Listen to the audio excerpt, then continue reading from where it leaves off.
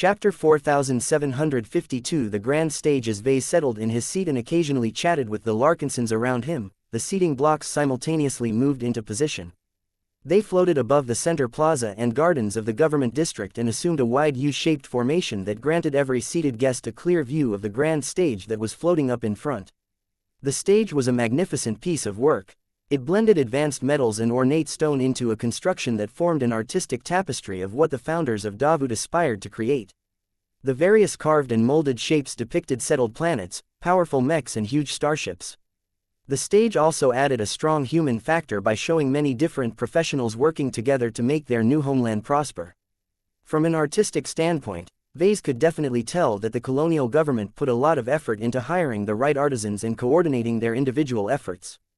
Over 100 different artists had worked on the stage, yet despite being marked by a large amount of individual touches, the craftsmen all blended their efforts into each other without producing any form of conflict, thereby producing a coherent collective artwork that possessed a strong collective meaning.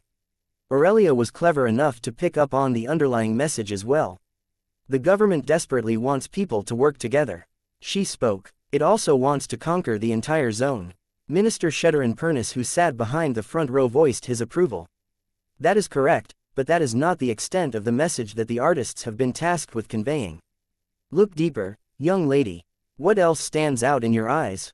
There was another meaning to the grand stage. Both Vase and Aurelia put more effort into analyzing what profound message may be hiding in the details. Aurelia was too young to figure out a good answer. Her face scrunched up in confusion as she habitually hugged and stroked Clixie's furry body. Meow meow Tilda, I don't know. Do you have an idea, Papa? Vase grinned at his girl. As an artist himself, it had been easy enough for him to put himself in the shoes of the artisans and simulate their thinking towards their work. It also helped that several of the participating artists also happened to be card-carrying members of the Creation Association.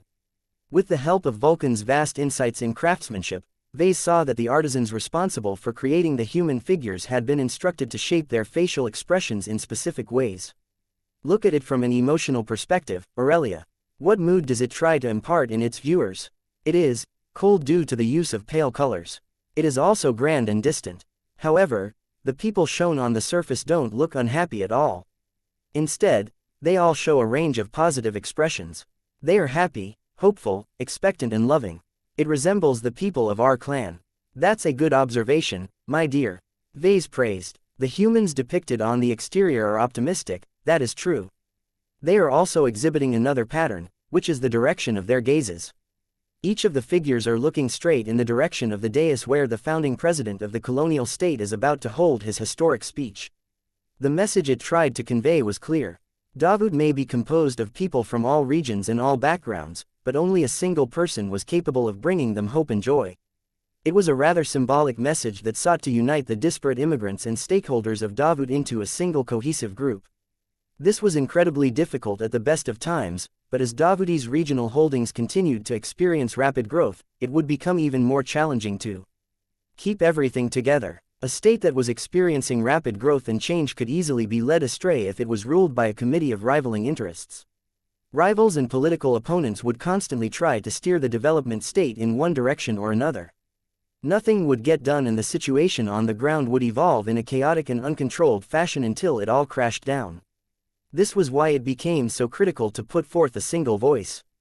Even though it was risky to invest a lot of executive authority over an entire colonial state in a single person, an effective leader could cut through the confusion and force squabbling factions to work in the same direction rather than oppose each other all of the time. Could President Unames Clive become that person? Vase had no idea, but there had to be a lot of reasons why the original backers of Davut settled on him rather than any other viable candidate. A good performance on this historic day was a great way to start his presidency on a good footing. It was too bad that Vase became increasingly certain that the most important phase of the founding ceremony would never proceed according to plan. He held the collapsed form of his unending regalia closer to his body so that he would be ready to deploy it as soon as possible. Look, the dark mechs have come. As a lengthy column of black mechs approached the center of the government district. Their quantity along with their uniform dark gray color scheme contrasted strongly against the brightly colored architecture of the surrounding government buildings. At the same time the mechs moved close enough to pass underneath the floating seating blocks, a figure weighed down by a multitude of yellow robes stepped forth.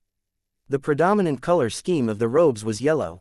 President Unames Clive ponderously stepped forward. He gave everyone the illusion that it was a heavy burden for him to move forward with all of the layers of clothing weighing him down. Many people shifted their attention from the mechs of Rorsch and Rorsch to the man appointed to lead their new state. Large amounts of projections came to life in order to give everyone a good view of their new leader. If that wasn't enough, the air above the center of the government district turned into a giant mirror of the grand stage. Even those with poor eyesight could not claim to have seen the image of Unames Clive.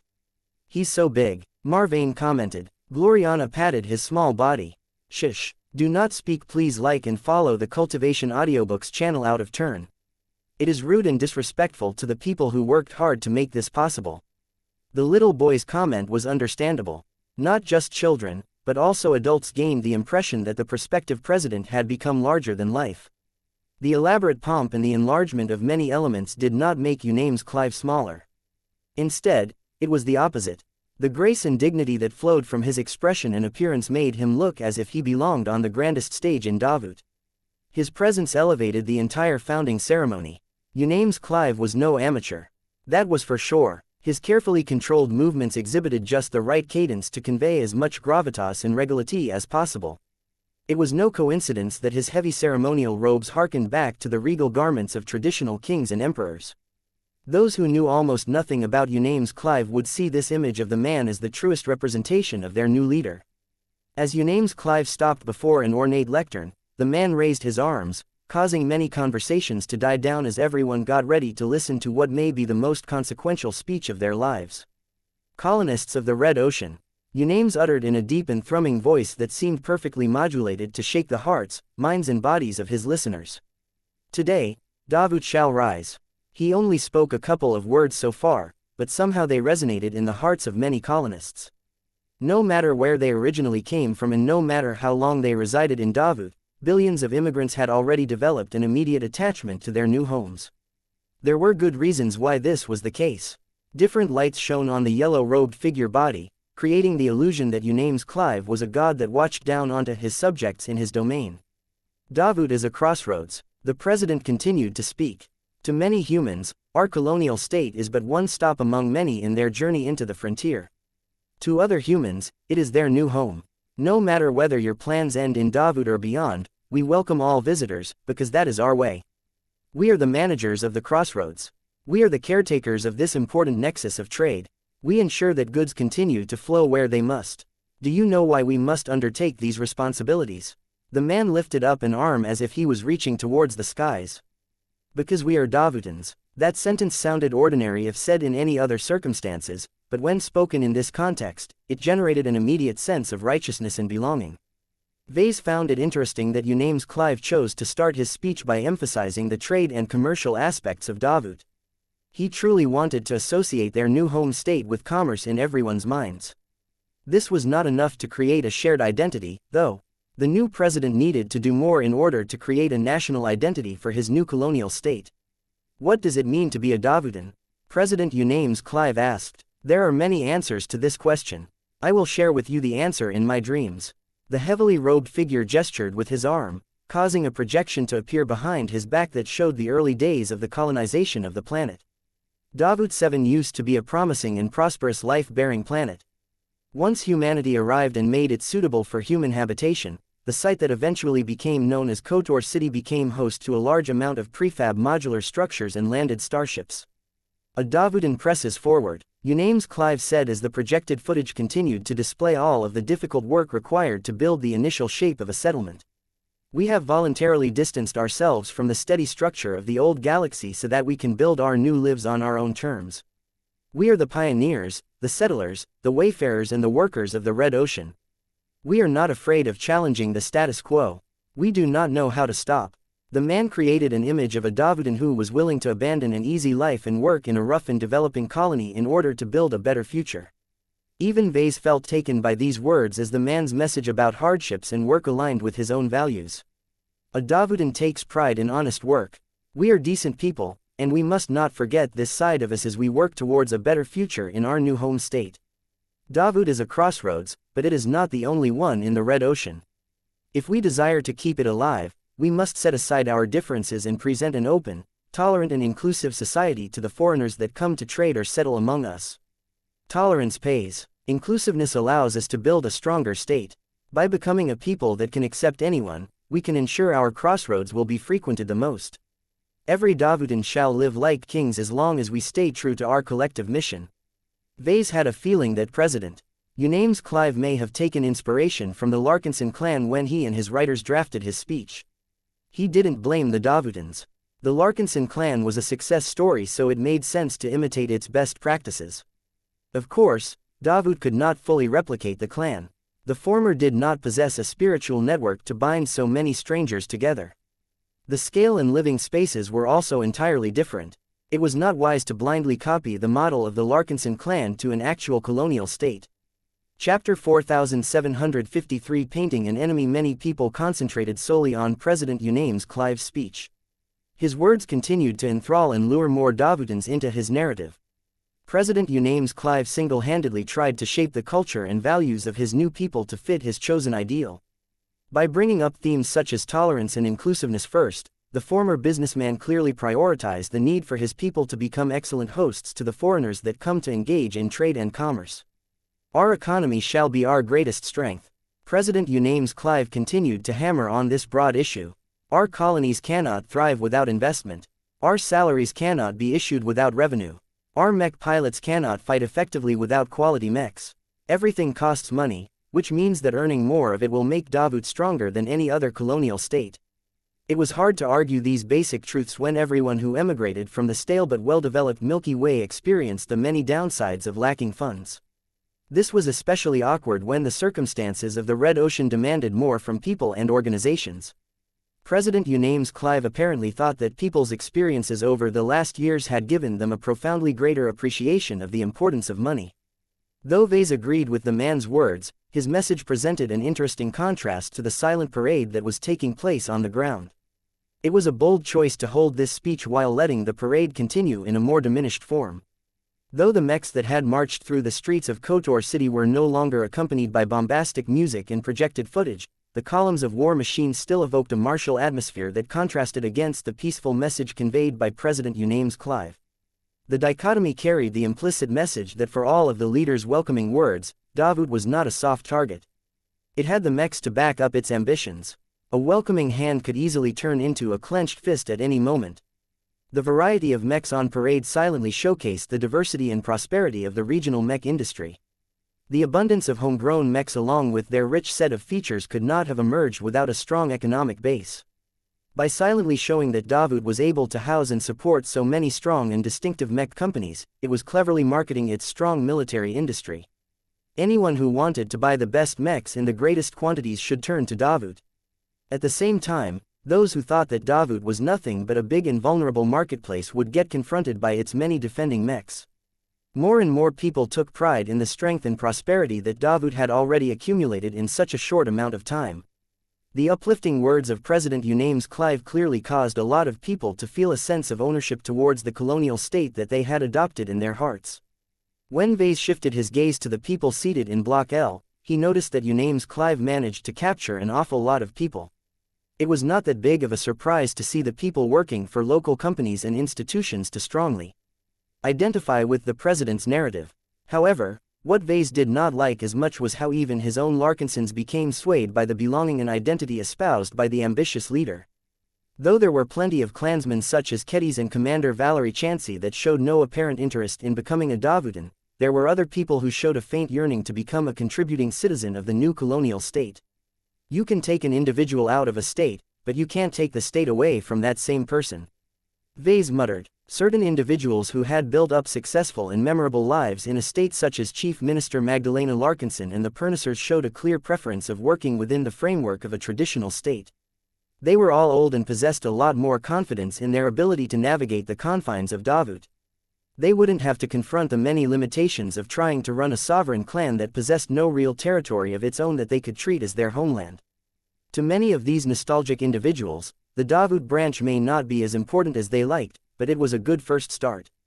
The seating block did not contain a lot of younger clansmen, but Vase bet that the Larkinsons from the later generations were much less interested in what Davut had to offer. The mech pilots from the same generation as him were still hungry for more and possessed the courage to confront greater dangers in the hopes of obtaining a greater payoff.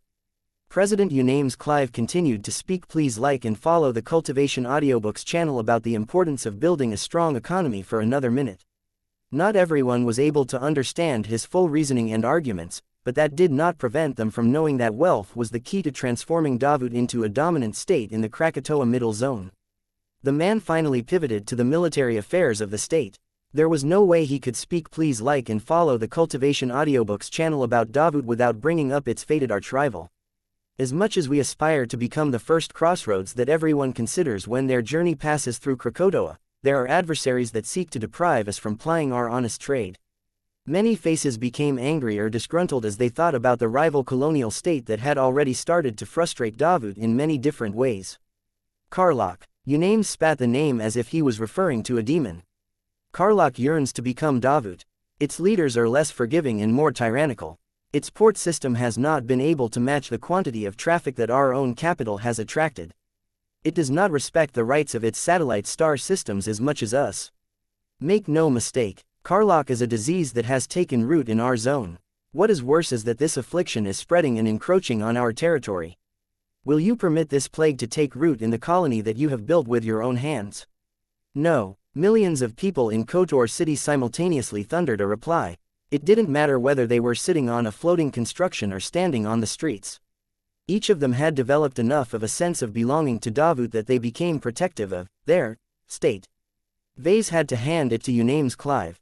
It was clever of him to emphasize everyone's contributions and build up Davuti's prosperity before introducing a clear enemy. The narrative that the president built up was that the evil Karlaks envied the Davutans and sought to take away everything by force. There was no way the colonists that had settled in Davut would be willing to let an aggressor take advantage of them. They invested too much in their own colonial state to be willing to let others deprive them of the fruits of their labor. The mechs that marched down below took on a greater emphasis as a result. Everyone gained a reminder that these machines were not just products meant for export, but also war materiel that could be used to defend the sovereignty of their new colonial state. With mechs from companies such as Rorsch and Renewal Tech and Design parading through the government district while Unames Clive held his speech, Davut showed that it was more than ready to step up and defend its precious holdings. You may be wondering why we must paint the subjects of Karlak as our enemies. Unames Clive spoke as the man adopted a sympathetic expression. They are humans who appear no different from ourselves. Is it not better for us to unite and form a united front in a galaxy that is still filled with hostile aliens that hate us both? Vase wordlessly rolled his eyes.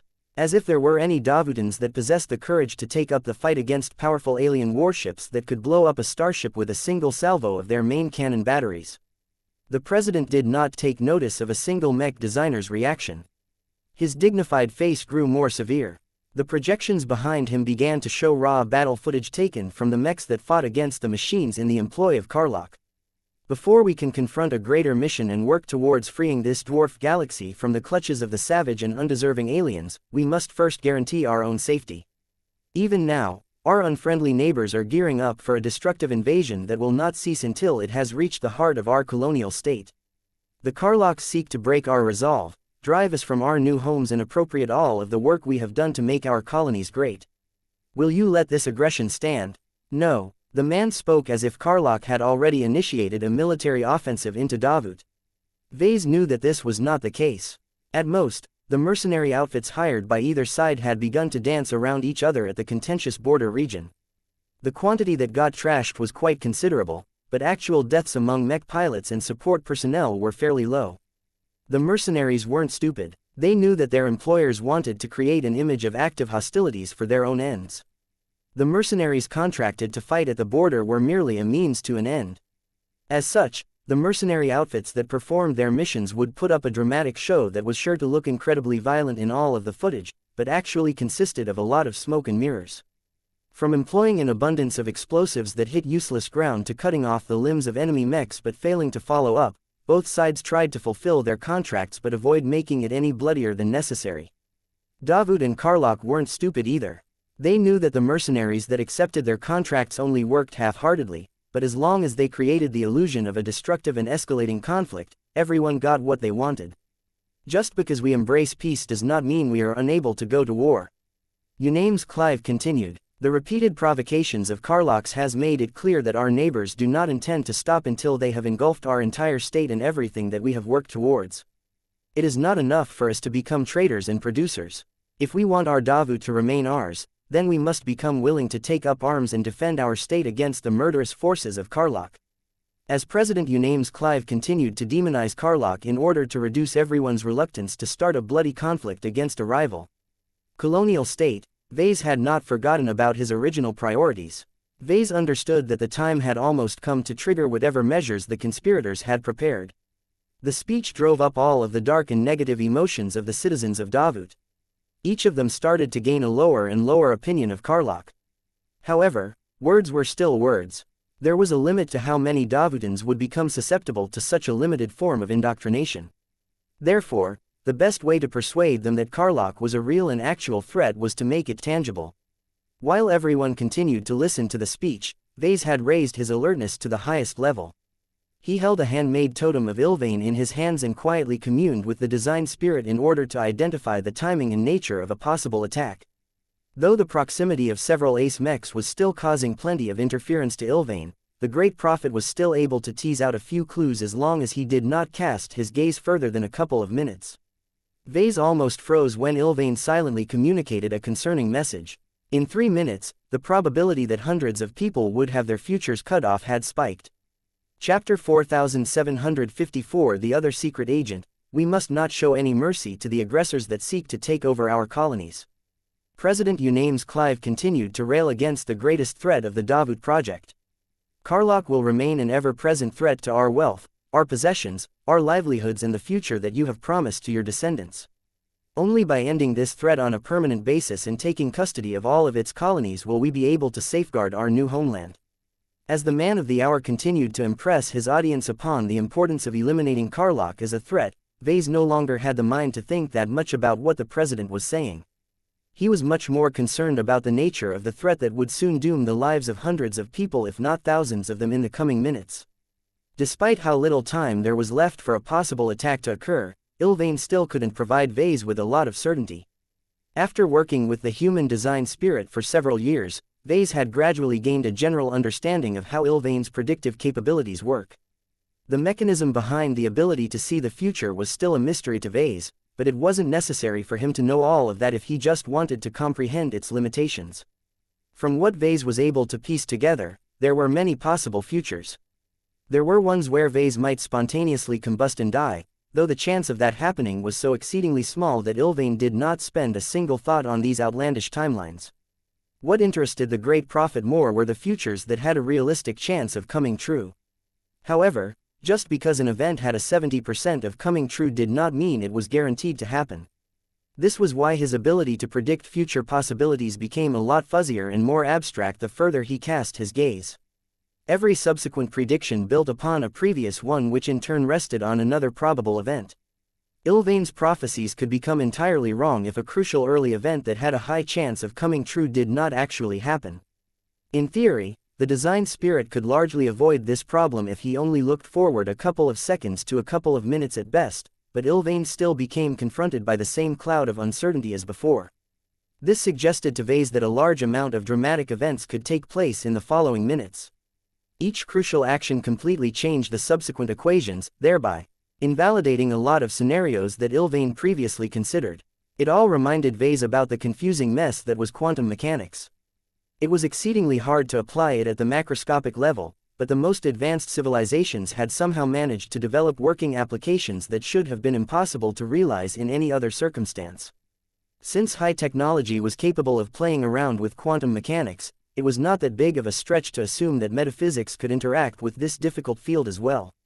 In any case, the problem with quantum mechanics was that it could never make a 100% prediction of the future. A simple question of whether the founding ceremony would get disrupting within the next 3 minutes became an event that was 60% likely to happen. Still, despite the fact that there was a whopping 40% chance that Vase had been overreacting for no reason all of this time, he felt it was better to assume the worst. 60% is already far too great of a risk. Vase muttered under his breath.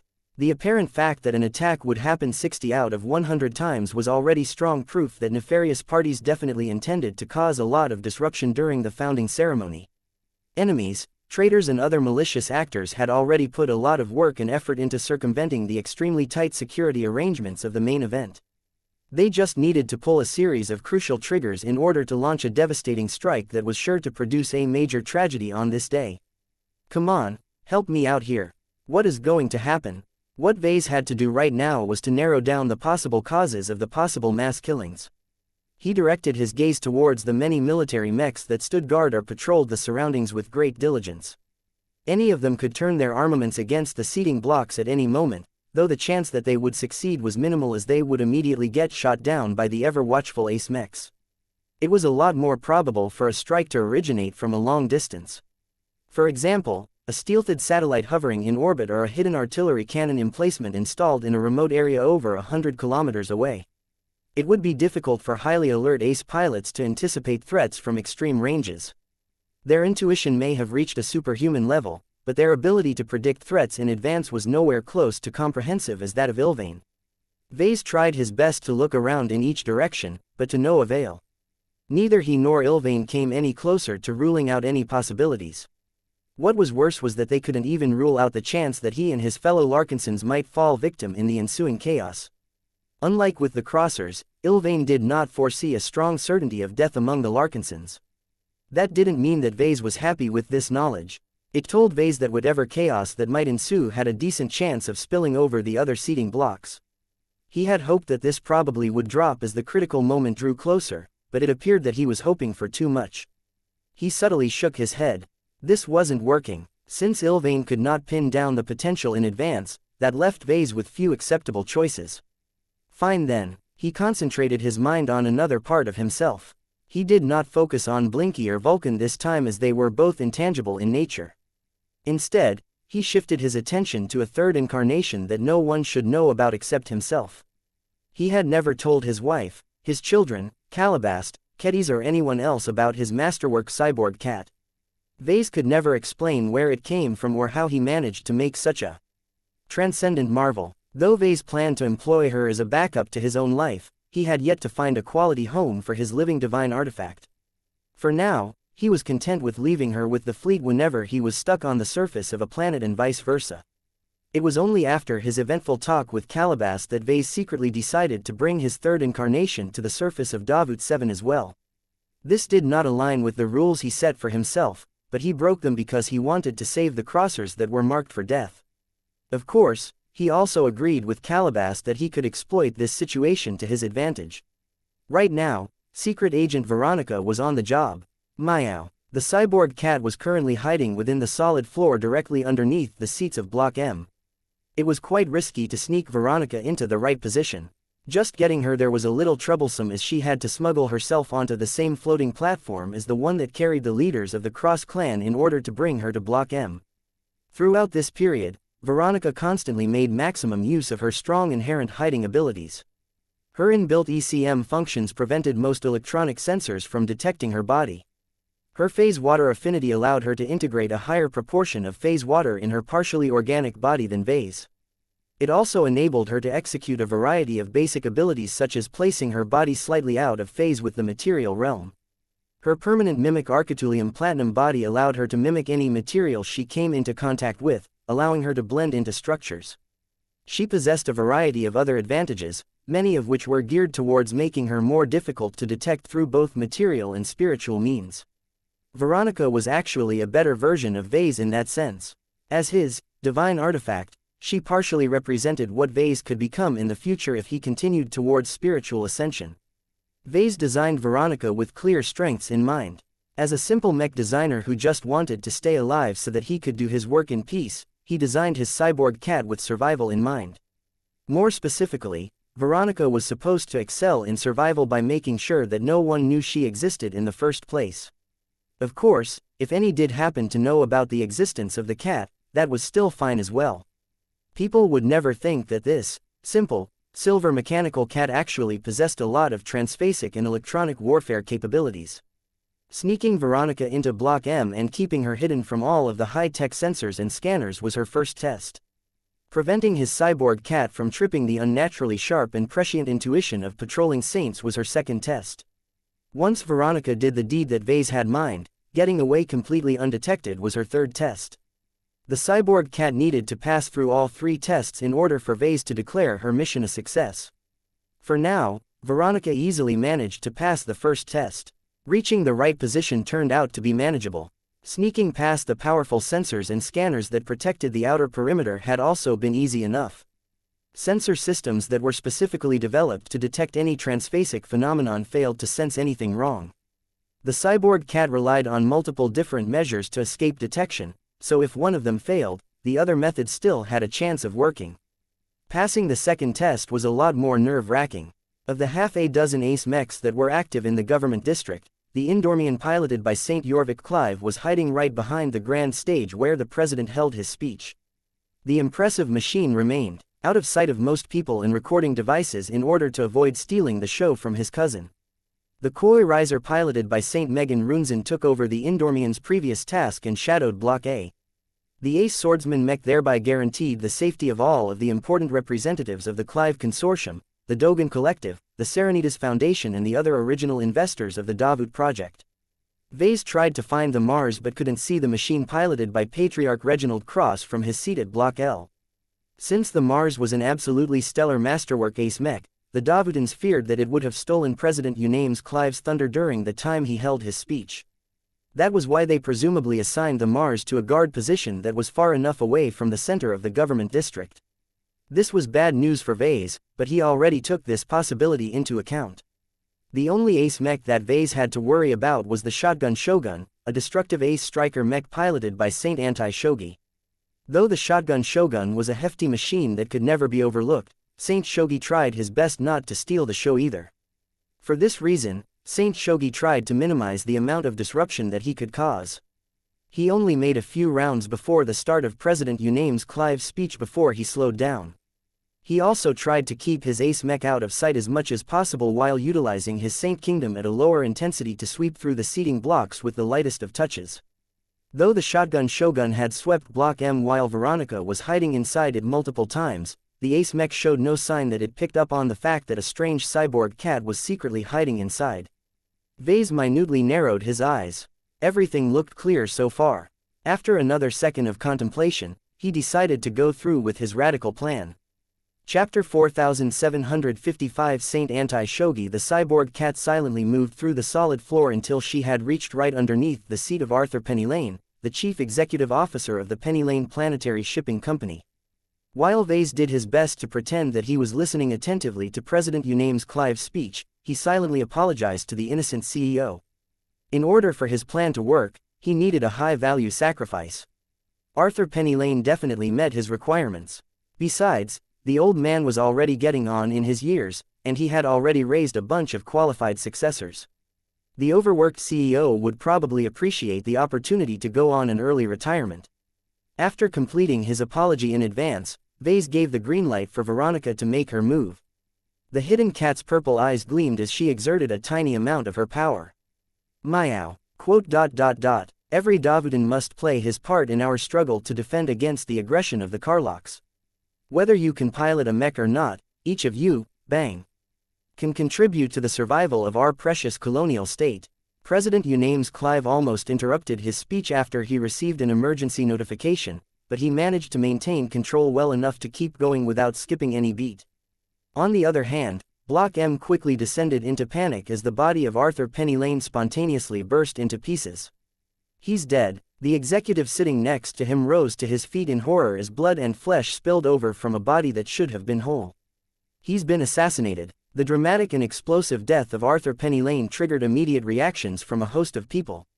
President Unames Clive may be carrying on with his speech while maintaining the same unflappable bearing and demeanor as always, but to say he was upset was an understatement. The man did not want this strange assassination to completely ruin the most important occasion of his extensive lifetime. A part of his mind already transmitted numerous urgent commands through his cranial implant. He wanted his subordinates to handle the situation right away and keep the disruption to a minimum. Meanwhile, Block M became a lot more disarrayed as soon as a body burst apart as if a bomb had gone off inside his body. It wasn't just the fact that someone spontaneously exploded that triggered so much panic and screaming. It was the fact that it happened to an individual that should have been protected against assassination that truly shocked the people seated in Block M. Strangely enough, the guests sitting at the other seating blocks hadn't actually noticed anything, which was exactly the result that the authorities wanted to keep. This was because shortly after the powerful monitoring systems detected that an important guest had lost his life at Block M, a powerful projection overlapped the surface of the energy shield, depicting a simulated image of the guests while they were completely fine.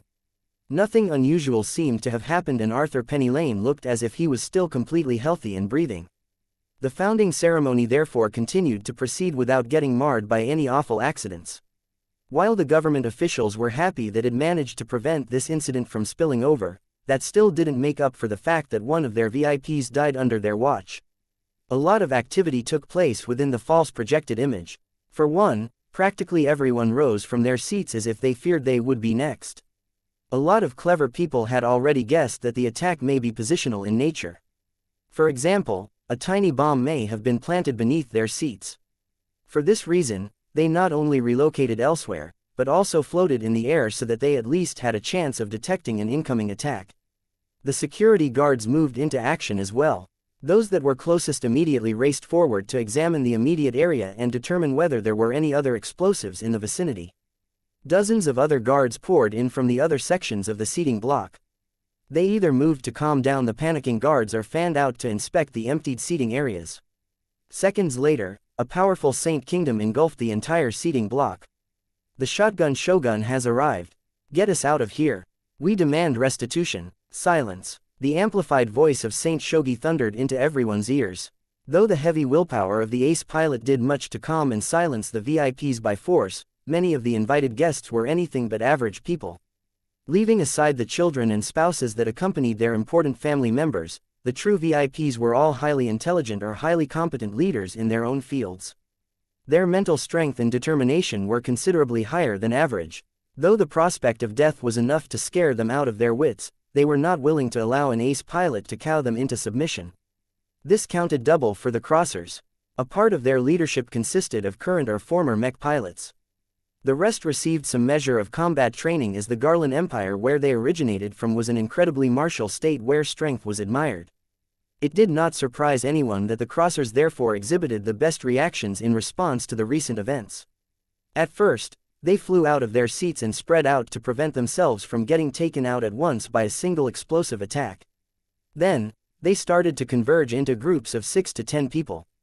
The most competent warriors among the crossers surrounded the young and the vulnerable with their bodies. Although there was not much they could do without their mechs or combat equipment, not all of them were as weak as they appeared on the surface. Those with combat-oriented implants and genetic modifications could be surprisingly deadly under the right circumstances. Not even the arrival of a powerful ace mech could sway them from their determination to bring themselves and their families to safety. It is not safe here anymore. We need to evacuate from this death trap as soon as possible. Unlock the exits or get this damned energy shield out of the way. An ace pilot paired with a good machine may be more than capable of challenging enemy ace mechs and alien warships in a head-on clash, but Saint Shogi was not equipped to deal with the massed objections from hundreds of VIPs. Many of these individuals controlled or contributed to a significant part of Davuti's commercial, logistical, industrial and military sectors. If too many of them lost their trust in the ability of their hosts to protect them or decided to take their business to another colonial state, then that would inflict an unimaginable amount of damage to Davut. The state that President Unames Clive dreamed of building was one that became strong due to accepting as much trade and commerce as possible. If a large number of disgruntled groups pulled out their investments at once, then that might hinder the Davut project's development plan and cause the once promising state to falter in a war against the much more solid Karlok. One of the reasons why Saint Shogi had been assigned to patrol the seating blocks was because he was not a single-minded brute that only knew how to solve problems by blasting his ace mech's formidable shotgun at them. He could be mindful when he needed to be, and he was also frank enough to admit his own shortcomings. Calm down. Additional forces are already on their way to secure this structure. Your safety is our highest priority. Nothing will happen as soon as our elite troopers arrive. I have already examined the entire seating block with my Saint Kingdom.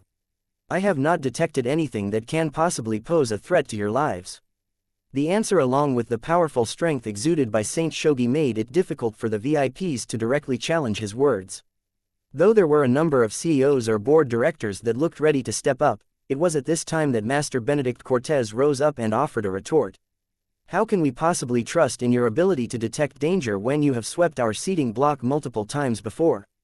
I know for certain that you have examined our location several times when Mr. Arthur Penny Lane was within the range of your domain field. For you to be unable to detect anything amiss in his body or his immediate surroundings is a failure of the highest order. The CEO of one of the most largest and extensive transportation companies on the planet entrusted his safety to you in the security detail, but what has that got him? His body has fallen apart and his head has shattered to the point where we cannot preserve his brain anymore.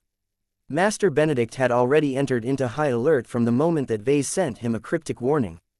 Though Vase was not exactly the sanest mech designer he knew, the young journeyman was a wily survivor and had likely possessed an excellent sense for danger. The warning, along with the dramatic death of Mr. Penny Lane, had completely awakened a beast that the master mech designer previously locked up in the depths of his being. Benedict had roused the skull architect part of his life again. As a mech designer who had been forced to live the life of a pirate lord for a number of decades of his life, he had learned how to question everything. Master Cortez, with all due respect, I have examined your seating block from top to bottom at full power. There are no bombs, traps or any other sources of threats in the area, if there were any at all.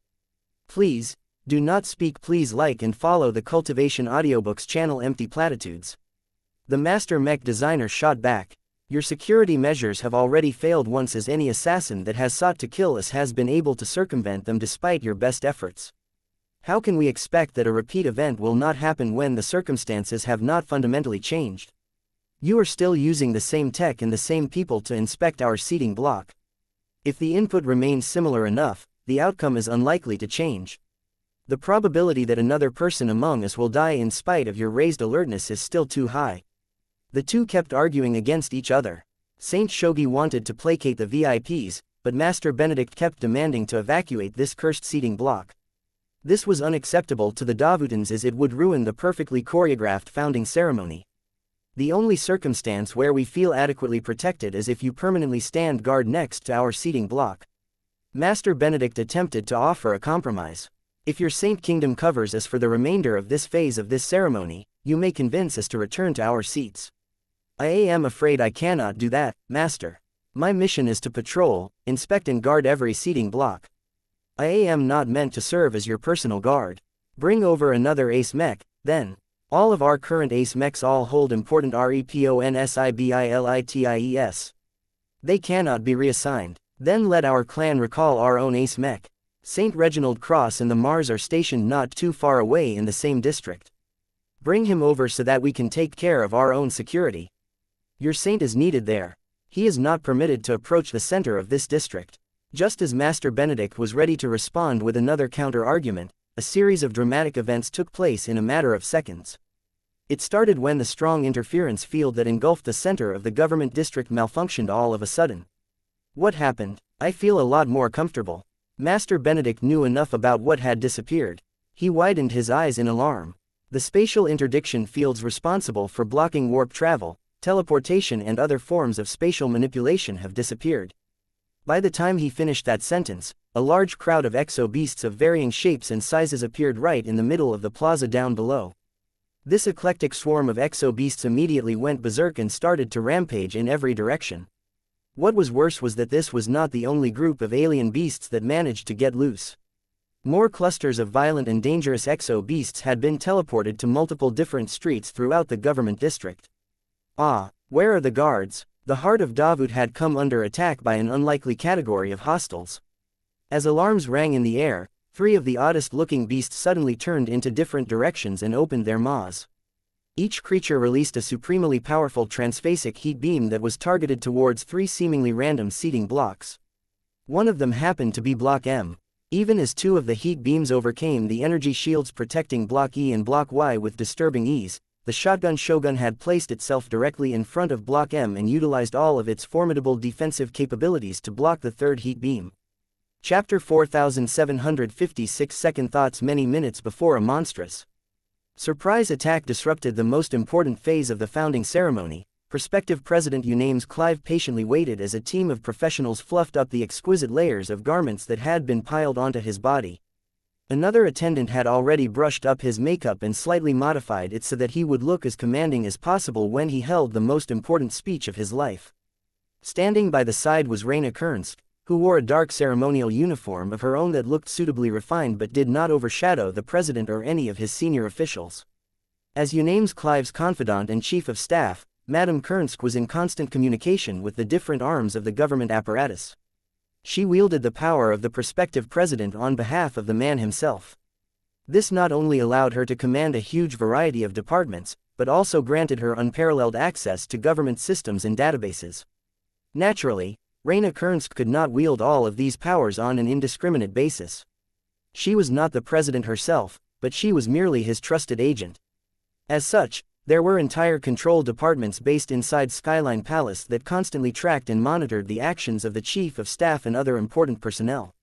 Numerous intelligence agencies empowered by the government to undertake counterintelligence duties covertly spied on public officials in order to catch for any acts of treason or severe misconduct. Then there were the president's most solid and reliable protectors. Anyone who served closely by the side of Unames Clive had to make sure to hold no duplicitous thoughts. At the very least, Raina Kernsk was not allowed to act on them in any way.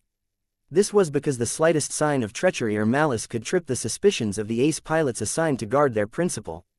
Ace pilots paired with ace mechs possessed many metaphysical powers that could not be described or reproduced through conventional means. Nonetheless, this was the age of mechs. Despite the inability to figure out the mechanisms behind their amazing abilities, many powerful leaders had come to trust the Saints and their inexplicable powers. The active intervention and promotion by the Mech Trade Association had led to a rapid degree of acceptance of ace pilots and all of the benefits they could bring to the table. Barring a few exceptions, ace pilots always abided by their word. They could be trusted to discharge their duties faithfully and without any hesitation. If they ever entertained any doubts, they were always honest enough to discuss them openly with their employers rather than lie or scheme behind their backs. In a day and age where trust was never absolute and where a whole array of advanced technology could assassinate or sabotage damn near anyone and anything, the introduction of ace pilots and their miraculous powers urgently served an essential need for powerful states and organizations. In fact, one of the unofficial but essential requirements to found and run a second-rate state was to have at least one dedicated ace pilot on retainer.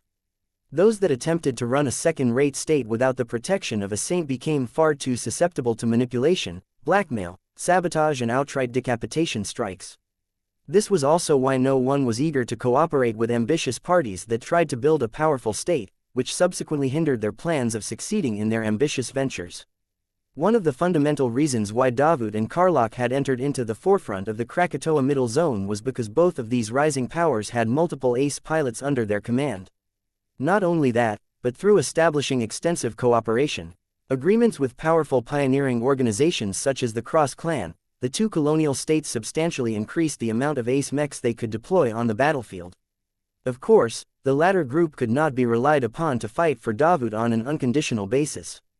Powerful individuals such as Patriarch Reginald Cross only fought for the colonial state when their goals happened to be aligned.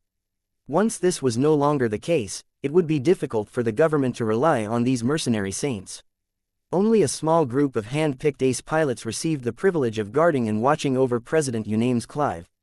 This presidential guard duty was extremely sensitive and critical. Not only were the ace pilots not allowed to make any mistake, they also routinely came into contact with incredibly important and damaging secrets. The ace pilots had to make absolute vows to never divulge any secrets they heard without the express permission of their employers. Right now, Saint Anti-Shogi kept careful watch over President Unames Clive. His iconic shotgun shogun hovered right outside. His Saint Kingdom cast an invisible blanket across every individual within its extensive range, causing them to feel as if they were never truly alone. Raina Kernsk had lived under these circumstances since the beginning of the colony. It was difficult for many people to rein in their impulses and live a more honest life, but those who managed to pass this difficult test enjoyed a lot of trust from their employers. This was exactly the case with the female chief of staff. Every day she reported for duty, an ace pilot assigned to guard the president thoroughly verified her intentions and confirmed that she bore not a single thought of ill will towards Unames Clive. Raina, Unames Clive spoke in his smooth and commanding voice after his makeup had been adjusted. Have the speech writers completed their final adjustments? Yes, sir. The uniformed woman responded. I have read through the speech myself. The writers have increased the proportion of targeted attacks towards Karlach. Depending on how you deliver these words, you should be able to whip up a higher number of citizens against our rival with these adjustments. She handed over the latest iteration of the speech to Unames Clive in the form of a secure data chip, who promptly transferred the contents to his cranial implant after verifying that it did not contain any malware. It would have been a lot more convenient if the president received this package directly through a wireless connection, but it was way too risky for a man of his importance to casually transmit and receive a lot of data in a wireless form. Unames Clive possessed perfect control over his expressions, so he never needlessly displayed his disapproval. Nonetheless, Raina Kernsk had worked for him long enough to sense that he was not entirely pleased. One of the important criteria that I have set for this speech is that it must be timeless and relevant throughout the years. The man slowly spoke. Whether people listen to it today, 50 years later or even 1,000 years from now, my words must remain relevant to each of them provided that our colonial state still exists in a recognizable form at that time. Specifically, attacking a rival state may be highly relevant for the time being, but it will render much of my speech antiquated and irrelevant to a future audience. The Chief of Staff understood his concerns. There are good reasons why these adjustments are necessary. Making a speech that will remain timeless is a good aspiration, but it becomes moot if Davud ever suffers total defeat at the hands of Karlach. Our hostile neighbors are making excellent strides in building up a powerful Mech army. By luring in many powerful mercenary organizations. If you have read the intelligence reports and military analysis reports, the Karlach Mech forces will hit out lines hard right at the start of formal hostilities. If this happens, our lines will break and collapse if our defending troops do not have the motivation and resolve to stand their ground. She did not need to remind the prospective president what needed to be done to prevent this from happening. The colonial state already poured in a lot of funding and resources into the border systems. Each of them was being fortified at a rapid rate. A lot of newly raised Mech units would soon get transferred to these strategic locations as soon as the bases and space stations could accommodate their presence. Still, no amount of fortification work would help with stopping the Karlachs if the soldiers faltered before their defenses. In order to motivate so many selfish soldiers and mercenaries into holding their ground against the formidable Mech forces fighting under the banner of Karlach, it was crucial for President Unames Clive to rally his new subjects against a common enemy. The changes are distasteful, but effective. The man admitted, I fear that I will come across as a demagogue rather than the father of a state. That is not the start to my presidency that I have envisioned. We must attain victory before anything else, sir. If giving up a part of your dignity and losing the universality of your speech can help our soldiers vanquish over their Karlach counterparts, then that is a favorable transaction. You can always rebuild your dignity and legacy at a later date. You cannot regain the territories of Davud once Karlach's forces have routed our troops and conquered our colonial state. A man as proud as Unames Clive could not stomach this transaction easily. Nonetheless, he was no stranger to painful compromises. He knew it was best to meet his essential short-term obligations before he could address his long-term priorities. So be it. Please inspect the voice amplification settings and verify that they have taken the alterations to the speech into account. If I must unleash thunder and fury against Karlach, then I shall do so beautifully. Make certain that the sound engineers exercise precise control over the amplification of my voice. The best of the best are handling this assignment.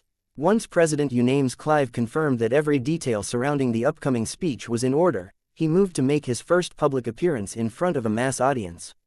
In the meantime, the Indormian piloted by St. Jorvik Clive relieved the shotgun Shogun from its current guard duty.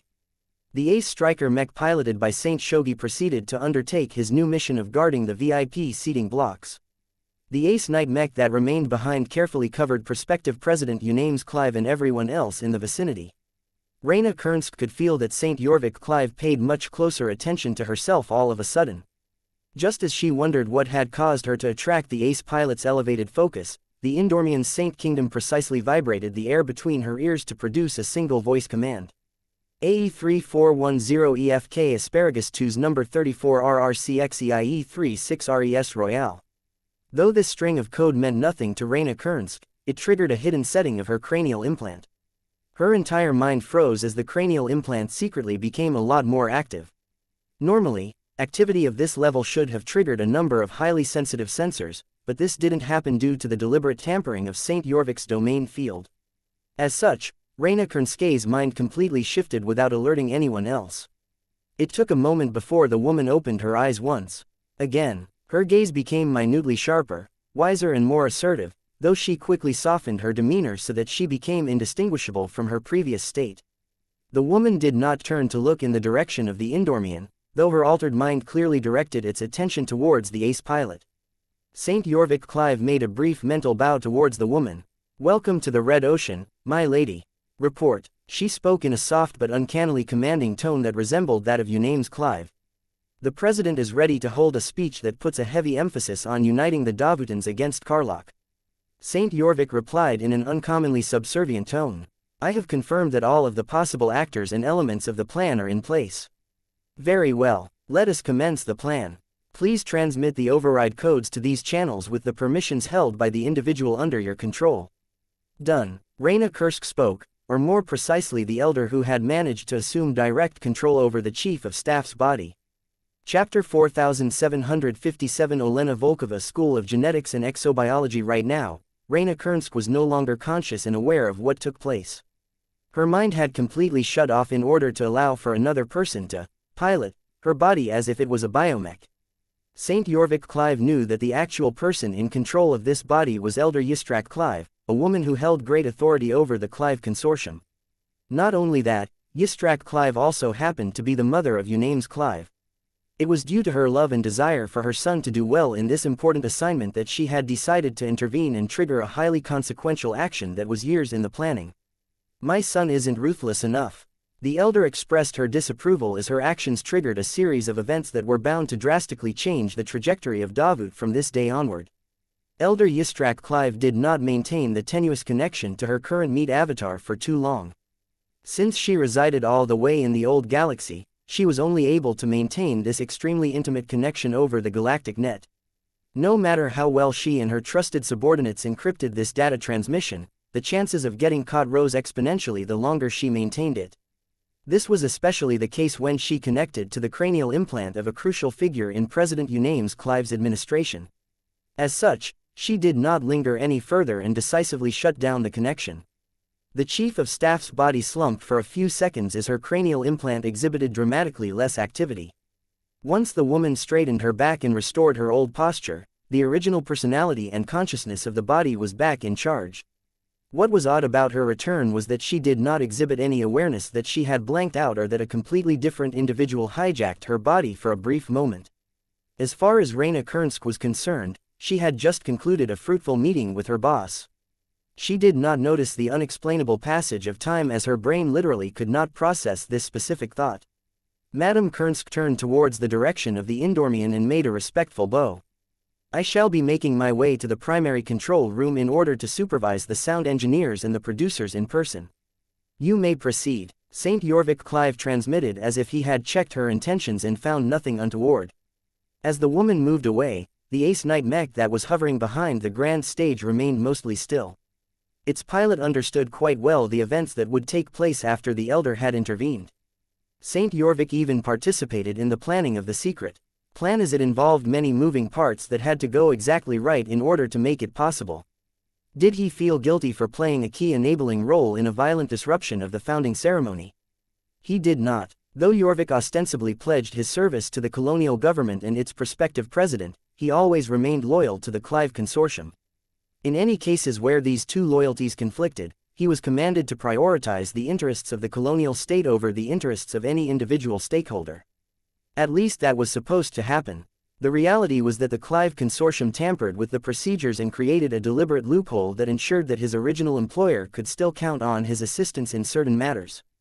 As far as St. Jorvik was concerned, his continued loyalty to the Clive Consortium superseded every other promise and commitment he made. He even received express permission from the Clives to lie or misrepresent his position if that was necessary for him to perform his missions. Although this was not an act that was becoming of an honorable ace pilot, St. Jorvik had never been raised to respect notions such as honor and fairness. He just presented everyone with the illusion that he was honorable and that he never spoke any falsehoods. This was what he had been trained to do since before he graduated from the Mech Academy. Not many individuals knew his true guise. Only certain elders and senior leadership figures of the Clive Consortium understood his true nature. This was also the main reason why he had been chosen to accompany his cousin Unames Clive to the new frontier. The elders of the consortium would always be able to count on Saint Jorvik to assist with any corrective actions that they wanted to make. The ace pilot silently prepared to defend his principal against the attack that he knew was coming. Though the deaths that would surely fall already weighed on his consciousness, the mission always came first. Having accompanied and guarded Unames for several years, Jorvik personally agreed with Yistrach's judgment that the prospective president had been too soft in his decisions and compromised more often than he needed. Since Saint Jorvik Clive roughly knew what was coming, he could already sense the air growing more and more tense. While he waited for the action to start, the secret commands transmitted by the elder controlling Reyna Kernskay's body were starting to do their work. They made use of cleverly hidden backdoors that had been integrated in the software and hardware of many of the sophisticated control systems utilized by the colonial government. Some of the commands did nothing more than temporarily deactivate a safety setting. This allowed specific individuals, from systems engineers to military personnel, to secretly alter the settings of their areas of responsibility. For example, the security personnel in charge of controlling the powerful energy shields that protected the VIPs of Block E, Block M and Block Y surreptitiously abused their access authority and weakened the protection to those seating blocks. They did not directly reduce the power levels of the crucial energy shields. That would be too obvious and definitely make people suspicious. Instead, they accomplished their goals by secretly sabotaging the settings of the power generators and energy transmission systems responsible for enabling the power-hungry shield generators to do their jobs. If the shield generators could not draw nearly enough energy to resist an overwhelming attack, then the seemingly powerful energy shields were liable to collapse in an instant. Another group of personnel committed a more obvious and blatant act of sabotage. These compromised individuals similarly abused their access to highly sensitive systems to produce a small number of alterations that seemed completely innocuous and harmless on the surface. While this may be true if these changes took place in isolation, when they all interacted with each other at the same time, they happened to produce a rare cascade of glitches that ultimately caused the power supply of multiple spatial interdiction field generators to become increasingly more unstable. Just as any other advanced technological device, the power requirements were extremely harsh. The advanced field generators may be a product of high technology, but they were only ever designed to operate with an abundant supply of energy within reach. As these ominous changes were taking place throughout the government district of Kotor City, an entirely different set of events had been set into motion in a different location. Even though the colony of Davut established the academic district shortly after landfall, it was situated considerably further away from the government district than the other starting city districts. This was because the founders of Davut already envisioned the need to build a large and extensive academic sector to accelerate the research and development of their colonial state. The first and most impressive academic institution was the Davut University of Technology. The colonial state invested a lot of funding and resources to enable the DUT to output a lot of research and excellent graduates. Davut needed both of them to gain an edge in the upcoming war against Karlach. However, the plan initiated by Elder Yistrach Clive did not concern the Davut University of Technology. Instead, the focus lay on the institution that sat adjacent to the campus of the DUT. The Davut Biotechnology University was almost just as old. Throughout its young history, it has quickly risen and secured its place as the region's most premier academic institution in the field of biotechnology and biosciences. The government may not invest as much money into the DBU, but the level of funding was sufficient to fund a number of massive research initiatives. The directors of the biotechnology institutions had chosen to pursue a strategy of specialization. By concentrating a large share of resources into specific departments and research projects, the DBU would quickly be able to stand out and become a famed and prestigious biotechnology university in Krakatoa and the neighboring middle zones. One of the departments of the Davut Biotechnology University that had been selected for this strategy was the Olena Volkova School of Genetics and Exobiology, or OVS for short. As a university department that was specifically set up to study the wonderful diversity of alien organisms of a brand new galaxy, the OVS played a crucial role in figuring out how alien exo-beasts and exoplants worked. By understanding the unique and wonderful products of nature in the Red Ocean, biotech researchers could subsequently use this knowledge to develop many difficult applications. While this kind of work was most often used to develop powerful new genetic modification templates for the purpose of human augmentation, the goals were different in the new frontier. Institutions such as the OVS primarily studied and experimented with the organic systems of native exo-beasts to decipher and make use of their biological relationship with phase water.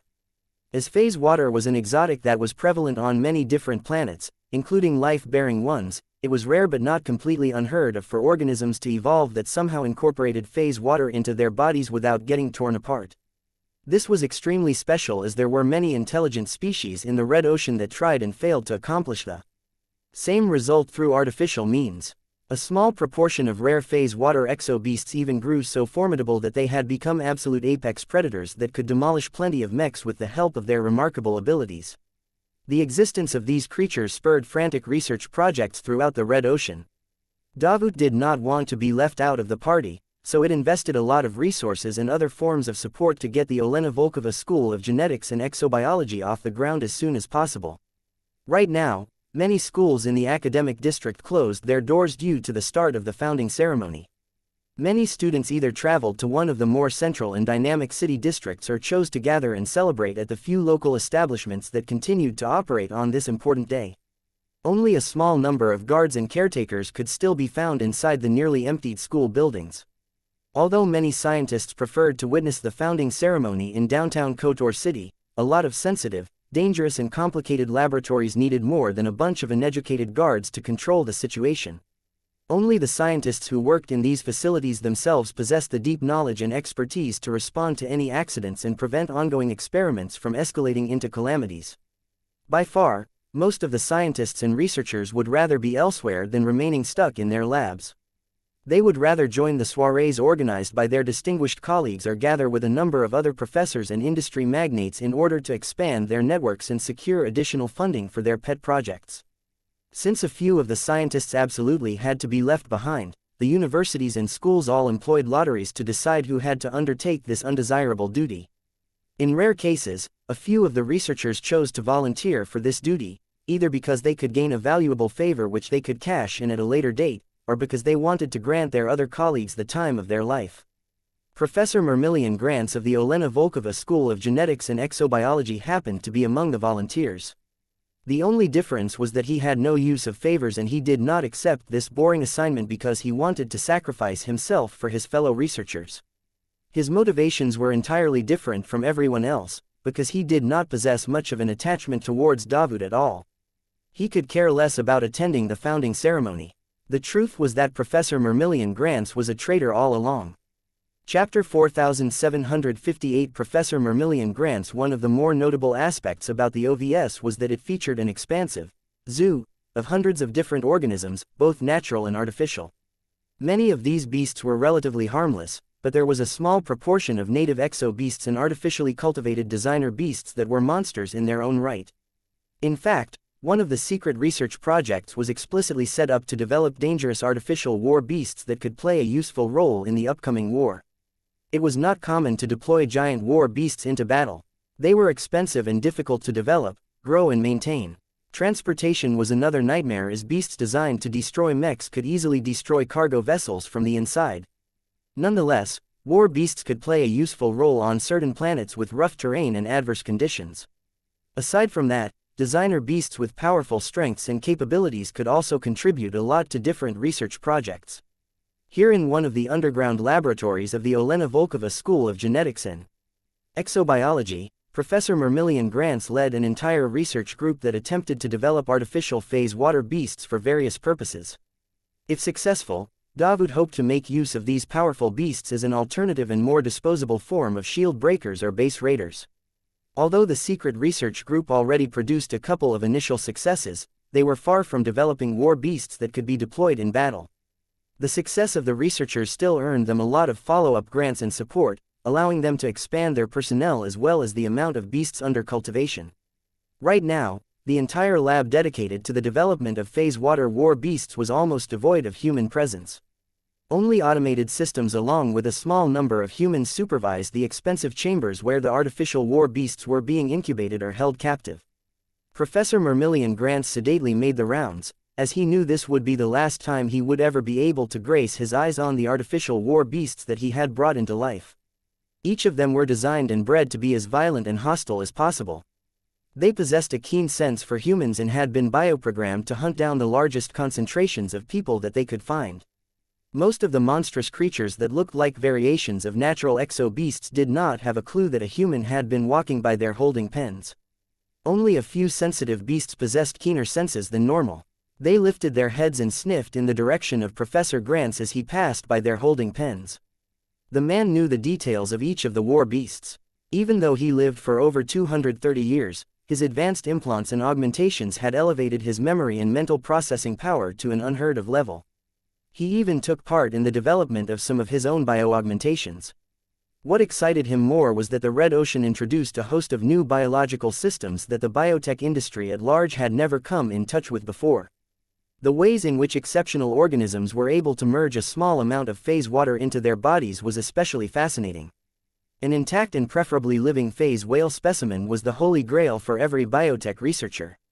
As the most powerful and iconic phase water organism of the Red Ocean, the phase whale species possessed unparalleled genetic compatibility with this precious substance.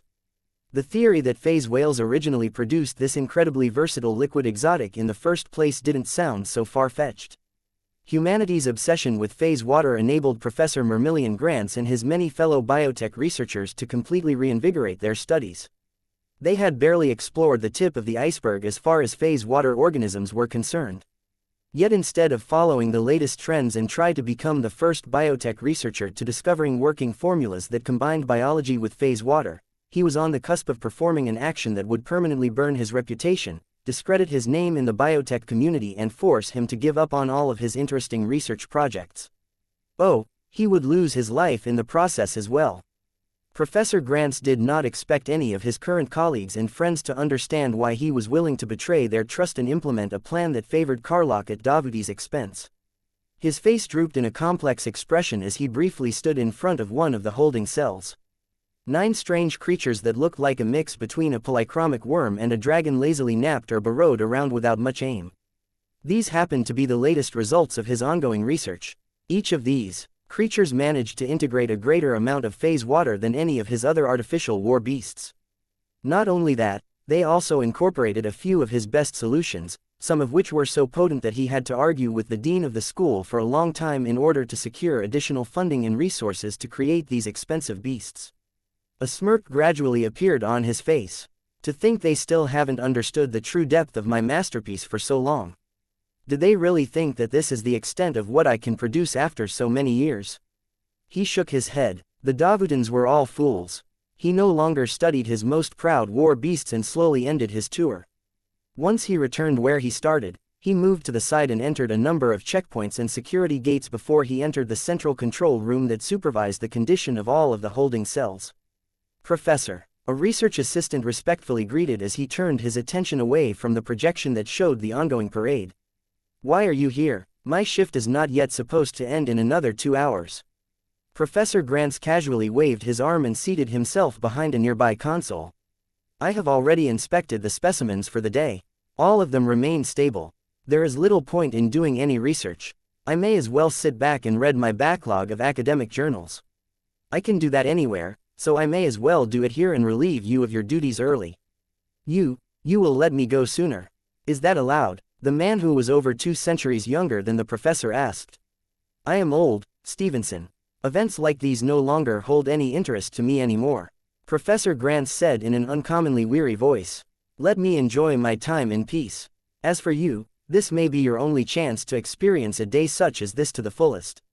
Thank you, Professor. The two chatted a little longer before the eager and excited research assistant raced off so that he could head to the commercial district in time. Of course, the younger biotech researcher also signed off early, thereby passing off much of the responsibility for controlling the holding pens and underground laboratories to Professor Grants. Once the younger researcher left, the mood in the control room became a lot more somber. The professor first used his access authority to check the status and positions of all of the other individuals in this underground facility. Aside from himself, Grants knew that 2 unlucky research assistants as well as a handful of security guards had been assigned to watch over the underground laboratory. He confirmed that none of them could hinder his next actions. Seeing that almost everything was in place, Grants was ready to reveal his true allegiance. It would be from this moment on that he would truly betray the trust of his government, his employer and his passionate colleagues and his earnest students. He could still reconsider. Up until now, he had yet to make any blatant actions that directly harmed the interests of Davut. He could still turn his back on the plan and keep living the life of a prestigious, government-supported star researcher and university professor. However, only Mermillion Grants himself knew that there was no turning back since the time he initially infiltrated Davut. To think that an award-winning geneticist and beast designer had fallen so low. Professor Mermillion Grants didn't have to fall so low and besmirch his name forever. He still had plenty of years to go before he would no longer be able to persist in his research anymore. With the extensive list of scientific accomplishments in his name, he would be able to retire with great fanfare and continue to live off the profits of his patents, licenses and royalties for the rest of his life. It was a pity that none of this interested him anymore. Professor Grants was not motivated by selfishness, but by kinship. My children, by ending his own future, he would be able to boost the lives of his descendants. Thinking about his offspring made him feel frustrated and helpless. Despite his best efforts, none of his children, his grandchildren, his great-grandchildren and so on amounted to anything decent, at least by his standards. Sure, the expensive designer baby formulas and augmentations he provided to them lifted their intelligences to well above average. However, they were nowhere close to reaching his level. All of the augmentations could not solve a lack of drive and passion for a productive pursuit. At best, they could become junior research associates or middle-level managers at a company. Their chances of climbing any higher was exceedingly slim based on their projected growth trajectories. There were still many ways to beat the most promising of his offspring into shape. However, the most convenient and promising way to do so was to earn an entire planet for his dynasty. Once his middling and incompetent descendants gained ownership over an entire planet, they could sit back for generations and live off the taxes for as long as Karlach existed.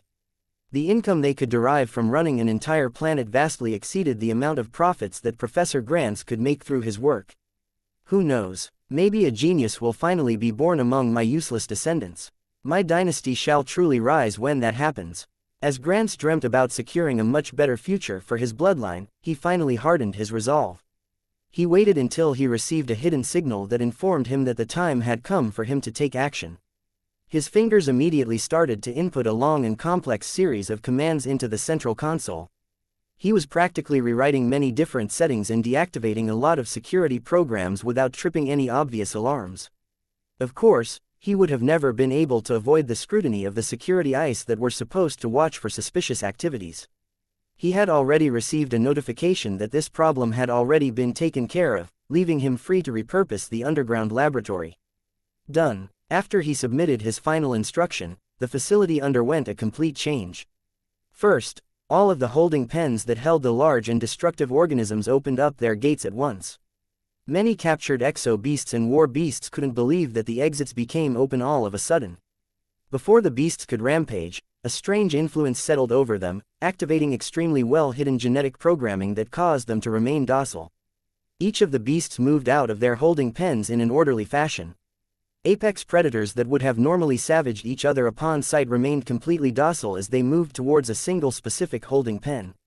The destination that they were moving towards happened to be the large chamber which held the 9 beasts that Professor Grants considered to be his magnum opus.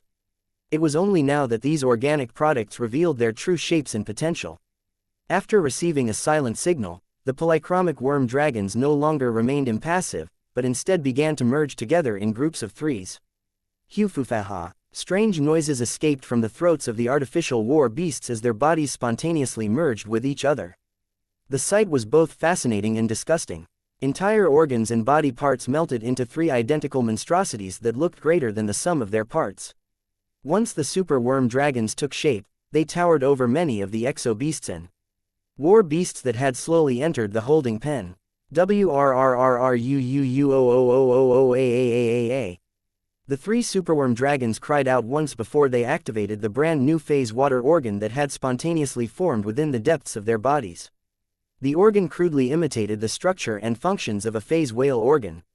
Though Professor Grants never gained access to such a valuable high-end biotech design, Karlach somehow managed to obtain it and pass it on to him in total secrecy. Now, the engineering put into these brand new organs was put to the test. The hastily shaped phase water organ was already undergoing so much stress that they were already close to breaking apart. This was one of the most sensitive parts of the operations. If the hastily grown phase water organs did not last long enough for them to do their only job, then this entire operation would fail. Professor Grants clenched his fist as he tried to convince himself that his masterpiece was bound to succeed. After a few more seconds of heavy exertion, the superworm dragons simultaneously let out another roar before they spatially displaced themselves along with every other beast in the vicinity to an entirely different location. It's done. Professor Grants sighed in relief. Now that he had done his job, he let out a deep breath and activated a few commands that completely scrambled the logs and made sure that the Davutans wouldn't be able to extract any useful information from the systems. He then pulled out a small vial from his lab coat pocket and stared at its glowing blue contents for a second. For Karlach, he whispered and proceeded to swallow the contents of the vial at once. His body began to melt over a span of a minute. His clothes increasingly drooped and engulfed his diminishing body as he was literally dying in a manner of his choosing. The smile on his face remained as long as his face retained its shape. Soon, even that faded away as his flesh and bone decomposed into a formless puddle of organic liquids. Thus the life of a 230-year-old professor of genetics and inventor of many impressive warbeasts had come to an abrupt and undignified end. Chapter 4759 Monstrous Outbreak. Tristan Wesseling and Professor Zin Galbraith continued their leisurely discussion as the founding ceremony became dominated by the all-important speech. Though a dazzling variety of mechs still marched through the streets, not even the mech designers paid that much attention to their designs anymore. As new but committed citizens of the colonial state that President Unames Clive sought to establish, it became extremely important to understand what kind of society they were trying to build. Tristan and Galbraith approved of what they heard in the early parts of the president's speech. Fairly normal and predictable to those in the know, but we are not the target audience of this address. The senior mech designer spoke as he picked up a bite from a plate of morsels that a bot had just delivered. The large influx of immigrants has led to the rapid growth of our colony, but that has come at the expense of cohesion. Too many different cultures and groups have blended together, producing a great degree of friction and societal tension. It is truly right to start working on building more cohesion among the citizens of our colonial state. Tristan looked thoughtful. The president is still framing his speech as a business proposition. It sounds like he believes that everyone will go along with what he is saying because we can earn more money that way. I am not so sure that will work out as well as he hoped. Rapid Alpha N Nu A you are not sufficiently taking the cost of building a colony into consideration, Mr. Wesseling. Up until this point, the Davut project is still operating at a substantial loss. While the initial investors have completed the construction of all of the essential infrastructure and colonial facilities, there is still a critical lack of depth that can only be compensated by continuing to build new settlements, develop larger colonies and foster more industries. Public spending can never shoulder this burden alone. Davut needs its citizens to contribute to its economic development. Everything revolves around money in the Red Ocean. Tristan frowned in disapproval. That is not a unique concept. Money motivates every human. Do you think that the humans of the Milky Way are less greedy than the people who have moved to the Red Ocean? That is not the case. The only reason why the latter are more restrained is because there is much less room for development in the old galaxy. All of the obvious opportunities have already been taken by the previous generations. Those who are born after can do little but submit themselves to these early winners. Out here in the new frontier, there are no established powers who are capable of choking out opportunists. There is boundless room for development here, and that has amplified the importance of capital. In other words, the pursuit of wealth had become the dominant trend of the Red Ocean. Davut, a rising colonial state that elevated commercialism to the highest degree, had the potential to become the largest and strongest political entity in the Krakatoa Middle Zone. This approach was not without weaknesses, though. When President Unames Clive's speech took a more belligerent turn, both Tristan and Professor Galbraith disapproved for different reasons. War again, Tristan said in a voice that conveyed a strong sense of disgust. I am not naive to think that peace can be maintained in the Red Ocean, but do we truly have to demonize Karlach to this extent? Both states are filled with humans, many of whom used to be citizens of many other states. This is driving us into another war of annihilation. There will be less room for reconciliation or compromise. The senior mech designer who munched on another bite-sized morsel was not as naive. Davut and Karlach cannot coexist with each other. So long as the founding groups want to turn their investments into the dominant states of Krakatoa, they will always target each other for as long as they exist. Rather than allow this divide to last for centuries as has been the case for the rival states in the Komodo Star sector, the founders do not have the patience to learn whether they need to write off their efforts in this middle zone. A quick resolution will give more certainty to the winner and give the loser an early chance to suspend a failing project and start a new one in a different zone. In other words, the fates of the two colonial states depended on the economic interests of the powers that founded them and still retained a lot of control. Tristan felt as if he was experiencing a rerun of his awful experiences back when he was still a fredaman. I hope I won't get drafted into a war again. I have served enough in this capacity. Just let me do my real work for once. Professor Galbraith keenly sensed the fluctuations in the younger mech designer's emotional state. You should not have any concern, Professor Galbraith said. Davuti's policies rely heavily on incentives to attract voluntary soldiers and fighting groups. The burden of fighting the war that is to come will solely fall onto the shoulders of professional soldiers. If it comes to a point where a draft is required to muster up more personnel to the front, Davut has already turned into a crashing starship. Those forced to risk their lives for a state that only existed for a short amount of time are more liable to defect to the enemy. After all, many people would rather side with the winner of a conflict. The shallow loyalties and the overly mercenary nature of many soldiers represented a huge hidden danger for Davut. That was also why President Unames Clive spent so much time on building a national identity and painting Karlach as an evil aggressor. What do you think about what the president is attempting to accomplish, Professor? My opinion is irrelevant, the senior mech designer advised Tristan. It is better to leave matters of policy to the politicians. Just as mech designers such as us prefer to work on our projects without interference from laymen, we should not presume to know better than the public officials who govern over people for a living. That said, what I have heard does not change my decision to bet on Davut. Karlach may be strong right out of the gate due to its more pronounced militaristic orientation, but we have our own advantages. Just as Tristan wanted to ask why Professor Galbraith remained optimistic about Davut, the latter abruptly put down his wine glass and straightened his back. What is wrong, Professor? Wait, I have received a concerning notification from a friend. An unexpected development occurred. Alarms suddenly rang throughout the nearby government district. Shortly after the piercing sounds spread throughout all of downtown Kotor City, the central and most important district began to produce noises and vibrations that reminded Tristan of his time in the Komodo War. Both mech designers directed their gaze to the projection that currently displayed a president that was forced to interrupt his speech. Professor Galbraith sent a command that changed the live feed to one that displayed the central area of the government district. Everything had erupted into chaos. Are those exo-beasts? Tristan gasped. How did they get here? No wait, they're attacking the surrounding people. What they witnessed was an all-out attack on Davut. Its institutions as well as its upper society figures came under brazen attack by giant beasts that looked as if they could fight against mechs on an equal basis. It's not just the central plaza that is under attack, Professor Galbraith exclaimed. They both stared in the direction of the government district. The rapidly increasing discharges of projectiles, energy beams and explosives within this sudden war zone made it clear that hostile elements had managed to bypass every guard and somehow appear in the midst of people on the streets. Tristan's eyes shook as the events unfolding a district away overlapped with the memories that haunted him to this day. He never thought that one of his nightmares would come true so close to his position. Davut was supposed to be one of the safest and well-protected star systems in Krakatoa.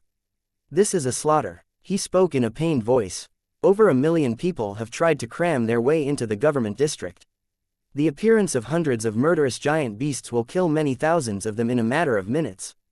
Whoever was responsible for unleashing the bloodthirsty beasts upon the civilian population showed no regard for the deaths of innocents.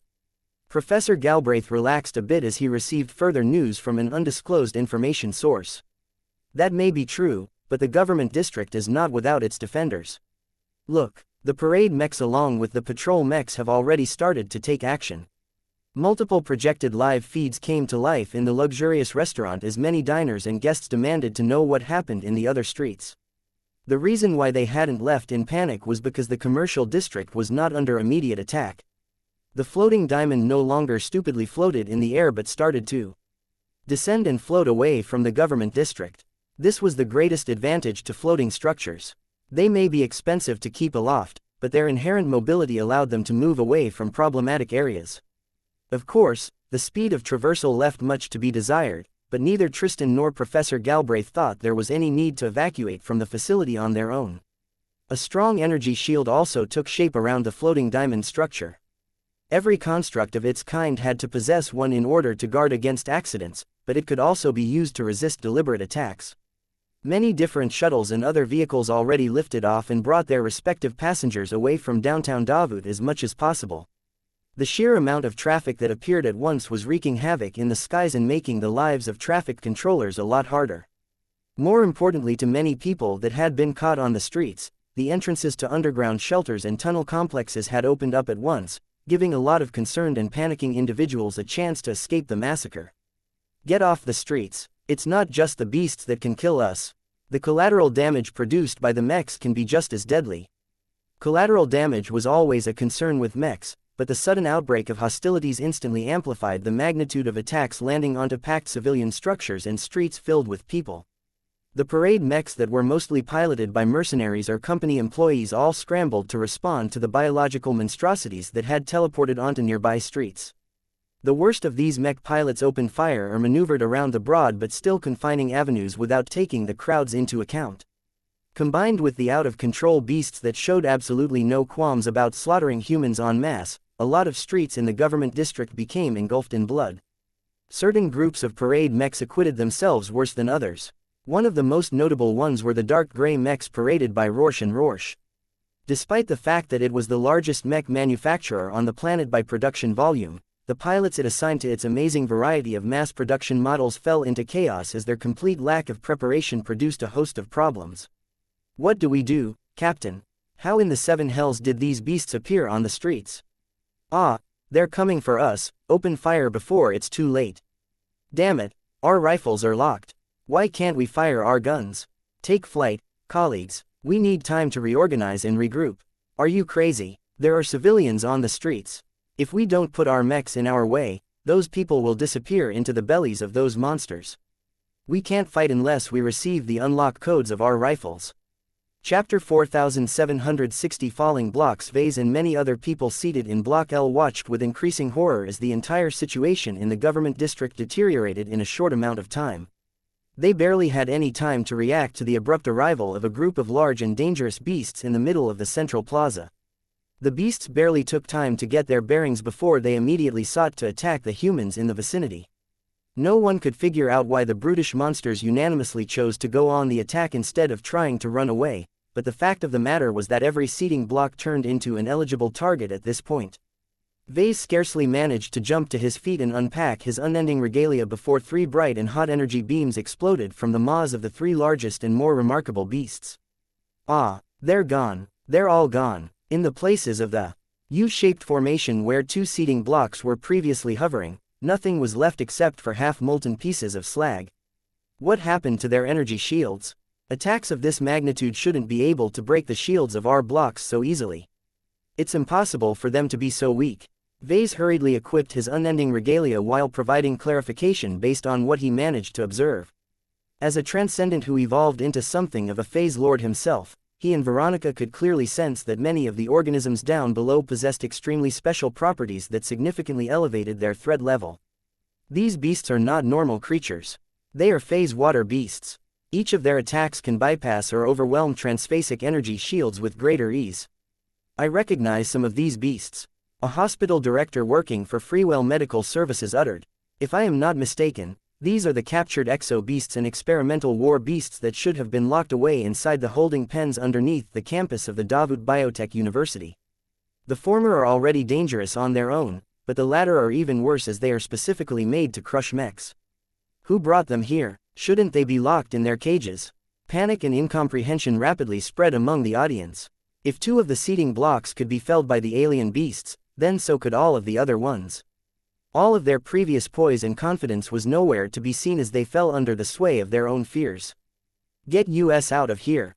Where are our mech armies? Many children began to cry and sought shelter from their parents, which didn't help all of that much because a lot of adults were barely able to maintain their wits in the face of all of this death and destruction. Only the Larkinsons exhibited a lot more discipline and control. Though the children and the non-combatants among them did not react well to the outbreak of violence, almost all of them had been riding aboard the same starships that took part in multiple dangerous expeditions. Their tolerance towards life-threatening situations was remarkably better than normal. Vase was most proud with the reactions of his soldiers. The officers of the Larkinson army did not possess any advance warning of what might happen today. That did not stop them from rising to the occasion. They pressed their more vulnerable clansmen back and tried their best to meet any incoming threat, though there was not much they could do without access to arms. Everyone implicitly knew that there was no way they could protect themselves against the scale of attacks launched by these mech-sized beasts. Only mechs or heavier war platforms could adequately handle these cruel but surprisingly strong war beasts. Fortunately, the government district was not short of mechs. Compared to the streets and avenues that had descended into chaos, the central plaza area was much better protected and organized. The first mechs to respond there were ace mechs, as their pilots were much more powerful and much faster to respond. Of the 3 ace mechs that were stationed in this crucial area, the shotgun Shogun was the first to bear the brunt of alien firepower. Even as Block E and Block Y vaporized and melted into unrecognizable ruins, Block M still managed to hold on for the time being despite the unexpected weakening of its energy shield.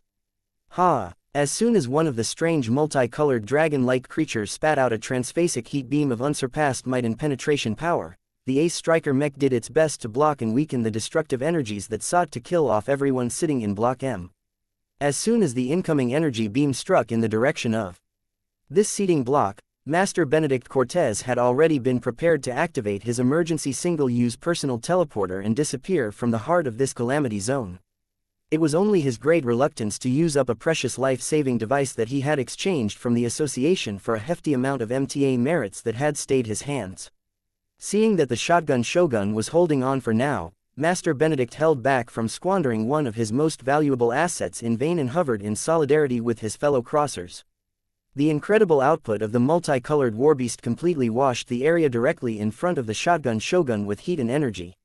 Even as the Davudan Ace Mech's Saint Kingdom constantly sapped the strength of the heat beam the further it proceeded, a small portion of the heat still bypassed the solid frame of the machine and passed through the other side. The energy shield covering Block M slightly strained to resist the incoming remnant heat and energy.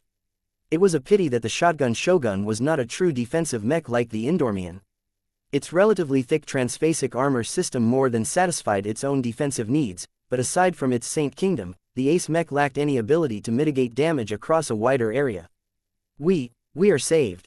The people who had originally been marked for death managed to obtain a stay of execution when they saw that the shotgun Shogun's early arrival had allowed them to escape the same fate that had befallen the victims assigned to Block E and Block Y. The 2 ruined seating blocks had long lost all of their power and antigrav modules. With nothing able to keep them aloft, they rapidly lost altitude until the large and ruined constructs of metal crashed against the plaza surface as if they were pieces of discarded ship debris. No beast is allowed to run wild under my watch. Saint Anti-Shogi roared as his fury amplified his true resonance and caused his Ace Striker mech's shotgun to charge up an attack of great power. As the colorful worm dragon creature looked as if it had overdrawn half of its life to unleash such a ridiculously powerful heat beam attack, the creature hastily activated one of its phase water organs to produce a wobbly spatial shield. The other worm dragons that had succeeded in their initial strike noticed that threat posed by the shotgun Shogun was considerable. They simultaneously generated their own spatial shields, thereby causing 3 of them in total to cover their group. Saint Anti-Shogi didn't care. The beasts that had managed to kill off hundreds of important VIPs and almost managed to reap more lives with their powerful biological attacks had completely enraged him. The creatures needed to be dealt with before they could inflict any more damage. Wipe the board. With a single pull of the trigger, the oversized transphasic shotgun held by the Ace Striker mech opened fire, producing a discharge that outputted both physical projectiles and lots of energy. This time, not even Master Benedict Cortez could observe what happened. His augmented eyes strained with the excess of resonance-empowered energies that burst out of the powerful shotgun. The effect was immediate. The special ammunition utilized by the shotgun tore through the spatial shields as if they did not exist and slammed straight into the fleshy bodies of the 3 worm dragons. The monstrous beasts did not die immediately, but they sustained serious injuries as their bioengineered bodies sustained massive injuries as the resonance-empowered projectiles tore through their flesh and bones. The shotgun shogun charged up for another attack and opened fire again, unleashing an incendiary attack that made it seem as if the ace striker Mech had breathed out a concentrated pulse of fire. This time, the bodies of the worm dragons screamed to their deaths as their weakened and heavily injured bodies could not resist the resonance-empowered flames. Their horrible flesh burned into ash while their bones crumbled as well. All three war beasts ultimately didn't stand a chance against a single ace Mech. It was unfortunate that the seating blocks were placed too far apart from each other and that the shotgun shogun could not save all of the seating blocks.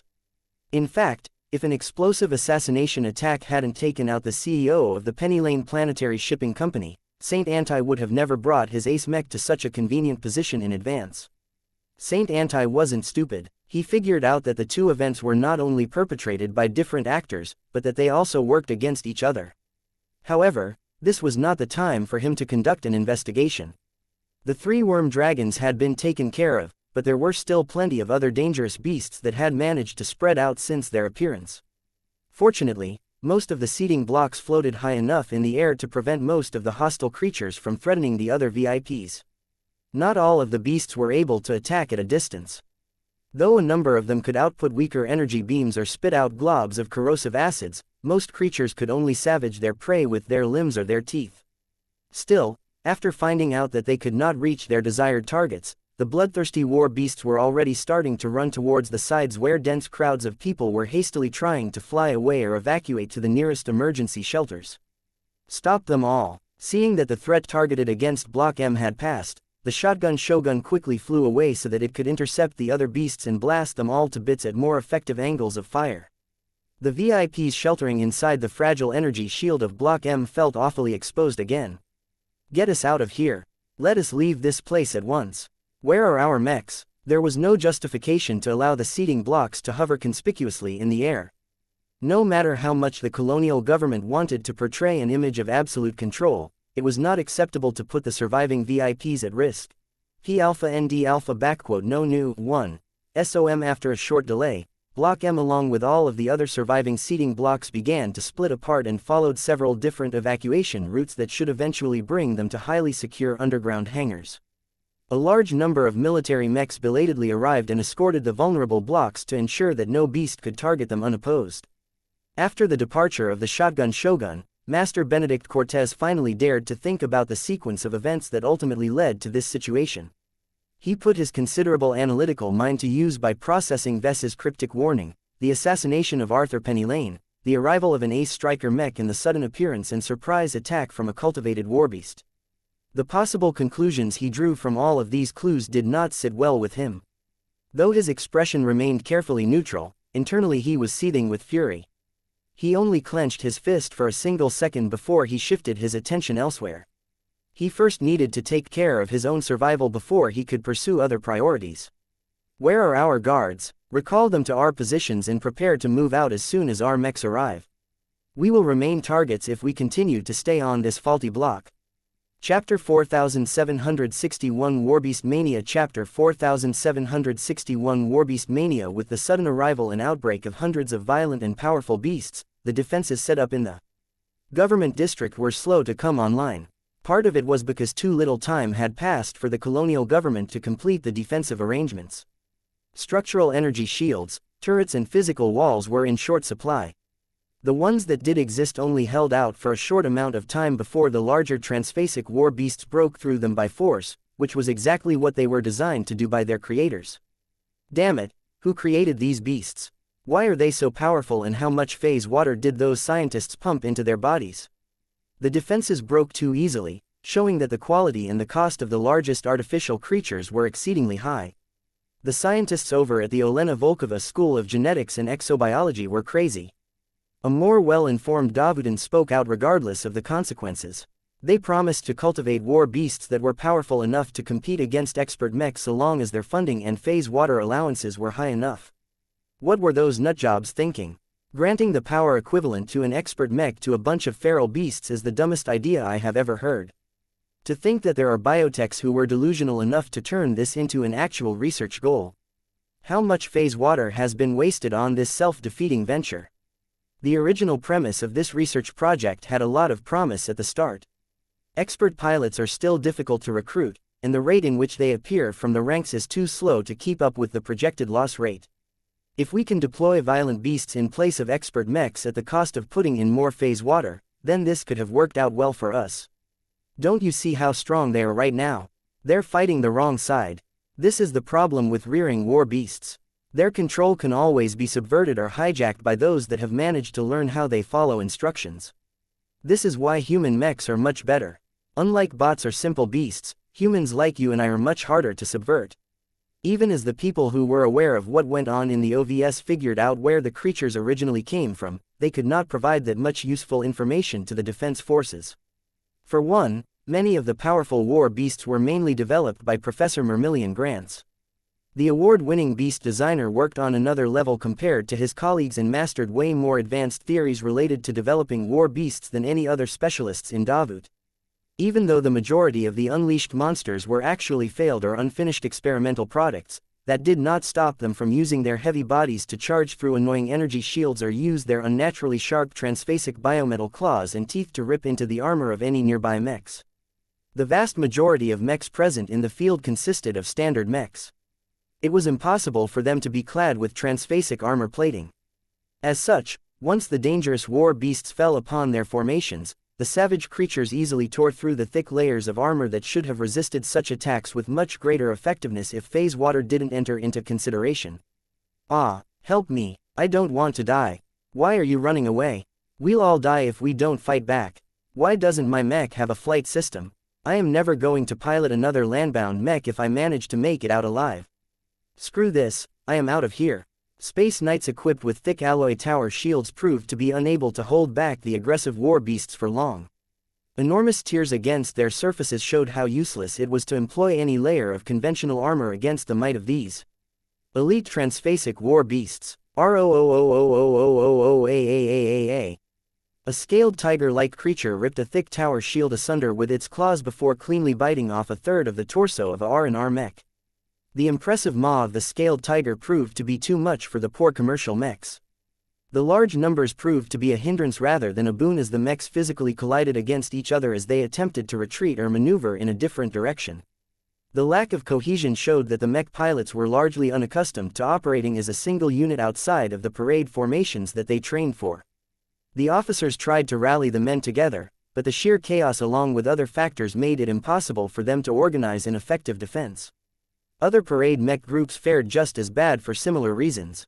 The mech pilots employed by purely commercial organizations never signed up for this and had never made any mental preparations to fight on this day. Aside from that, the onerous restrictions on weapons set by the authorities deprived a lot of mechs from the ability to use their most powerful and effective armaments. My mech isn't carrying any ammunition for its Gauss cannons. My laser rifle is still locked. What use is a sword when it can't even cut through this super beast's transphasic scales? They're way too hard. Although the weaker and less extravagant beast fell easily enough after getting attacked enough times, the ones that managed to survive the initial onslaught proved to be far more formidable than any of the mech pilots ever envisioned. Even if they outnumbered these exceptional war beasts by 100 to 1, the latter still managed to rampage with impunity as their transphasic attack and defense capabilities allowed them to fight as if they were wolves among sheep. The rapidly spreading panic along with the continuous fall of mechs caused the attacks directed against these beasts to lose their effectiveness. What was worse were the mech pilots who completely lost their nerve and ejected from their cockpit even though a beast was not even close to attacking them. Though they weren't obliged to defend the city against murderous monstrosities, they nonetheless incurred a permanent stain on their honor by fleeing before their mechs had exhausted all of their options. You dishonorable curs. Do you have no shame? To think I treated you as my brothers. You have thrown away your chances of breaking through. At least I get to live past this day. In the back of their minds, they knew that this incredibly cowardly act had essentially disqualified them from ever advancing to the rank of expert pilot or higher for the remainder of their careers, but at this time they couldn't care less about attaining greater power. Their lives mattered the most to them and there was no willingness for any of them to sacrifice their lives for a bunch of strangers in Davut. The fall of so many mechs along with the decreasing battle intent of the surrounding mech pilots encouraged the bloodthirsty war beasts to attack even more. While the mechs on land were getting shredded in rapid succession, the dark gray mechs that were capable of taking flight had already done so. Just as they thought they were safe, they came under attack by a different set of war beasts. There was no way that Professor Mermullian Grants had overlooked the existence of aerial mechs. The brilliant beast designer developed two different categories of war beasts to cope against threats from afar. Ah, those beasts are shooting lasers from their transphasic bio-cannons. The armor of my mech doesn't stand a chance. I'm ejecting. Damn, this beast has wings. No wait, it even has an organic jet engine built onto its back. It's moving faster than my mech. The flight-capable war beasts easily cut the aerial mechs to pieces. Without sufficient coordination or firepower, the machines that had taken flight essentially turned into target dummies that could easily be wiped out by the war beasts that had especially been engineered to spread chaos and ruination behind enemy lines. Stand back, citizens. The cavalry has arrived. The military mech units assigned to guard Kotor City had already started to take action as soon as the threats emerged. While they needed time to navigate to the streets where the beasts were let loose, once they came close enough they attempted to destroy the war beasts with overwhelming firepower. All of the civilians in the vicinity have evacuated by now. We are cleared to open fire. Fire! A combination of laser beams and Gauss projectiles slammed against the rampaging war beasts. Some of them managed to crack their scales and make them bleed, but the more formidable creatures managed to resist the attacks for a time. RROOOUUUUAAAA. The aggressive creatures instantly reoriented themselves to the greater threats. They began to counterattack in a variety of different ways, from spraying corrosive acids to flying over to where they were floating. Shoot them down. We can't, sir. They are too tough. Block them with our defensive mechs. They can't. Their shields and armor are getting shredded with too much ease. Our mechs aren't equipped with transphasic gear. Spread out if that is the case. Make the beasts work for their kills. Call in backup from our expert mechs or ace mechs right away. We cannot hold these beasts for long. Headquarters says they are busy.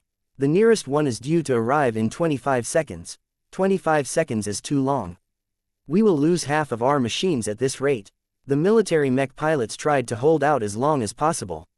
Though they kept their fingers right on top of the eject button, they did not press it unless the war beasts were truly close to felling their machines. Each second they bought saved more lives. Johnson, bring your pacifier and do your job. On it, sir. Reinforcements from an unexpected group had arrived after a few more seconds had passed. Though the military mech pilots were glad to receive additional help, many of them became disappointed when they saw that the new arrivals hailed from the planetary guard of all possibilities.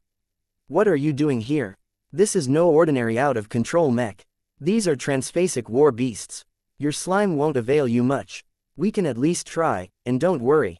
We have another trick up our sleeve. The mech pilots of the planetary guard might not be as skilled as their military counterparts, but they possessed a much greater sense of duty towards protecting the citizens of the state. As such, they bravely flew forward and used their array of non-lethal armaments to disable the flying war beasts. Zap M, a planetary guard captain commanded. One of the winged creatures briefly faltered when 3 paralyzing lightning bolts struck its body. Though the creature ultimately did not incur any significant damage, it did slow the aggressive beast long enough for another batch of law enforcement mechs to come close and activate their fluid projectors. Enormous streams of slime engulfed the body of the winged beast. Though the creature violently tried to shake off the gunk, its ability to fly significantly dropped. Johnson, bring your pacifier and do your job. On it, sir. One of the most unique law enforcement mechs to have come out as of late boldly approached the entangled beast and engulfed it with an aura that exuded pure tranquility. Though the planetary guard mech pilots did not expect this glow to do all that much to calm down the beast, they became pleasantly surprised when the creature lost a lot of vigor and crashed onto the street. Though the beast still contained a lot of rage and desire to kill the humans around it, the mystical glow of the Pacificer mech continued to subdue its ferocity, thereby suppressing it to the point where the other law enforcement mechs could continually pile up so much rapidly hardening slime onto its body until it became completely encased. Even though the flying warbeast possessed deadly transphasic claws and teeth, there was no way for the creature to employ them effectively when it had lost a lot of leverage due to being glued straight onto the surface of the street. Good work, Johnson. Let us proceed and tame these other feral beasts. Gotta catch 'em all. Chapter 4762 Facewater Difference Chapter 4762 Facewater Difference The mech units that answered to the colonial government reacted considerably better towards the current crisis. Unlike the parade mechs that were mostly piloted by mercenaries or ordinary company employees, the military mechs acted more decisively and more brilliantly. Even if the machines did not fare too well against the most powerful transphasic war beasts, their bravery and their dedication to their duty demonstrated the quality of Davuti's finest soldiers. One of the unanticipated surprises of this sudden outbreak was the outsized role played by the humble pacifier mechs. The law enforcement mech model had become a popular staple for many planetary guard organizations in and outside of Davut. It had even become an increasingly more common product among mercenary outfits who found many lucrative uses for it aside from policing a settlement. One of the known uses for the pacifier was subduing wild beasts.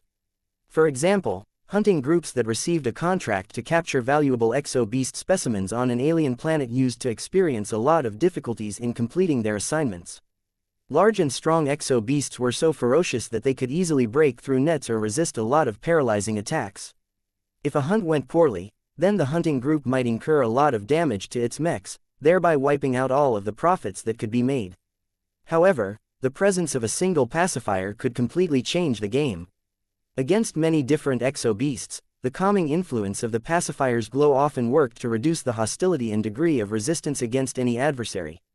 Although willpower, instinct, mental resistance and many other factors determined how extensively the exo-beast became affected by the glow of the pacifier, in most cases it played a useful enough role to make it worthwhile to take along. Right now, these pacifiers were showing their worth in various ways. Weaker exo-beasts with more subservient attitudes became so cowed that they slowed down, causing them to become easy pickings for mechs. The larger, more formidable and more aggressive beasts did not relent so easily, but their drive to attack and slaughter any nearby humans or mechs became noticeably more subdued. Not only that, but the pacifiers also played a massive role in stopping the spread of panic among the packed crowds of the people that had jammed into the government district. Too many people were running mindlessly on the streets or flying haphazardly in the air. Either way, they often got in the way of the mechs that had been tasked with stopping the war beasts from continuing on their rampage. Get out of the way, you fool. You are in the line of fire. I will open fire if you don't move out this instant. Don't shoot, everything is being recorded. Our superiors will have our heads if we deliberately fire on innocent civilians.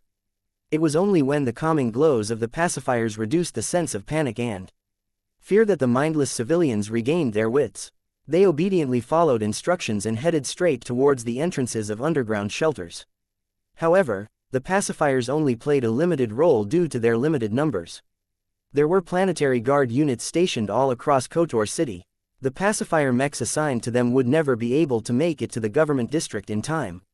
Of the units that managed to respond more effectively against the unleashed warbeast than most, none could match the prowess of the expert mechs and ace mechs stationed in and around the government district. Defend the innocent, General Ark Larkinson roared as he led his barebones command to eliminate any nearby beasts in the vicinity.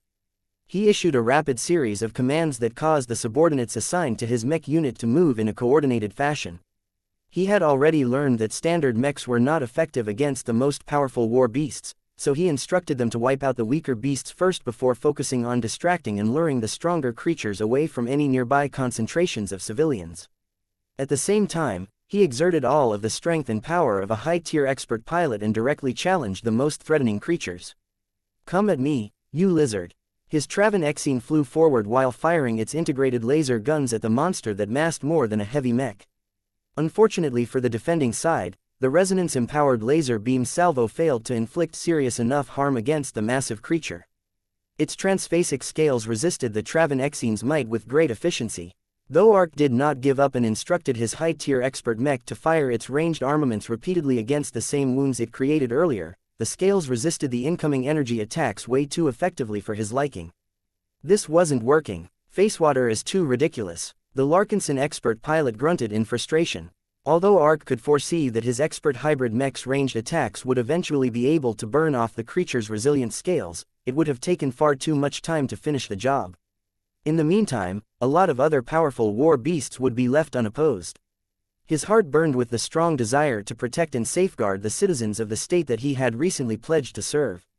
It had always been his nature as a professional soldier to protect the innocent.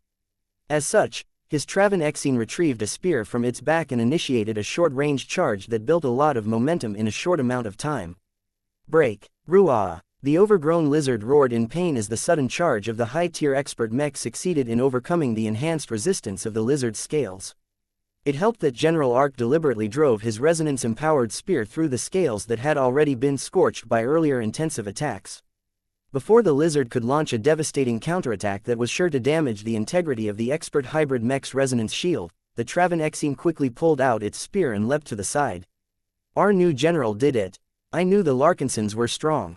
The warbeast had incurred a penetrating wound. Alien blood slowly spilled out of the hole, and though the creature's specialized biology quickly tried to plug the gap, it was undeniable that the beast had become a lot more vulnerable to attacks than before. Ranged mechs, focus fire on the weak point of this warbeast. General Arc quickly commanded the nearby military mechs regardless of whether they fell under his command. The scales of this feral beast may be impervious to your attacks, but the same cannot be said for his inner flesh. After the surrounding mech units suffered a lot at the hands of these abnormally tough and deadly war beasts, a lot of mech pilots built up an intense hatred and animosity towards these man-eating monstrosities. Many of them felt helpless about the fact that their regular mechs lacked the punching power to inflict true harm on these purpose-built war beasts. Now that an expert mech's spear charge successfully opened a wound, the military ranged mechs all concentrated their fire on the wound, which inflicted a lot of additional pain on the creature. It's working. Look at how much blood we are spilling. The beast is turning around. Make sure to surround it on multiple sides. It is hunching over and using its forepaw to cover its open wound. We can't hurt it anymore. Break. General Arc had already anticipated that the warbeast would hunker down, so he had moved his Travanexine away and circled around. This allowed the expert hybrid mech to charge forward and sink its spear through the thicker transphasic scales covering its back with great power. There's a second wound now. There is no way the beast can defend against all of our attacks. The Larkinson expert pilot no longer bothered to entangle with the large lizard anymore. The creature possessed way too mass for his expert mech to kill with ease. It was better to let the regular troops finish the job and give them a greater sense of accomplishment in the process. Arc went on to target another warbeast that possessed flight capabilities. Although the flight-capable ones tended to be a little smaller and a lot lighter than the ones stuck on land, they were also a lot faster and harder to pin down as a result. The Travanexine opened fire with its integrated laser gun suite. 12 resonance-empowered beams struck the creature's thinner wing membrane with unerring accuracy, burning several holes through the transphasic leathery surface. Squawk! The wings were much less resilient than the scales of the previous creature, but destroying them did not cause the flying warbeast to lose altitude. The developer of this bioengineered product seemed to have taken this possibility into account a long time ago. As such, the flying beast still managed to retain its flight capability by relying on a biological jet engine in combination with other organic lifting mechanisms. The attack angered the creature and caused it to fly straight towards the Travanexine at an accelerated rate by forming a quick warp bubble around its body. General Arc widened his eyes and just managed to lift up its spear and sword to meet the incoming creature. Bang! Shriek! The warbeast cried out in pain as its skull had almost been punctured by the Travanexine spear. However, the creature also managed to inflict a lot of damage onto the Travanexine's resonance shield. The transphasic charge attack caused the expert mech to lose a lot buffer. Its resonance shield may still be holding on, but it lost the ability to resist a second attack of this magnitude. General Arc Larkinson could have never imagined that a single warbeast could inflict so much. He needed much more time to fill up the ranks of his mech division and train them into a cohesive whole, damage onto his high-tier expert mech. He grew more and more disappointed with his machine. Though the Travanexine had served him well back when he served for the various warlords of the Garland Empire, the lack of phase water tech was hampering his efforts more and more. If the colonists had begun to augment their war beasts with phase water, then their mechs would certainly be worse in this regard. Vase needs to design my new expert mech sooner rather than later. He concluded. It would be devastating if the war between the colonial states started early as a result of this incident. Arc was not ready at all and his command wasn't even properly up and running as of yet. He needed much more time to fill up the ranks of his mech division and train them into a cohesive whole. As Arc commanded his expert hybrid mech to turn around and fire another salvo of laser beams at the flying warbeast, he became a little more determined to upgrade from his current machine when he saw that the strike had only caused surface damage at best. The expert pilot readied to meet another charge. If the warbeast was just as fast as before, then it would be extremely difficult to prevent his expert mech from incurring damage again. Yet just before the enemy creature could pull off its fearsome charge, a bright resonance-empowered positron beam accurately nailed the warbeast in the head, causing it to get killed in an instant. "Ark," an incoming transmission sounded in the cockpit. "Good job, but let me do the rest." A much more powerful and radiant red machine had appeared over the distance. The sight of the impressive caped masterwork Ace hybrid mech inspired a lot of hope and optimism among the people that were struggling to fight or run away from the hardier warbeast.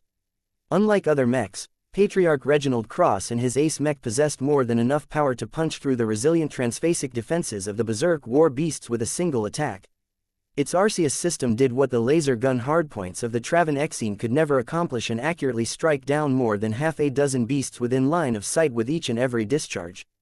Once the Mars quickly cleared the most threatening war beasts with contemptuous ease, the Ace hybrid mech flew away in order to clear other section of the large and expansive government district.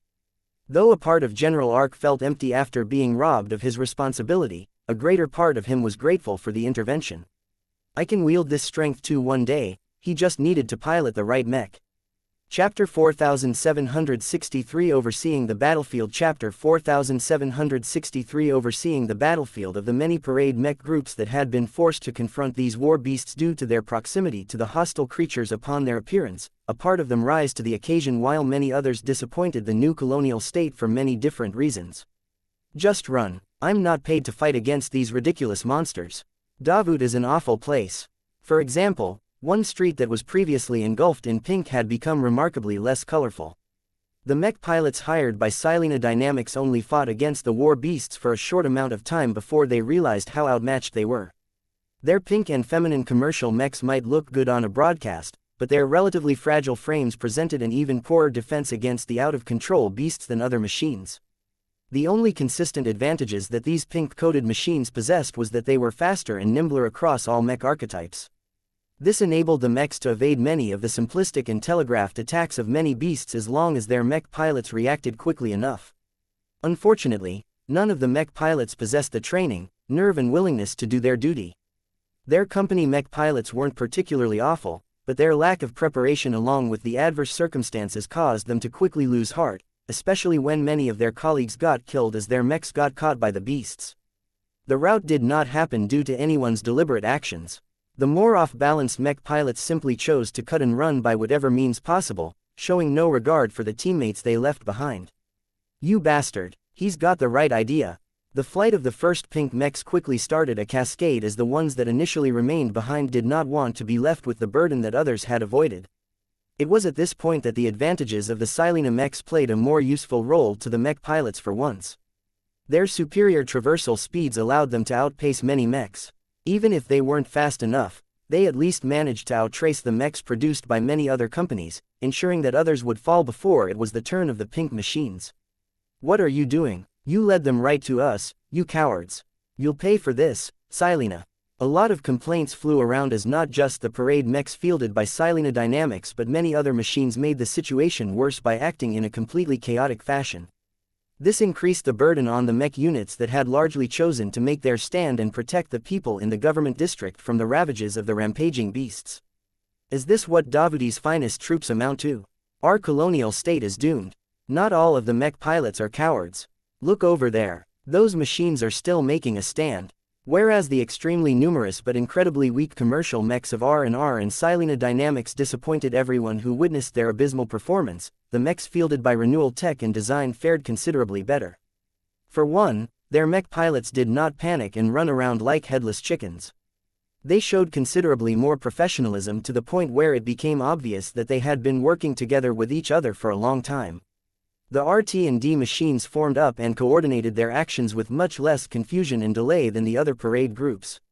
The mech pilots obeyed the instructions of their superior officers without fuss, and the company headquarters also transmitted the unlock codes that restricted the functionality of the dangerous ranged weapons in a timely manner. As the initial waves of weaker exo beasts and war beasts charged towards the RT&D mechs, many of them were either gunned down by concentrated firepower or lost much of their momentum when they collided against the overlapping energy shields projected by multiple melee mechs standing in close formation. Guua, Ruo, the creatures are pissed. Hit them hard before they can regroup. Though the standard mechs of RT&D lost their energy shields at a rapid rate, they nonetheless acquitted themselves well and managed to eliminate the mob of cannon fodder creatures before they did much damage. Unfortunately, that did not leave them with much power to fend off the most threatening transphasic war beasts. These experimental creatures had already torn up a lot of other mechs and easily managed to rip through the conventional energy shields that protected the softer mechs of this new mech company. It was only now that the downside of piloting energy shield mechs became clear. Eject faster. Without our shields, the rest of our mech won't last long. When the war beasts tore through a bunch of energy shields with disturbing ease and raked their unnaturally sharp claws through the thin armor plating of the RT&D mechs, the exteriors of the latter parted as if they were made of paper. In over half of the cases, the cockpits of the mechs in question didn't even have time to eject in time.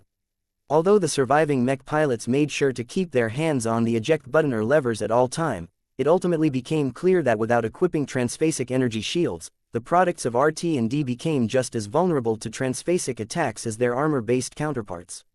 Nevertheless, the well-trained mech pilots in the service of renewal tech and design tried to hold out as best they could. We need backup. We are losing our mechs at a rapid rate. The RT&D mechs suddenly received a direct transmission on a new communication channel. Fear not, brave soldiers. We have heard your pleas. Be ready for a long-range precision strike. What? From where? This is no place to initiate an artillery bombardment. Who said anything about artillery? Before the renewal mech pilots could ask for more, a thin but bright energy beam launched from a distance and curved over the roofs of the government structures until it struck the neck of a resilient warbeast. The creature's exultant warcry turned into a bloody gurgle as a thin hole had been sliced through its arteries and a part of its windpipe. Though the creature's resilient regeneration power quickly tried to stem the bleeding, the surrounding RT&D mechs weren't sitting still. Attack the neck while the beast is still incapacitated. Many different ranged attacks worsened the injuries on the neck, causing the warbeast to choke and bleed to the point where it could no longer resist the melee mechs that quickly delivered the finishing blows. The expert mech that was responsible for firing the curving energy beam was not done. It fired 3 more slicing energy beams, each of which possessed enough penetration power to slice through the transphasic hide or scales of the war beasts that fell victim to these strikes.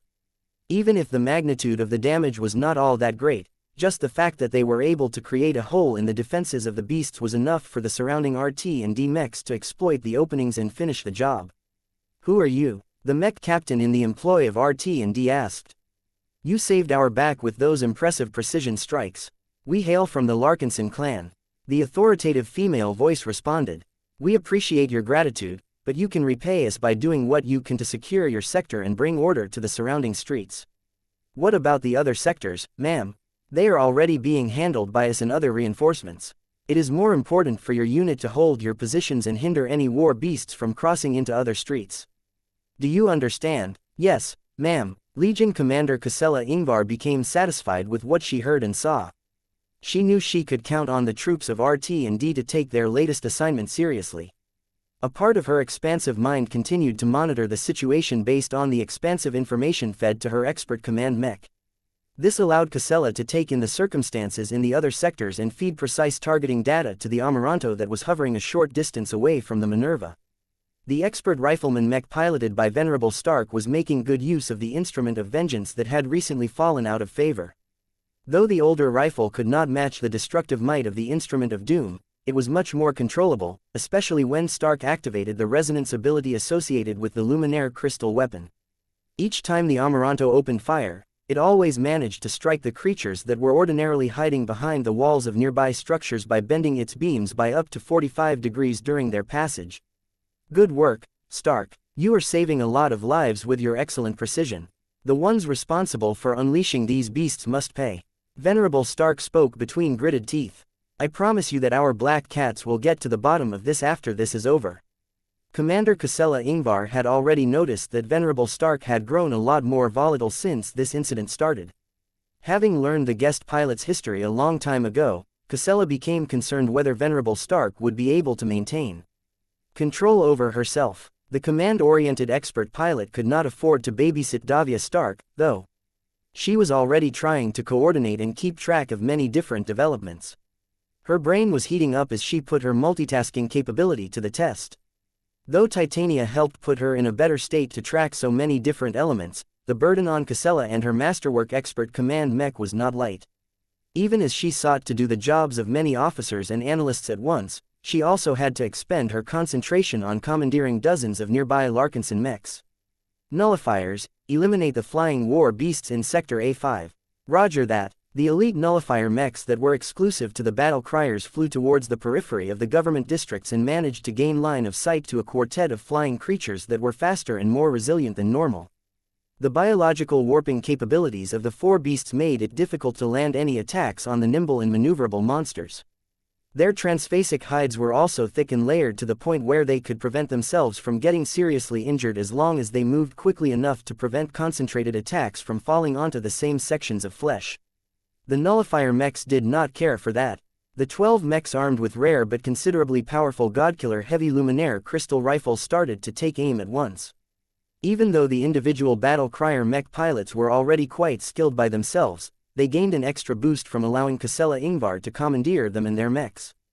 This instantly turned the already powerful rifleman mechs into quasi-expert rifleman mechs. After the mechs and mech pilots received wisps of Casella's transcendent strength, the nullifier mechs all adjusted their aim with much better precision and opened fire at the right timing. Two of the beasts got struck with 6 resonance-empowered transphasic positron beams at once.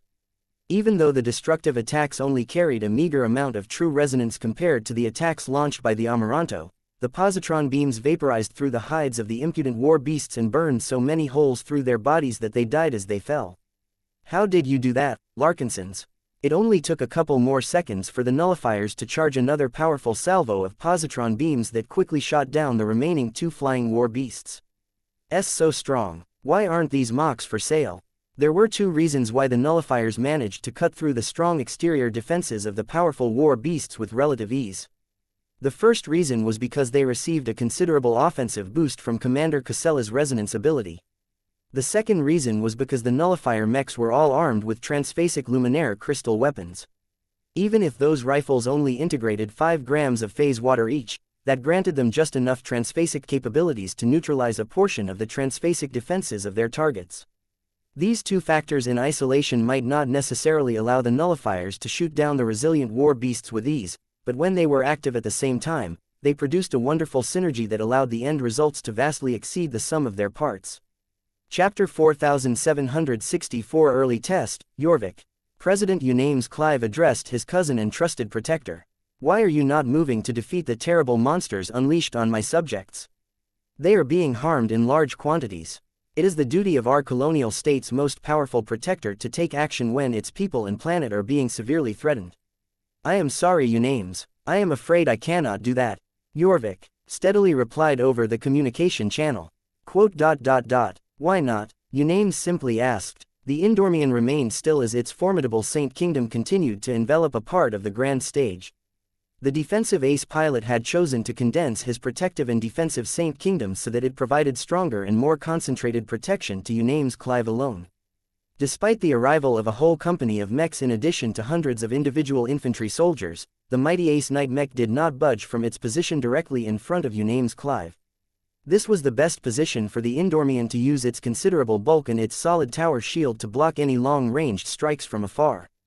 However, many people including the president of the colonial state himself thought that the Indormian could do a lot more for everyone if it went out and quelled the crisis. Yorick, Unames Clive roared as he grew frustrated at his lack of control.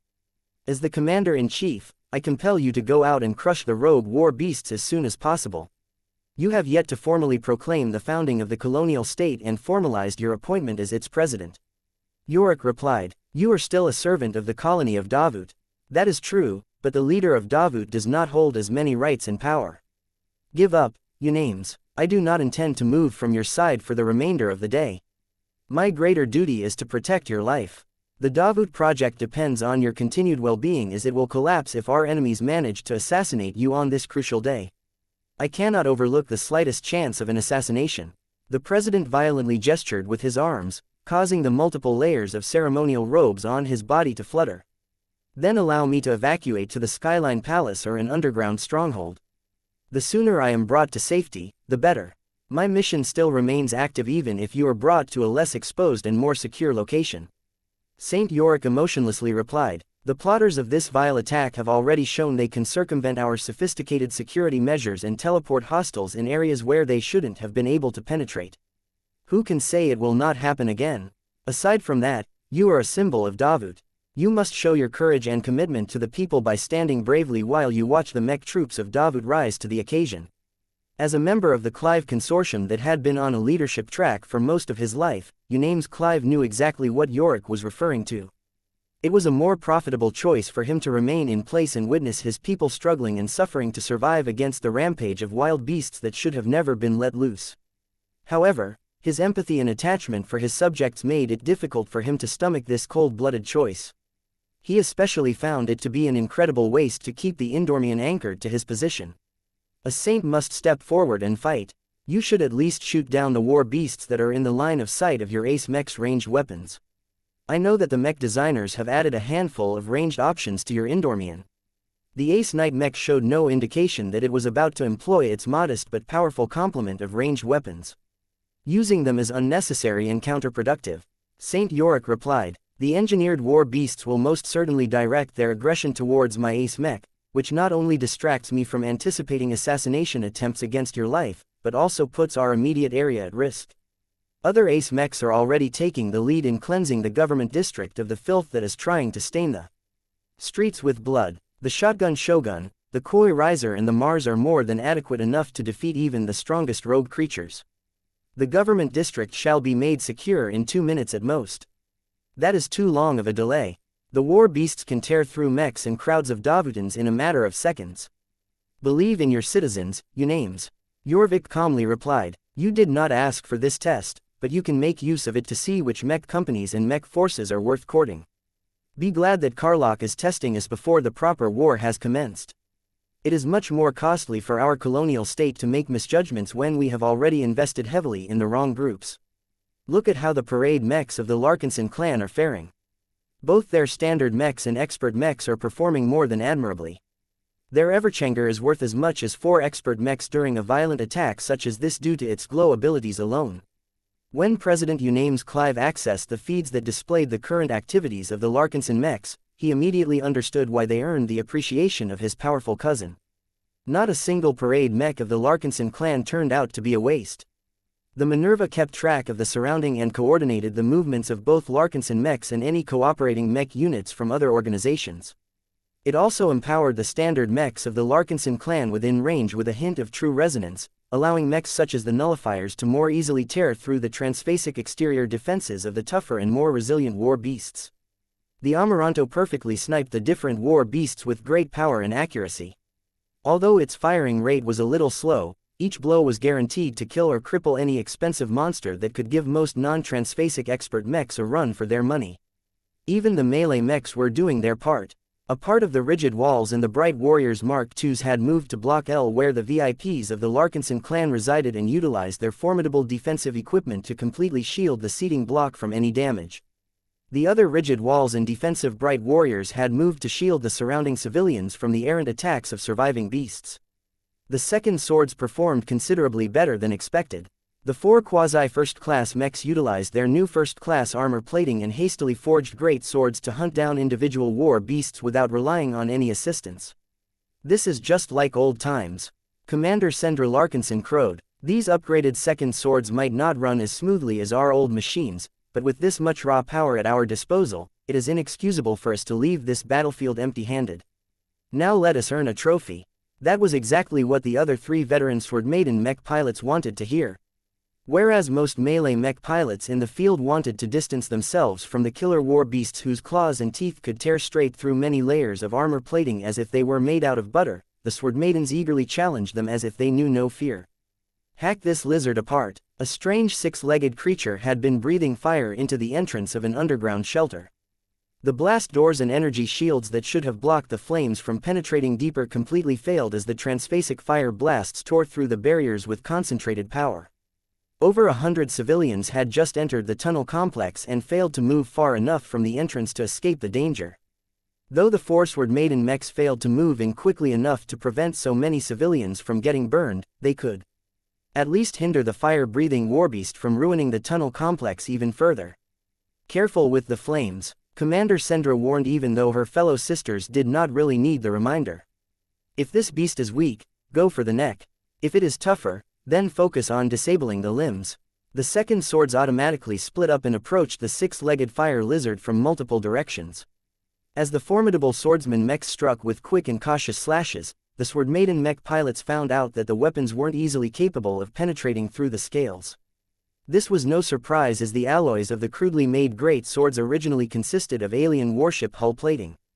The metal may be a lot tougher than the second-class great swords that the second swords wielded before, but they did not particularly excel at cutting through tough materials, even if they were mildly transphasic.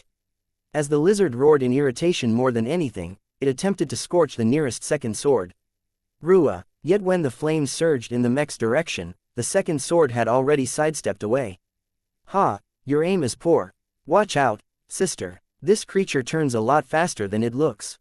The Sword Maidens thought that the creature's turning rate was poor due to possessing an abundance of thick limbs, but the bioengineered creature had a few tricks up its sleeve. The sides of the scaled lizard's body flashed with propelling fire, allowing the warbeast to double its turning rate. Damn, this beast has boosters on its sides. Aim your swords at these cavities. They shouldn't be covered by any scales. We're too late. My sword just bounced off the scales that dropped back into place. The second swords continued to circle and poke at the warbeast.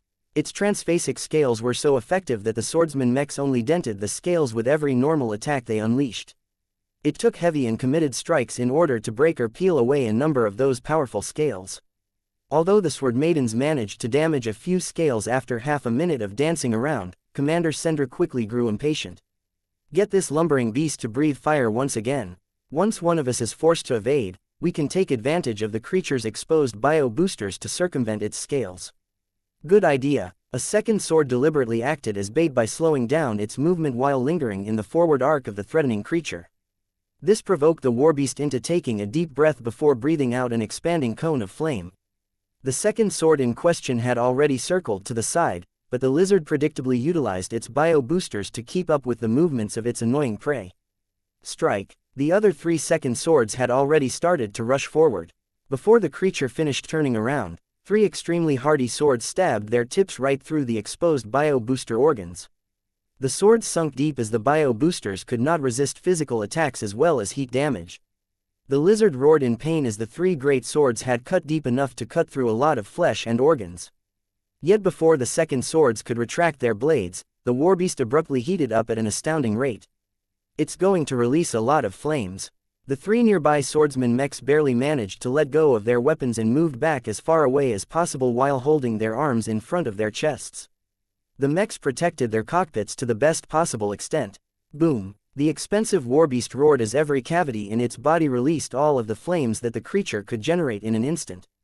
The entire street and surroundings became scorched in an instant. The three nearby second swords hadn't been able to escape the edge of this firestorm.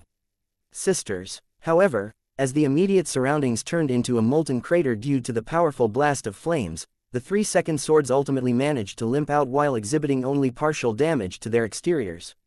Their thin but impressive layer of first-class bulk alloy armor plating offered just enough protection for the Larkinson mechs to protect their internals. Though the swords poked into the creature's body had already molten to an extent, the vengeful Sword Maidens did not care and quickly moved in to reclaim their weapons and butcher the exhausted fire lizard. More, the Sword Maiden mech pilots did not let the state of their mechs and great swords deter them from continuing the fight. They wordlessly collected themselves before venturing out to challenge a second formidable warbeast with their blunt and half-molten blades. Chapter 4765 The Subduer. Though the four Sword Maiden mechs managed to prove that a small group of standard mechs could fell the ferocious war beasts through a combination of skill and excellent materials, they were too small in number to make much of a difference. The presence of multiple active ace mechs in the government district ensured that the war beasts were doomed to perish before they could perpetrate their rampage much further. However, just a few minutes of unbridled savagery was already enough to kill tens of thousands of additional civilians as well tear through hundreds of mechs. No matter whether it was the former or the latter, the judicious slaughter perpetrated by the war beasts that should have been fighting on the same side as their prey reflected badly on Davut. Every defending mech or mech unit that did their utmost to hinder the rogue beasts turned into a hero as far as the government was concerned. They not only saved a lot of lives at great personal risk, but also showcased the bravery and competence of the colonial state's armed forces. Even if the mechs of the Larkinson clan did not actually belong to the Davut branch, Many viewers watching the unfolding disaster by remote became a lot more appreciative of these machines. Each Larkinson mech had their merits, but out of all of the standard mechs and expert mechs that threw themselves in the fight or made themselves useful, one machine in particular attracted the most attention. The Everchanger looked like an unlikely candidate. Though the impressive green-coated masterwork expert mech possessed a fantastic appearance, the hero mech did not possess any noticeably higher combat power. The living expert mech's Vitalis rifle was not as deadly as the instrument of vengeance. The Heartsword was not as large or lethal as the decapitator of the first sword. Though Vase had recently added the Scarlet Ember to the Everchanger's loadout choices, the authorities prohibited the Larkinson clan from bringing the extremely powerful plasma sword to the parade. As such, the mech's offensive powers were not that impressive compared to other expert mechs. This was especially the case when the clan had yet to upgrade the Everchanger with substantial transphasic upgrades to his offensive and defensive systems. The Everchanger did not attract so much awe and admiration for his ability to take down the rogue war beasts with great efficiency. The Amaranto already had that covered. What the expert hero mech did instead was to make the most of his endowments. When Venerable Joshua observed all of the death and destruction around his position, he wanted to do nothing more than to stop all of the killing. His heart yearned for peace. Lufa, lend me your aid and provide sanctuary to the people that yearn for it. Let us give them a reprieve against the monsters. As the Everchanger changed his current active design spirit from the Golden Cat to Lufa, the warm and inviting aura of the Larkinson expert mech gained a distinctly calmer and purer character. This was not enough, though. The range of the Everchanger's glow wasn't even extensive enough to reach the ground. This was why Venerable Joshua leveraged his extraordinary willpower and resonated with the iridescent mercury that was integrated deep inside the Everchanger's frame. This mysterious resonating exotic usually did not play much of a role in other expert mechs, but combined with the properties of a living machine, the iridescent mercury somehow amplified the range of the Everchanger's current glow by at least 2 orders of magnitude. This vastly increased the volume of space that came under the effect of the Everchanger's tranquil glow. The Everchanger's glow stretched for several kilometers, and while the strength of the glow effect weakened at the furthest edges, every human and alien became affected to a degree. It was as if a superpowered version of the pacifier had taken root in the government district. Though not all of the areas of the large and extensive district had fallen under the sway of the Everchanger's amplified glow, over 70% of the areas in chaos immediately experienced a downturn in the fighting as the war beasts lost a lot of fervor all of a sudden. Rug, WWAAAHHHGH, Re, the bioprogramming of the rogue war beasts clearly sought to stoke their aggression as much as possible, but the forced peace imposed by Lufa clearly caused the creatures to slow down in their attacks. That wasn't the extent of the difference that the Everchanger made. As Lufa's glow fell onto the panicking mech pilots and civilians who were still stuck on the streets, the people in question calmed down just enough for them to regain their wits. Their fears hadn't disappeared, but they no longer ran around without direction. The tranquility imposed by Lufa cleared their heads just enough for them to act more rationally. The civilians sought the nearest underground shelters instead of trying to leave the government district first. The fleeing mech pilots slowed down and either formed up with their nearby comrades again or avoided getting in the way of other friendly units. In short, by taking up a central position in the southern section of the government district where the crowds had been the densest, the amount of lives that the Everchanger saved was easily on par with that of an ace mech such as the Shotgun Shogun. Venerable Joshua and the Everchanger weren't satisfied yet. They both knew they could do more to end the killing a little earlier. It is time to test your dual marksmanship skills again, Joshua.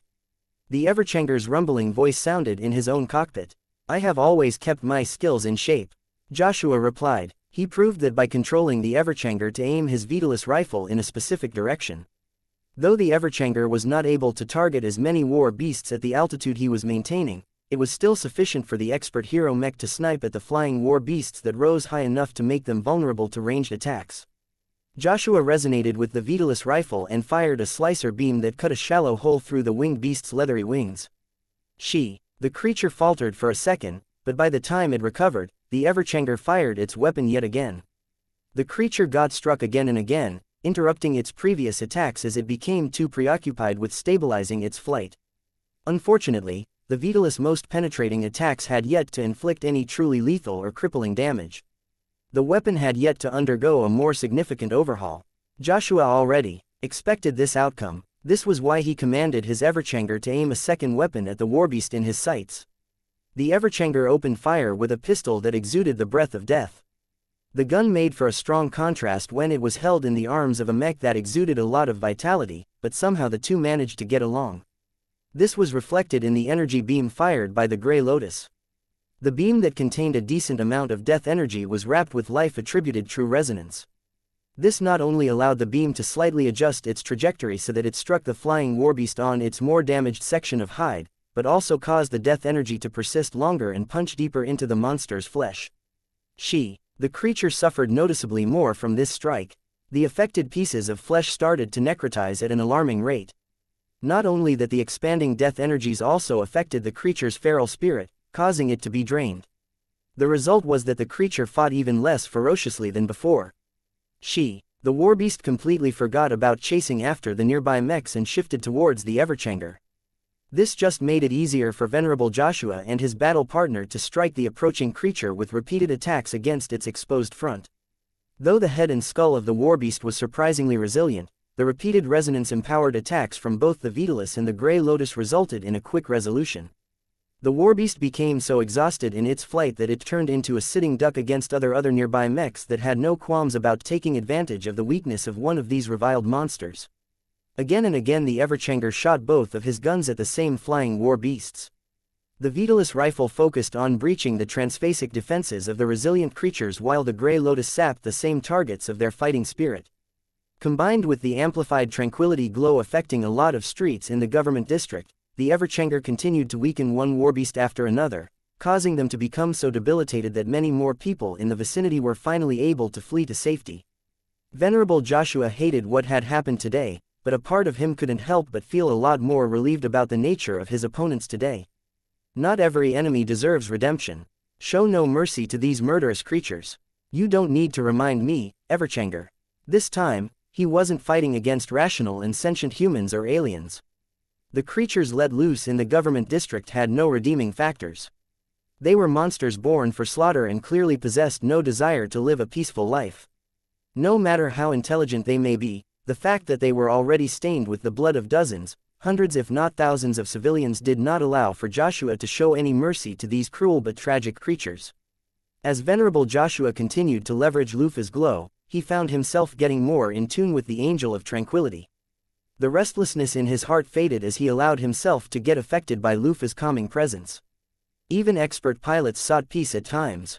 While Joshua did not delude himself into thinking that he could take shelter in the bliss of ignorance in repeated battles, it was nice for him to detach himself from the dark and depressing thoughts in his mind.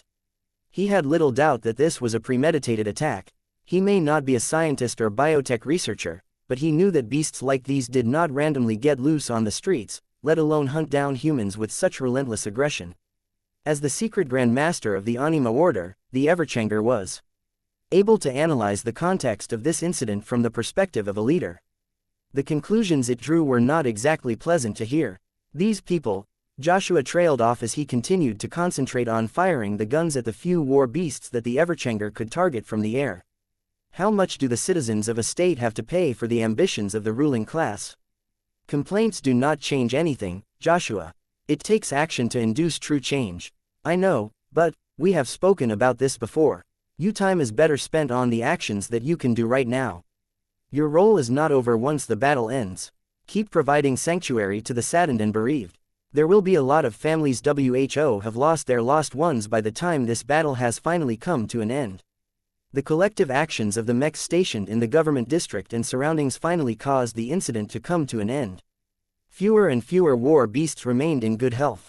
The standard mechs that lasted this long either learned how to contain these powerful creatures or managed to fell most of the ones in range. The expert mechs and ace mechs had managed to do a lot of work. Whether it was the Amaranto or the Shotgun Shogun, the powerful pilots of each of these powerful machines exerted their utmost to save as many lives as possible. The only exception was the Indormian, which continued to guard a president who possessed the unenviable job of trying to salvage a benefit out of this horrendous tragedy.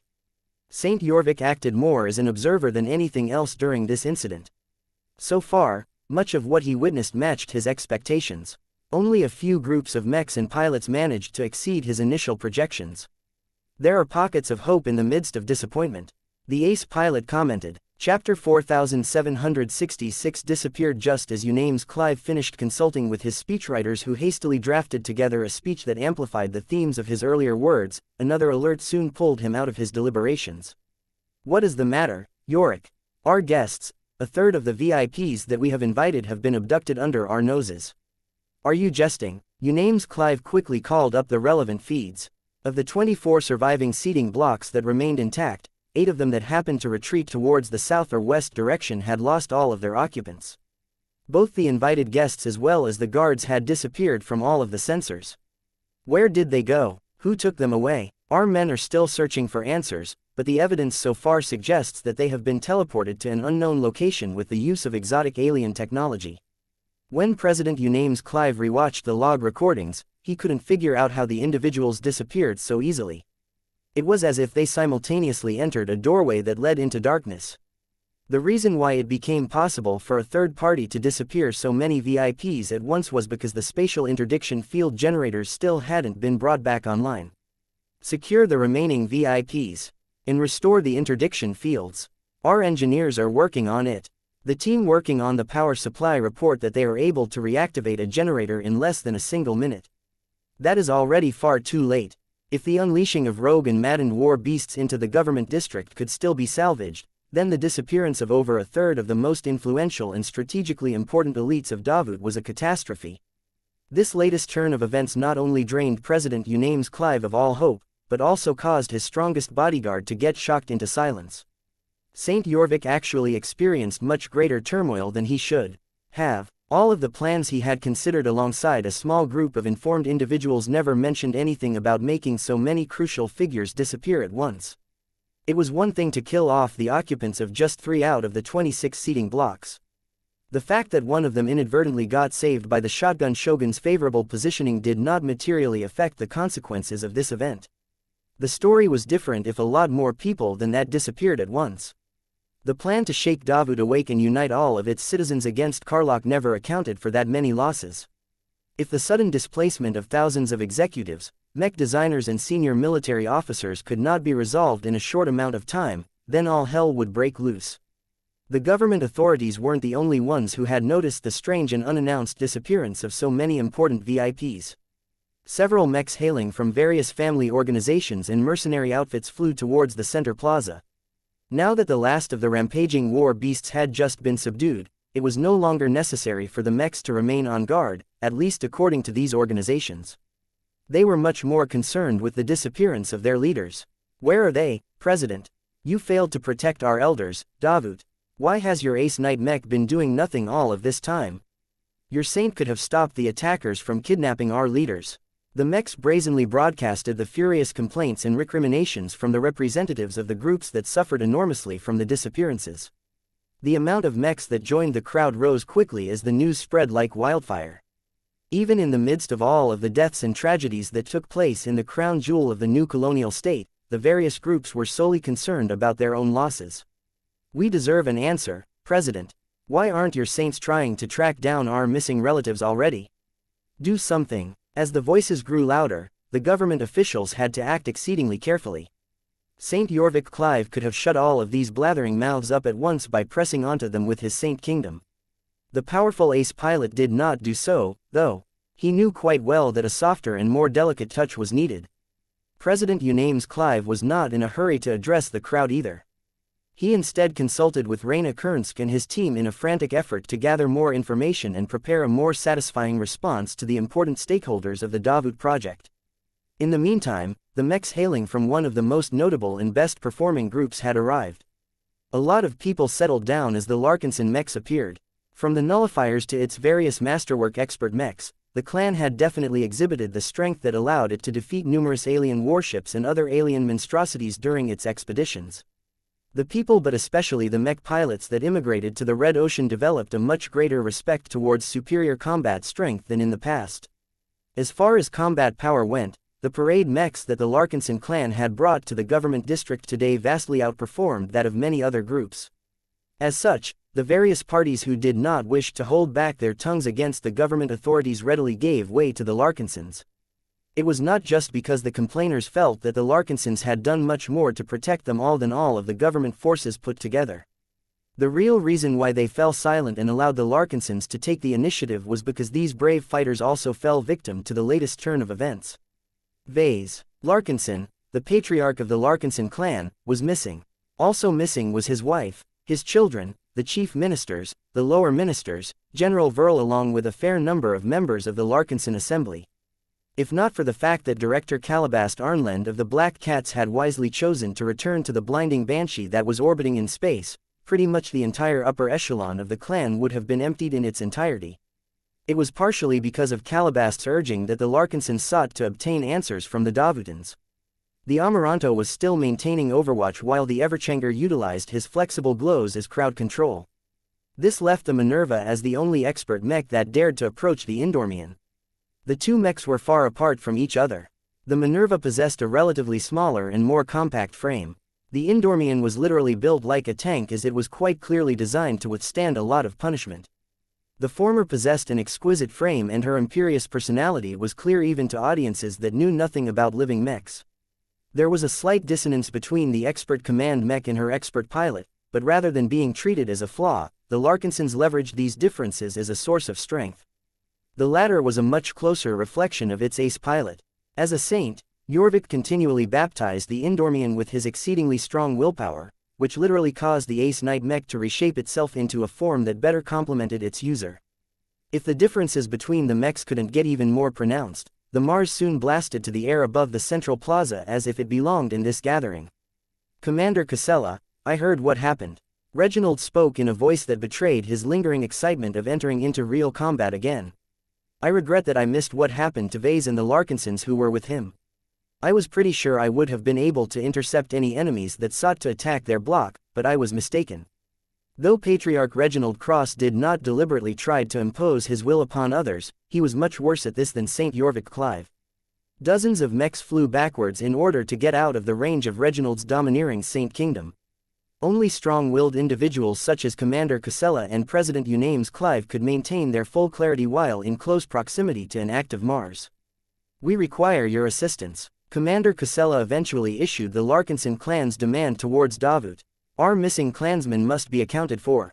Your armed forces assumed responsibility for the safety of all of them, to the exclusion of other mech troops including ours. We would have been able to bring much more than 3 expert mechs and 24 standard mechs if we had the chance to do so. Whether that would have made a difference or not, we cast blame for everything that happened today on your feet.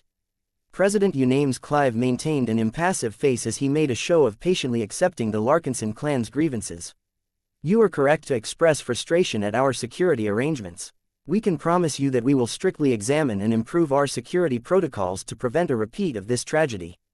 I can assure you that our best scientists and analysts are studying the data logs for any clues where your people and relatives have been taken. Every technology leaves a trace. Whether they are deceased or not, we will not stop until we find the answers to what has happened. Unames knew better than to blame Carlock right away for everything that had happened today. He tried to keep his response as humble as a leader in his position could allow. He expected that the Larkinsons would express more dissatisfaction in his insufficient response. Instead, the voice of Commander Casella Ingvar remained a lot calmer than he and everyone else expected. We appreciate all of the support you can offer. The sooner you can create a portal or unlock a gate, the better. Perhaps it is better if you enlist the aid of the Mech Trade Association. Everyone became stumped by what they heard. Commander Ingvar, do you have additional information that can clarify what has taken place? We do not have all of the answers. The pilot of the Minerva responded. We can tell you that Patriarch Vase and the other people assigned to Block L have been moved to a parallel space of sorts. Our Patriarch and our own analysts currently suspect that all of the missing people have been forcibly shifted into an old pocket space that is anchored to this planet. It is not the first time our clan has encountered the work of a phase whale. The revelation of the Larkinson clan shocked the crowd once again. Is our upper management still alive? The pilot of a mech representing Freewell Medical Services asked. Yes. Casella spoke. For now at least. Where did you get that information, ma'am? We still maintain limited contact with our Patriarch and the missing clansmen. How do you maintain contact with individuals who have been moved to a different space that is out of phase with our main reality? President Unames Clive asked with a frown. It should be impossible to maintain contact unless there is an active and connected quantum communication node or similar on the other side of the connection, but that should not be the case. The Minerva shifted a little. We have our own means. The method of communication is similar to that of the Buzzy Bee model that our Mech company has put on sale for a while. The signals that we transmit and receive travel through a metaphysical channel, for a lack of a better description. Ordinary barriers such as crossing dimensions are not as much of a hindrance as you think. The Golden Cat bound the Larkinsons together no matter where they could be found. While those who found themselves in extremely remote and anomalous spaces were harder to maintain contact with, Goldie always knew whether a Larkinson was dead or alive. The fact that the ancestral spirit readily reported that Vase and all of the others were still alive. The welcome news had given the other clansmen a lot of relief. That didn't mean the other side was safe. An unknown party deliberately went out of its way to grab Vase and many other VIPs. Can you provide us with a live feed through this connection? President Unames Clive asked as he and many other officials developed a much greater interest in examining the performance of the Buzzy Bee model all of a sudden. That is, not possible. The method of communication is still new and rudimentary. It is not yet possible to exchange signals at a high enough bandwidth. It should be sufficient to exchange simple messages and the like. Unames smiled. We can work with that. The information that you have provided up to this point already provides us with a great amount of assistance. Let us work together and see whether we can reopen this pocket space. They exchanged contacts and data for the next half-minute. In the meantime, Calabast came up with another question that Commander Casella voiced. By the way, sir, did you or your government know about the presence of a murky phase whale enclave in this star system? No, President Unames Clive straightforwardly admitted, as if he himself couldn't believe that such a major space had escaped everyone's notice. We did not know about it. What you have revealed earlier comes as a surprise to us as well. Chapter 4767 Delayed. Assistance. Chapter 4767 Delayed assistance. Over 1,000 VIPs and other people had disappeared. The rampaging beasts that had managed to teleport into the government district did not slaughter them.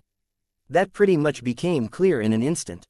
Aside from the two colorful worm dragon beasts that managed to destroy 2 seating blocks at the beginning, no other creature managed to lay a hand on the honored guests that Davut had invited to witness the founding ceremony. The shotgun shogun constantly remained in the vicinity of the surviving seating blocks during the initial minutes of the incident. Once the shotgun shogun and the arriving guard mech units stationed in the vicinity cleared the government district of any immediate threats, the former lingered in the neighborhood while the latter constantly shadowed the 24 seating blocks. On top of that, additional mechs hailing from the various groups arrived to increase the security of the VIPs. The Larkinson clan, for example, dispatched numerous defensive mechs and utilized their own physical shields as well as remote shields to better protect Block L against incidental attacks or deliberate assassination strikes.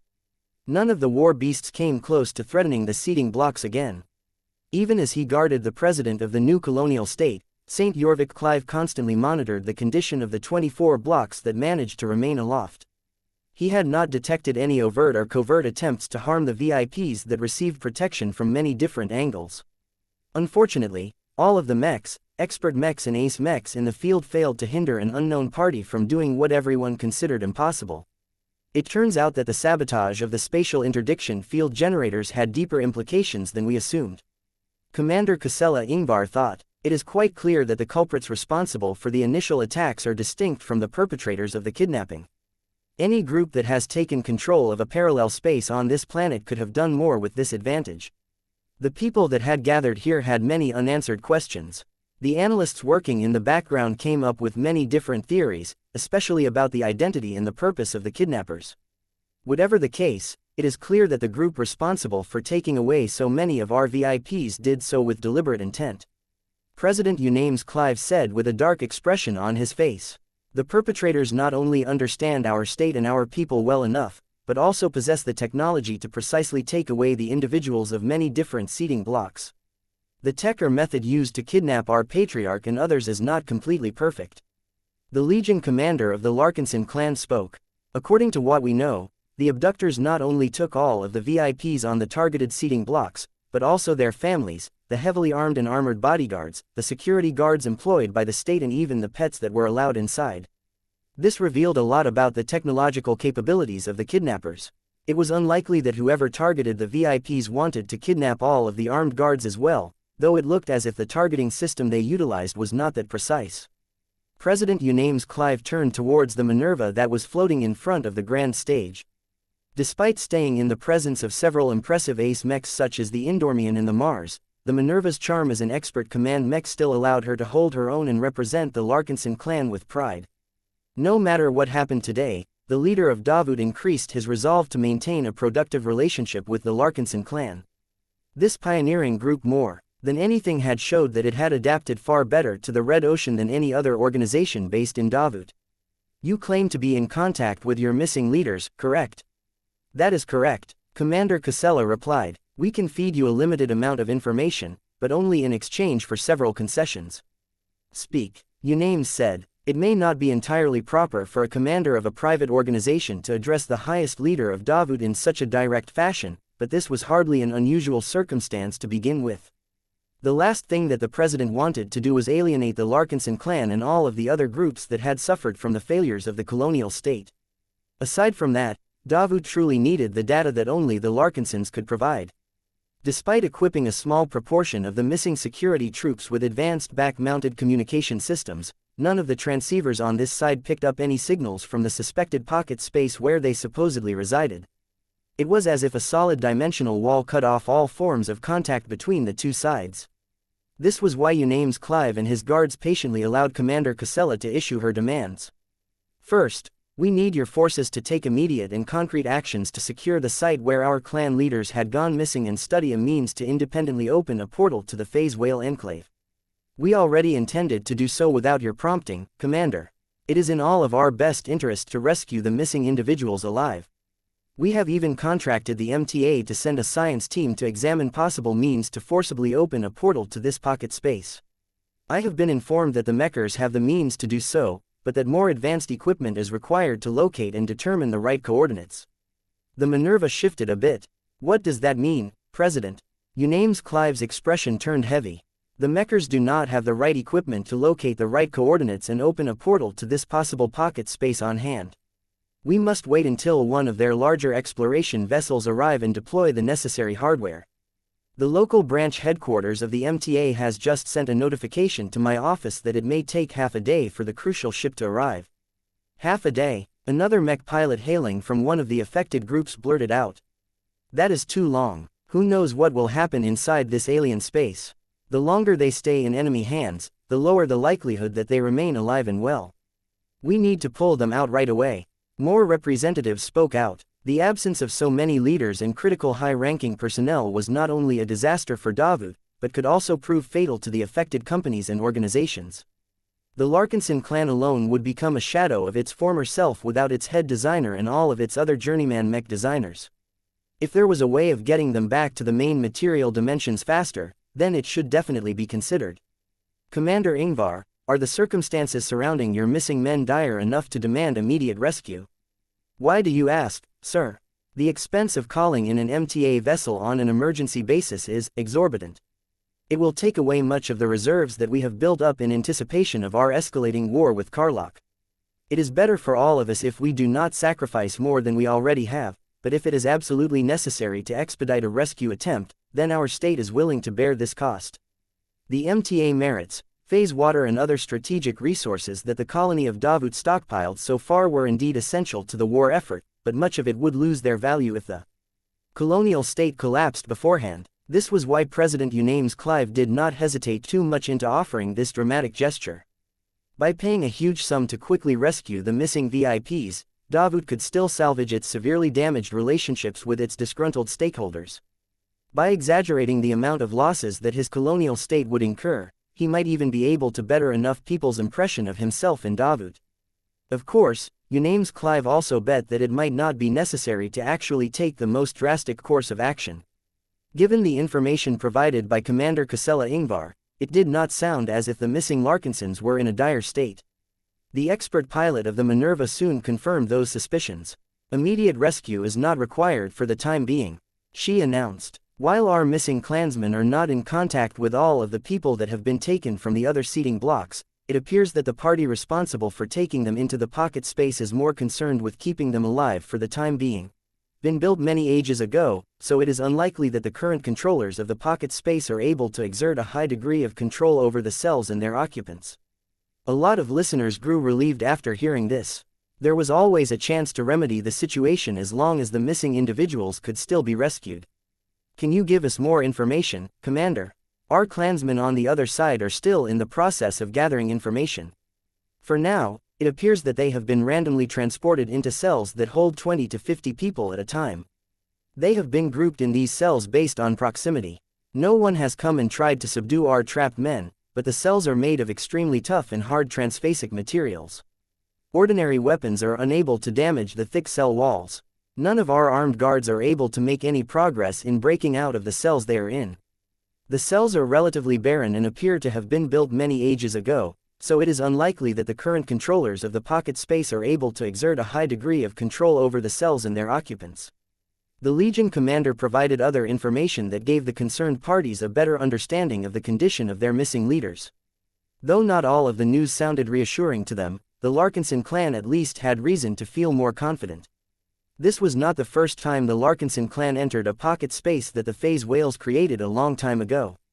Though the conditions of a phase whale enclave varied considerably depending on its controllers, the suggestion that its current occupants did not truly master it represented another piece of good news. The group of mechs that represented many different concerned and disgruntled parties eventually backed off, though they never went away. President Unames Clive needed to manage a lot of affairs and also had to placate the citizens of his entire state. The Larkinson mechs all retreated as well and converged on the coordinates where their patriarch and the other important Larkinson had disappeared. By this time, the Larkinson clan had dispatched a lot of additional mechs and personnel. Though the Larkinsons gave enough space to the scientists and other experts that were currently studying the fabric of space in the government district, they were itching to break into the pocket space and beat up whoever plotted against their clan.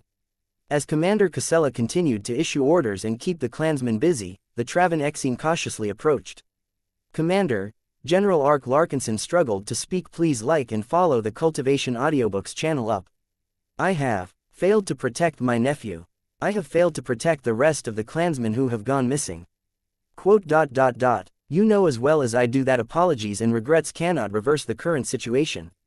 The Sentinel commander replied, that is correct. I did not come here to beg for your forgiveness. I came here to see whether Vase and our fellow Larkinsons can still be pulled out of whatever hole they fell into. What can I do to help? You can help by using your new rank and contacts within the military to grant our clan more access to this site.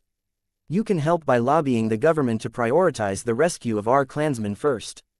You can help by adopting a tougher stance towards the state so that President Clive and his administration feels obliged to pay us greater compensation for the damages that we have suffered.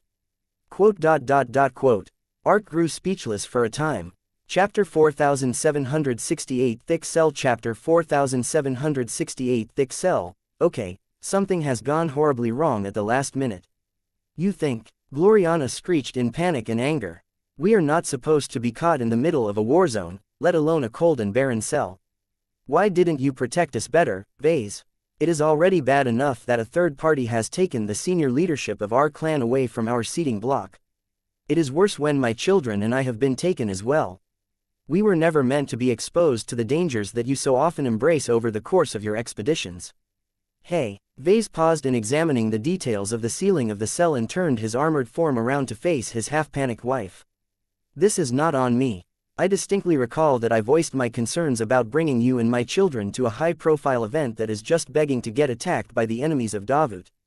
Instead of sharing my concerns about the colonial government's ability to protect us from external threats, you cared more about networking and looking pretty in front of the recorders. At least I went out of my way to buy a first-class transphasic shield generator for each of our kids. It is your responsibility to protect us, but you have abjectly failed as a father. Our children are our future. You should have put more thought in protecting them and the rest of us from involuntary displacement. Due to your negligence, we may all die if we cannot find a way out of this cage. If anything befalls our daughters and our son, I will never forgive you, Vase. Vase wanted to throw his hands up. What was Gloriana expecting from him? It seemed that each time anything went wrong, his wife automatically cast all of the blame on him regardless of whether he was at fault or not. It was especially galling to deal with her complaints when he had already gone above and beyond what he should do.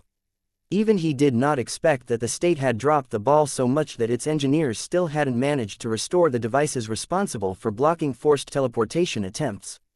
I will definitely invest in personal anti-teleportation equipment when I get out of this place, he promised. I made sure to equip the spirit of Bentime with sufficient countermeasures against this kind of stuff, but who knew it would happen in the period where I have chosen to spend my time on a planet again. He truly found this to be a frustrating sequence of events. All of his precautions this far hadn't been enough as the enemy struck when he was depending on the protection of a state. His deep-seated paranoia and lack of trust in the reliability of a state actor had taken another nosedive. It seemed that no state had the ability to make good on its promises and actually prevent hostile groups from pulling off their nefarious schemes. It's too late, VES. You have been negligent in your duties again. If you actually spent your windfall of MTA merits on more useful purchases instead of trying to turn the spirit of Bentime into a pseudo-fortress, we wouldn't be stuck here where any awful beast could ravage us with impunity. Hey, we are not without protection. We still have our cats, you know. Meow, meow meow. While Vase and Gloriana had been arguing against each other, the two cats had instantly become more guarded and protective. They hovered around Aurelia, Andraste and Marvane and made sure that nothing could approach the kids without their notice. At this moment, it had become clear that they had moved to a completely different location than before. Although the gravity was still the same as back in the government district, the air mixture became substantially different. The temperature was hotter and there were mildly toxic gases in the air that would slowly poison any human physique that did not possess adaptability augmentations. Everyone's smart clothing automatically formed an insulating layer around their bodies in order to prevent this from happening. The thin and transparent helmets that had wrapped around everyone's heads filtered the oxygen in the air and ensured that none of them would have to worry about their breathable air reserves. Even so, this was still a frightening ordeal to many people. Some of the civilians among the crowd already started to shake as they began to fantasize about all kinds of awful outcomes. Vase and Gloriana's children remained a lot calmer than their peers. Whether it was because they wanted to make their parents proud or whether they did not possess a clear understanding of the danger they had become exposed to, all three kids tried their best to put up a brave face. Aurelia even decided that she should step up. She moved closer to the gathering of other children, some of whom looked ready to cry. Assemble, Junior Larkinsons. When only a couple of children responded to the call, Andraste walked up and smacked a few of the ones that were waffling. What are you waiting for? My big sis demands your obedience. Let us form up and move out of the way of the grown-ups so they can bring us back to our homes. More and more Larkinsons started to regain their bearings and sought to find a solution to their current predicament. It was a pity that Vase and Gloriana had become embroiled in one of their lovers' quarrels again. Just as the couple were beginning to get more heated in their argument, General Verl decided that he couldn't take it any longer. He firmly strode forward and interspersed himself between the clan patriarch and his wife. Let us not get distracted by recriminations and talk on how we could have prevented our displacement. The middle-aged man spoke. We are in a crisis right now. The last thing we should do is waste our time on unproductive activity. If we want to survive and make it out, we need to maintain our focus and concentrate on what we can do. Let us begin with, who is stuck here with us and what are we capable of? How many of us are combat capable and who among us need to be protected? Let us make that clear before we proceed. He had a good point. Though Gloriana clearly wasn't in the right mindset to focus on the matter at hand, even she understood that it would be counterproductive to implicate them all with her actions. She crossed her arms and huffed before she decided to head over to the children and see how they fared. Oh, did you do all of this, Aurelia? You're so brilliant. You are a much better leader than your father. Commanding our children is your first step to galactic domination. While Gloriana spent her time praising her eldest daughter, General Verl quickly counted and assessed the combat effectiveness of the people gathered in there. Current cell. All right Vase, I have good news and bad news for you. Which one do you want to hear first? Give me the good news. We all need a bit of optimism in this dreary place. Vase replied as his armored form waved across their cramped surroundings. The good news is that there are only Larkinsons among us. Back when we were taken from Block L, we had moved closely to each other. The leaders of the other groups assigned to the same seating block have either been moved to another cell or have been lucky enough to get passed over. That doesn't really sound like good news, Verl. The man wearing a military dress uniform shrugged. The bad news is that our guards haven't been brought along. They guarded our perimeter and fell just outside the range where they would have been assigned to our cells. We would have been in a much better position if your elite honor guards were by our side. Nida and the rest of my guard detail are fine. Vase answered. I can sense they are located in a different part of this complex. Our clansmen are spread across multiple cells in an expansive space. They remain unharmed for now, but I am not comfortable with letting them stew in their cells. Who knows what our captors will do now that they have completed this step? Not just General Verl, but many other Larkinsons turned to their patriarch in astonishment. How do you know that, sir? Cormont Hempkamp asked. The mech designer had been tapping at his comm for a while now but failed to receive any signals. We are locked in an environment with strong signal suppression. These thick stone walls are not only transphasic, but they are also highly effective at blocking our sensor and communication systems. Vase grinned behind his helmet. Instead of telling them his answer, he concentrated his mind and poked the golden cat. Nya. The cell briefly warmed up as Goldie briefly pulsed her glow through her connection with Vase. Just like the Everchanger, Vase also possessed the capability of channeling his design spirits, though it cost a lot of energy to sustain the connection. The effect was enough. Goldie's descent had brought the nexus of the Larkinson network closer to the clansmen in the cell. Each of them could briefly feel all the bonds that led to the ancestral spirit. Through this brief exposure, the more perceptive individuals among them could sense multiple different clusters of threads extending in different directions. There were modest clusters that led to several different horizontal directions, suggesting that there were dozens of other clansmen. Then there was a group of threads that were so tightly packed together that it resembled an intangible laser beam. The direction of this laser beam was quite strange. When Vase and other Larkinsons tried to determine the direction, they couldn't straightforwardly describe its orientation in any of the 6 conventional directions. Instead, it seemed to follow a completely nonsensical direction that could not be properly described unless they could perceive at least 11 different dimensions. A few people already started to experience headaches as they tried to make sense of a phenomena that ordinary humans were never meant to comprehend, so Goldie quickly retracted her power. Thanks to Goldie, I know where we are. If our judgment is correct, we may have fallen into another pocket space. That most certainly surprised a lot of Larkinsons. They quickly accepted the conclusion once Vase explained the various clues he gathered.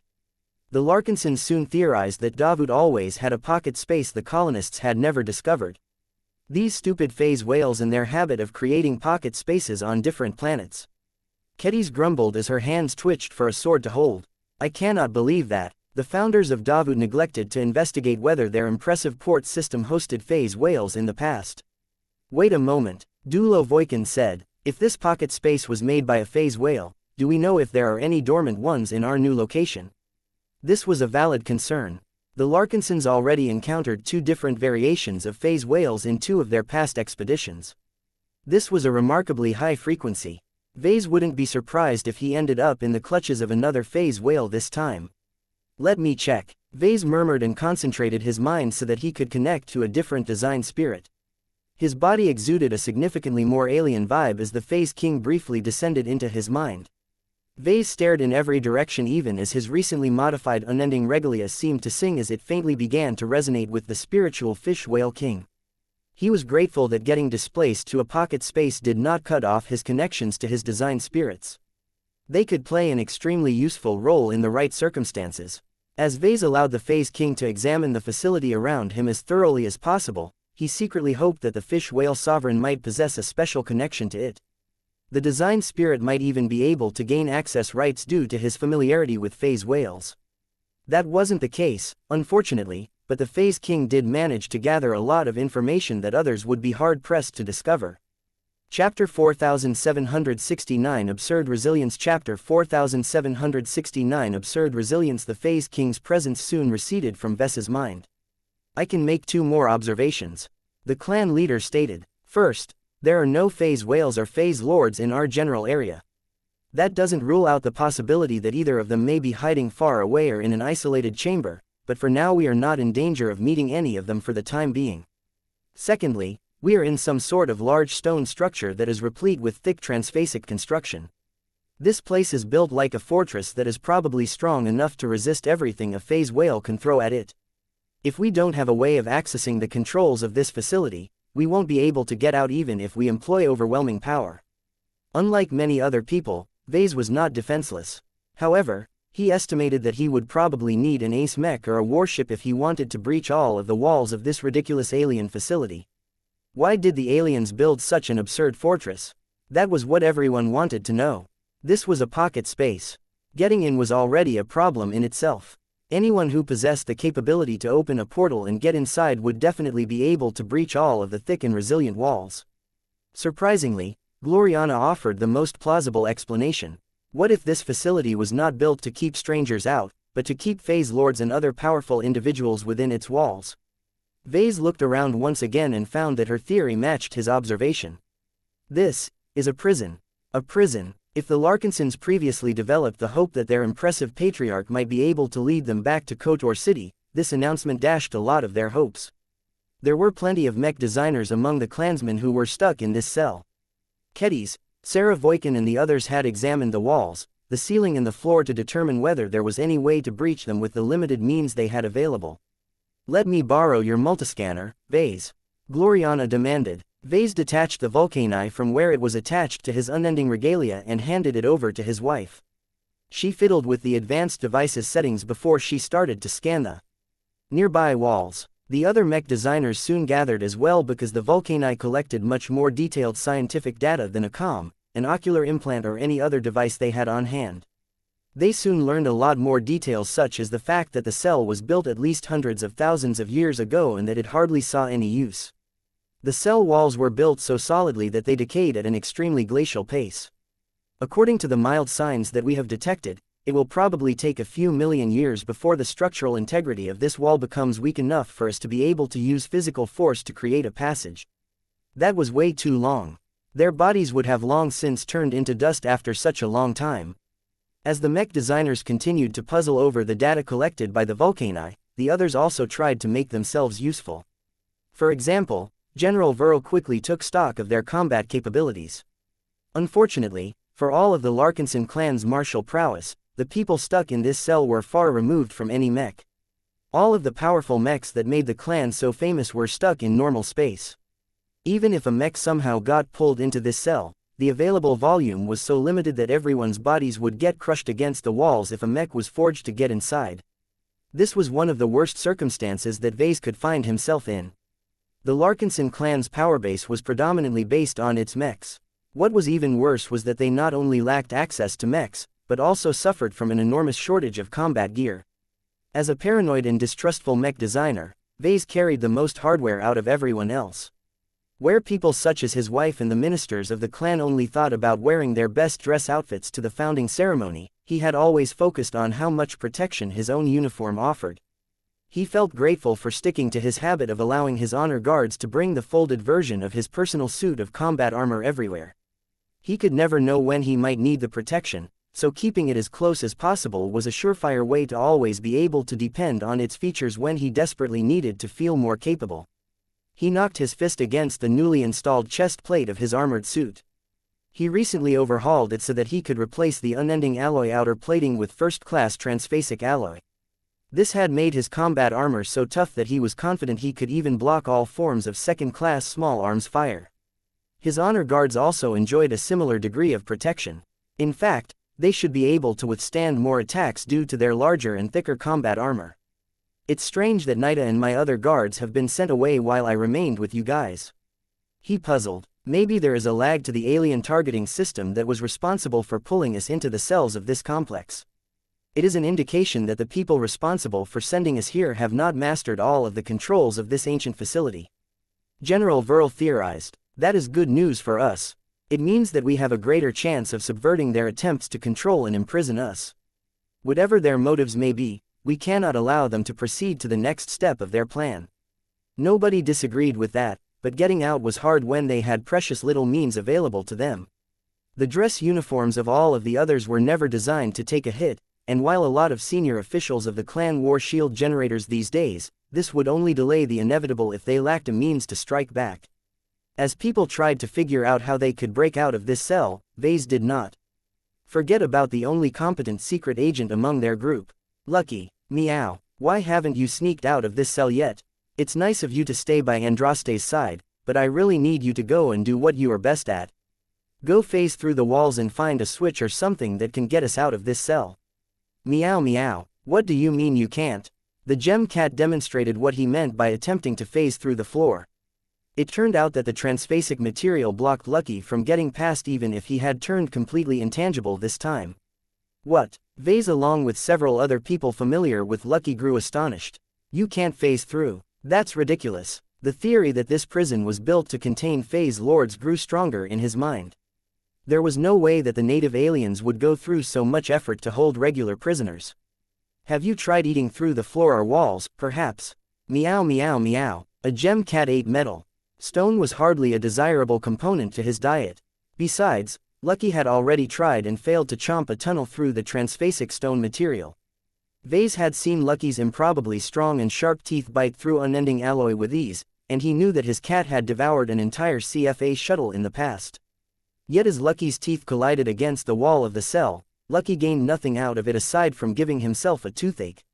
Meow. Damn it, how tough is this cell? There was nothing Lucky could do for the time being, so Vase turned to other possibilities. Do you carry any blades in your armor, Vase? Kedis asked as she stepped forward. I know it can hold many knives. Vase shook his head. I left them at the royal mansion because the security guards wouldn't like it if I carried more than half a dozen knives with me. It is the same reason why you left your bloodsinger at home as well. The Sword Maiden Mech designer looked dour after hearing that pointed reminder. You were right, Vase. I let myself go and brought not just myself, but my son Kyrian in danger as well. I am grateful that I left my little Myra behind with the Sword Maidens back in the cat nest. Kyrian was currently among the kids that Aurelia had rallied towards her. She already possessed a lot of prestige among the youngest generation of the Larkinson clan. I'm sorry, Vase apologized. Maybe he should have ignored Calabast's advance and informed more people so that less innocents got caught in this disaster. I should have anticipated that an enemy would take advantage of our lack of defense against getting teleported. It's not your fault, Vase. We all made the same mistake. This seems to be a premeditated operation. Our clan shouldn't be the only victim of this scheme.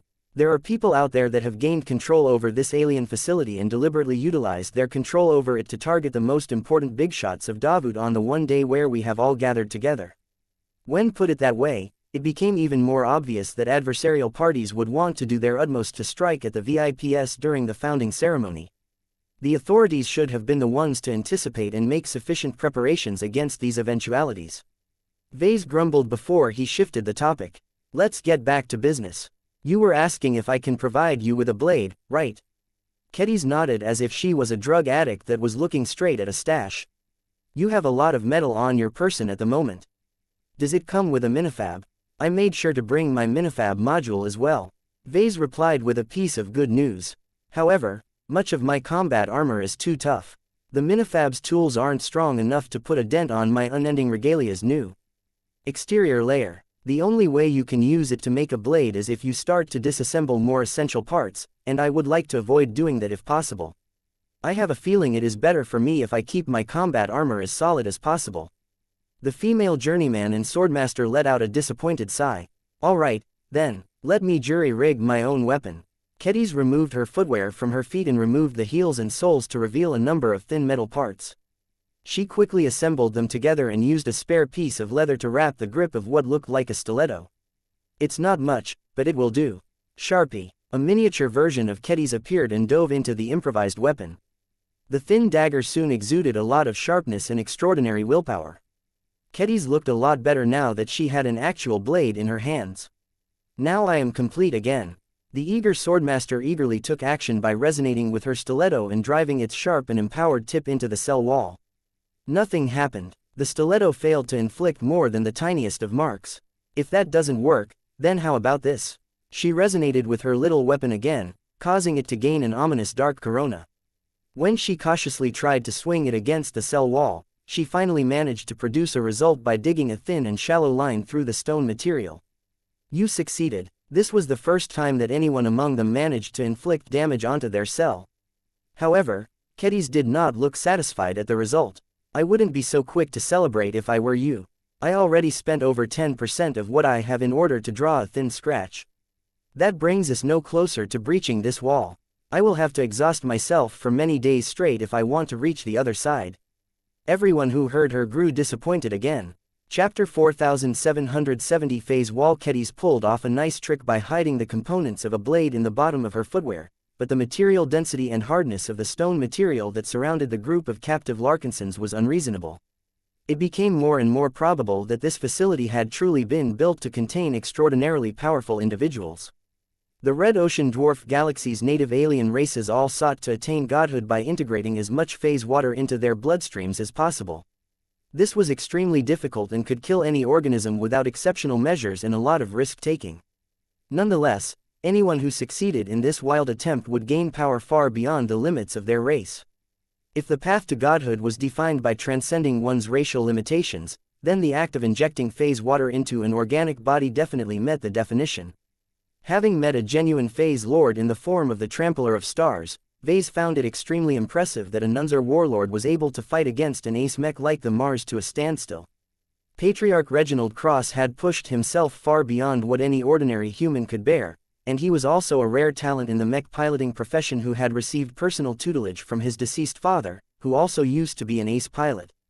By combining his prodigious willpower with an extremely expensive and powerful masterwork ace mech, Reginald and the Mars produced insane synergies, allowing this fantastic combination to challenge many threatening warships by themselves. Back in the old galaxy, it would have been ludicrous to think that a single human could challenge such a powerful mech. Though Vase knew better now that he had witnessed the might of the upper echelon of the Five Scrolls Compact, that did not take away the fact that it was improbable for any organism to be able to match the power of a fully functional ace mech. The phase lords of the Red Ocean managed to do so. Vase understood the power of these native self-proclaimed gods a lot better than anyone else because he had inadvertently started to evolve in this direction as well. Vase and more notably Veronica had both been infused with different concentrations of phase water. Though Vase barely benefited from this change due to replacing just 0.01% of his blood with phase water, it still gave him a taste of what he could become if he chose to continue to evolve as a phase lord. Veronica boasted a much more impressive 7.1% concentration of phase water in her cybernetic body. It was a pity that his cyborg cat was hiding in the middle of Block M at this time. Not only had the people assigned to Block M been spared from getting kidnapped, Vase seriously doubted whether the controller of this pocket space facility possessed the means to break through his transcendent cyborg cat's formidable anti-detection capabilities. In fact, he should be grateful that his living divine artifact remained in normal space.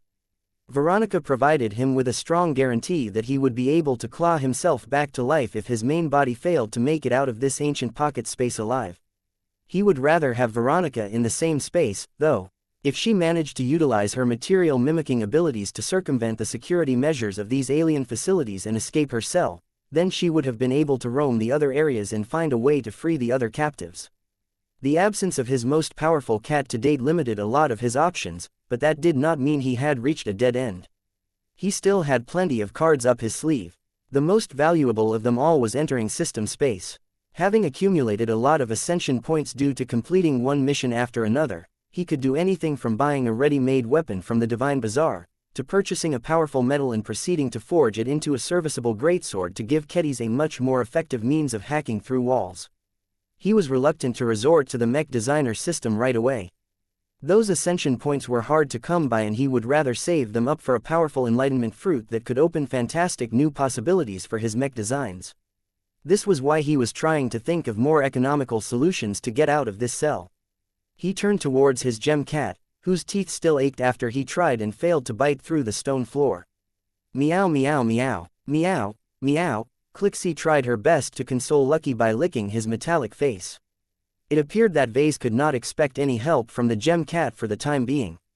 The ancient alien cells were so well constructed that they even countered the properties of Lucky's phasing and material chomping abilities. Vase became more and more intrigued at the nature of the materials that made up the cells. He refused to believe it was cut out of a rocky mountain. The walls had to be manufactured. He even thought about how he could claim this powerful material for himself. If he could break this entire facility down and move all of the blocks of stone to his clan, then he could utilize it to build the most impenetrable fortress in Davut. Better yet, he might even be able to use it to build a mech or a starship that was practically impenetrable against both phase lords and phase whales. Let's not get ahead of myself, he whispered to himself. There was no way he could realize any of these dreams if he and his relatives still remained stuck in the same place. In order to get back on track, he inspected his own gear. Aside from equipping himself with the unending regalia with all of the auxiliary features that came with it, he also carried a few of the tools he regularly kept on his person. The mech designers stuck in the same cell were already making good use of his Vulcani multiscanner, which was probably the most useful piece of auxiliary gear in his possession. Aside from that, he carried the Hammer of Brilliance, the Hammer of Melody, a signal jammer, his comm, an emergency one-use teleporter, a pouch of Lucky's gems and several other knick-knacks not worth mentioning. Each of these tools could play a useful role in the right circumstances, but none of them possessed the power to get him and his people out of this confining space. For example, Vase was pretty sure that this entire facility inhibited teleportation unless it was done by its controllers. Forcibly making use of his teleporter would either waste this expensive gadget or produce a fatal outcome that would certainly be ugly. Wait a minute, Lucky and Clixie weren't the only cats at his disposal. They also had their companion spirits. Blinky, it's time for you to shine again. Muro, the purple star cat emerged from his forehead. His intangible furry body looked pleasantly plump and the light trails coursing through his body were bright and streamlined. Blinky had returned to his best state, which was good news to Vase as his companion spirit was not only able to manipulate spiritual energy, but also the much more materially potent wuxia energy. What is that, Patriarch? Wow, it's Blinky, he's so cool. Though Vase took a risk by exposing his companion spirit to the party responsible for kidnapping him and a lot of people, he was pretty sure that no outsiders were monitoring him at the moment. Lucky had already sniffed the surroundings for any alien monitoring systems, but the cell was completely solid aside from featuring minuscule air vents. Ves's instincts also did not warn him that he was being stared at. Sure, it may be unreliable to base his actions on an unexplainable hunch, but he was feeling pretty confident that there were no direct methods to monitor what went on inside this cell.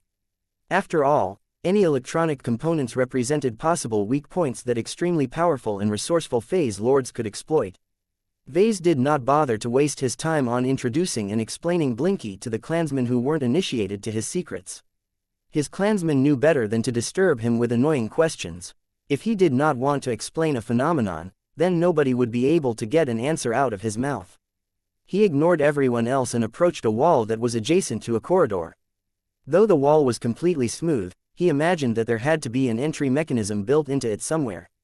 He refused to believe that it was a completely solid barrier and that the only way to get in and out was through the use of portals. That sounded way too extravagant even for the phase whales. When Blinky approached the wall, Vase half expected the damn transphasic stone surface to repel the spirit from sinking inside. That did not happen, much to his relief. Vase watched on with gratitude as Blinky seamlessly moved through the incredibly tough and frustrating wall as if the companion spirit wasn't even real. That was not actually the case, but to the cell structure it may as well be true. Blinky's intangibility might look similar to that of Lucky and Veronica's phasing ability, but they were two completely different phenomena that just looked superficially similar. In the case of the former, a spiritual entity mainly resided in the spiritual realm. If any spirit showed up in the material realm, then it mostly represented a shadow or a reflection more than anything else.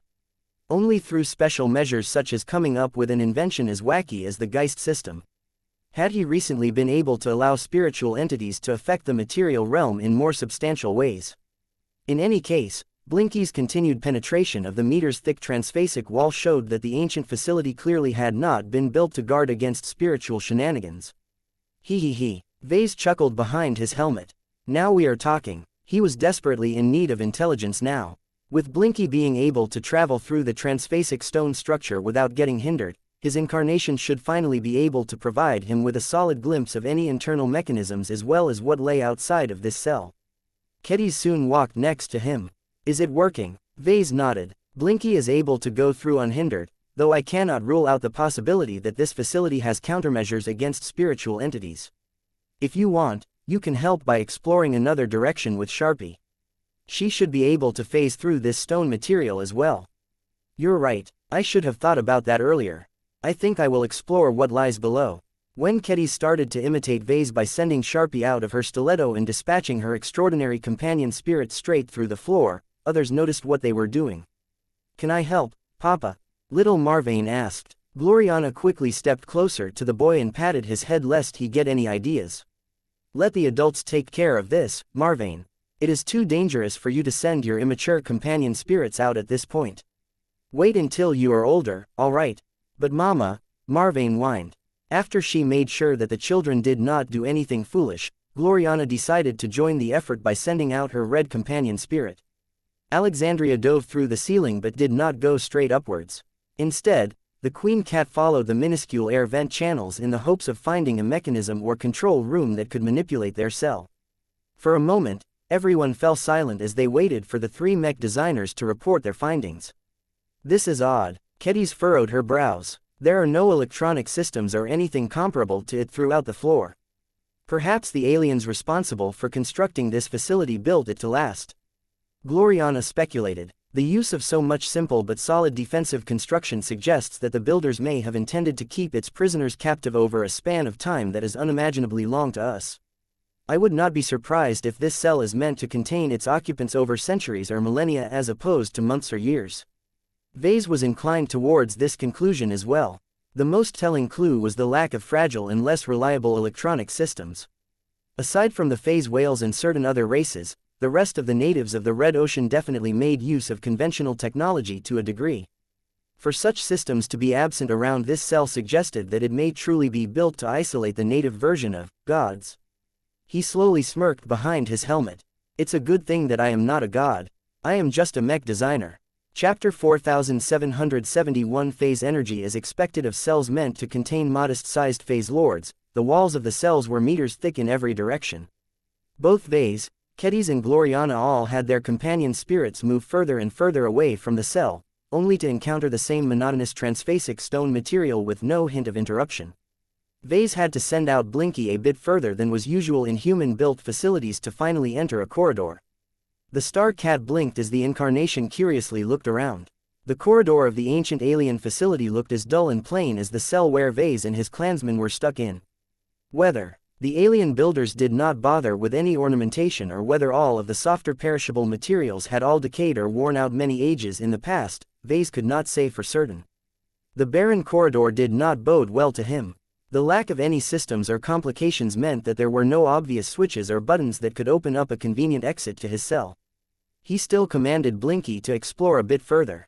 Though the cat was steadily approaching the limit of how far he was able to move away from Vase, the distance was still extensive enough to cross into the cell on the opposite side of the corridor if he wanted. He did just that. Vase had already confirmed that there weren't any clansmen in the opposite cell, so he made sure that Blinky slowed down and approached cautiously lest his sudden emergency caused him to be treated as a hostile entity. As Blinky finally moved close enough to poke his eye through one of the corners of the cell, the cat was able to observe a group of familiar-looking people in dress uniforms.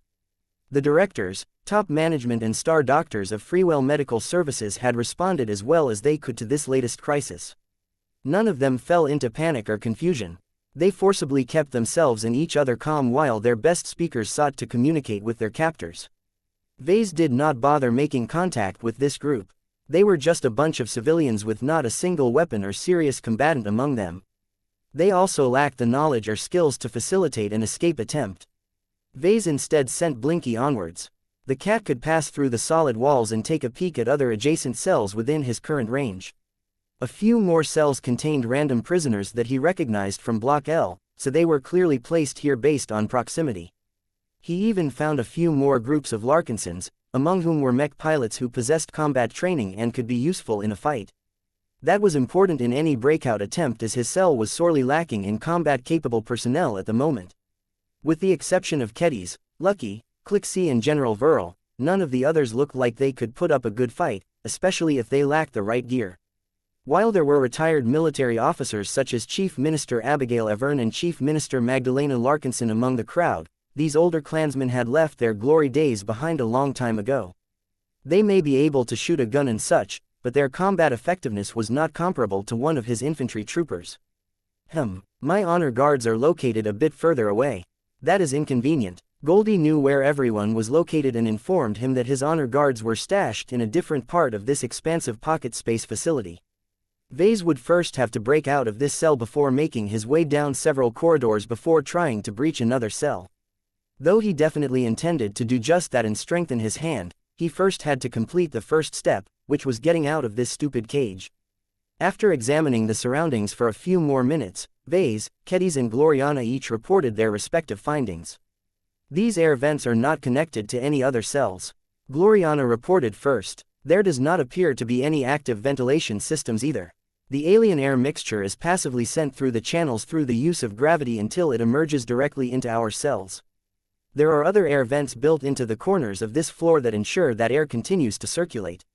Alexandria hadn't been able to find out more as the red companion spirit had reached the limit of her range before she could reach the end of the minuscule upper ventilation shafts. Kedis, Vase asked as he turned to the Sword Maiden.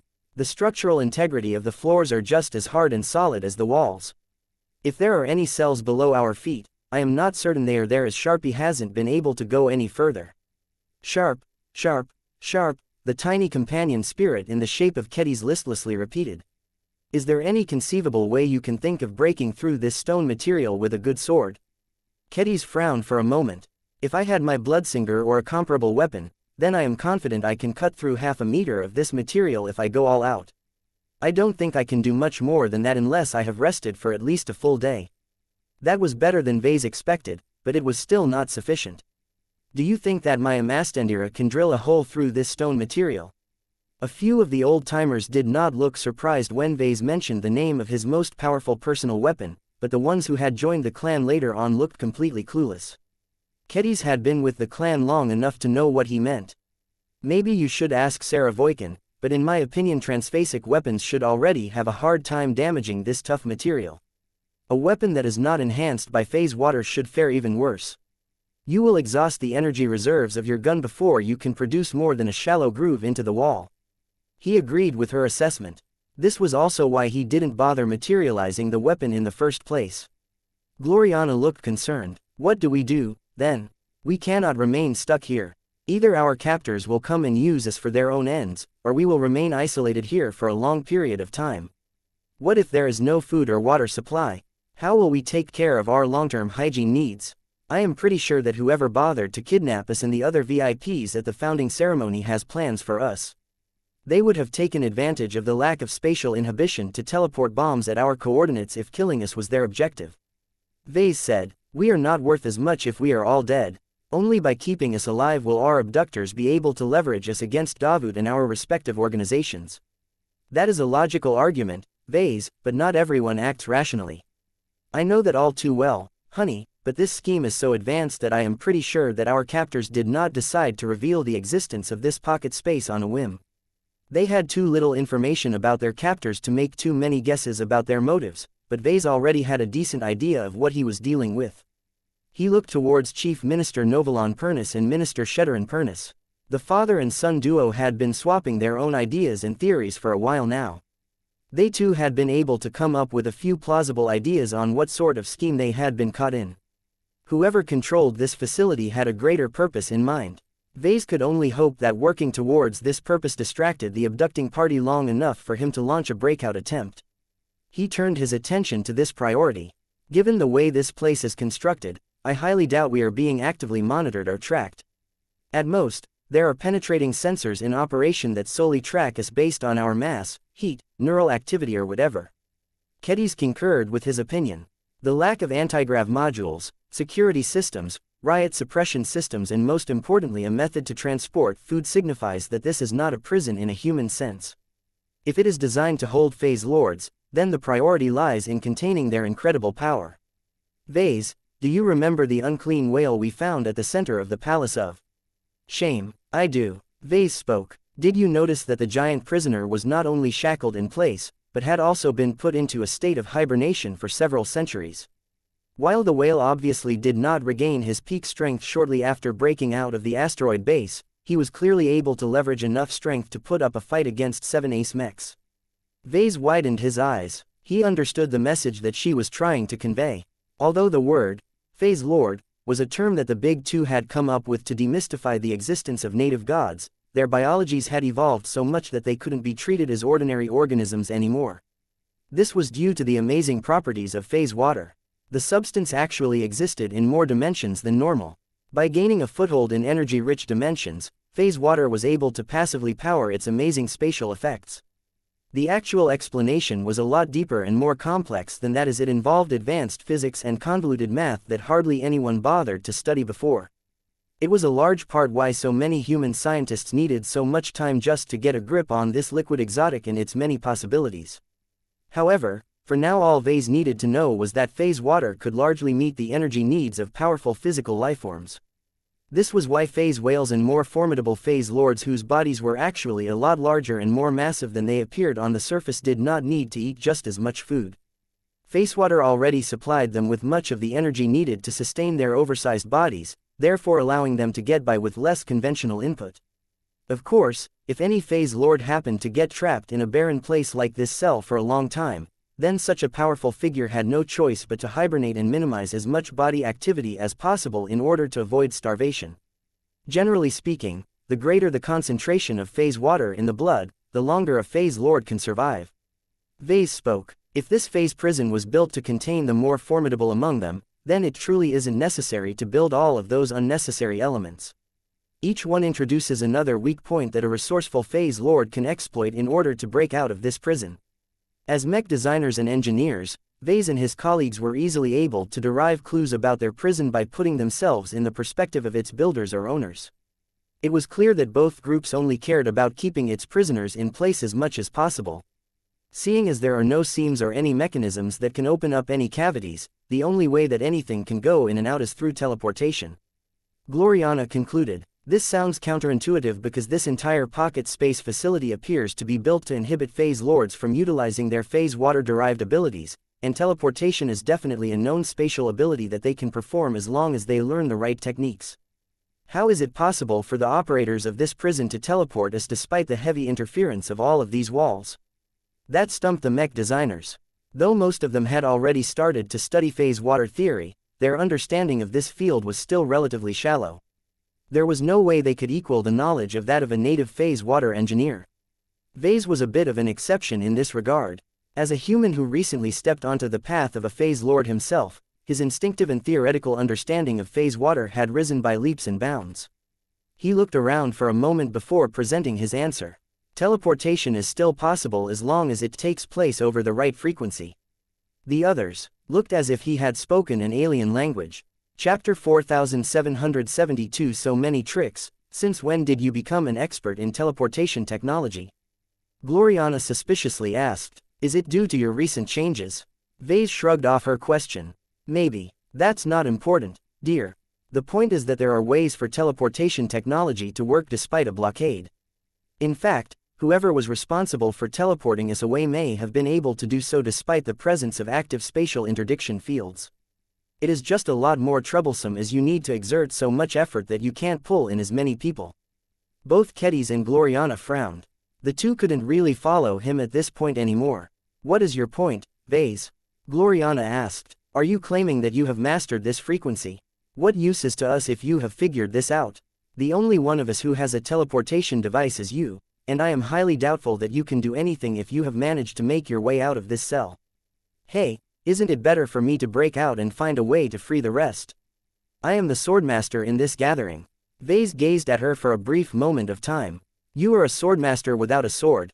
I have the Amastendira. Not only that, you don't even have any combat armor on you. A single attack will probably fell you even if you have Sharpie by your side.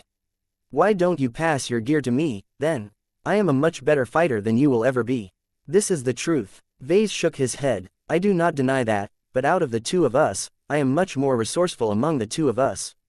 I have some experience in sneaking around and breaking out of prisons. This is crazy. You cannot be considering this. You are not a commando, Vase. You are confusing your identity. You are a mech designer. You don't belong in the field. Gloriana exclaimed. The other clansmen in the cell soon got involved as well. Hardly anyone among them thought it was a good idea for Vase to be the one to teleport out of this cell and find a way to find a control room that could free them all. Not only would this put the most important member of the Larkinson clan at great risk, but Kedis was clearly the more superior warrior among their gathering. After the Larkinsons kept trying to convince Vase in vain, he finally couldn't take it any longer. Shut up, he boomed as he amplified the voice transmitted by the speakers of this unending regalia. I am not making an impulsive decision here. There are good reasons why I am the best candidate. He banged his fist against his chest plate. First, I am clearly the most well-equipped among us, and I know my gear the best. None of you can make good use out of my unending regalia because you didn't design and build it by hand. He spread out an arm and channeled a few design spirits in quick succession. The golden cat briefly showed up again and waved at everyone with her paw. Nya. Lufa appeared and clasped his hands in greeting. xianxia briefly showed up and reared up to release a silent roar. Helena appeared as well and hovered behind Vase and placed her intangible hands on his armor in a show of support. I've got your back, little brother. The design spirits disappeared shortly afterwards, but the show of power had been enough to stun many of his clansmen into stunned silence. I am the only one among you who can do that. Even if the amount of help they can provide is limited, the ability to call them forward at least gives me more unconventional options. That might not be entirely true. Vase peeked at Marvane for a second. His son had already shown signs of taking after his father. That meant that the kid might be able to replicate this feat too one day. In any case, he still had a show to finish. For his final trick, he prepared to give everyone a glimpse of a recently acquired property that he had been doing his best to hide from everyone. He slowly lifted the suppression of his own glow. Soon, everyone in the cell became bathed by a glow. This was nothing new to the Larkinsons as they frequently fell under the influence of a glow anytime they strayed close to a Larkinson mech. When Vase had demonstrated his ability to call upon a hint of the design spirits under his sway, the clansmen also experienced familiar sensations. They had grown familiar with pretty much every glow that Vase had employed in his work. Whether it was the Solemn Guardian or Kalo, every high-ranking member of the clan had to be familiar with what their mechs were capable of in order to lead it properly. Yet what Vase exuded this time was completely different yet so familiar to all of the gathered clansmen.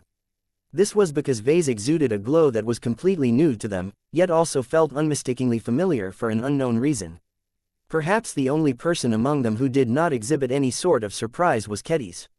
As a swordmaster, her intuition and senses were much stronger than anyone else's. She merely nodded as if she made an observation that confirmed her theories. I always felt you had grown a lot stronger than before, she said in calm acceptance. Since this is the case, it is truly reasonable for you to go out instead of me. I don't know what you can do with this glow of yours, but I have the feeling that I have only glimpsed the tip of the iceberg. She was right. Vase indeed hid a lot more surprises that gave him a lot of confidence in his ability to find a way to resolve this crisis.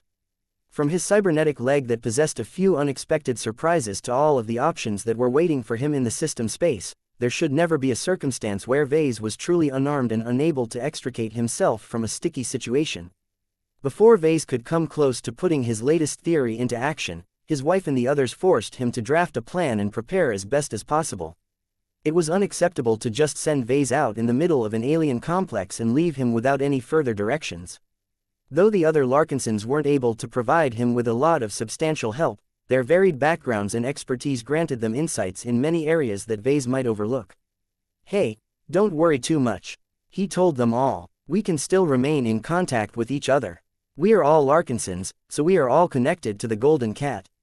I never had any reason to reveal this capability to you all before, but now that we have ended up in this difficult situation, I might as well unveil this to you so that we can maximize our chances of making it out of here alive. His closest people such as Gloriana, Kedis and a few other clansmen already possessed varying degrees of awareness of how the Larkinson network connected them all, but there were many more members of the clan who never realized that they could directly transmit messages to each other. Does that mean that you can do more than sense other Larkinsons? Chief Minister Novalon looked shocked. Yup, we can turn it into a full communication network, though I don't think Goldie will like it if we use it to transmit messages to each other when an ordinary electronic network already suffices. Can you connect to the clansmen who are trapped in the other cells? What about our people back in normal space? I can connect to both, Vase casually revealed. In fact, Goldie should have already been feeding information about our circumstances to the people that we have left behind. They are quite worried to say the least. Though there were many people who wanted to send out messages to the family they left behind, Vase raised his palm and forced everyone to quiet down. Stop, let's not waste more time. We need to figure out a way to get ourselves out of this predicament before whoever kidnapped us is ready to take the next step. I think I am as ready as I can be. If I truly need your help, then we can still remain in touch with the help of the Larkinson network. He spent a bit more time to console his worried children before he attempted to teleport himself out of this cell. Go kill the bad guys, Papa. Andraste shouted in encouragement. Please bring back a present for me. Marvane begged. I want to play with alien toys. Ha ha ha. I can't promise you anything, but I will certainly try to bring back a souvenir. Once Vase had mentally prepared himself for his bold and potentially dangerous venture, he turned around and approached the wall that was adjacent to the corridor. As everyone else in the cell went silent in order to give their patriarch a chance to succeed, Vase closed his eyes and concentrated. The Phase King descended into his mind once again. A rough map of the facility entered his awareness as the design spirit was able to detect a large quantity of transphasic stone construction in a large radius around his current location.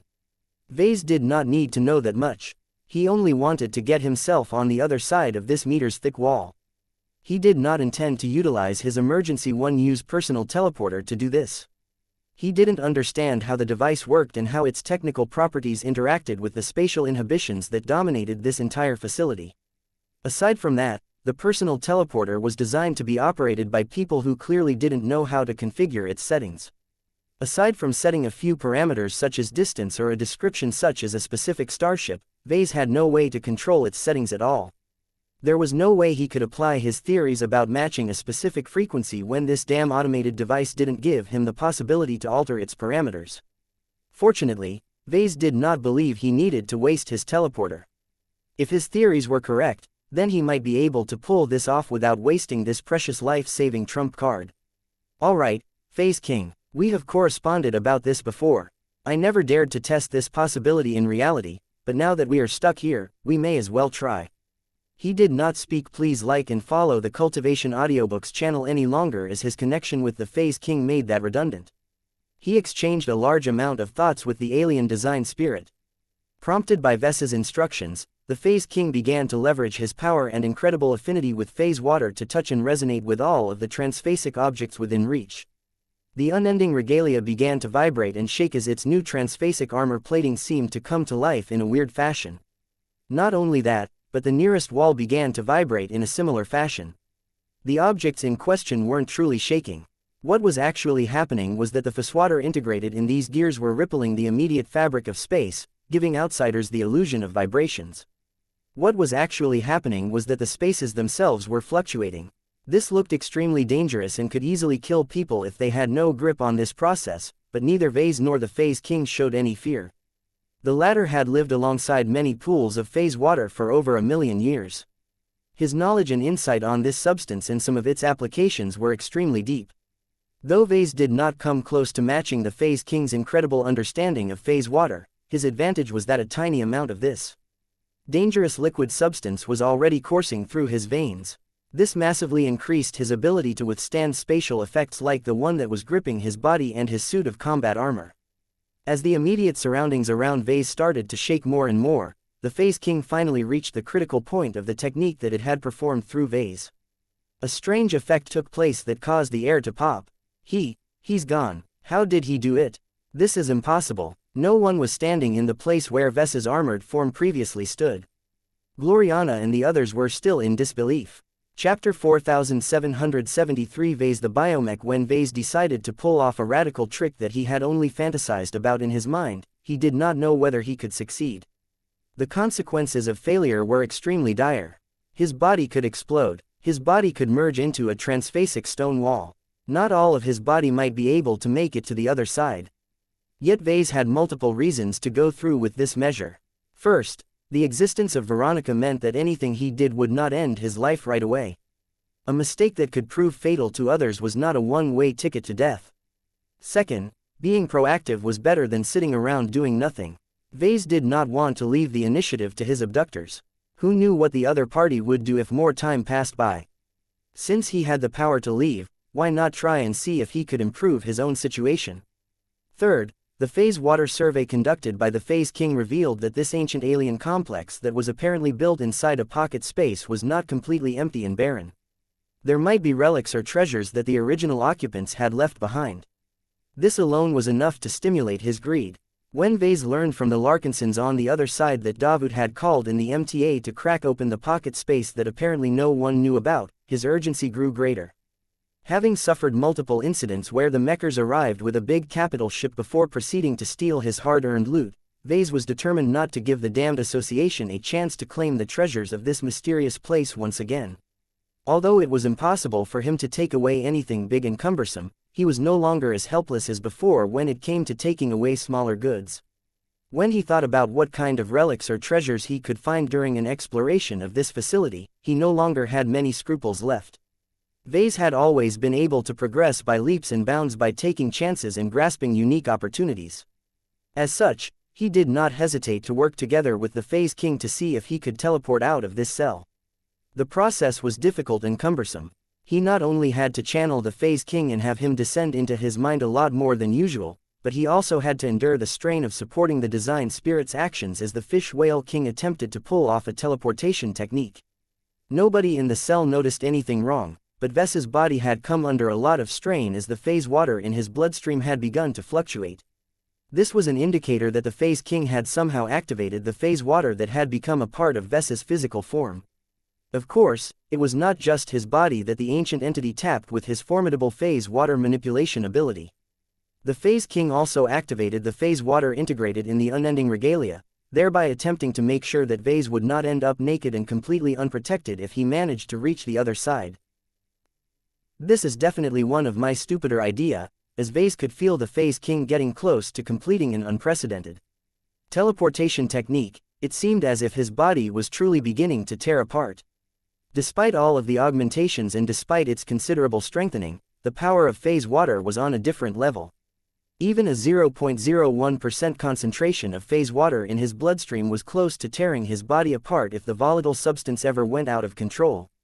The reason why he experienced so much body-tearing pain was because a weak, phase lord, like himself who barely took a single step onto this ascension path should never be able to pull off a teleportation technique at his current level of strength.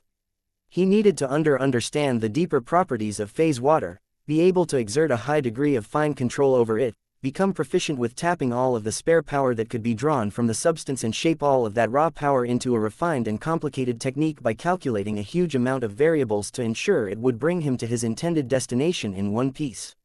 Vase understood a bit better now why his emergency teleporter did not allow ordinary people to control its mechanisms at all. There were way too many variables that could go wrong. Even though Vase himself couldn't even satisfy a fraction of those cumbersome requirements, the advantage that he possessed was that he did not have to do all of the hard work himself. He just needed to make his body and energies available to the Phase King. Right now, Vase had the strangest illusion that he had become a mech. More specifically, his resemblance to the Everchanger was uncanny. Both of them possessed the ability to load different design spirits into their being, though the expert mech was able to do this a lot easier as he was designed to operate like this from the start. At most, Vase imitated the Everchanger's function because they were both attributed to life. One of the distinctive properties of a life domain was that it got along remarkably well with other attributes and entities. This meant that if the Everchanger could channel different design spirits and even use this connection to borrow their power in order to perform a few minor techniques, Vase should theoretically be able to do the same at a smaller scale. Right now, it felt as if Vase had voluntarily surrendered control of his body to the Phase King, just as how the Everchanger freely allowed Venerable Joshua to control his enormous mechanical frame. Vase even gained a couple of subtle insights about what life was like for a living mech. Each time they interfaced with a mech pilot, the living mech had to extend a lot of trust and control to a human. This was a delicate process and one that could do a lot of harm to mechs that did not earn a lot of respect from their users. Vase also ended up in a similar position. By giving up control to the Phase King, the latter could do a lot of harm if he wanted. Just botching the current technique would definitely produce untold damage to his body. There was no particular need for concern, though. Vase embodied the Phase King on a deeper level, allowing him to understand the design spirit's thoughts and intentions on a more direct level. The same also applied in the other direction. If either of the two held any malicious intentions towards each other, then there was no way that Vase or the Phase King could hide their thoughts against each other. The bond they shared with each other was roughly comparable to the man-machine connection facilitated by a neural interface. Of course, even if Vase was a paranoid bastard by nature, he did not show much concern towards the Phase King. Both of them had established an unwritten contract a long time ago.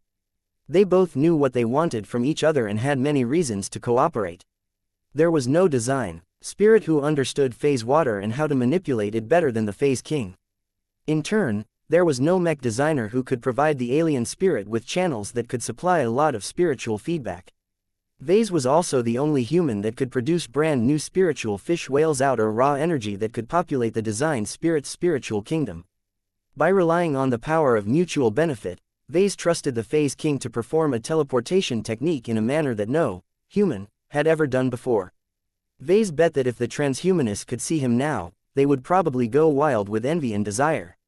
Only Vase knew that the mechers probably wouldn't feel as enthusiastic once they truly knew what was taking place. Come on, hurry up, I can't hold it much longer. His mental state as well as his energy reserves were depleting at a rapid rate.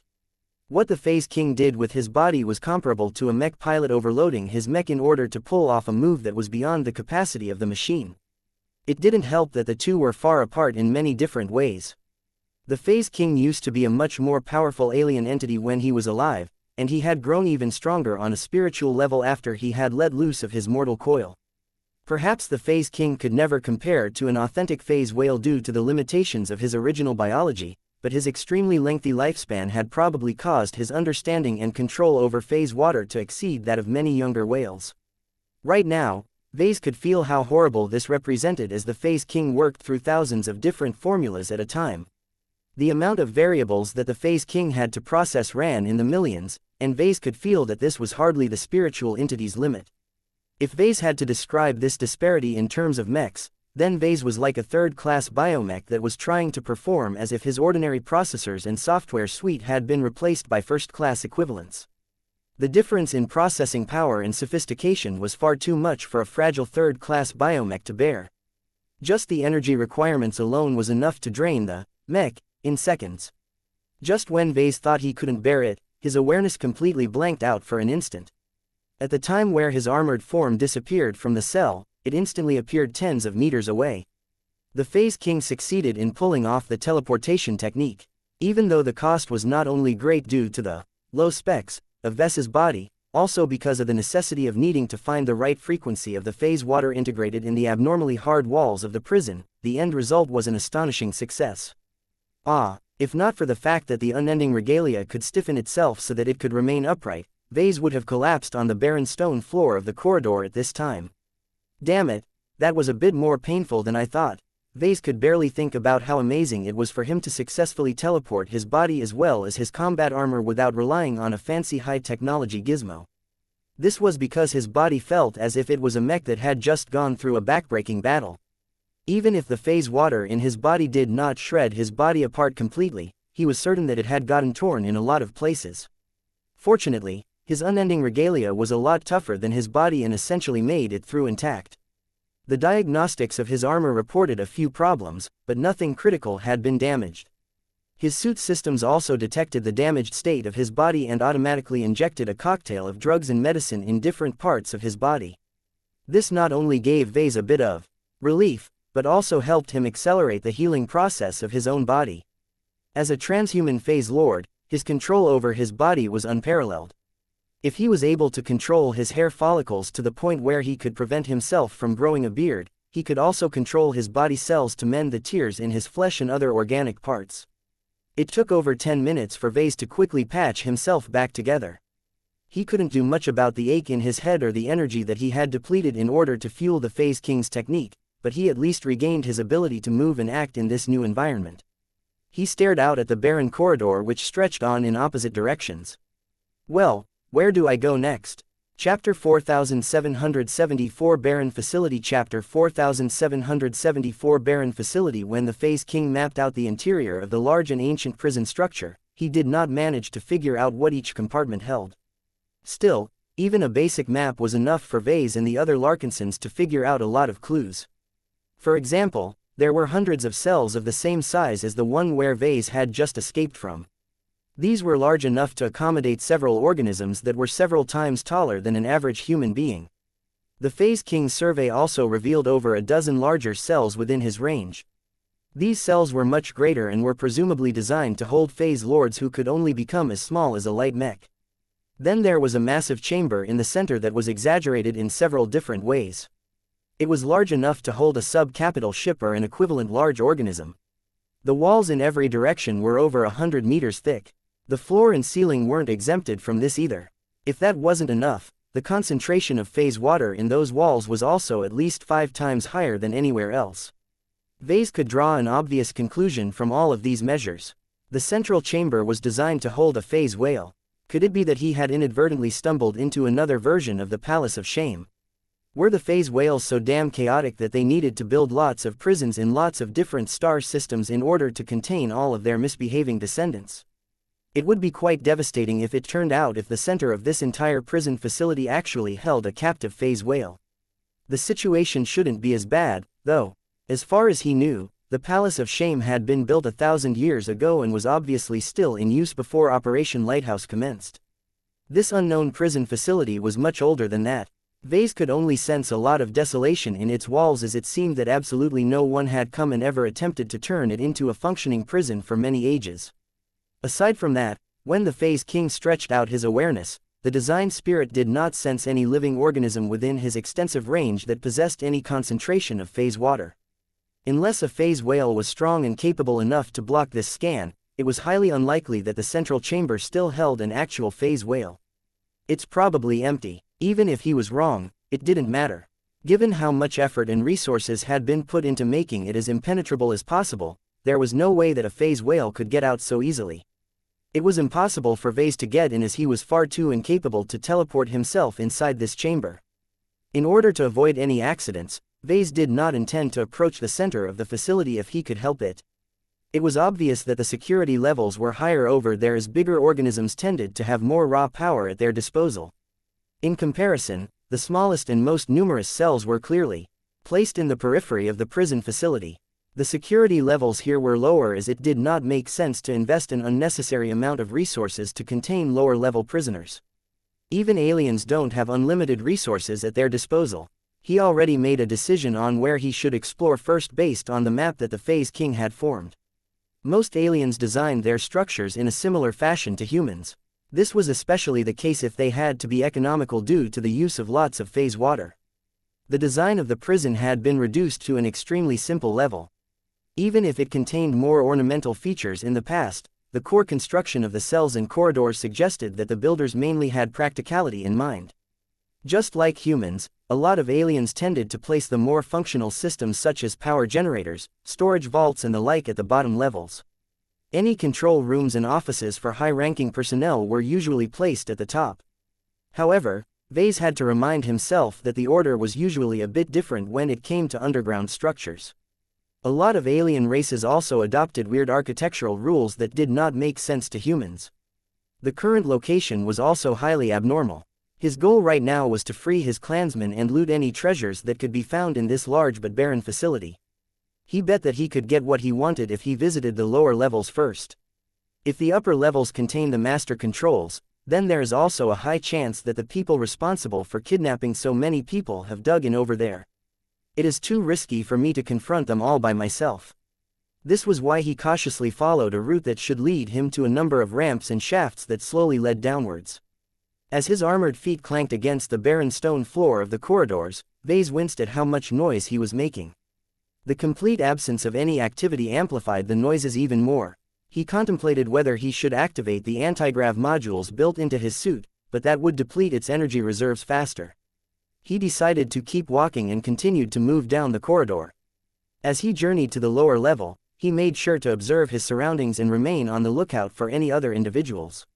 He even sent out Blinky and have him explore the cells around him. He also made his companion spirit take a look past different corners whenever possible. Vase found that it was incredibly useful to have a companion spirit as a scout. Although the distance limit was incredibly annoying, it was already helpful for Blinky to seamlessly pass through every wall and see whether the cells around him contained any prisoners. It turned out that only some of the cells on both sides of the corridors contained any occupants. The people that had been taken from the seating blocks were anything but normal. Each of them maintained control over themselves and did not go crazy or irrational for the most part. Even if there were weak-willed individuals among them who began to boil over due to the pressure, there were others that could put a stop to any misbehavior. Whether this would last, Vase didn't know. He had yet to see any signs of contact, and no one received any food and water as of yet. He had a hunch that whoever kidnapped these VIPs did not plan on keeping these valuable captives for an extended period of time. Vase hurried his steps after he made this tentative conclusion. He needed to make his moves faster in order to preempt whatever schemes the controllers of this facility had in mind. He only slowed down his steps when Blinky started peeking into the cells that contained all of the guards, both the private ones and the security guards. Working for the colonial government. Just as he expected, the guards had tried their best to employ all of the weapons at their disposal to forcibly blow a hole into the walls, but how could they possibly succeed? Cells that were built to contain powerful phase lords should definitely be able to withstand all of the massed firepower with ease. At most, the more powerful transphasic armaments might be able to chip the surface, but the guns quickly exhausted their energy cells or magazines in the process. Vase only stopped entirely when he knew he had come close to the cell that contained his honor guards. He did not let Blinky act sneaky this time. The Star Cat openly appeared in the cell containing both his honor guards. "Sir." Nida along with the other guards on standby had straightened themselves and saluted to the intangible cat. "Did you, Moreau?" The cat nodded. "That is great. Are you by yourself or do you have a team with you, sir?" Moreau, that is exceedingly dangerous and irresponsible. Can you free us from captivity? Let us perform our mission." Moreau. Vase continued to hold an odd conversation with his chief guard. Of course, he wasn't actually talking to his honor guards with cat sounds. He was actually tapping into the Larkinson network and using it to convey his words directly to her mind and vice versa. Once Nida discovered that Vase wasn't able to take his guards away from their cells, Nida felt glum due to becoming useless once again. There was nothing Vase could do about that. He first had to find a way to get them out, and he had yet to encounter any control interface or mechanism through his journey. "We will continue to wait here until you are able to free us. Our weapons are ready to eliminate any enemies that stand in your way and our armor can still resist a lot of attacks that dare to harm your life." Moreau. Blinky disappeared again as there was not much point in lingering any longer. Vase just wanted to reassure his guards and put them on a higher state of alert in case he found a way to release them from their cell. There has to be several control interfaces somewhere. A place as secure as this might only have one control room, but Vase did not think that was the case as it sounded a bit impractical and prone to failure. Having seen more the actual state of this barren and long-abandoned prison facility, he gained more insight into the design choices of its alien designers. Whoever commissioned or built this place really doesn't want any incidents to happen. If an unauthorized party truly managed to access a control center, then there has to be a backup one that can prevent a single person from freeing all of the prisoners. Vase became more certain that there had to be another control room in this large and expansive facility. Logically speaking, these crucial rooms should be placed as far apart from each other as possible. Normally, the center should be the most secure place to build a control room, but since it was occupied by a large cell that was built to imprison the most dangerous inmate imaginable, then it would be incredibly foolish to install the controls of the cells in close proximity. The odds are much greater that the primary or secondary control rooms are placed at the bottom. Even if he couldn't find one at the lowest levels, he would just have to explore the periphery of the facility until he managed to strike gold. As he started to descend several levels on huge ramps that were large enough to accommodate beings the size of mechs, Vase gained a better feel of the desolation of the entire facility. He was pretty sure that no one had walked this path in tens of thousands if not hundreds of thousands of years. Not even the unknown party that managed to take control of this place had disturbed the hallways in such a long period of time. This caused Vase to develop more ideas about whoever managed to take control over it. A number of possibilities became more plausible than others, but he had too little information to form a definite conclusion. Perhaps he might be able to gain more clues if he asked Ilvain, but the design spirit had yet to recover all that much from predicting all kinds of possible future events.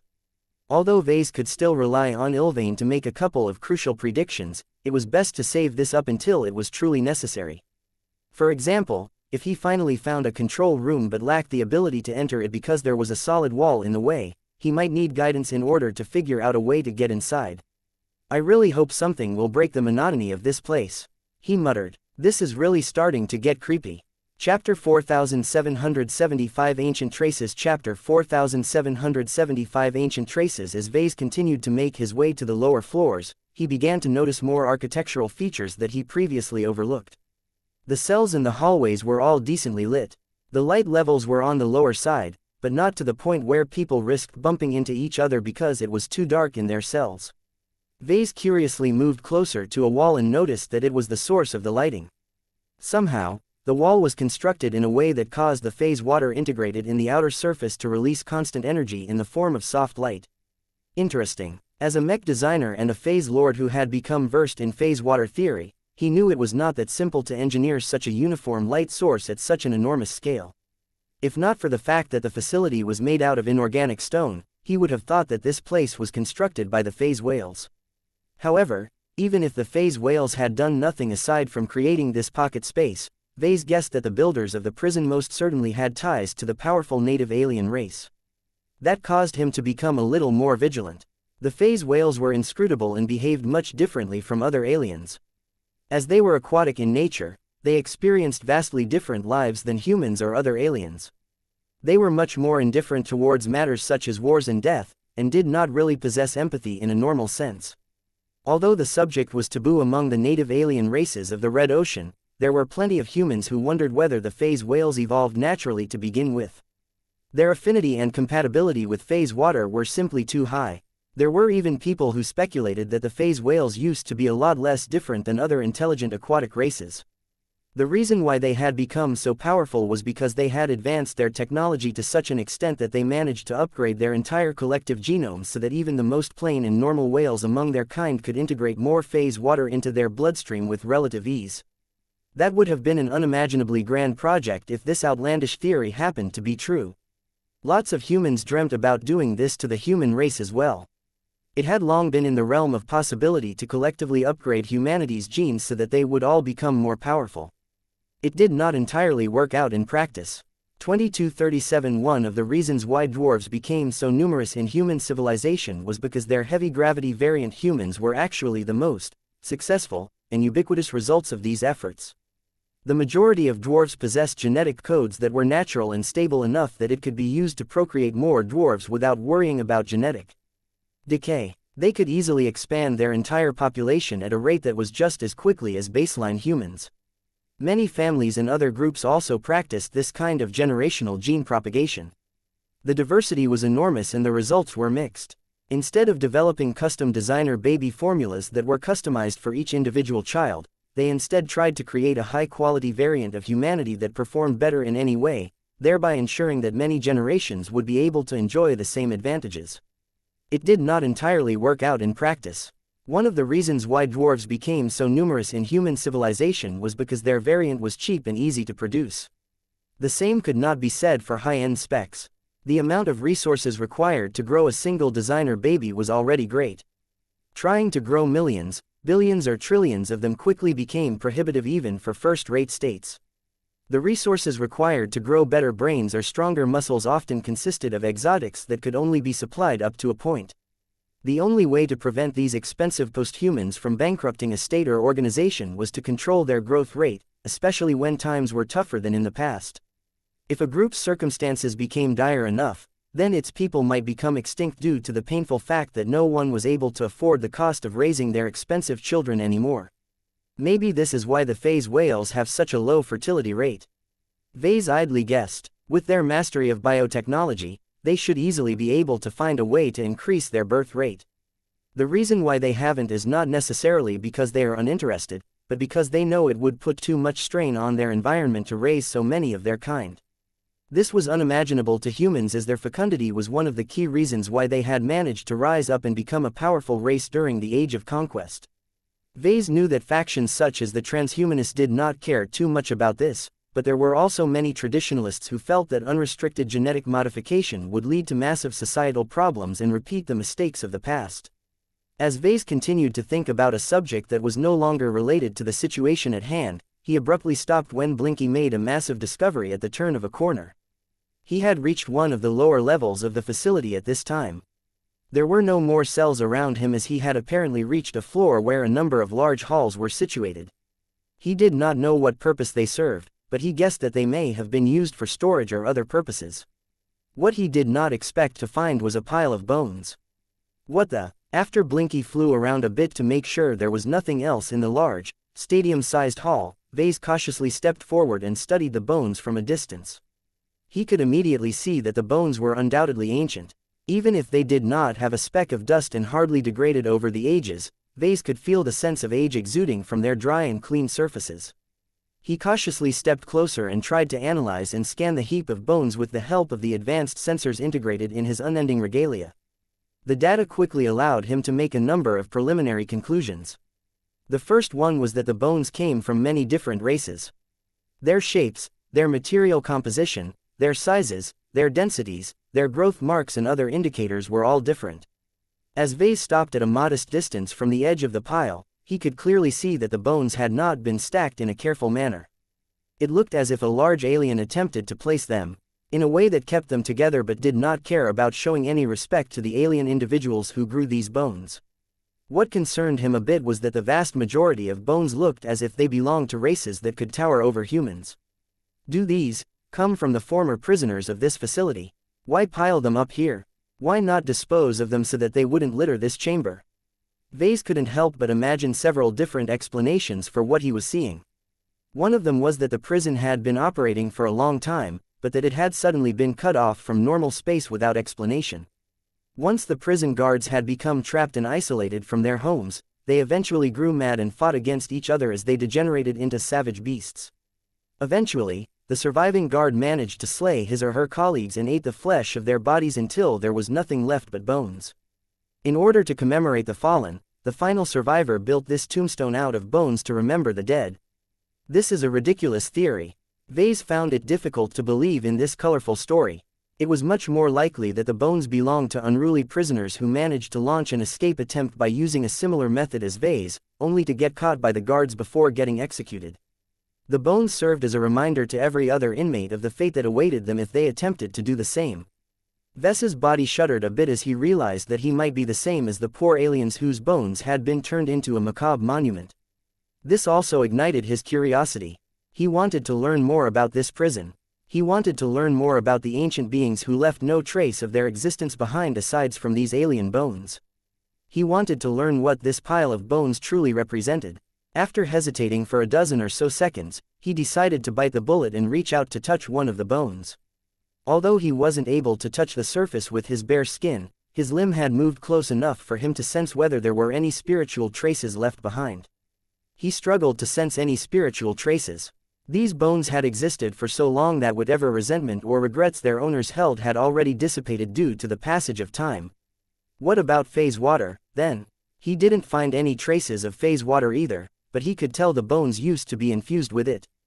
This was a strong indicator that the bones used to belong to captive phase lords who were too powerful to be contained in ordinary prisons. Where did all of the phase water go? Vase complained. It would have been marvelous if the bones held significant concentrations of phase water.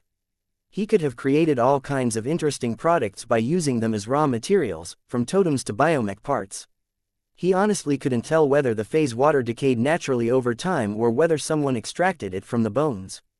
He felt that the former was more likely as the bones did not exhibit any traces of rough handling. As Vase became frustrated at how little these bones could tell him, he suddenly remembered that he might know a certain eldest sister who could derive more clues from this obvious monument of death. Since Vase did not intend to channel Helena's power, it was a lot more straightforward to call forth her manifestation. He carried small totems of every design spirit on his person. A gray-robed lady with a dark lotus flower in her hair appeared in front of Vase.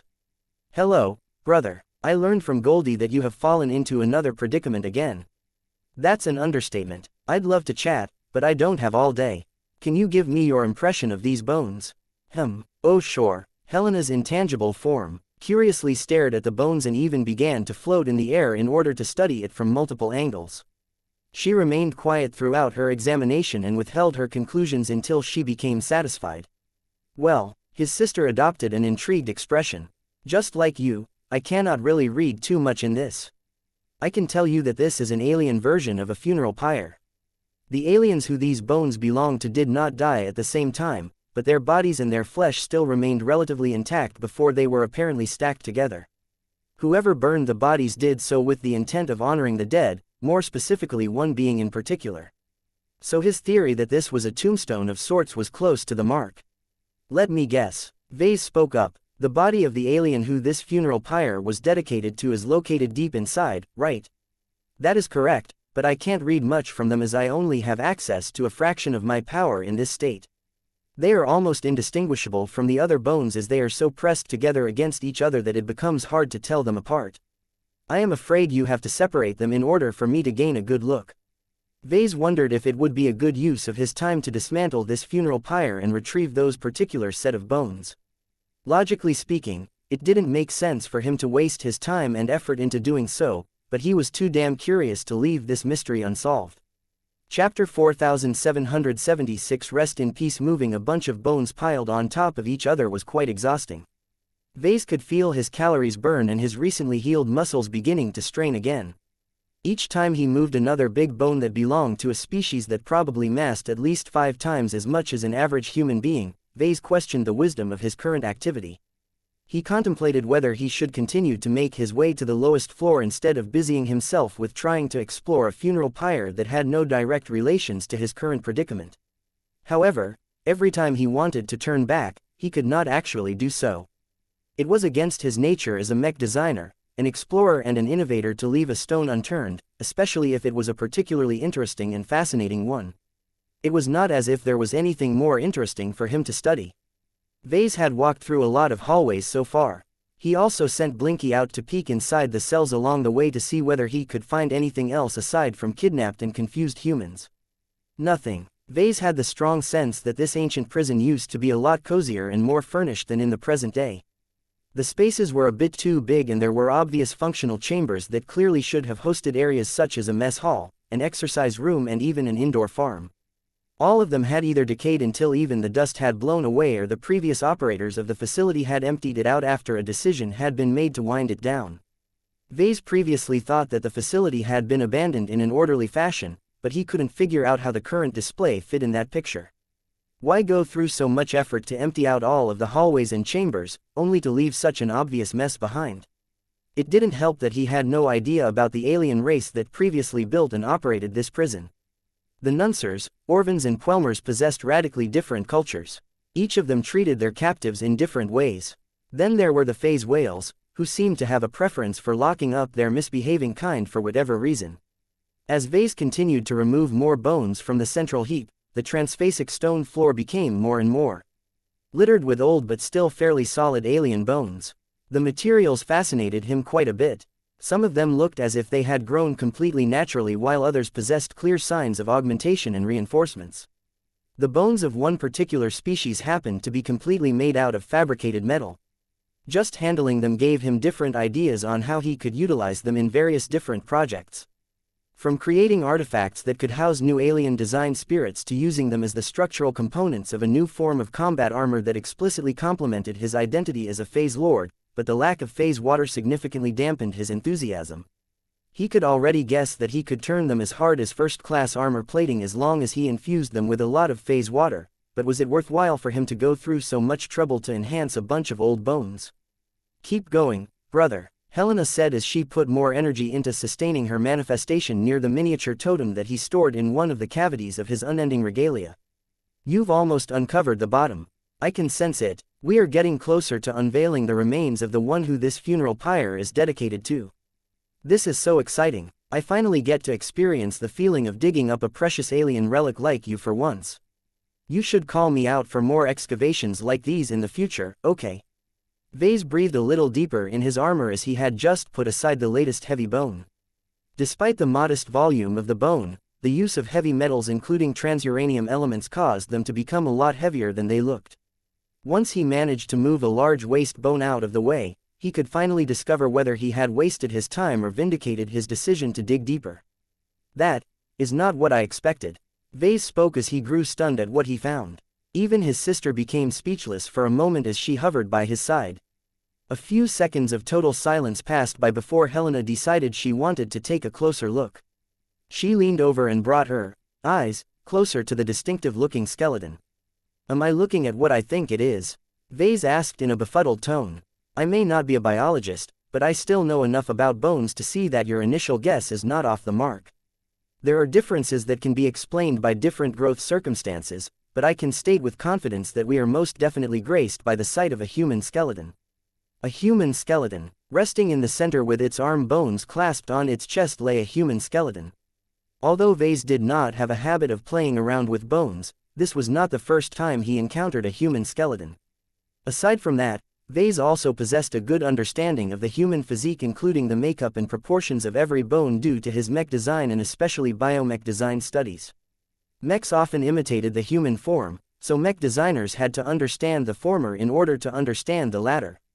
This was why he agreed with Helena's assessment and knew for certain that this was undoubtedly a human skeleton. How the hell did a human skeleton end up in this ancient alien prison facility? Vase questioned. Did I misjudge the age of these bones? Maybe an unlucky pioneer or colonist accidentally stumbled into this pocket space in prison and somehow ended up in a fight against the descendants of ancient prisoners. Helena shook her head. That cannot be true. The passing of time is too obvious in all of these bones. The aura of death that they had once been saturated with has almost entirely dissipated, leaving little else but dust behind. The human skeleton has lingered here just as long as the larger alien bones that you have handled. They come from the same period of history. This is too ludicrous. How can this happen? Is it possible that we are looking at an altered Orvan skeleton instead? Of all of the varied native alien races of the Red Ocean, the Orvans resembled humans the most. Yet even then, no one would be able to mistake an Orvan for a human. Don't be silly, Vase. This skeleton most clearly has one pair of eyes instead of two. Orvans are also taller than average. There are also other differences in the growth of their bone structure that are obviously different. This is a genuine human skeleton. How? Vase could not explain how a human skeleton ended up so far away from the Milky Way in old Earth where their race supposedly originated from. Shouldn't ancient humans still be living in caves and hunting mammoths at the time the owner of this skeleton ended up in this pocket space prison facility? As Vase continued to puzzle over how he could reconcile this find with what he knew of established history, his sister paid attention to an entirely different matter. We are looking at a genuine historical record that can definitely change humanity's perception of its own ancient past if we reveal its existence. Helena exclaimed. Do you think I can earn credit for this discovery even if I don't have an actual identity in human civilization? That will never happen, Vase insisted. There were far too many things that could go wrong with such a revelation. Humanity had always believed that it was a young race that rose up from old Earth in relatively recent history and rose to dominance like a rocket. This short but proud history had given the human race a lot of confidence. Whereas many other races had risen to the stars much earlier but barely managed to occupy a few star sectors in the Milky Way, humans had already conquered half of the galaxy in a fraction of the time. If anyone came out with strong proof that humans had not only treaded the stars much earlier than that, but also insinuated that old Earth might not be the planet where they originally came from, then all hell would break loose. The Terrans will kill us if we try to spread this discovery. The smug but powerful Terrans always took an inordinate amount of pride for maintaining control of humanity's ancestral home planet. Not even the Big Two could take it away from them, as any attempt at doing so would cause the Greater Terran United Confederation to launch a doomsday war against the rest of human space. In fact, even the Big Two would do their utmost to suppress the news and silence Vase, perhaps permanently. The myth of humanity's prodigal rise was far too valuable. Damaging it would damage the confidence of every single human, causing them to become more timid to the point where they no longer dared to conquer alien territories anymore. Interesting. His spiritual sister spoke as she poked her intangible finger through the skeleton. Interesting. What is interesting? You should take a closer look. No, just touch it. I think you will be pleasantly surprised by what you will find. Vase reluctantly did what she suggested and leaned over to touch one of the leg bones of the skeleton. What the? Do you feel it? Helena grinned like a sister who just introduced her younger sibling to an awesome new toy. You can feel it, right? These bones are anything but ordinary. They may look like they come from a random human body, but they are much, much more than that. You just need to infuse a little life into them to activate their dormant potential. Even though Vase did not touch the bones directly, he could feel as if a hungry void attracted his spirituality. It was as if Vase had just come across a battery that had remained empty for many ages. What would happen if Vase decided to charge this battery for a bit? Would he be able to activate the functions associated with the bones? His curiosity overruled all concerns. He wanted to know what would happen if he fed this dormant beast. Against his better judgment, he cautiously transferred a trickle of spiritual energy. The leg bone eagerly slurped up his life-attributed energy and seemed to come to life in an incredibly noticeable manner. What? The bones actually began to light up for no apparent reason. Vase examined the leg bone a lot closer but couldn't see or sense the presence of any circuitry, electronics, spiritual constructs or anything. The spiritual energy he donated was simply settling into the leg bone as if it had entered a pool that had literally been dry for ages. A small part of his spiritual energy even spilled over to the adjacent bones. Their hunger and eagerness to fill up their empty pools were even greater. I think one fact is clear. He spoke as he slowly let go of the bone to see whether it would do anything with the infusion of energy. What is that, Vase?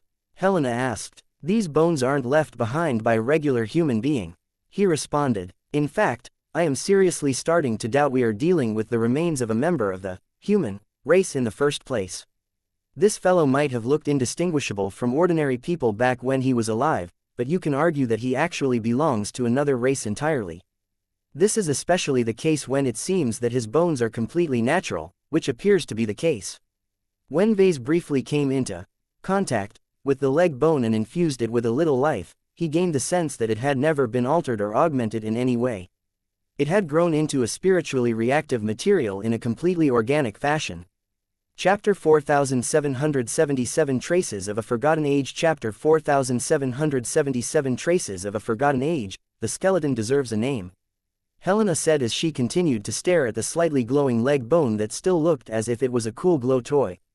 I think that we will be working with it a lot now that we have discovered it. I know you well enough that you will never let go of this discovery, no matter what the big two might think about its existence.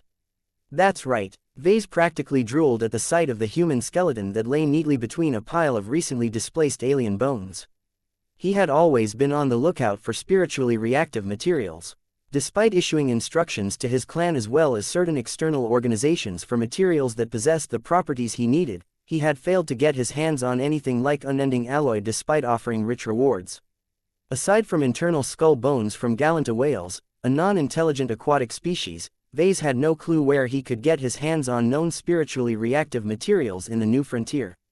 These apparently human bones presented him with a pleasant surprise.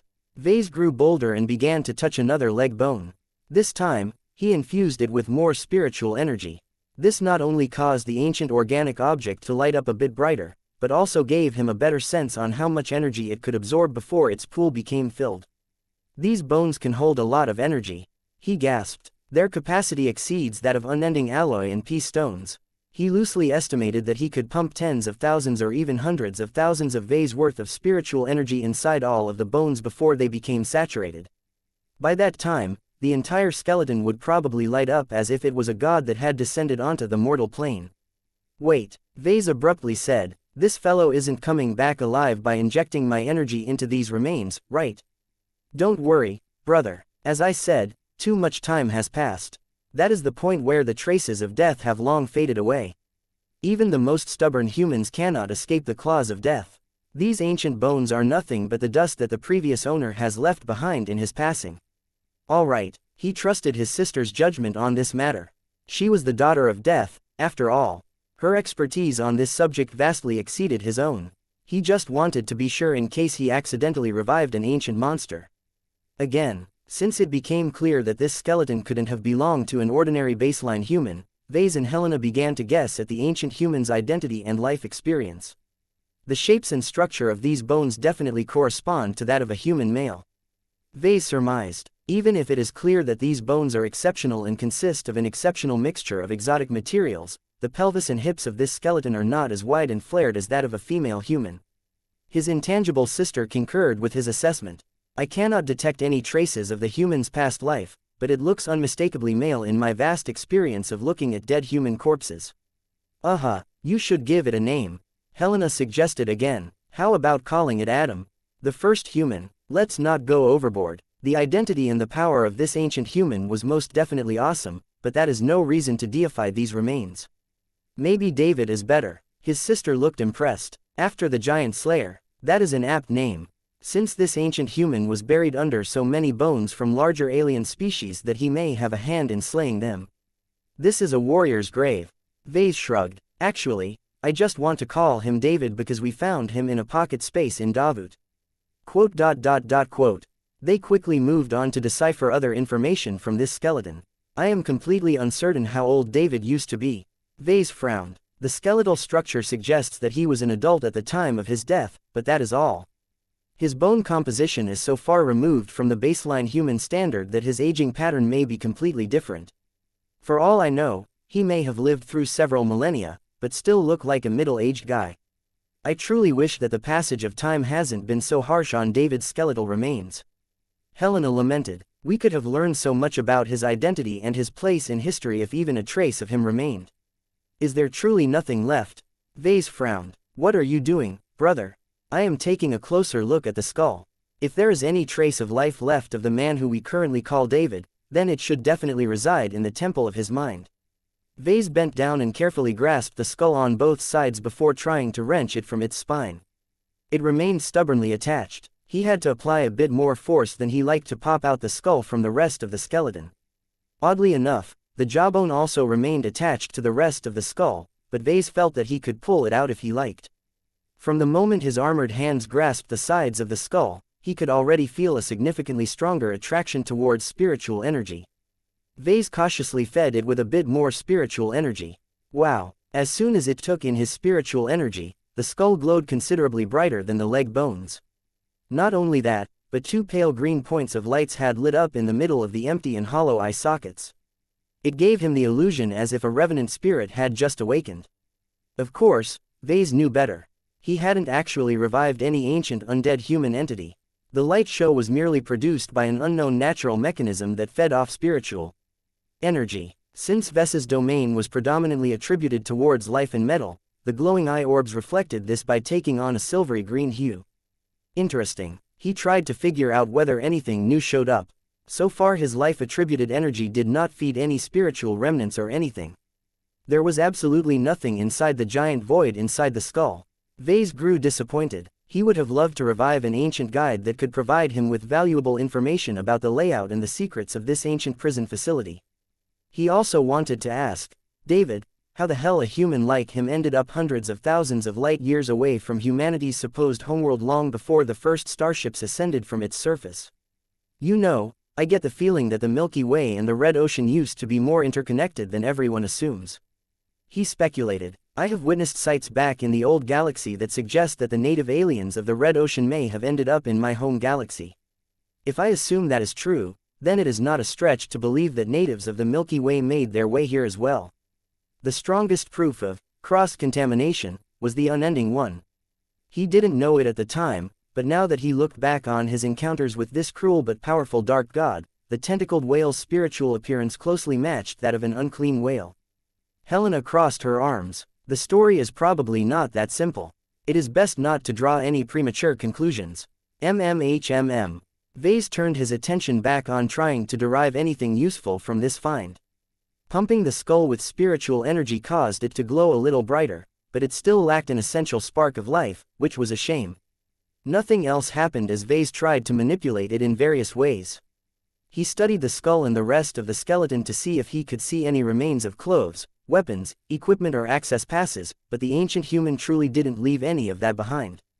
That was another disappointment. Although Vase had become incredibly interested in David's story and the properties of his remains, none of this provided him with any immediate help. He hadn't forgotten about his original purpose. Before Vase was ready to wrap up this examination, Helena raised her palm. Wait, let me give this a try. Can you take back the energy you put into the skull? Sure. Once he did so, Helena's intangible form slowly approached and placed a palm against the side of the human skull. Soon, a trickle of death energy entered the skull's giant pool, causing it to glow in a darker and more ominous tint. I knew it. This skull can not only absorb different elements, it can do so without exhibiting any obvious bias. The two energies began to cycle around each other like a typical yin-yang symbol. The interplay between life combined with metal on one side and death on the other side seemed to form, and Vase looked at David's skull with astonishment. The eye sockets which previously held two silvery green points of light now held a pair of dark gray orbs. The skull had taken a much more ominous vibe. Vase subjectively felt as if he was holding a colder object in his arms, but that was just an illusion created by negative energy. Can you do anything else with it now that you have pumped it with your energy? Vase asked his sister. If this is the extent of what you can do, then this doesn't really change anything. A skull that could hold different spiritual energy attributes was not functionally different from pea stones and unending alloy. It was hardly worth getting excited over alone. Why not try injecting your own energy into it again? Don't drain my energy away this time. I am curious to see what will happen. He shrugged. Okay, sister, but I don't think anything special will happen. I have tried that before with pea stones. The only thing that happens is that they will get jumbled together and turn into a compound mush. As Vase cautiously injected his own spiritual energy into the skull again, it did not do what he expected it to do. Instead of blending with the death energy that Helena had provided earlier, the two energies remained separated from each other. Vase became a lot more alert all of a sudden. That isn't supposed to happen. The injection of spiritual energy from two different entities seemed to trigger an unknown mechanism that caused the skull to exhibit more activity. The two energies began to cycle around each other like a typical yin-yang symbol. The interplay between life combined with metal on one side and death on the other side seemed to form an engine inside the skull. The eye sockets began to change as well. One of them glowed in silvery green while the other in ominous dark gray. I knew it, ha ha ha. Helena suddenly cackled. Our mother would definitely be interested in what we have discovered today. Vase remained confused. What's the big deal? I know who David used to be. Our mother told me stories about them. If I am not mistaken, you are looking at a primordial form of the human race. Wait, what? Primordial form? This skeleton is nowhere close to that of a baseline human. His sister glanced at him as if he was an idiot. The variation of humans you call baseline, or anything but normal, you silly brother. They are not the default form of the human species. They are, well, they are the low-end version of what humans could be. David is an older and less downgraded version of humanity. He used to be so powerful back when he was alive, and he didn't even have to work as hard as normal humans in this day and age. Do you understand now, Vase? David is a relic of the most glorious period of human history. You might think that the age of conquest is already impressive enough, but you know nothing of the age where human gods such as myself used to be a lot more common than in the past. And that makes you so excited because, don't you see, Vase? With a lot of creative processing, David's skeleton can easily be used to reconstruct a human body for our mother. Not the superior mother, but your original mother who gave birth to you at Cloudy Curtain. Really? Chapter 4778 Primordial Chapter 4778 Primordial. What Helena said at the end shocked Vase beyond his wits. If there was one big regret in his life, it was his sorrow that his mother hadn't lived long enough for him to grow up under her care. Though he had reached the age where he no longer particularly yearned for his mother's care, he still possessed a lot of affection for the woman who gave him birth and provided him with his happiest early memories. Even though the current version of his mother diverged considerably from the gentle and pleasant woman that he remembered from his past, that did not change the fact that he loved her like any child would feel towards a parent. If there was a way for him to bring Cynthia Larkinson back to life in the flesh, he would definitely pounce on the opportunity. No matter how difficult it was or how many resources he had to expend in order to make it happen, he would find a way to get it done so that his father could finally spend the rest of his life with his loved one in a more ideal fashion. Vase stared at this skull which seamlessly contained spiritual energy from two different sources without mixing them up. He did not know why this was important or how it was related to bringing his mother back to life, but he needed an explanation from his spiritual sister. He turned towards her. Right now, the woman glowed with so much joy that she looked as if she had literally risen from the grave. You need to tell me more, Helena. Start with explaining the differences between baseline humans and these so-called primordial humans. They are both humans, just like how dwarves are humans that just happen to be built differently. Helena replied. The differences between modern baseline humans and ancient primordial humans cover other areas, though. In your world, it is similar to the differences between a budget mech and a premium mech, no, expert mech. Are you calling modern humans like myself the cheap and inferior version of the human race? Vase frowned. Baseline humans are not inferior, Vase. It is not my intention to insult this group. They are a product of their times, and the same applies to primordial humans. Many eons ago, Human society, as you can call it, used to be a lot grander. The humans that lived at that time were all powerful beyond what you can imagine. These were glorious times, and one that cannot be equaled anymore because the galaxy is no longer able to sustain primordial humans anymore. Although Vase had already speculated that this might be the case, he still couldn't remain skeptical of this outlandish story. Weren't humans supposed to be cave dwellers on Earth at the time? Oh, Vase, hey, it is a legitimate question. This is not an easy question to answer. Helena answered in a more reluctant tone than before. Our mother has given me a history lesson, but she merely brushed over the major events. I suspect that she does not know much about those periods either. What I can tell you was that a cataclysm occurred that fundamentally broke the Milky Way and possibly regions. The galaxy never became the same again, and much of what made primordial humans great could not be repeated anymore. Do not ask me what happened next. I can only say that after all of the dust has settled, primordial humans have left the stage, and the group that you call baseline humans have become the dominant strain. Quote. This was a heavy history lesson, even if it was woefully light on the details. Vase had so many questions that he didn't know where to begin. Let me guess. Vase eventually spoke. The reason why David's skeleton is a suitable raw material to bring our real mother back to life is because she is also a primordial human, right? Helena gave him a brilliant smile.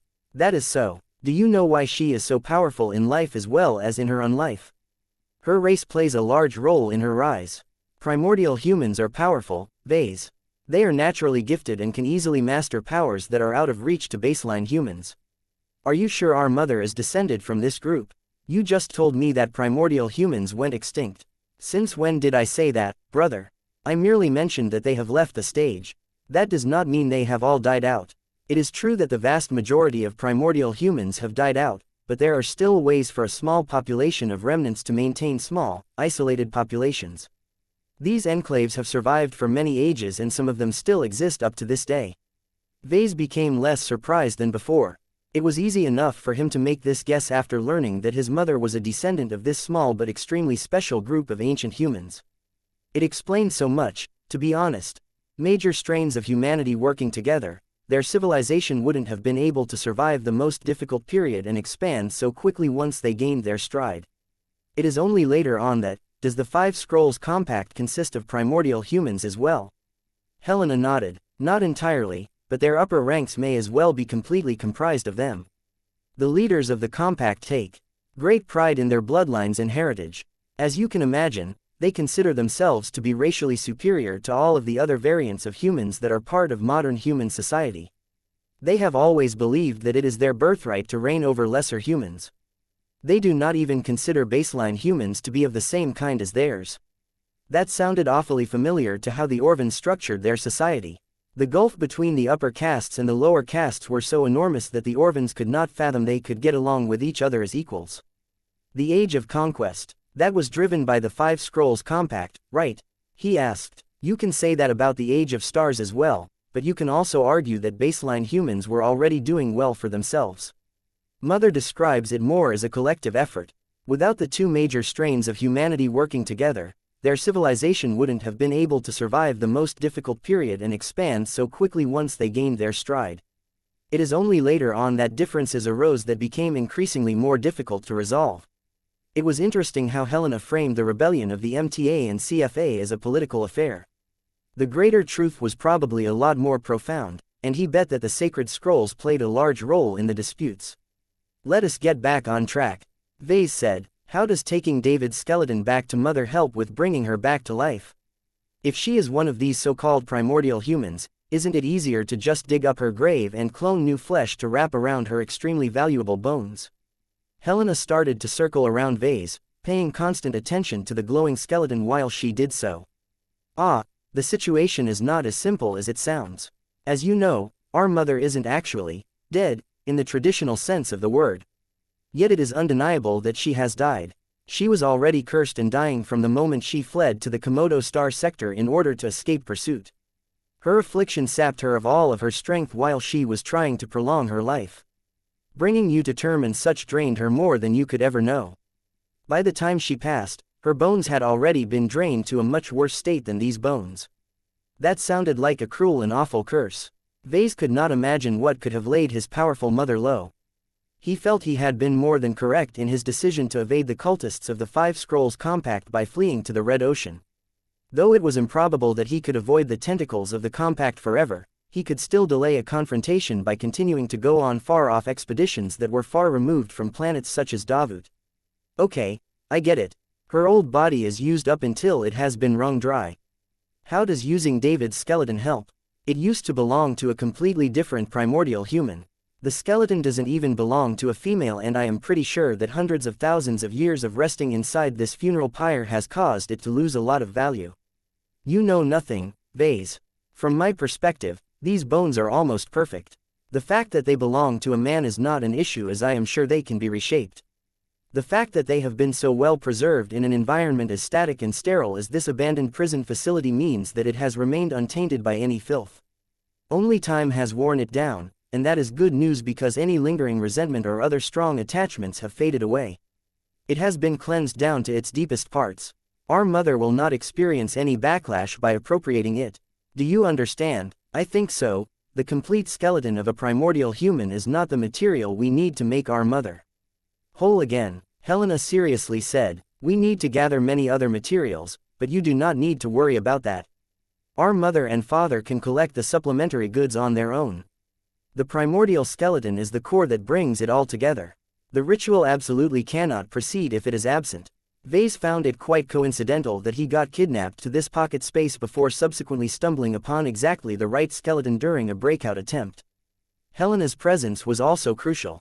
If she hadn't been around to encourage him to dig through this pile of alien bones and identify the extraordinary origins of the skeleton, then he may have missed this crucial find entirely. Although Vase was still interested in trying to get to the bottom of David's story, that was not as important as securing these bones for himself. We can't leave this behind to the MTA, he spoke. Will the Mechers be able to recognize the remains of a primordial human? Yes, Helena simply replied. Okay, then we will need to take it away before the association arrives. How will you do that, Vase? He grinned behind his helmet. I have just the trick. I have been waiting to pull this off. I think that the bones are just small enough that I can get away with pulling off this move. He carefully put down the glowing skull and carefully pulled a few hand bones from David's remains. Vase studied them for a moment before he opened up a storage compartment in his unending regalia that offered enough room for him to stuff the hand bones inside. Let's see whether this works, he spoke. His body shifted in an abrupt fashion. Helena noticed the oddity but did not spot any differences. Of course it wouldn't be that easy.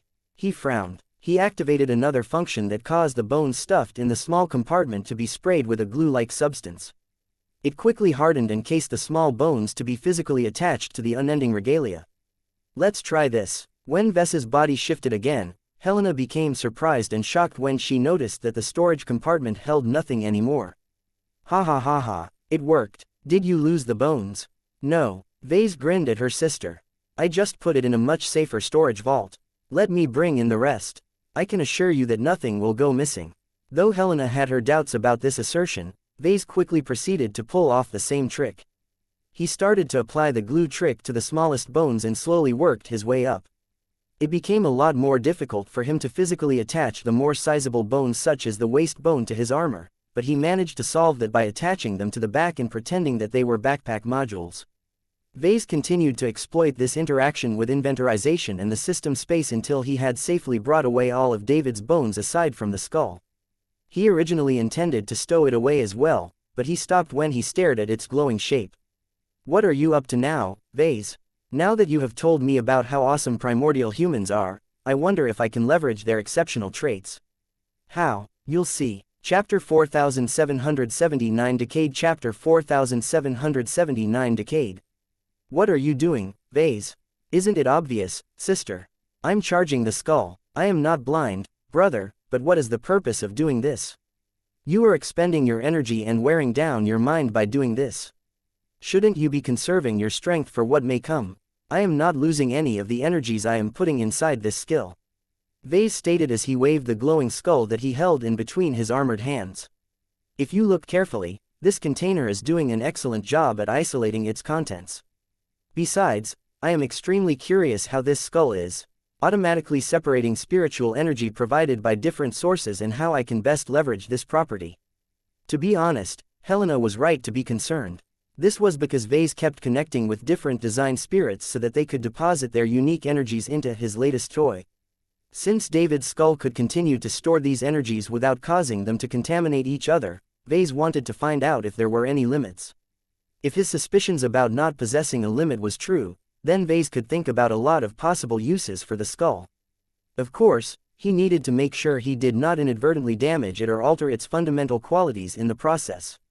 He wanted to see if he could find a practical application for this object that would provide him with a bit of additional assistance in this time of need. It certainly seemed powerful enough to hide a lot of potential uses. He had a feeling that Master Benedict Cortez would probably go crazy if the man found this magical skull. Although Vase did not have a good understanding of what primordial humans and their bones were capable of, he could already conclude that David's skull was absolutely more remarkable than Object 335, which was meant to become the heart of the Geist system that he developed for his upcoming expert stealth mech. Vase interrupted his current activity of channeling different spiritual energies into David's skull and directed a perplexed expression towards his sister. After moving on from the disassembled pile of bones, the two had resumed their journey to the bottom of the ancient prison complex. His sister looked a lot happier than before. Finding the well-preserved skeleton of a powerful primordial human that somehow got stranded in the Red Ocean over 100,000 years ago had been an unexpected gift to her. The Oblivion Empire that their mother had built in the Nixian Gap secretly spent a lot of effort searching for one, but the chances of finding one was practically nil. Too much time had passed in the Milky Way for such remains to be lying on the streets. Helena knew that the influence of the Five Scrolls Compact was too pervasive. Whether it was the Age of Conquest or the Age of Mechs, the Compact maintained a lot of reach. The secretive cult's tentacles had stretched to every star sector, and it had raised countless subordinate organizations that could search for anything of interest. It was obvious that the Compact would have an extremely high interest in retrieving any primordial human skeletons that hadn't already been destroyed by aliens or the ravages of the galaxy. After all, if Cynthia Larkinson could bring her corporeal self back to life and mend the wounds to her most inner core, then so could the highest practitioners of the Compact.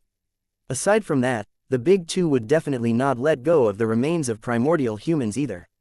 Helena's eyes narrowed for a time when she went over the horror stories that her mother passed on to her. The Mech Trade Association especially rankled her due to how far it was willing to go to chase after ultimate power.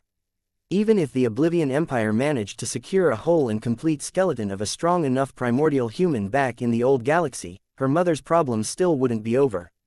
Depending on how much it became exposed to the environment, it could have become contaminated with all kinds of messy elements. If the skeleton also came from an individual who had only died fairly recently, then the strong imprint and attachment to the bones made it virtually impossible for others to make use of it. The remains would have to be refined over a long period of time with resources that were pretty much unattainable to the Oblivion Empire.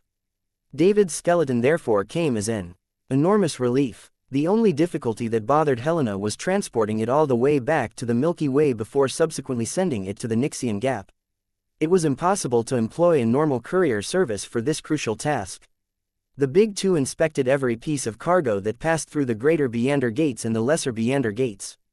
There was no way a primordial skeleton could ever get through without triggering a lot of alarms. The only other way to bring David all the way to the Nixian Gap was to have Vase use his strange and surprisingly effective dimensional storage capability to his advantage to smuggle the precious primordial skeleton over in person. She didn't know how her brother would respond to such a request.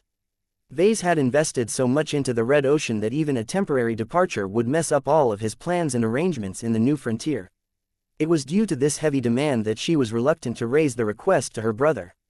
On the one hand, she wanted her mother to get healed from her affliction that constantly caused her to leak out her power as if she was a starship that suffered a hull breach that couldn't be repaired. On the other hand, she wanted Vase to remain happy and keep thriving in a dwarf galaxy where the hand of the Five Scrolls Compact still remained weak. Sending him back to the old galaxy would bring him far too close to the agents of the dreaded cult. Though she said nothing during these minutes, Vase was sharp enough to pick up on her unease. He could easily guess the reason why she felt so troubled. Let us discuss what we will do with David after I have survived this ordeal. There is little point in worrying about it now when I am still in unfriendly territory. We need to focus on the matters at hand. Helena nodded. You are right. By the way, I think we are approaching a site of greater importance. Vase turned his attention back to the path ahead. They had passed through a few halls and moved down to the lowest level of the facility. He slowed down so that Blinky could proceed and scout the massive chamber located immediately ahead. Oh, Vase spoke. What is that supposed to mean? His sister furrowed her brows. I cannot sense anything up ahead. What did you find? Is it empty? It isn't empty. I just need to wrap my head around what I have stumbled upon. I did not expect that there would still be intact storage containers in this empty facility. Once Blinky tentatively confirmed that there should be any immediate threats up ahead, Vase and Helena proceeded forward. Vase had been right in his hunch. Over 100 cylindrical containers were neatly placed in different round clusters. They were significantly taller than Mech's but were only half as thick. He found it odd that they had remained untouched all of this time. It was as if the former owners of this facility never bothered to take them away and just left them here to rest for thousands of years. Why do you think the previous occupants left them behind? Helena curiously asked. The logical answer is that the containers don't hold anything worth transporting back to normal space. Vase replied. The next most probable answer is that the previous occupants had to flee in relative haste and could not run away quickly enough. As Vase moved closer to the nearest cluster of cylindrical containers, his armor suddenly bumped into an energy shield that just came to life. Ah, damn it, that wasn't supposed to be there. How come there are still functioning energy shields in this place? It turned out that the prison facility wasn't as powerless as he thought. This was the first time that he came across a genuine powered effect in this prison. Everything else had been so simple that they did not require any energy to sustain their operations. Both Vase and Helena grew a lot sharper. A storage facility that contained reserves of food or ordinary supplies did not necessarily merit such protection. There had to be a reason for the alien builders to add an additional layer of protection in this facility to prevent any escaping prisoners or intruders from exploiting the goods stored inside the containers. Vase did not immediately proceed forward but instead moved to a bunch of other container clusters. Each time, he bumped into the same energy shields, but he already expected that to be the case. What he was actually paying attention to was whether the energy shields still remained consistent. Aha, I see. Vase grinned behind his helmet as he studied the performance of the latest energy shield he purposely bumped into. They're not the same. What did you discover, Vase? His sister curiously hovered closer. It is just an energy shield, so what? Ha ha ha, that may be true, but there are a lot of details that you are overlooking. First, these energy shields don't activate unless something approaches the area under their protection. They are normally turned off because keeping them on not only consumes a constant amount of power, but also wears out the shield generators. Okay, I could have made that observation as well, Vase. There is more. Did you notice that these energy shields are flickering a bit? They are still strong, no doubt, but they are hardly performing at their prime anymore. Unlike the solid transphasic stone material that we are surrounded by, any electric device is much more complex and much more prone to malfunctioning over time. I highly doubt the alien shield generators were designed to exist for so long. That sounds plausible. TZ, look at this energy shield, Vase said as he slapped his armed hand against the protection barrier. Did you notice another crucial detail? The alien builders have clearly demonstrated their mastery of phase water technology. Their shield generators are bound to be transphasic, but there is virtually no noticeable transphasic effect acting on the barriers. The energy shields were meant to be transphasic, but the incredible passage of time has either evaporated all of the phase water or caused it to decay in another manner. Whatever the case, the shields are incomparably weak compared to what they were at their peak. Helena finally perked up. I see, you think it is possible to breach through these energy shields. If you can do that, you will gain access to a cluster of alien storage containers. Exactly. Before I expend a lot of effort to break one of these decrepit energy shields, I will need to scout ahead and see whether it is worthwhile to gain access to these containers. He sent Blinky forth as always and did not look surprised as the alien systems responsible for watching out for intruders completely overlooked the companion spirit's passage. In fact, even if an energy shield activated anyway, Vase still doubted whether they could block a spiritual entity's passage. The tech clearly hadn't been developed to account for spiritual intrusions. As Blinky dove into a cylindrical storage container and explored what they container, Vase suddenly paused. What did you find, Vase? Tell me, please. I've discovered a stash of phase water. That's great news, Vase. How much did you find? Are the entire containers filled with phase water? Not exactly. Many containers are empty. The others show signs that they used to hold various quantities of phase water, but I believe that the contents have long decayed over time. So far, I have only found 3 containers where there is only a bit of phase water pooling at the bottom. There used to be a lot more phase water stored in them, but even if much of it has disappeared, there are still many kilograms left after all of this time. It is a start, he nodded in agreement. It's a start. Chapter 4780 Faded to Dust. Chapter 4780 Faded to Dust. Vase scouted the containers even more. He explored numerous clusters and made sure to take a peek in each of them with the help of Blinky. The companion spirit only needed a single glimpse in order to confirm whether any remaining phase water was left inside. He could not use the Phase King to sense the overall quantities of phase water in all of the surrounding containers because the containers were made out of an alloy that was extremely effective at isolating phase water. Since each giant barrel could potentially hold thousands of kilograms of pure phase water, they had to be made out of excellently stabilized alloys that could withstand the constant spatial activity generated by pure phase water.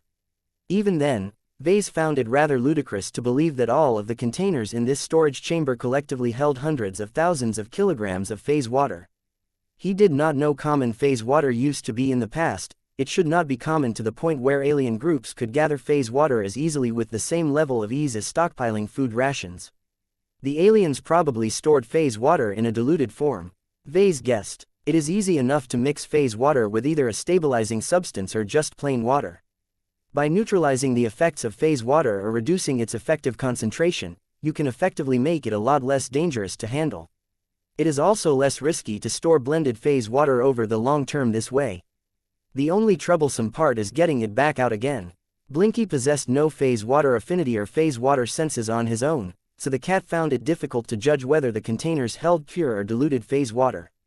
Whatever the case, both forms could be useful to Vase. Do you want to breach an energy shield and gather whatever phase water you can find inside this cluster? Vase shook his head. Not yet. It will take a significant amount of time and effort for me to do so. I do not think it is wise for me to get distracted by this when I haven't fully explored the lower levels of this prison yet. I need to take a peek at the other chambers and halls to see whether I can find anything worthwhile over there. My main priority is to find a control room where I can access the systems that still run this facility.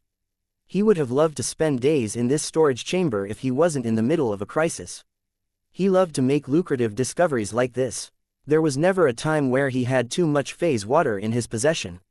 Still, he had greater priorities at this time, so he reluctantly turned away from the cylinders that still contained a fraction of the phase water they still held and continued to explore the lowest level of the facility. He failed to find anything interesting. Vast chambers and different rooms that clearly held a lot of furniture and other items in the past had now become completely hollow and barren. Vase continually wondered why the previous occupants brought away all of the hardware but conspicuously left the containers that held varying quantities of phase water behind. It was impossible for the natives of the Red Ocean to forego the opportunity to take away a lot of free phase water. Maybe the people who emptied this facility of all of its goods failed to break through the energy shields. Helena speculated. That is the theory that I am thinking about as well. It implies that the group that controlled this prison last did not manage to overcome the security barriers that isolated all of the precious phase water. This indicates that there are issues relating to authorization and control. A prison breakout may have occurred that either succeeded or did enough damage that the current controllers of this facility lost a great degree of access rights. Either way, the survivors chose to abandon this facility with what little control they had left. That is the most plausible theory that I have heard, but we need to find a control room. They continued to sweep the lowest floor, and when that did not yield anything, they moved to the next floor and repeated their search. It was not until they entered the third floor from the bottom that the pair of siblings finally encountered another break in the pattern. This discovery was just as significant as the containers of phase water down below, if not greater. I am not entirely certain yet, but if there is any place that holds a control room of sorts, it has to be behind that broken wall. There was a broken wall. This was the first sign of genuine damage to the facility that Vase had seen up to this point. The walls in the other areas were completely whole at best and lightly scratched at worst. Their resilience was immense and most phase water-based abilities simply failed to take effect. Vase could not imagine what sort of attack had managed to breach through tens of meters of solid stone in order to create a tunnel that led to a smaller chamber that was situated at an odd location. Careful, brother. There may be danger up ahead. You don't need to remind me of that. I will just get close enough so that Blinky is able to scout ahead.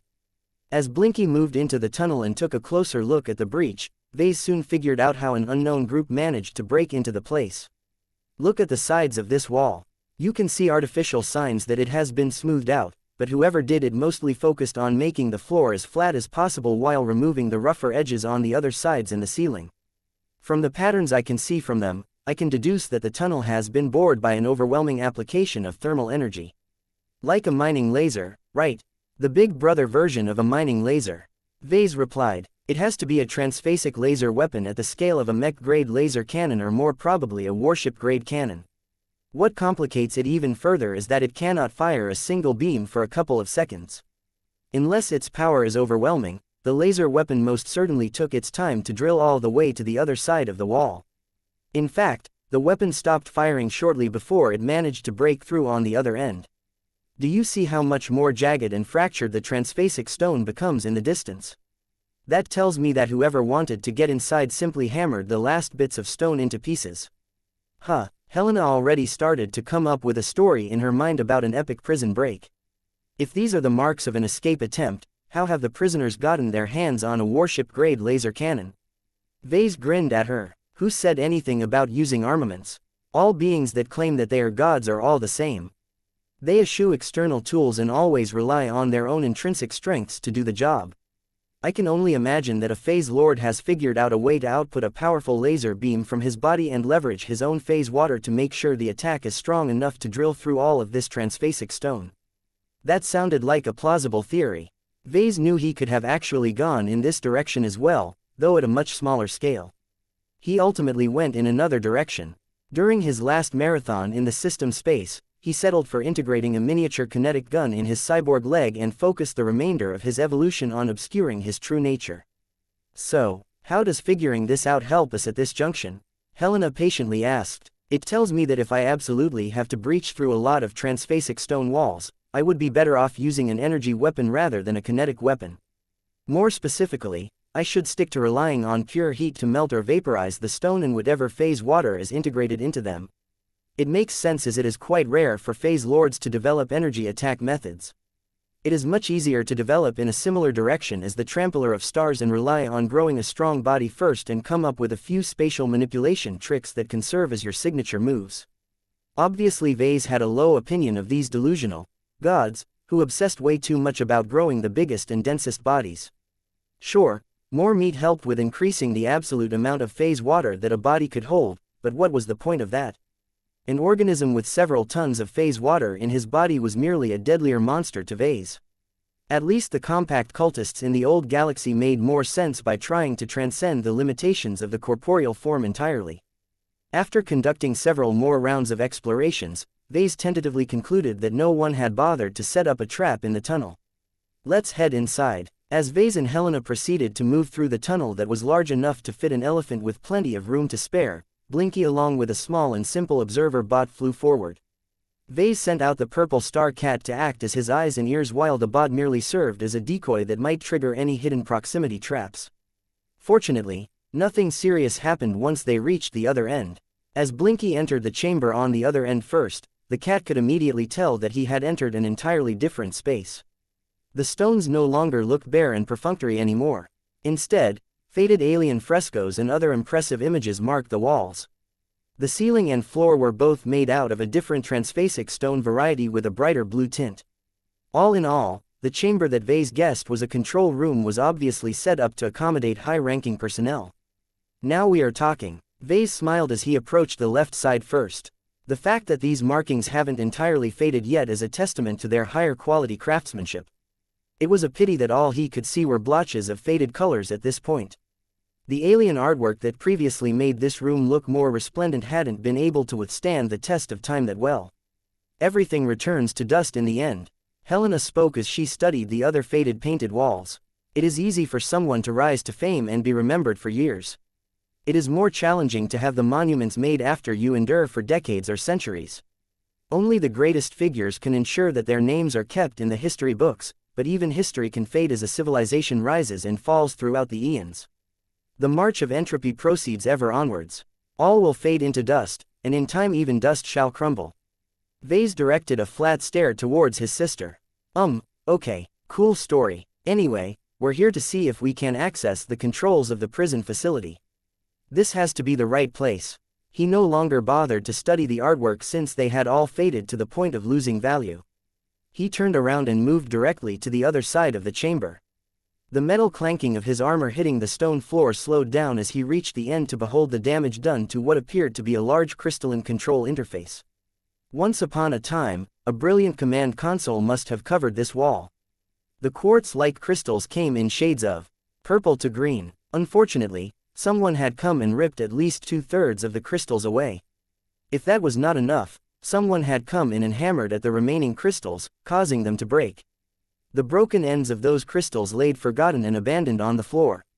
His sister eventually floated closer as well. So these are the controls that you hope to access. Yes, how will you proceed? Isn't it obvious? Vase started to grin behind his helmet. I am going to fix this control interface. Chapter 4781 Related Tech. Chapter 4781 Related Tech. So how does one repair an ancient alien crystal control interface? Helena asked as she plucked her and casually turned it into its pistol mode and back again. Because from my eyes, you are faced with drastically different technology than the circuitry and other conventional technology that you are accustomed to working with. This isn't one of your mechs, Vase. This is true red ocean alien technology that has never intersected with the tech that humanity has developed. Vase did not immediately respond. Instead, he already entered into his work mode and focused on collecting lots of data. He utilized all of the sensors built into his unending regalia to thoroughly scan and map out the broken crystalline interface. In addition to that, he held his Vulcani multiscanner and proceeded to examine the different crystals one by one in order to figure out whether he could mend the broken crystals. Hello, Vase. Don't ignore your sister. It's rude. Oh, sorry, Helena. I often get distracted whenever I am engaged in my work. I operate best when I can devote my full concentration to a task. Anyway, I did not miss your last question. The short answer is that while you are right that I am most proficient in working with conventional human technology, don't count me out right away. I have worked with my fair share of alien technology, most prominently luminaire crystal technology. The gray lotus that is tied to your flower is one of them, remember? Not all crystals are the same, Vase. As far as I am aware of, the luminaire race whose technology you have scavenged from are native to the Milky Way. They developed their tech under vastly different circumstances. That is true, up to a point. Vase said with a smile. What do you mean by that? Vase reached down and picked up a broken purple crystal. Look closely at this. Do you see the squiggles and patterns that are etched inside? These bear a remarkable resemblance to the circuitry of luminaire crystals. In fact, even if the crystal circuitry patterns are different, I can clearly see that they share at least some of the same paradigms and frameworks. Helena slowly widened her eyes. Are you suggesting that this native red ocean crystal tech has a family relation with luminaire crystal technology? I am not suggesting it. I am merely stating the truth. Look at this, dearest sister. He projected one of his luminaire crystal designs from his combat armor. The projected crystal was situated right next to the ancient purple crystal. The similarities became more obvious at this point. As Helena leaned closer, she could vaguely recognize a few patterns that looked awfully similar. In fact, the likelihood that two completely different civilizations located in two completely different galaxies would develop their crystal circuity tech in such a similar fashion was quite low. Wait, isn't a lot of technology similar due to universal laws? The design spirit questioned as she adopted a skeptical tone. After all, for many civilizations, their uses of electricity, circuitry, starship thrusters and so on are all highly related to each other because there aren't many other ways to perform the same actions in a more effective way. I know what you are talking about, but this is different. Crystals like these can be empowered and configured in many different ways. It is like building a city. We like to build lots of fixed structures on the ground and if possible build a host of floating structures in the air and pair that up with a highly defensive underground tunnel complex in case of war. The Nuncers on the other hand stick to building large metal towers that also function as starships. This allows these aliens to adopt a more nomadic lifestyle where their homes and warships are always with them and can always move wherever they like. Do you see how much they diverge? Personally, Vase thought that the Nunsers adopted an excellent model for their fleets. By turning their homes into massive starships, they could get the best of both worlds. I know that many aliens in this dwarf galaxy have odd notions on how they should build their cities.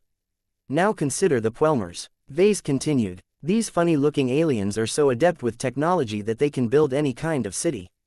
Do you know how their society has evolved in this matter? They decided to build smaller oval-shaped warships that can all land on the surface of a planet and act as their homes while they are on the ground. Does that sound familiar? Both the Nunsers and the Puelmers are natives of the Red Ocean. It makes sense for them to adopt similar attitudes towards homes and star-faring vessels. It also makes sense that humans and many other aliens that are rooted in the Milky Way maintain a stricter separation between starships and land-based structures. Vase smirked and waved the purple crystal in his armored hand. Now imagine a circumstance where you have stumbled upon traces of an alien race in the Milky Way that just happens to adopt Red Ocean-style homeships. Would you say it is a coincidence, or do you think it is likelier that the alien race has ties to a different galaxy? This caused the Daughter of Death to frown. Even if she was a self-proclaimed goddess, this scenario was truly stretching her thinking ability. Your conclusion is reaching towards the improbable.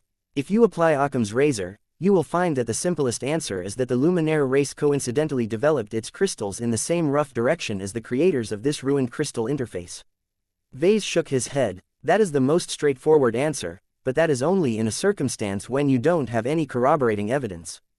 I happen to have additional information. A long time ago, Lucky and I visited an ancient ruin of a race that I called the Crystal Builders at the time. Aside from stumbling upon interesting crystals that seem to make inventive use of crystals to produce light beams that possess highly interesting and destructive properties, the Luminaires also showed they had become proficient in developing long-range teleportation portals and causing objects to phase through other solid matter. In fact, Lucky inherited his phasing ability from messing around in an ancient Luminaire base. That was a long time ago. Vase could still remember the adventure somewhat vividly. He also created his first forbidden product in the form of a gamma laser weapon during the same period. Creating it had caused him to become a lot less restrained towards existing rules and conventions. In hindsight, Vase could clearly see how the system shaped his personality to a degree. It ushered him in a direction that ultimately caused him to become reluctant to develop a close and intimate relationship with the Mech Trade Association. It was for his own good. The Mechers would literally kill to obtain the Mech Designer system. If it hadn't conveniently gone dormant and entered a lengthy upgrade cycle, Vase would have probably been found out by the polymath herself. Anyway, the system had played a rather heavy role in manipulating his younger and much more ignorant self, because how could he not grasp all of the powerful rewards it tossed in his direction? He wondered whether the system also played a hand in steering him into discovering Luminaire crystal technology. How could it be so coincidental that Vase just happened to hole up in a specific star system at a specific asteroid belt and just happened to have parked close to an entrance to a ruined Luminaire crystal settlement? In fact, the most ridiculous part about it all was that the reason why he was able to encounter it was because Lucky became bored and started to mess around in the surrounding asteroids. This was not the first time that Vase suspected that Lucky acted as an agent of the system. Still, the Gem Cat was such a lazy idiot that Vase immediately dismissed the possibility. Lucky was probably the worst agent imaginable. Okay then, Vase. Helena placed her hands on her hips. So you think the Luminaire race that lived in the Milky Way has a technological relation with the Red Ocean? I can even buy the theory that the ancestors of the Luminaires may have originated from our current galaxy. How does that help you repair these crystals?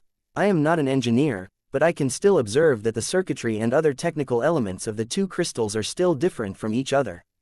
They may share the same root, but that doesn't necessarily make them compatible. You are correct, technically. Technically. His intangible sister raised her eyebrow. Luminaire crystal tech and whatever crystal tech this alien control interface is based upon are most definitely of two different alien civilizations, but they share enough of a relation to each other that I think I can exploit it to my advantage. The only question now is whether I should repair the original prison control interface to its closest original form, or try to use the resources and tools available to me to kludge my own interface together. His sister couldn't help him in this matter, but he happened to know a design spirit who knew a thing or two about crystals. Illustrious one, it's time to shine. As Vase called upon the alien design spirit, he spontaneously came up with an interesting new idea. Instead of trying to load the illustrious one inside his own mind, he shifted the design spirit to David's primordial skull instead. Strangely enough, the attempt succeeded. Even though the illustrious one had clearly been caught off guard, the design spirit based on the Luminaire race adapted quickly and somehow managed to settle inside the skull with virtually no problems. That isn't supposed to happen. Helena gasped. Well, it is happening anyway regardless of what you think. Even Vase looked surprised that his latest solution actually worked. Although Vase still needed to concentrate his mind and endure a bit of strain to maintain the illustrious one's presence, the difference in effort was significant. If Vase previously served as a small and rather inadequate container to the various design spirits, he now functioned as a pipeline that directed the spirits in question to their new and much more adequate skull-shaped container. How did you come up with this idea, Vase? Well, you gushed earlier about how the skull has been cleansed due to everything else dying out over time, and how our mother would perfectly be able to inhabit it again. If this applies to her, it can theoretically apply to other entities. Besides, this skull clearly used to hold a powerful primordial human in the past. It may have hollowed out since then, but its capacity remains unchanged. David's skull previously shone in different colors due to all of the mixed energies he stuffed inside of it. Right now, the illustrious one's descent had caused the light show to become practically radiant. Not only was it shining a lot brighter than before, but it also radiated all of the colors of the rainbow in a mysteriously hypnotizing pattern. The illustrious one had descended, and the alien entity's spiritual energy that Vase previously deposited in the skull now served as an adequate anchor for his presence. Alright, you can explore the limits of this skull later. We still have a job to do. Let's get to work and decipher these alien crystals. As Vase held the rainbow skull in one armored hand and a purple broken crystal in the other hand, he looked as if he was performing an occult ritual rather than engaging in a systematic scientific examination. It took a lot shorter than Helena thought for Vase and his latest spiritual partner to draw a conclusion. Okay, he said as he stopped examining the crystal. I think I have a good idea on what is broken and what I need to do to access at least a part of the controls. I don't have the time to properly recreate this broken crystal interface, so I need to rush it and try to patch as much stuff together as I can. I will probably need to create at least one authentic Luminaire crystal, however. This will be my key control crystal which I will use to access all of the other control systems that I have hopefully restored with my repair effort. Although the plan was anything but perfect, Vase was confident that he could complete this job in the least amount of time. He did not wait for Helena's input and immediately went to work. The Minifab backpack module could finally play a useful role this time. Chapter 4782 Crystal Interface Chapter 4782 Crystal Interface Vase became incredibly engrossed in his latest project. Despite the dire circumstances surrounding him and his fellow clansmen, he had always believed in his heart that he could resolve every problem by engineering the right solution at the right time. Shooting his way out of problems was not the most ideal way to overcome an obstacle. Rather than heading to the upper levels and risk falling into a trap or a fortified position prepared by the abductors of so many important stakeholders of Davut, he much preferred to use his own advantages to take control of the environment and turn the tables against his current opponents. He worked with haste as he employed the limited but fairly powerful capabilities of the compact Minifab module that he had mounted on his back. Despite the relative bulk of this highly sophisticated and relatively fragile field production and repair equipment suite, Vase rarely kept it separated from his unending regalia, even in a packed form. He had designed and fabricated several other useful backpack modules over the years. From a powerful flight system that could allow him to soar in the skies like a bird to a large high-capacity battery that was solely designed to power an incredibly powerful shoulder-mounted Luminaire crystal cannon, he created all kinds of options that could be handy in different situations. He never really used them, though. Vase mostly appreciated the ability to fabricate or repair anything in a given location as long as it held enough materials for him to engineer a viable solution. Though he spent a notable amount of years in Davut in total peace and comfort, he had never really let down his guard. Not truly, at least. His honor guard always made sure to keep his unending regalia close at hand, and it always came with the Minifab module as the default attachment. Vase wanted to have the power to create by his side at all times. He wanted to make sure that if he ever got stranded on a nameless planet, he would have the essential tools to build the tools in production. Equipment that could be used to fabricate a shuttle that could get him back to civilized space one way or another. In any case, even though he hadn't actually made any use of his minifab module over the years, he showed little hesitation or lack of fluency in his operations. Of course, his minifab's many tools were mainly geared towards working with conventional technology. They did not provide him with the equipment needed to work with crystals. He was unable to conduct many operations he needed to repair the alien crystal interface properly. He also lacked the knowledge and expertise to restore the alien systems to a semblance of their former selves. Fortunately, the crystals themselves hadn't decayed that much despite the lengthy passage of time. Vase knew that the biggest advantage to crystal-based electronic systems was that they were exceptionally hard and resistant to shocks and other damage. They were so solid that laying dormant for over 100,000 years hardly caused them to deteriorate, especially when they were built to last. Of course, even crystal-based electronics could not escape the ravages of time. It depended on the complexity and other factors. Since the control interface consisted of relatively simple clusters of processing and control-based crystals, the deterioration was not as great as with the energy shield generators a few floors down below. The fact that the latter remained operational all of this time was also a testament to the advantages of crystal-based electronics. Not everything was great, though. Crystals were a bit more troublesome to produce and even harder to repair. It was hard to implement proper functioning automatic repair systems into them because they were so solid and rigid. Right now, Vase had to mend many crystals that had been smashed by a hammer or another blunt object. Whoever wrecked this a long time ago did not do the courtesy of creating clean breaks. Instead, numerous crystals got chipped or smashed into dozens of ugly shards. Vase quickly had to examine and judge whether these crystals were worth saving. He dismissed over half of the crystals this way. The amount of available crystals is not that great to begin with. Helena noted, "Is it truly all right to dismiss so many of them? What if you do not have enough to access the control system?" "It is all right, sister. I do not need to restore the whole control system. This place was originally built to control much if not all of the possible operations that take place in the prison facility. We don't need to gain that much control. From the clues that we have gathered, the illustrious one and I suspect that this interface is built with modularity and compartmentalization in mind. Every crystal is a self-contained control mechanism that is tied to a specific prison system. That is an odd approach to design computer systems," Helena remarked. "Aliens always come up with new and inventive ways to tackle different technological problems." He leaned over and pointed to the empty hexagonal sockets that happened to resemble the honeycombs of beehives. "Look at how these sockets are designed. For example, anyone can easily pull in and pull out as many crystals as they want. Do you know the implications of this? Not all, but many of these crystals simultaneously serve as access keys. They are all designed to be slotted in and out with ease. I can imagine that the prison warden and senior security officers carry the most important crystals on their person while the lower-ranking guards can only control less important systems." Helena looked impressed. It seemed that calling down the illustrious one and having him possess David's skull to the point where it was lighting up like a rainbow did serve a materially useful purpose.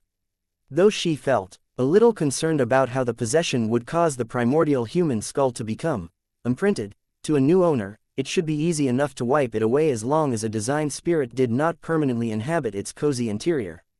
As Vase continued his efforts to repair the crystals with the limited tools he had at his disposal, he steadily mended one crystal after another. The collection of hastily repaired crystals consisted of different colors, with red, orange and yellow being the most predominant ones while the blue and purple crystals were noticeably scarce. If the aliens who created these control systems based their color choices on the spectrum of light, then the red and orange crystals should control the more basic systems of the prison facility. Vase explained to Helena, "The purple ones on the other hand should provide us with top access, though I cannot rule out the possibility of clear crystals or black crystals playing this important role." Helena nodded in understanding. The color spectrum of light is a universal phenomenon, so that makes it easier to convey their meaning to many different alien races. It does not appear that the high-level crystals are salvageable, though. You have only worked to mend a single purple crystal up to this point. You are right. Vase sighed even as he continued to merge several pieces of a green crystal back together. The purple ones are not that numerous to begin with, and whoever went to town on them really did not want others to ever gain access to the functions that they controlled. In the end, Vase quickly fixed up a lot of red and orange crystals. He was fortunate that there were still enough of them that were simple to repair. Although his repair methods were anything but perfect and would most definitely cause the crystals to glitch or perform suboptimally, it would be worthwhile as long as they contributed to the overall restoration of the control room's interface. It took over 45 minutes for him to handle the crystals in the fastest and sloppiest way possible. Vase could have taken his time and potentially restored more systems, but time was of the essence. He already felt he had wasted enough time on exploring the lower levels and tinkering with all of these crystals. The strain of supporting the illustrious one's presence also began to stack up. The strain on his mind might not be as heavy as before, but using his own mind and spirit as a conduit was not a relaxing affair. This caused him to think about potential solutions on how he could reduce the strain for future attempts. His first thought was to take David's skull, cut off the upper bone cavity and use it as a key ingredient for a new headpiece. Vase had good experiences with creating crowns, and right now he imagined he could utilize his recently gained expertise on biotechnology to create a personal crown made out of organic tissue. Although it would probably look disturbing as hell, he believed that as long as he made it out of brain tissue similar to the one that occupied his cyborg leg, he could turn it into a dedicated, dummy, brain that could serve as a purpose-built possession vehicle for his design spirits. What am I thinking? This is a ridiculous idea. He couldn't help but think about creating stuff like this in the few moments that he had completed a repair job and could gather his thoughts. Vase completely fell in love with utilizing David's remains to assist in his spiritual manipulation efforts. He could get much more work done and augment his products with the unique qualities of a relevant design spirit if he could call upon their help without as many barriers as before. Unfortunately, there was only one whole primordial human skeleton, and he needed to save it up for his mother. Perhaps David may not have been the only ancient human that ended up in the Red Ocean. Vase was actually pretty certain that a lot more of them managed to reach this dwarf galaxy, but they were most likely scattered all over the place. The mathematical odds that he could find a pristine skeleton of another one throughout his journeys were so small that he pretty much assumed that he would never be able to find one in his lifetime. That didn't mean he would stop looking entirely. He resolved to always pay attention to any news that could potentially lead him to the burial place of other primordial humans. He could also break the odds entirely if he became more capable in the future. If Ilvain managed to grow stronger in the following decades, then Vase could even use the Great Prophet's powers to track down a skeleton of the same quality as that of David. In short, Vase did not need to develop too much of an attachment to David, because the Red Ocean should also have a Simon, Michael, Mary and a Joanna buried under a rock somewhere. After Vase fixed up the last crystal on the last, he carefully inserted it into a slot and beheld his work. He had decided to imitate the color arrangement of the original crystals and place the purple and blue ones in the center while putting the lower-level crystals closer to the sides. This produced a lot of gaps that were most pronounced immediately around the center. Can you activate it now, Vase? Not yet, sister. I doubt this control system is easy to take over. A prison most definitely has multiple security safeguards. The long passage of time may have degraded them to an extent, but from how solid this place is built, I doubt the original constructors overlooked such an obvious security vulnerability. I need to create my own access key, based on the luminaire crystal technology that I am familiar with. I don't have the time or the equipment to synthesize such a crystal from scratch, so I will have to make it from an existing crystal, preferably a purple one that has the highest access rights. Chapter 4783 Crystal Improvisation Chapter 4783 Crystal Improvisation Vase bent down and picked up a large shard from a broken purple crystal. I didn't feel confident in restoring this crystal, but retooling it into a luminaire crystal should be doable as long as I know what I am doing. Didn't you just tell me that you don't have the right production equipment to produce a proper luminaire crystal? His sister skeptically asked. That is right, I don't have the right facilities in this chamber. My minifab is not comprehensive enough. I still have other options, though. Give me a second. Vase opened up a couple of gaps in his unending regalia and used the same blue trick to physically attach multiple purple crystals onto his armor. His body and his equipment flickered all of a sudden. His posture had abruptly changed, and instead of carrying multiple broken purple crystal shards, he only carried a single whole piece this time. I thought I could get away with only spending a single point, but I had to spend 5 of them because this crystal is more complicated to re-engineer than I thought. I also had to buy a supplementary material to help fuse all of the gaps together. Helena widened her intangible eyes at his abrupt change. Though their mother informed her that Vase possessed his own advantages, this went beyond storing precious goods in a hidden pocket space. A lot of time had passed for Vase and Vase alone. As far as everyone else was concerned, they had remained frozen while he had taken his time to thoroughly reshape the broken remains of a purple alien crystal into an intact luminaire crystal. From the moment he came back, from wherever he went, David's skull began to light up more as the illustrious one inspected and resonated with the newly made luminaire crystal. Even though it wasn't connected to any power source, the purple luminaire crystal immediately lit up as if it had become active. When Helena leaned closer in order to see what Vase had done to it, she became surprised when she detected that it had acquired another quality that shouldn't have been there in the first place. This luminaire crystal is alive. Yep, Vase grinned. I worked on it long enough for me to make it alive and turn it into a totem of the illustrious one. Why would you do that?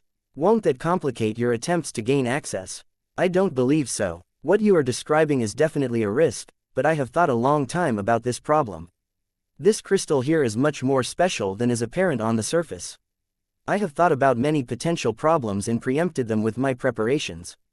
Now I just need to finalize my tweaks after the illustrious one has inspected my work. One of the disadvantages to entering the system space was that he had to rely on himself.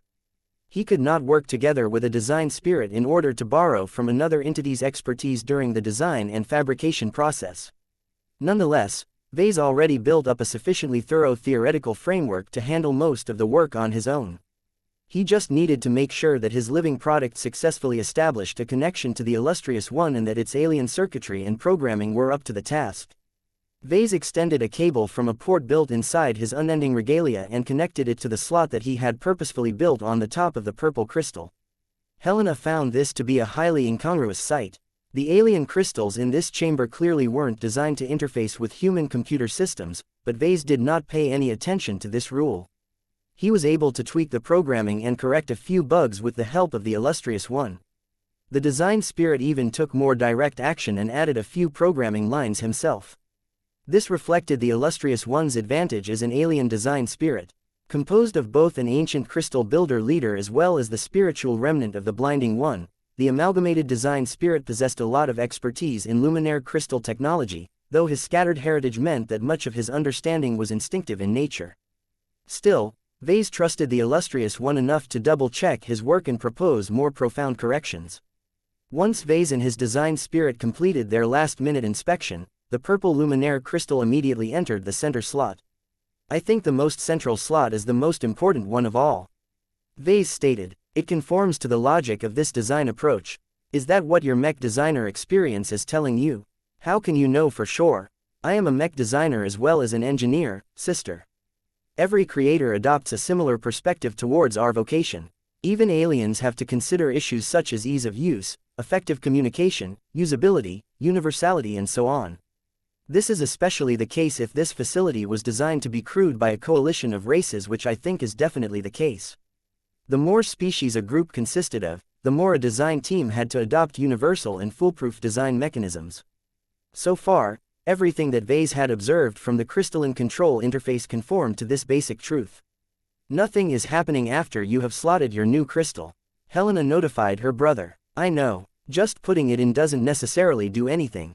The entire control interface needs to be switched on, and I don't know whether this stuff can still be powered after staying dormant all of this time. Theoretically, there should be a way to make it work, but I am still figuring out the details. He stepped closer and took a close look at the interface, taking particular note of anything that resembled buttons or switches. The console clearly used to possess an obvious means of turning it online, but he guessed that whoever wrecked this interface had completely demolished it to the point where there were no traces left. However, there should always be a backup option in case the main switch became inoperable. Aha, here it is. I knew I would find an alternative way to get this to work. He eventually found a small control mechanism at the bottom of the main console. It was a rather clever location. Once he pulled at a strange lever device, the surroundings lit up as the crystals slowly but surely started to light up as they finally received power for the first time in so many years. A few crystals started to flicker, though. Vase could easily tell that they came from the crystals that looked to be in the worst shape. They needed to be repaired more thoroughly, but there was little he could do without possessing more specific expertise on this variety of crystal tech. To gods like her, it was not essential to rely on too many external objects to gain supreme power. Yet when Helena thought of the Five Scrolls Compact, she understood that the cultist's ultimately god Vase narrowed his eyes and paid close attention to the luminaire crystal that he painstakingly made. He had put so much effort into adding all kinds of functions to it. Now was the time to see whether his efforts to subvert the prison facility's control system would work out the way he hoped. His sister hovered silently next to him, but did not speak. Please like and follow the Cultivation Audiobooks channel out this time. She could not play a useful role at this junction. No matter how powerful she had become in the Nixian Gap, it was hard for her to extend her power in the Red Ocean and far away from any living mechs and powerful totems. She could only burn her own energy to maintain a weak and pale presence in Ves's presence. Though she had been able to offer her expertise and make useful discoveries such as uncovering the true nature of David's skeleton, she had no expertise at all in terms of technology. As Helena continued to observe Vase working quietly with the illustrious one to operate and monitor the activity of the newly made luminaire crystal, she felt a lot more useless than she should. She suddenly felt a lot more inadequate than before, even though there were many factors that prevented her from providing more material aid to her little brother. Her complete lack of understanding of technology exacerbated the problem. Gods did not need to understand technology. They relied on their own power to affect reality and create favorable outcomes by force. If there was ever a situation where Helena was incapable of solving an issue, then that meant she just wasn't powerful enough. At most, she studied how to manipulate her divine power and develop her own divine abilities under the tutelage of her mother.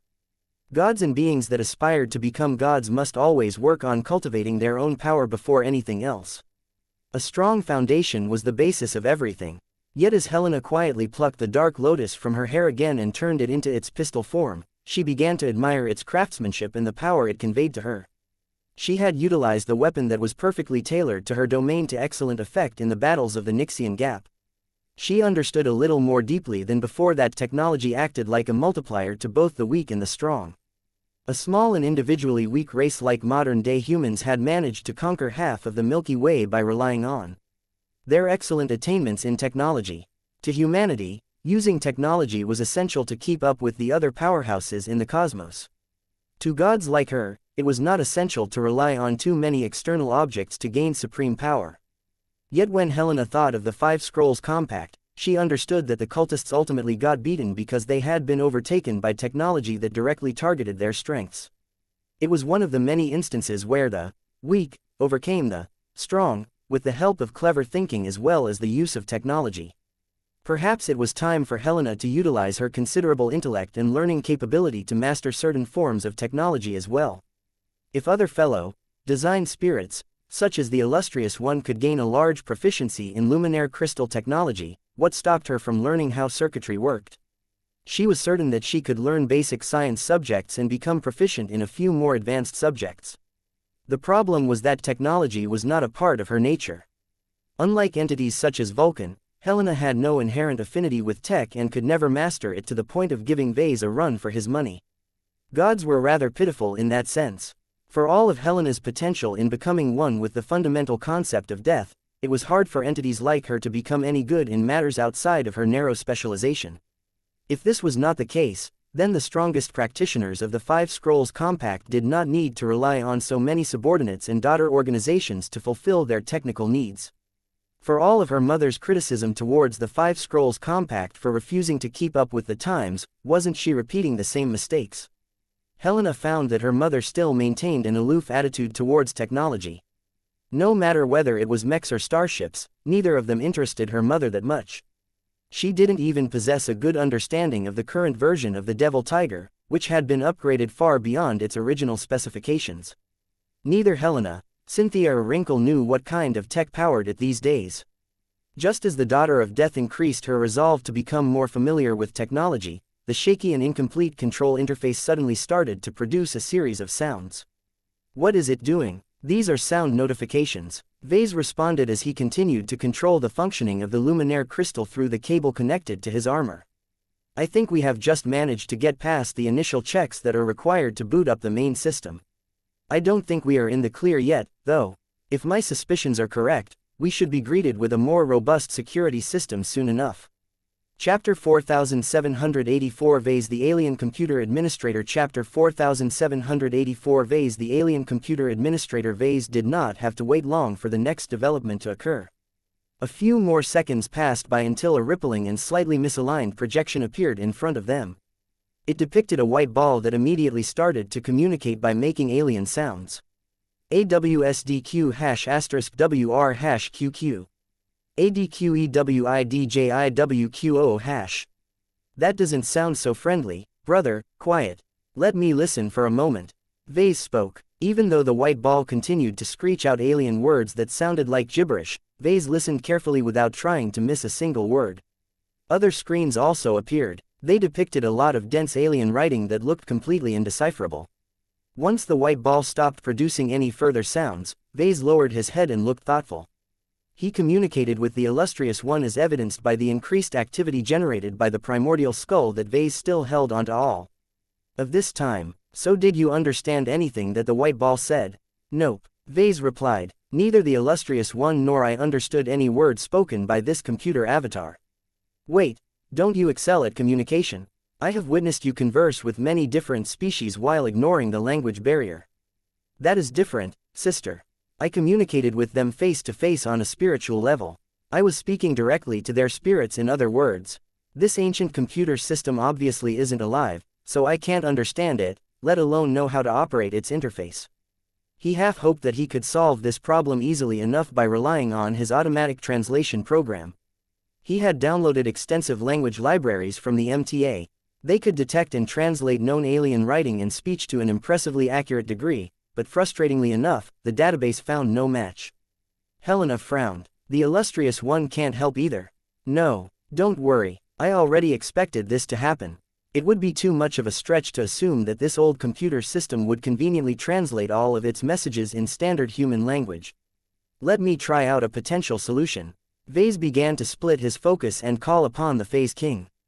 Did you just speak? Please like and follow the Cultivation Audiobooks channel Phase Whale Language. Yup. Vase grinned. I suspected it would do so. This pocket space was originally created by the Phase, though he did not summon the alien design spirit as extensively as before. The strain on his mind and spirit still rose remarkably as he was already preoccupied with maintaining the illustrious one's presence. There was a strong reason why Vase called upon the Phase King's assistance this time. He cleared his throat and tried to shout an alien word.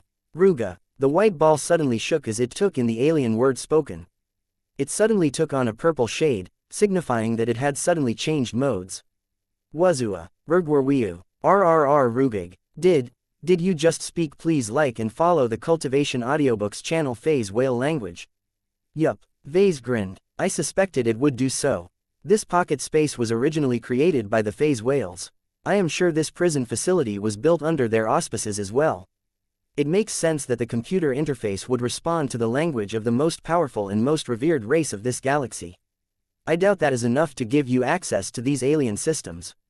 Surely other aliens must have learned this language as well, including the prisoners themselves. Now that the interface changed to Phase Whale Language, Vase was able to verbally communicate and manipulate it a lot more effectively than before.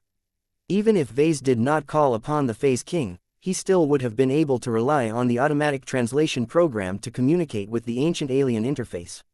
As Vase exchanged a few words with the purple ball, he eventually fell silent as he kept receiving the same sounds. Let me guess, you need to verify your rights to gain access to the prison systems, am I correct? Vase sighed. You are right, I was hoping that just pretending to be a Phase whale might get me in, but it is not so simple. I need to supply a password of sorts to get through this latest security check. Even then, I suspect that I will encounter additional barriers that I am not so sure I can overcome. Does that mean this plan is a failure? Hey, have a bit more confidence in your brother, will you?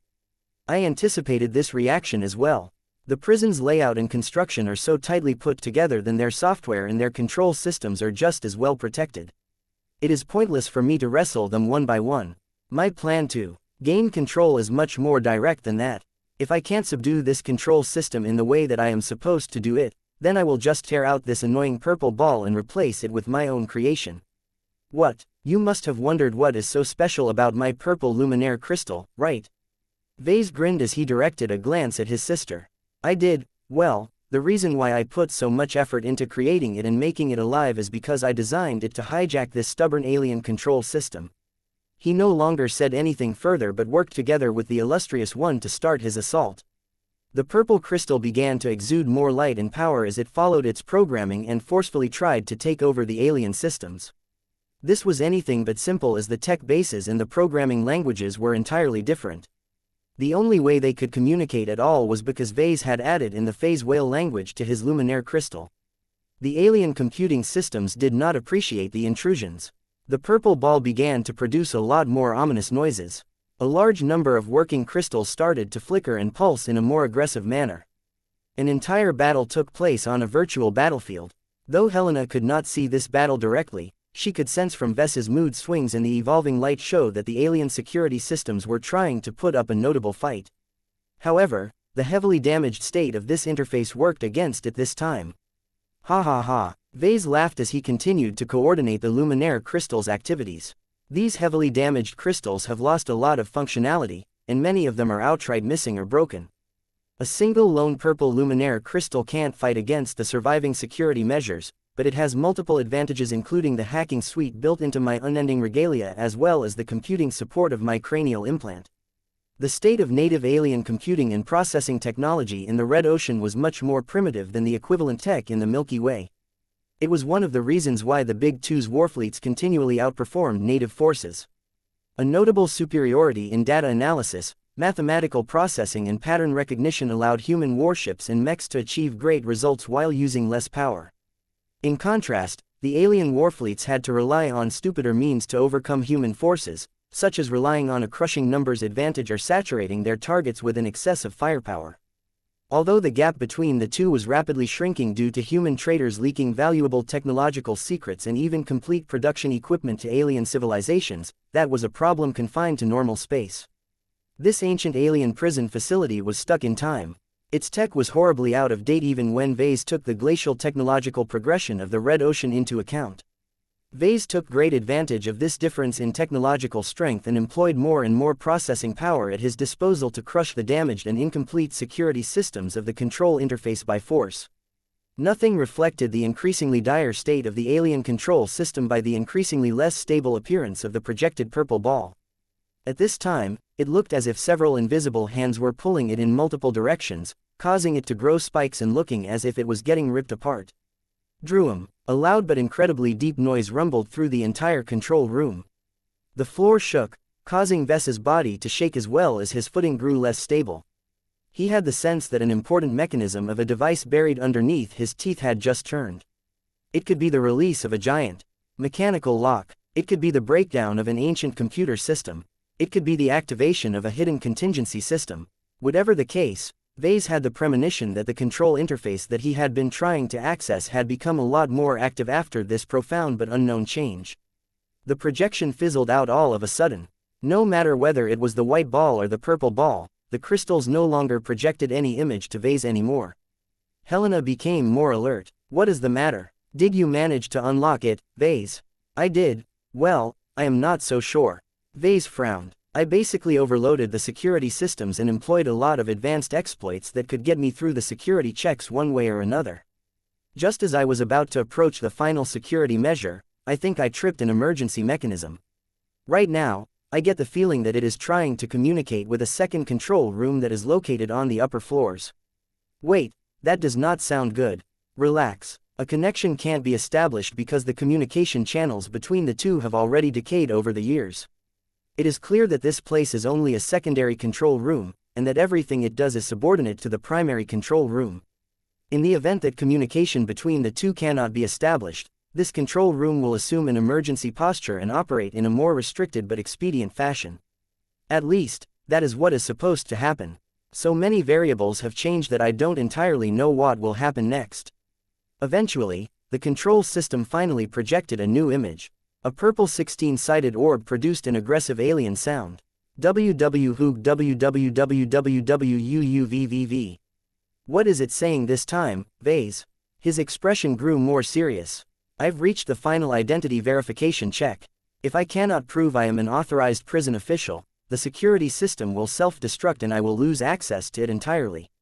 Helena grew alarmed. Unless you can hack this system further, it will be impossible for you to overcome this test. All your work will be in vain. Who said anything about that? I have anticipated this outcome as well, he told her before lifting the skull in his armored hand. Thank you, illustrious one. I will take it from here.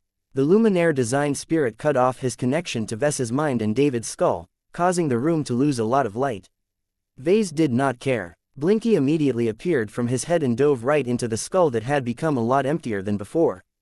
Murrow. As Blinky took up residence in the primordial human skull, it began to exude a lot of vitality as the star cat brought a strong amount of vitality. As the skull seemingly came to life, Vase lifted it forward and barked an alien phrase with the help of the Phase King. Ru wuwwuzurrrrruuz. The room rumbled again, though not as much as before. The many-sided purple construct buzzed like it was trying to parse information that it couldn't properly process. It suddenly disappeared, only for an elaborate projection to appear in its place. Helena looked with astonishment as a cat of all creatures appeared. The electronic blue cat looked familiar to her. She had occasionally seen it around Vase and other mech designers when they were engrossed in their work. Reporting, sir. Connections established. Crystal processors are engaging. 12.9% of all registered systems have been restored. Connection to the primary mainframe remains offline and is currently blocked from this end according to your instructions. Attempting to restore more systems but permissions are insufficient. In the process of subverting access. Will take 27.6 seconds to produce additional results. Is that, Beigel? No, he's just a pale copy of the AI avatar of my flagship. Vase shook his head. This is a poor and inferior imitation of that advanced AI that I have stuffed in my memory banks. It is not as versatile as my original intelligent assistant, but it will do for the moment. What did you do, Vase? He grinned. Isn't it obvious? I ripped out whatever AI system regulates and controls these systems and replaced it with my own. Modern human technology will always beat ancient and outdated alien tech. This is the power of progress, ha ha ha. Chapter 4785 Control Authority. Chapter 4785 Control Authority. The actual processes that Vase used to subvert control over the alien control interface was a lot more complicated than he described to his sister. He knew that Helena possessed no background in these affairs. How could she appreciate the ingenuity that he came up with in the days he remained stuck inside the system space? The living Luminaire crystal that he had meticulously designed and synthesized was far from simple as it looked. From being able to interface with his own computing systems to becoming alive to the point where it could circumvent a part of the security measures of the alien control systems, this was a marvel of human and alien engineering that not only allowed him to gain normal access, but also unlocked the highest permissions that were available. Vase turned to the mysterious primordial human skull that had assisted his efforts in numerous ways. Ever since he dug David's skeleton out of the funeral pyre, Vase guessed that the ancient human's identity in this place was not so simple. Why would anyone bother to pile up so many powerful alien carcasses whose bodies were no doubt treasures in themselves and burn it all to honor a single deceased individual? The only answer that made sense was that David possessed a higher status among the natives of the time. In addition to that, it did not make much sense to lock a spiritually potent individual in a prison that was completely designed to restrain Phase Lords. Vase theorized that David somehow gained employment here because he possessed a lot of personal power but was not susceptible to the restraints targeted towards Phase water manipulating creatures. Whether his theory was true or not, Vase believed so much in this theory that he was willing to gamble that he could go through a final identity verification check as long as he used David's skull to fool the control system into thinking that a legitimate prison worker tried to gain access. As Vase took in a lot of information through the electronic cat avatar and his direct connection through the Luminaire crystal, he gasped as he became impressed by how much access he gained. What can you do now that you managed to obtain control? Helena eagerly asked. I can control a number of random and miscellaneous functions. He slowly replied. It's too much for me to list, but most of them are rather scattered and low-level. For example, I can alter the air composition and gravity of different cells so that they can better accommodate prisoners of different races. A lot of control crystals are broken or damaged, so I don't have nearly as many options as I should. It was all a bit random and disorganized. In order to gain a better overview of what he could do, he transmitted commands that caused a projection of the map of the facility to appear. The three-dimensional map showed the structure of the entire prison according to the data held in the crystals. The exterior of the prison facility resembled an egg. Vase suspected that it was built like this in order to completely fit inside a spherical-shaped pocket space.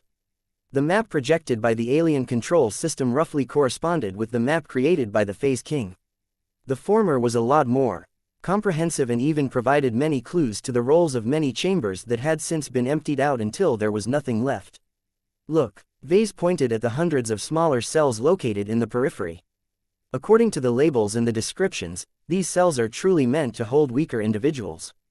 The security measures surrounding them are rather light. Gaining control over them is not that difficult now that I have gained high-level permissions. Vase had also made sure to differentiate every room by assigning different colors. Why are only a part of those cells highlighted in green? That is because only those specific cells respond to this control system. I can't control the other ones. Whether it is because they are destroyed or because I don't have the right control crystals, I am not sure. It is probably a combination of both. The ones where he gained access to were lit up in green. The ones where he only gained partial access were lit up in orange.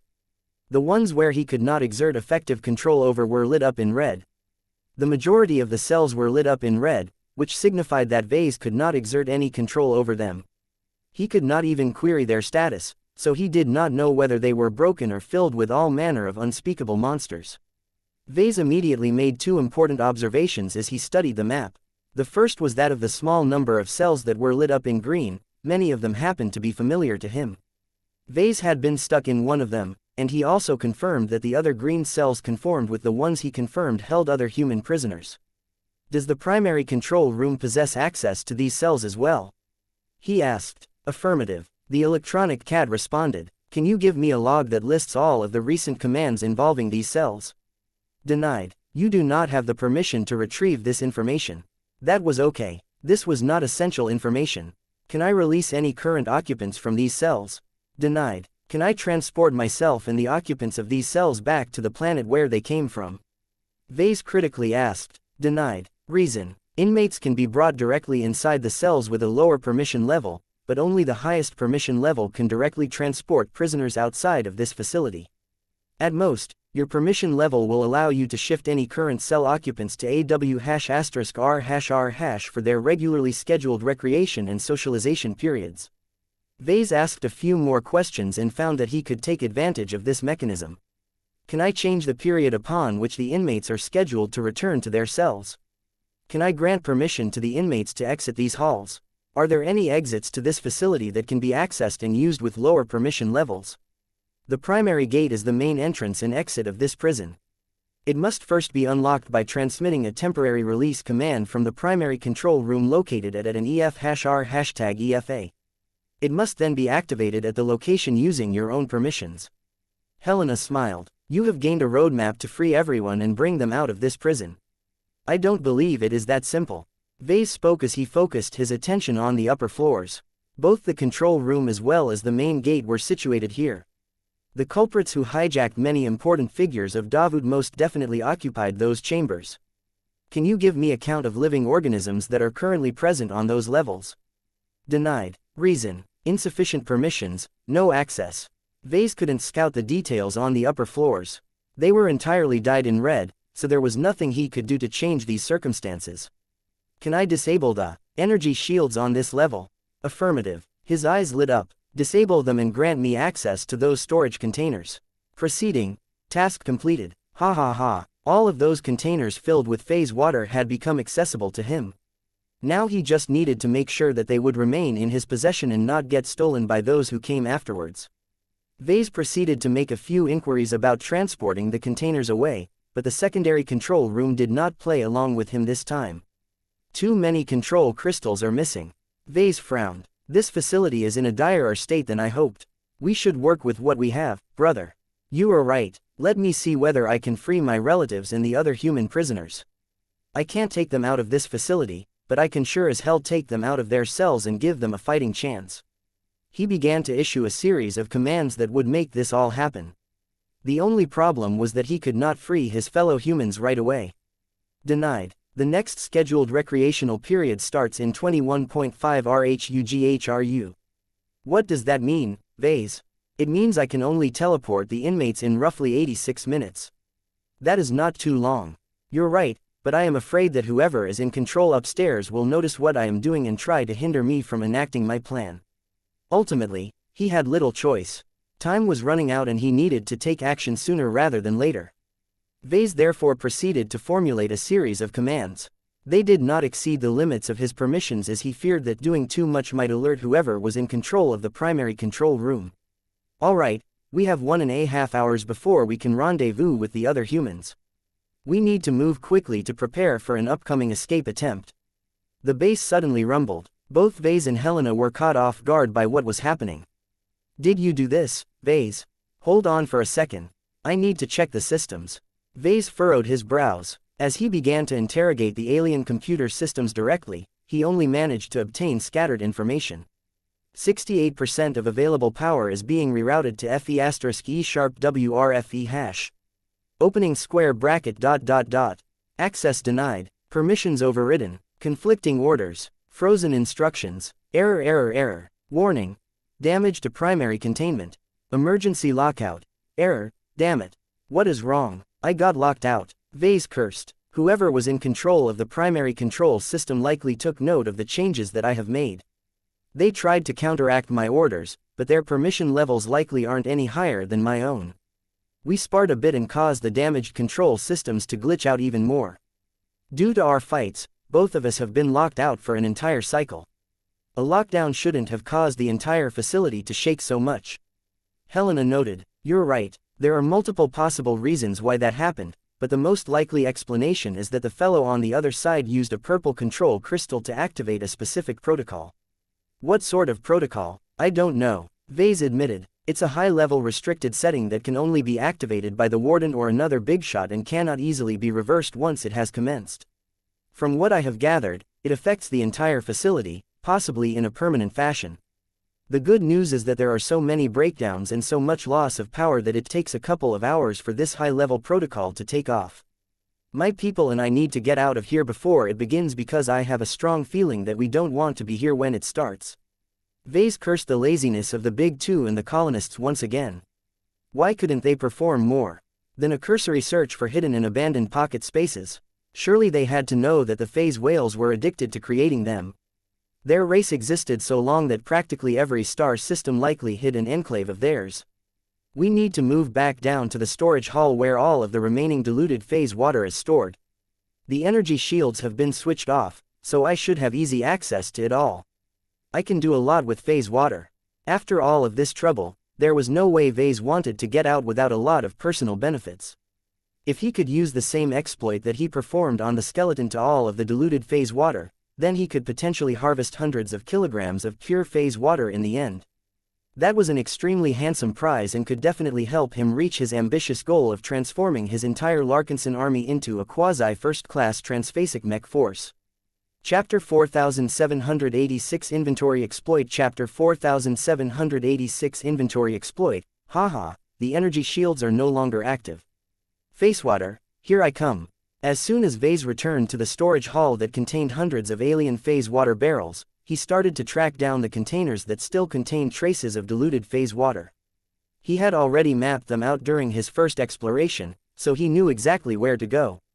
He passed through the perimeter that used to be protected by an energy shield with ease and immediately sought to pry open the top of the long barrel, so that he could siphon away the phase water. Getting the phase water out of the barrel was a bit awkward. Vase needed to fly into the barrel and maintain a careful distance above the stagnant pool before extending a pipe to suck the phase water into a special storage container built into his armor. Once he loaded up on the diluted substance, he entered the system space and dumped his cargo into the so-called Vault of Eternity, which claimed to be able to hold anything at any quantity. Vase repeated this process a few times until he encountered a new situation. He couldn't enter the system space anymore. What the hell? System, what's wrong? The user is currently exploiting an unintended interaction based on the inventorization of his equipment. The mech designer system must bear an increasing burden to store the net inflow of additional material that is only tangentially related to your inventorized item. One existing rule has been clarified and one new rule has been established. They are as follows. Any inventorized object can bring in additional material objects to the system space provided that it does not exceed the volume of a standardized unit scaled to the inventorized object. The Vault of Eternity will also only be able to accommodate objects up to the same standardized unit volume. If the user wishes to acquire additional storage space in the Vault of Eternity, he must rent it from the Vault of Eternity at an escalating charge. 1 cubic meter can be rented for 10 ascension points, up to a limit of 10 cubic meters. Every cubic meter after that can be rented for 100 ascension points, up to a limit of 100 cubic meters. This pattern will repeat into infinity. The renting period is 1 standard year starting from the instant you have rented the spaces. Vess's expression grew incredibly ugly at this point. Ever since the Mech Designer system completed its update and unveiled the system space, Vase had entered it numerous times without noticing the full implications of what was happening. Not only did he enter it with his full body, he also came with all of his clothes and all of the objects he carried on his person.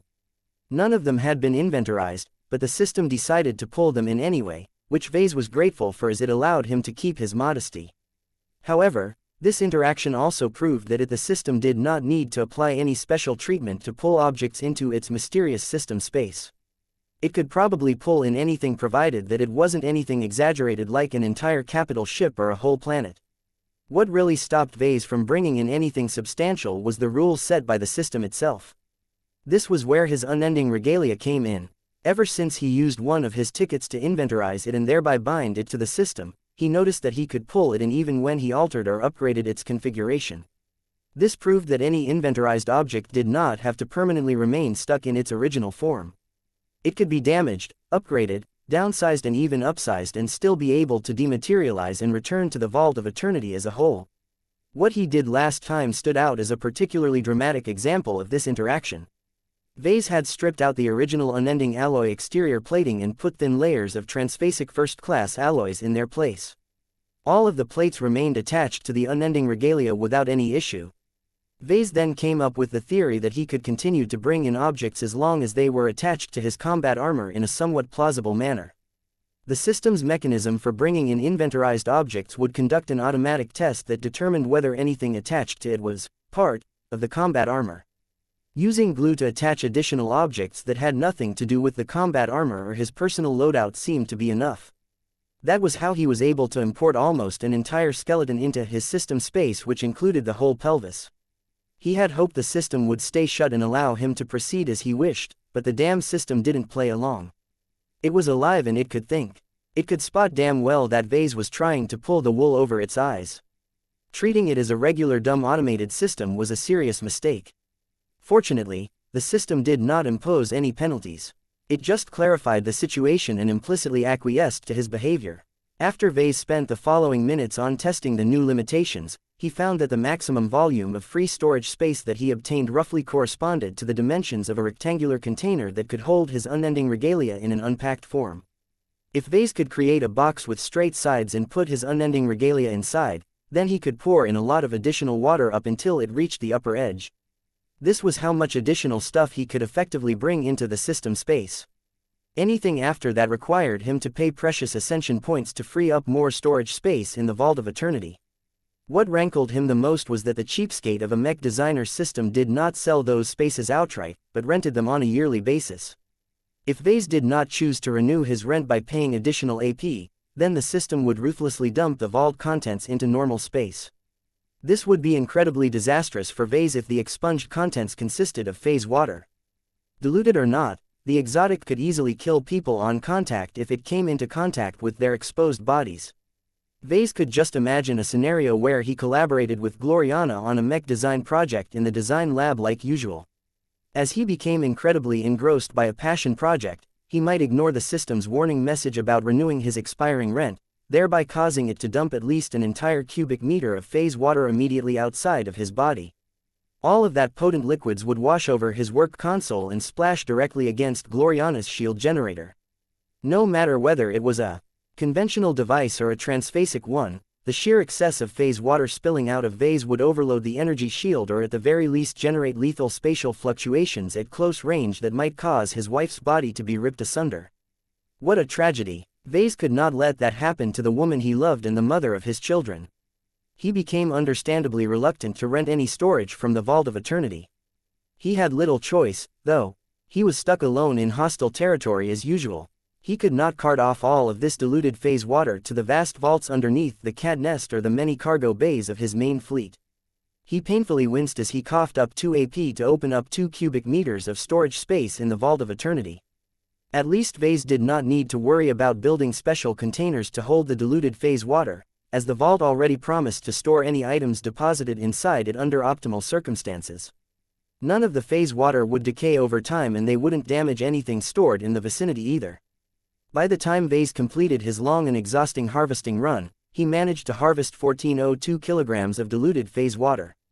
Of that amount, Vase had figured out that 13% of it consisted of real phase water on average. The rest was mostly water intermingled with stabilizing substances that helped suppress any spatial activity. That meant he harvested around 182 kilograms of phase water in total. He would have loved to extract all of the phase water out of the diluted mixture right away, but that required a significant amount of time and effort to arrange. Given that he would have to spend at least one day in the system space to set it all up, he simply did not bother to go through all of this trouble and just settled for buying enough storage space to contain the diluted mixture. The additional storage space would still be useful for an entire year after he had bought it, so he did not mind it if he purified the phase water later. The question now is whether I need to spend time and resources to build extra gear to support what may come next.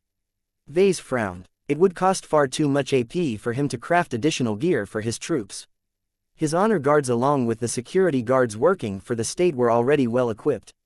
Though the group of soon-to-be-freed humans also consisted of a lot of civilian non-combatants, they were all VIPs or relatives of important figures, so it was extremely likely that they carried personal shield generators themselves. As long as they stayed in the rear where enemy forces couldn't reach them, they should remain out of the fight. He could always remedy the situation by entering the system space and spend enough time inside it to fix up a new solution. There was not much time left before the prison would supposedly teleport the human captives to the recreation and socialization chamber. Hopefully, these systems hadn't decayed to the point where they became inoperable. He made sure to double-check them when he still had access to the systems connected to the secondary control room. The cells were marked green for good reasons. I need to be there to greet all of those people. Who knows what they would do if they were left to their own devices. Vase had been extraordinarily productive during this crisis. He spent several subjective days on trying to find a way out while everyone else only experienced a few hours in their cells.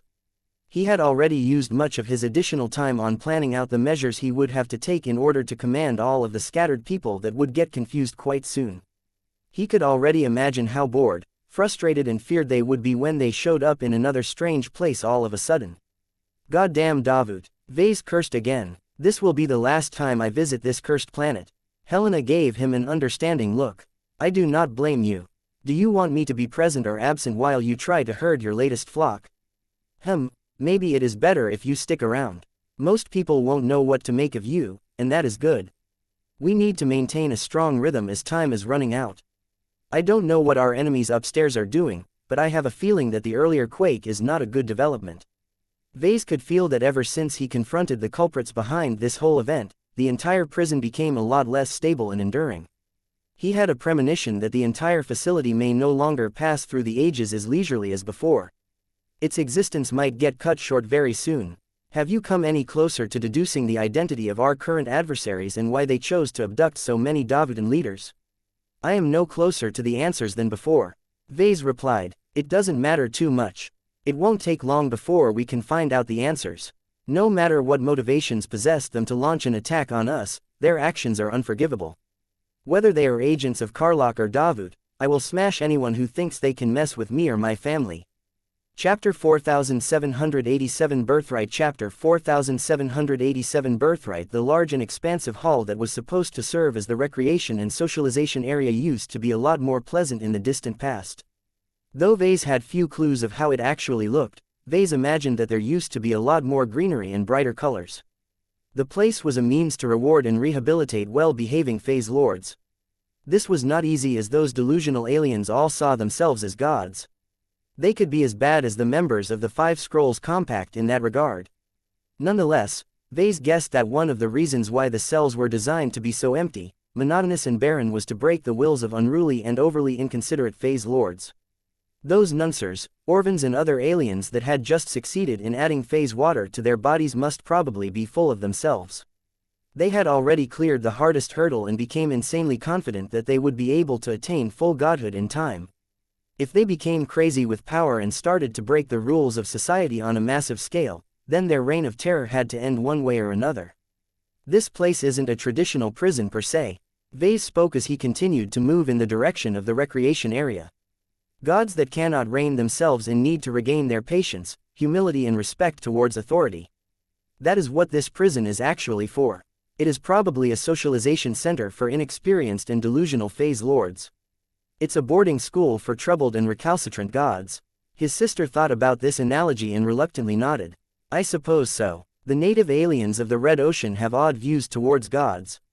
They solely obsess over materialistic factors such as phase water and body transformation. I believe that they do not exercise their mental discipline that much. They lack a single coherent guiding ideology that can ground them and maintain their connection to their original species. It is much different in the old galaxy. Even the highest practitioners of the compact dedicate themselves to strong beliefs. Their faith in the sacred scrolls and the immortal gods ensures that each of them will remain united and motivated to fight for a common cause. It was easy to look down on what the natives considered to be gods, but Vase did not dare to underestimate phase lords too much. For all of their power, spiritual entities had a hard time in the Milky Way and beyond. The current environment was not conducive to their growth and many humans started off as defective in this department. Their journey to godhood was fraught with peril and insurmountable obstacles as they needed to repair their deficiencies by going above and beyond. Pure spiritual entities did not possess as many limits, but were constantly at risk of getting blown away into the merciless and deathly imaginary realm. They needed physical anchors as well as a steady supply of spiritual feedback to prevent themselves from losing their power and fading into irrelevance. In contrast, phase lords had it relatively easier. They just needed to figure out a way to safely absorb phase water into their bodies and go from there.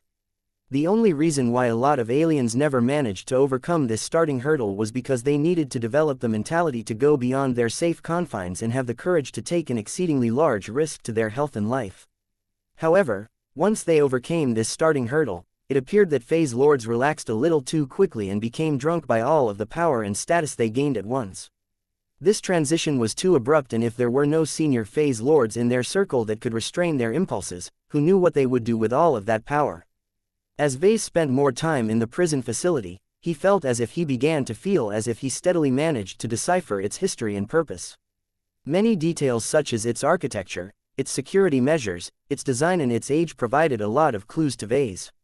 His imagination even conjured up illusions about how the place looked when it was in its heyday.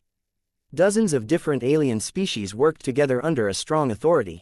They behaved firmly against the misbehaving phase lords but also showed understanding and compassion. Phase lords were rare in the Red Ocean and each of them possessed a lot of value. The supply of phase water in the Red Ocean was not great, but there was still enough to satisfy every would-be god under normal circumstances. Perhaps the Red Ocean's multiracial community was a representative example of how a galactic society might look like in an age where multiple different races lived alongside each other. Though the relations between the major races such as the phase whales, the nunsers, the Orvans and so on were not that harmonious, they at least did not get locked in an eternal struggle to the death. Individuals from different races had no problems with working together with each other as long as they shared enough interests. The Milky Way used to operate like this as well. The human race badly wanted to become a part of it, but the problem was that it used to be too weak to gain a proper seat at the table. In the end, power mattered the most. Since humanity couldn't gain the respect and consideration of the aliens in the Milky Way by playing by the rules, it was better to flip the table and demand respect by force. At least, that was the prevailing logic among humans today. Learning about the hidden truth of humanity's deeper and more complicated history put an entirely different spotlight on this matter. Unless Helena and his birth mother were completely wrong, the history of human lineage and the history of the Milky Way galaxy were much more complicated than he assumed. Major events took place hundreds of thousands of years ago that caused the primordial humans to rise in a galaxy that was much more conducive to spiritual ascension. Unfortunately, a mysterious calamity occurred that ultimately forced this earlier strain of humanity to disappear from the stage. What Vase found strange was how completely primordial humans fell from grace. This used to be a race that could travel the stars and occupy other Planets. A lot of difficult questions arose from the information that Vase had available. How did almost all of the primordial humans disappear so suddenly? How could they have cleaned up their traces so extensively that hardly any alien civilizations in the Milky Way learned of the powerful humans that preceded their rise? Why go through the trouble to develop baseline humans in their place and settle them on Earth to give them the illusion they evolved naturally on the planet? Did primordial humans ever had a plan to engineer a comeback, and if so, would there be any room left for baseline humans in their society? The possible answers to all of these questions were both profound and frightening. Vase had the feeling that he had finally touched upon the deeper truths behind humanity's rise, the origins of the Five Scrolls Compact and perhaps the nature of his own birth. As Vase turned his attention to himself, he began to doubt his identity once again. Helena. Yes, brother, all this recent talk about primordial humans got me thinking. Is our mother descended from this group of ancient remnants? The spiritual goddess directed a deeper look at him. You can say that. There are distinctions that I will not get into as you are not a part of this complicated world, but generally speaking she bears little difference from the ancient humans who have once populated the Milky Way.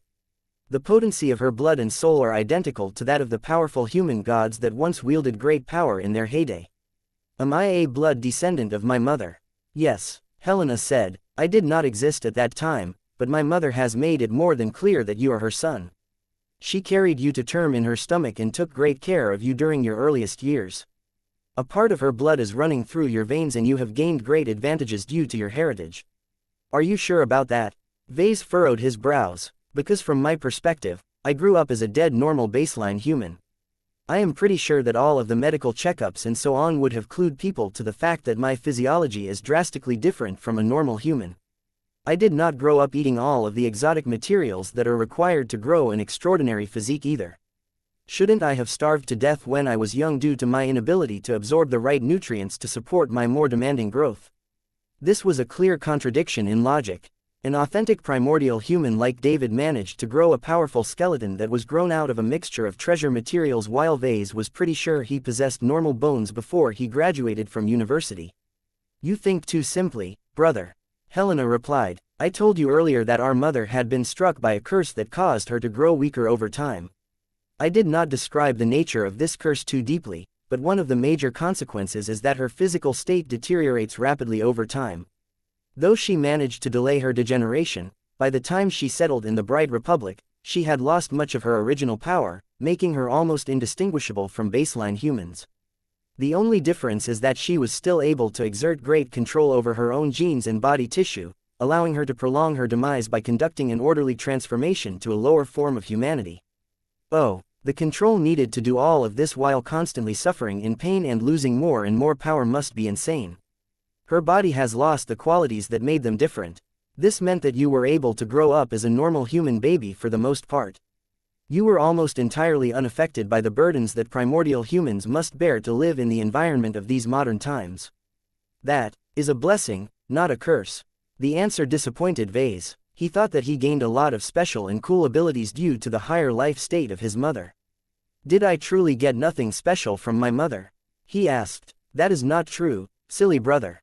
You are always special. Our mother used to be a powerful practitioner once.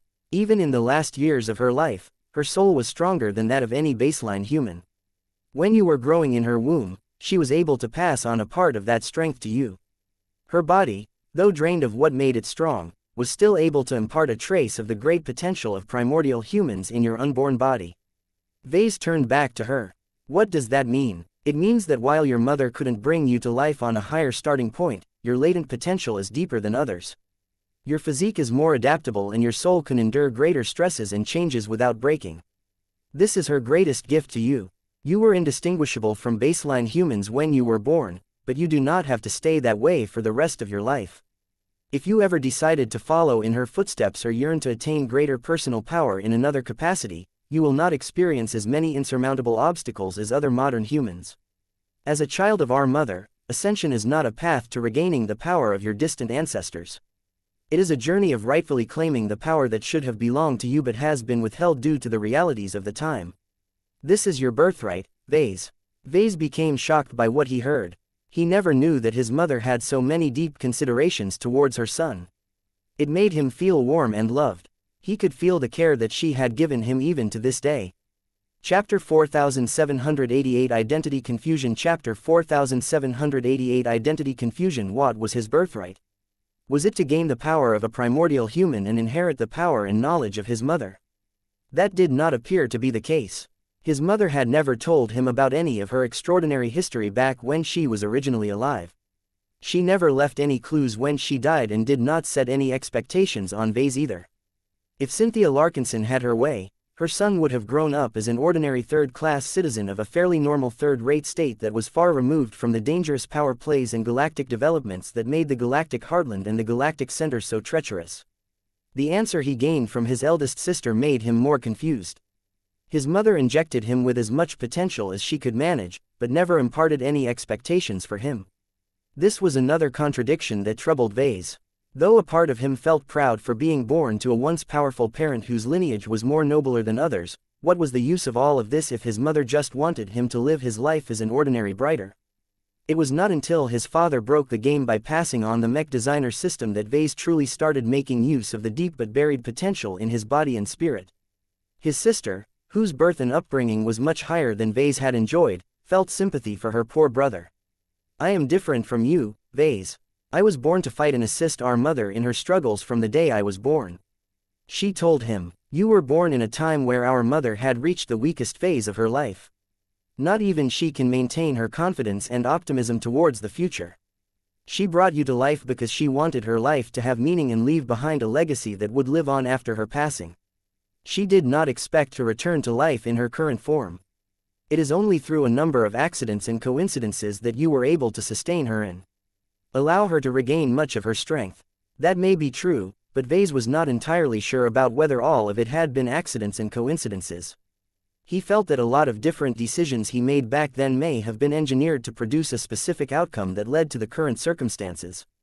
Perhaps his mother couldn't resist the urge to fall back into old habits and implement a scheme that might ultimately bring her back to life. Perhaps the Mech designer system remained attached to its original holder and sought to use her son to reverse her death. It could also be that everything that led Vase to getting reintroduced to her and giving her the means to claw herself back from total nihility was simply an unintended consequence of bearing a child. Maybe she suffered so much throughout her first life that karma finally played a role and compensated her for all of the good she had done. Vase shook his head. He was speculating again. He did not have all of the answers, and he had a feeling that he might never learn the full truth. "Helena, what is it now?" she asked as she conveyed a touch of impatience. "My mother once told me that she sabotaged my ability to pilot a mech," he said. "Leaving aside whether she knew that I would be able to pilot a mech in the future or not, what is the reason for doing so? Don't misunderstand me. I am not upset with what she has done. I might have thought differently if I was younger, but I am old enough and happy enough in my current career that I would not wish to trade my mech designs to become a simple soldier who only knows how to kill. I am not entirely clear about this matter, Vase. My mother doesn't tell me anything. Even if I knew, I would still withhold my answer from you. This is a matter that you deserve to hear from her directly. Maybe if you come back to the old galaxy and hand over David's skeleton to her in person, she may finally answer all of the questions that have caused you to become so confused. You are right in that you have grown older and mature now. You have embraced your vocation as a mech designer and you are no longer easily tempted by alternative possibilities. I think our mother will be much more inclined to tell you the truth about her past self and the reason why her problems affect you as well." It became more and more imperative for Vase to return to the Nixian Gap. "Fine." Vase accepted her words as a plan came to mind. "I will return to the old galaxy, but as you know I really can't do so casually. I don't even know whether it is possible for me to leave within a decade. Aside from that, the Milky Way is also extremely dangerous to me for reasons that you are already familiar with. We can figure this out together." His sister replied in an optimistic tone. "You do not have to bear this burden together. Our Oblivion Empire has grown considerably over the years. We have not only mastered many technologies, but also attracted many talents under our banner. We will find a way to resolve the issues that you are worrying about one way or another. All right, let us leave this matter for another day." The pair of siblings continued to wait in the recreation and socialization hall for all of the captive humans to arrive. If the timekeeping system of the prison facility hadn't malfunctioned, Vase knew that the large and expansive room would become a lot more crowded in less than 4 minutes. He began to straighten his back and adjust his demeanor in anticipation of facing a tough crowd. He did not want to leave anything to chance. Vase needed to take charge of the entire crowd so that no one stupid would get to make idiotic decisions and ruin this chance of escaping the prison facility without suffering excessive casualties. His mind still wasn't fully in the present, though. A part of his mentality still remained in flux due to all of the knowledge he learned today about primordial humans, his mother and himself. I suggest you don't think too much about your heritage, the spiritual entity advised. No matter the circumstances of your birth, none of the advantages imparted by your parents has allowed you to build a business empire and a clan with ease. The worst primordial human is far inferior to your current self, and you have the chance to become much more powerful as long as you keep working harder. No matter whether you were born as a lesser or greater human, it is our mentalities and our accomplishments that truly make us great. You are right, Vase sighed. The past was the past. Vase couldn't change anything about it. Whether he learned the truth about his heritage or not did not matter that much to him. He did not inherit his mother's profession but instead became a man of the current times. Mechs dominated his life today, and that was what he should be focusing upon. He yearned to return back to his stronghold so that he could go back to designing mechs again. The Doulahan project and the Ghost project were both screaming to be completed, and he was determined to finish them by the time the refitted and upgraded Spirit of Bentime returned from an MTA shipyard. Helena perked up for a moment. The air is changing. Vase nodded. He activated a command built into his unending regalia and caused it to project a glowing cape behind his armored back. Although the false cape was not that particularly impressive in itself, it could play a major role in enhancing his stature as long as the rest of the package exuded enough strength. Vase was incredibly confident in this aspect of himself. This was not his first rodeo and he had specifically designed his unending regalia to convey the look of a martial leader. Nothing about his appearance looked anything close to a nerdy mech designer. A few more seconds passed by as Vase could feel the spatial fluctuations in the air before him. It was as if hundreds of buzzers went off at once. The teleportation mechanisms were in a worse shape than Vase realized. A lot of phase water had decayed, causing the devices responsible for bringing inmates in and out of their cells to struggle to perform their tasks. Fortunately, there were many of them, so the prison facility could always rely on an ample amount of redundancies to complete these exhausting jobs. The air crackled a bit as the sudden appearance of over 1,000 different bodies appeared at once. Where are we? My comm still can't connect to the emergency services. Hey, were you captured as well? Troopers, fall back on my position. Be on guard and investigate our surroundings. Surrender your combat armor and your weapon this instant. President Unames Clive will not be happy if I have taken a laser round through my head. Protecting my life should be your highest priority. Wah, I want to go home, mommy. The cacophony was loud and overbearing. People were screaming, crying and issuing demands at the same time. Though there were a number of obvious leader figures who attempted to take charge of their own bodyguards as well as the large number of Davudan security guards, even they could not impose their order on the crowd. Vase did not look particularly surprised. He knew people well enough by now that he predicted that everyone would get messy. Of the few people who managed to keep their cool, the Larkinson delegation clearly stood out. They had received plenty of warnings and instructions in advance and had immediately moved to separate themselves from the crowd so that they could all group up at their patriarch's position. As the civilian Larkinsons retreated behind Vase while his honor guard stood in a neat and straight row before him, he finally decided to put an end to this farce. With Helena, his wife, his children and the rest of the leaders of the Larkinson clan paying close attention to him, Vase raised his fist and spread out his own glow, causing it to impact the minds of all of the scattered people who were squabbling among themselves. Quiet, he boomed, making sure to amplify his voice by using his unending regalia. His voice immediately caused everyone else to grow quiet. They could not help it as the sight that Vase and his Larkinsons made combined with the glow that he exuded from his body truly made a strong impact on the scattered people. Not even the well-trained and numerous security guards working for the Davudan state exuded as much strength and unity at the moment. Though a number of people kept moving or talking among themselves, this was already an excellent outcome. Let me introduce myself to you. I am Patriarch Vase Larkinson, the founder and leader of the Larkinson clan. If you people have not been living under a rock all this time, then you should know who I am and the enemies that I have beaten together with my people. You may not have guessed it, but I am the reason why you have been teleported out of your cells just now. If I hadn't been able to escape my cell, locate a damaged alien control center and repaired it just enough to get you all out, you would still be growing hungry and thirsty in your cramped cages. I have brought you this far. Now I ask you to follow my lead and help me bring you out of this sordid alien prison. Are you with me, Davutans? Chapter 4789 Commanding Lead Chapter 4789 Commanding Lead, who put you in charge? A mercenary general asked. The uniformed man possessed a brave demeanor and did not look inferior to a Larkinson. The people who got kidnapped largely consisted of highly successful leaders in every important profession. The Larkinsons were not the only ones who brought soldiers, and it could even be argued that mercenary organizations possessed even more fighting experience. This gave the mercenary general the confidence to contest for dominance. It was not that the man doubted the combat acumen of the Larkinsons, but his mercenary organization possessed a martial tradition that went back centuries. Vase recalled that the man came from a notable mercenary organization called the TRD Combat Application Group. General Holderan, I have heard much about you and your fellow mercenaries. I respect your mercenary company's competence in battles against mechs on the battlefield, but we are in a different situation right now.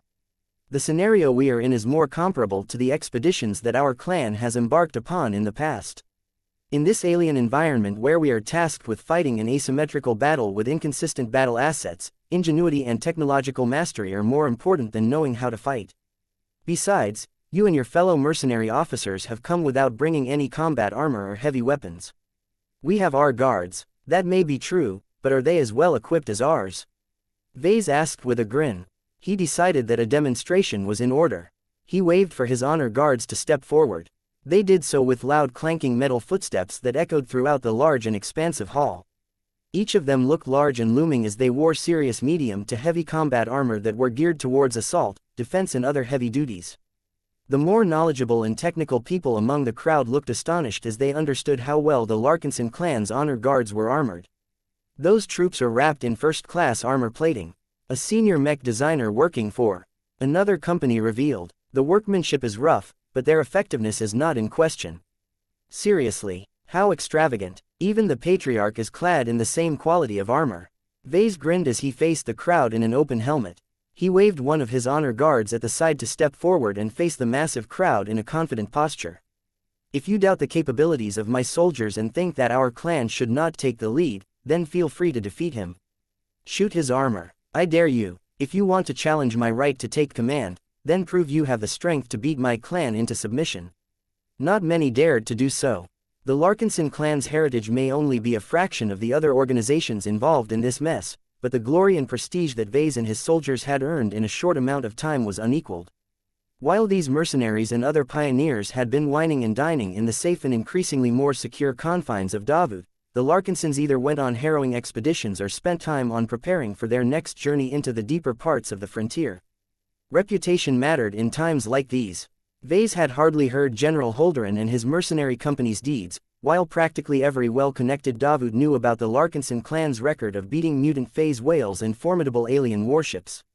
Vase banged his armored fist against his chestplate, producing a loud noise that caused the timid individuals amongst the crowd to jump in fright. Do you know where I gained the materials to upgrade the armor of my suit and that of my bodyguards? Our clan ripped all of the materials off the damaged and broken debris from an alien warship whose name roughly translates to the collapsing house of the fractured star. Our Golden Skull Alliance not only had to confront this ship in direct battle, but also had to fend off her mightiest leader and protector, a phase lord called the Trampler of Stars. If you think those names are exaggerations to embellish my record, then I can send you the edited footage of our battle against these powerful alien foes. No need. The words that Vase spoke combined with his odd glow that transmitted his will to dominate to the crowd completely caused them to fall under his rhythm. They never encountered a situation like this before. Many people did not even harbor any desire to challenge what Vase was saying. They already became convinced that it was right for this impressive clan patriarch to take charge of their entire group. Of course, not everyone was caught off balance. There were still many experienced and steady leaders among the kidnapped VIPs. Their ability to endure pressure and think rationally were exceptional, and they did not let themselves get fooled by a younger man who happened to take the initiative. General Holderan of the TRD Combat Application Group looked unwilling, but he knew quite well that he and his mercenaries would not be able to surpass the Larkinsons in terms of strength or proven accomplishments. This caused him to withhold his voice and remain still. That did not necessarily mean that people like General Holderan were sincerely convinced and willing to obey the instructions of the Larkinsons. If severe differences in opinions ever arose, the mercenaries working for TRD might decide to separate from the Larkinsons and act in a separate capacity. That was an undesirable outcome to Vase, as he anticipated that there would be a tough fight ahead. Whoever managed to take over the primary control room should definitely have prepared enough defenses to defend against an attack. In the worser scenarios, the adversaries might have managed to subvert a few native defensive systems as well. Which meant that the trapped VIPs had to fight against both their kidnappers and the prison facility itself. Vase needed every soldier who could fight in order to maximize his chances of winning the upcoming confrontation. He did not want to worry about people messing up behind his back or throwing his strategy into disarray. Fortunately, the different delegations were quite limited and scattered in their opinions. Even if there were a number of them that were united in their unwillingness to answer to an upstart clan and its young leader, they were even less willing to answer to each other. Vase knew that he needed to make a breakthrough in order to unite the gathered VIPs and their guards under his banner. While Vase had been arguing with the likes of General Holderan, a large number of soldiers wearing either low-profile suits or heavily armored combat armor had gathered and formed up in the rear of the main crowd. As the groups of soldiers began to organize themselves until they formed a much larger column of infantry troops, a lot of people discovered that a second powerful force was in their midst. The Davudan security guards might not have the benefit of extravagant protection such as first-class armor plating, but they possessed the greatest quantity of combat-effective soldiers among the people involuntarily brought to this pocket space. The hundreds of guards were not only well-trained, but already adhered to a single military command structure.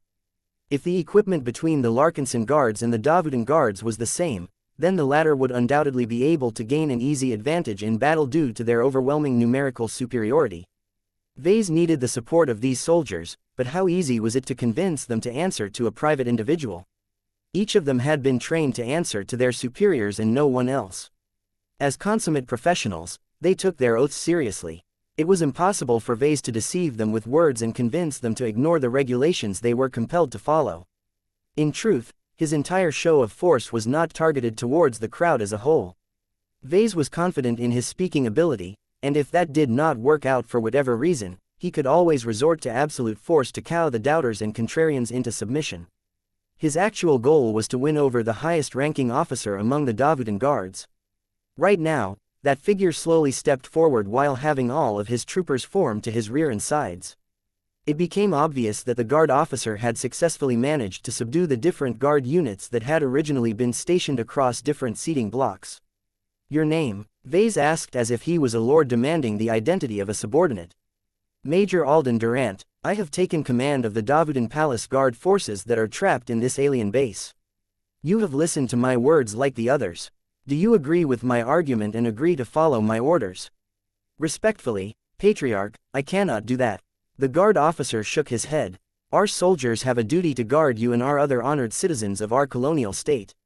We are not allowed to take sides or let ourselves be commanded by one group to the detriment of other groups. The command of our guard forces must always remain in the hands of an officer that is commissioned by our state. If your relative General Ark Larkinson was here, then we would surrender to his authority without any doubt, but you are not an officer of our state." Seeing that Major Durant could not easily be persuaded, Vase made a judgment call and decided to take a step back. "Very well." Vase smiled in a charming fashion while subconsciously increasing the strength of his glow. "Since you and your men are loyal servants of the state who can be trusted to do what is best, then I will not ask you to betray your oath and put my orders above your duty. I merely wish to obtain your cooperation in a breakout attempt that I have planned."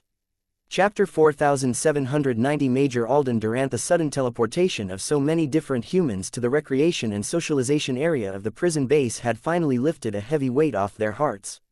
Vase actually did it. Gloriana blinked as she still couldn't quite believe that her husband managed to access the alien control system to such a thorough degree that he could release every captive human from their cells. "I knew I married the right mech designer. Papa is so strong." Marvane cheered as he jumped and ran as if he hadn't been spending several boring hours in a cell.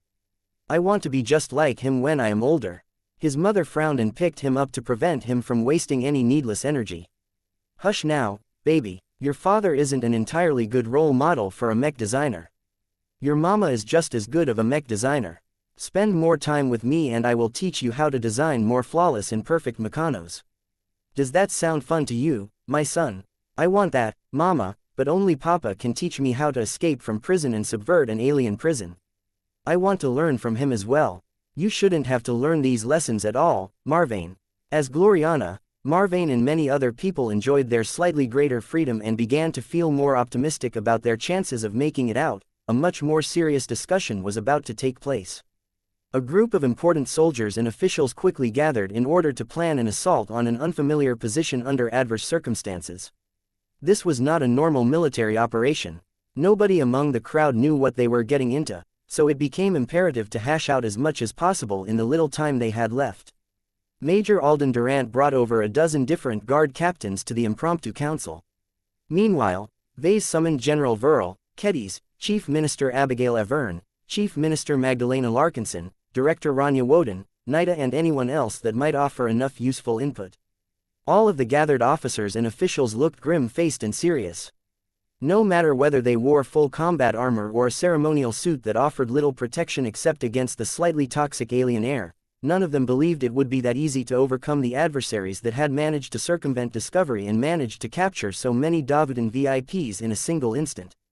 The only exception among them was Kedis. Having spent several hours in a situation where she was not only trapped, but also deprived of her bloodsinger, the most combat-capable mech designer among the entire gathering of captives had been experiencing pure torture in the last few hours. It was only after she was able to meet up with the honor guards of the Larkinson clan that she finally managed to obtain a decent blade by her standards. You might not be my possession, but I still remember how I made you with my own hands. You will sing just fine in my grasp. The swordmaster smiled as she patted the flat of her one-handed transphasic sword. She forged the weapon years ago during the times when the clan resided in Davut for several years. She took part in the comprehensive upgrade project that aimed to bring up the equipment standards of the Larkinson clan's honor guard to the highest standards achievable in the Red Ocean. Though her usage of phase water was rough and experimental, she forged a batch of swords and sent the best ones among them to the honor guards that were skilled enough to make effective use of the powerful weapons. Although the blade was not attuned to her, Sharpie was already at work at trying to align it with her own style and strengths. By the time hostilities commenced, Kedis hoped to be able to slice through whatever enemies prevented her and her family from returning to the clan. You will need a suit of combat armor as well, Vase remarked just before the general discussion started. One of my honor guards should have one that should roughly fit your dimensions. The swordmaster paused in her admiration of her new sword to shake her head. Don't bother. You designed their suits of combat armor to fit their dimensions and fighting styles to an exact degree. It will do more harm than good if I force myself to fight in a shell that actively works against my movements. How are you supposed to fight, then? Will you just let your shield generator tank all of the blows while you go off running around in a ceremonial outfit? Don't be silly, Vase. I plan to approach one of the many Davudan security guards and ask if I can borrow her combat armor. The gear used by those troopers might not be as tough as your recent work, but they will complement my fighting style better as they are designed to be versatile and widely applicable. He understood her logic. The honor guards all received the benefit of customized gear, while the guard forces working for the state mostly had to make do with standard issue gear. It shouldn't matter whether Kedis was not a soldier of the state. She was a bona fide transcendent swordswoman and probably possessed the single highest combat power out of every infantry trooper in this prison facility. I can see how that works, but you will be operating on a thin margin. Vase responded. You can't afford to make as many mistakes, and any weapon that is as powerful as that of a mech can blast you to pieces, swordmaster or not. There is a reason why your profession has declined in modern times. You don't need to remind me of that, Vase. My intuition is strong, so I will know when I am being targeted. I won't foolishly storm ahead and attract everyone's attention. I will act according to my judgment. He did not express any further concerns as it was completely unnecessary. Kedis was not a kid. Battles like these were hard to come by and she was in the right position to make a difference. The lives of her children were on the line, and that made it impossible for her to sit back and rely on the protection of their guards. Vase respected her desire to put her life on the line in order to seek greater heights in the field of traditional swordsmanship. Both Vase and Kedis soon joined the circle of leaders. No one understood their current circumstances better than Vase, and that made it important for them to hear what he had to say. Vase did not hold back too much in sharing his discoveries. He projected an annotated map of the prison facility and explained a summary of what he learned up to this point. Both Larkinsons and outsiders looked shocked and concerned at different junctions. Compared to the captured VIPs who had only been here for a few hours, the enemy had spent a lot more time in this ancient alien facility. Our adversaries have too many advantages. Major Alden Durant spoke with concern. They have demonstrated at least a partial degree of control over the automated systems of this abandoned ruin, and they have spent much more time entrenching their positions at the upper floors. Depending on the nature of our foes, we may be facing strong crew-served weapons, fixed defenses and even outright combat vehicles such as infantry fighting vehicles, tanks and maybe even mechs. The senior security guard officer was right to be concerned. His forces may have been well equipped for their specific responsibilities, but their responsibilities were mainly confined to crowd control and solving infantry-level threats. Anything heavier required the intervention of the mechs on patrol duty. The infantry troopers were never expected to confront hostile vehicles on their own. They instead had to obey directives which obliged them to escort their charges to safety. General Verl turned to the Davudan Major. How many effective troops can you call upon and how many of them are equipped with heavy armaments? According to our current count, we can muster over 120 unarmored security guards and 300 armored infantry soldiers. Major Durant responded, all of them are in good condition and most still have ample reserves of energy and ammunition. Our unarmored troops are not suited for assaults. I prefer to keep them close and have them watch over our noncombatants. Our armored troops possess ample military training and can be relied upon to fight both offensive and defensive battles. However, there is not much variety to their combat equipment. Only 9 of my specialists are equipped with heavy weapons, and even then their ammunition reserves are limited. The seating blocks already possessed fixed defensive hardpoints that already covered this need. There was not much of a demand to bring in additional heavy weapon specialists for that reason. The fact that the group of security guards included 9 heavy weapon specialists was already remarkable by themselves. When Vase and the others took a closer look at the heavy weapons carried by these bulkier and more formidable-looking troops, they became slightly disappointed. 7 missile launchers and 2 laser cannons. General Verl summarized. Both are transphasic and can pack a substantial punch. The former can be programmed to follow complicated trajectories and they are also geared towards punching through armor and energy shields. The latter can only be fired in a straight trajectory, but can fire repeatedly as long as the energy supply lasts and the heat buildup is not excessive. Vase shook his head, we can only use them sparingly. The troopers don't carry that many spare missiles so these launchers will quickly turn useless once they have fired a couple of times. The laser cannons are powerful, but they are undersized. Although we can string enough spare batteries from multiple sources in order to fire them a few more times, their heat capacities are too low, and that puts a limit on how many times we can fire them in a single engagement. The group concluded that they needed to make sparing use of the few heavy weapons available. They should only truly be reserved for threats that could not be solved by regular soldiers. Once they gained a greater understanding of their assets, they soon turned to formulating a strategy and planning their approach to the upper floors. There are clearly multiple approaches to the top. General Verl pointed at the different pathways. However, we do not have reliable and verified information on how well they are defended. On top of that, we still do not know what we are facing. Scouting should be our first priority. We must gather first-hand information on the state of these approaches before we should commit to an assault. That will give our adversaries more time to prepare. Major Durant spoke with a heavy voice. Aside from that, it is impossible for us to take competent and well-prepared opponents by surprise. In a cramped facility like this where it is impossible for us to breach the walls or circumvent their defensive lines, our only choice is to attack with force. We must carefully determine how extensively we split our forces and apply pressure in multiple directions at once. If they stuck together, then it would be easy for their enemies to defend from a single direction or use overwhelming firepower to wipe out all of the attackers at once. If they split up too much, then it would not only be challenging to coordinate all of the groups, but there would also be a greater risk of getting defeated in detail. No matter what, the people who gathered here had to make a lot of hard choices. Another problem was the soldiers hailing from the other groups. They amounted to hundreds of additional armored troops, and could play a huge role in any fight. However, they could only provide a lot of value in the field if they cooperated sincerely. If they slacked off or retreated too soon, then many other units would definitely get in trouble. Chapter 4791 First Scouting Results. Scouting the upper levels was not a complicated affair. The Davudan Guard forces possessed strong scanning and investigation tools as they needed to be able to detect threats in advance before they could attack the people under their protection.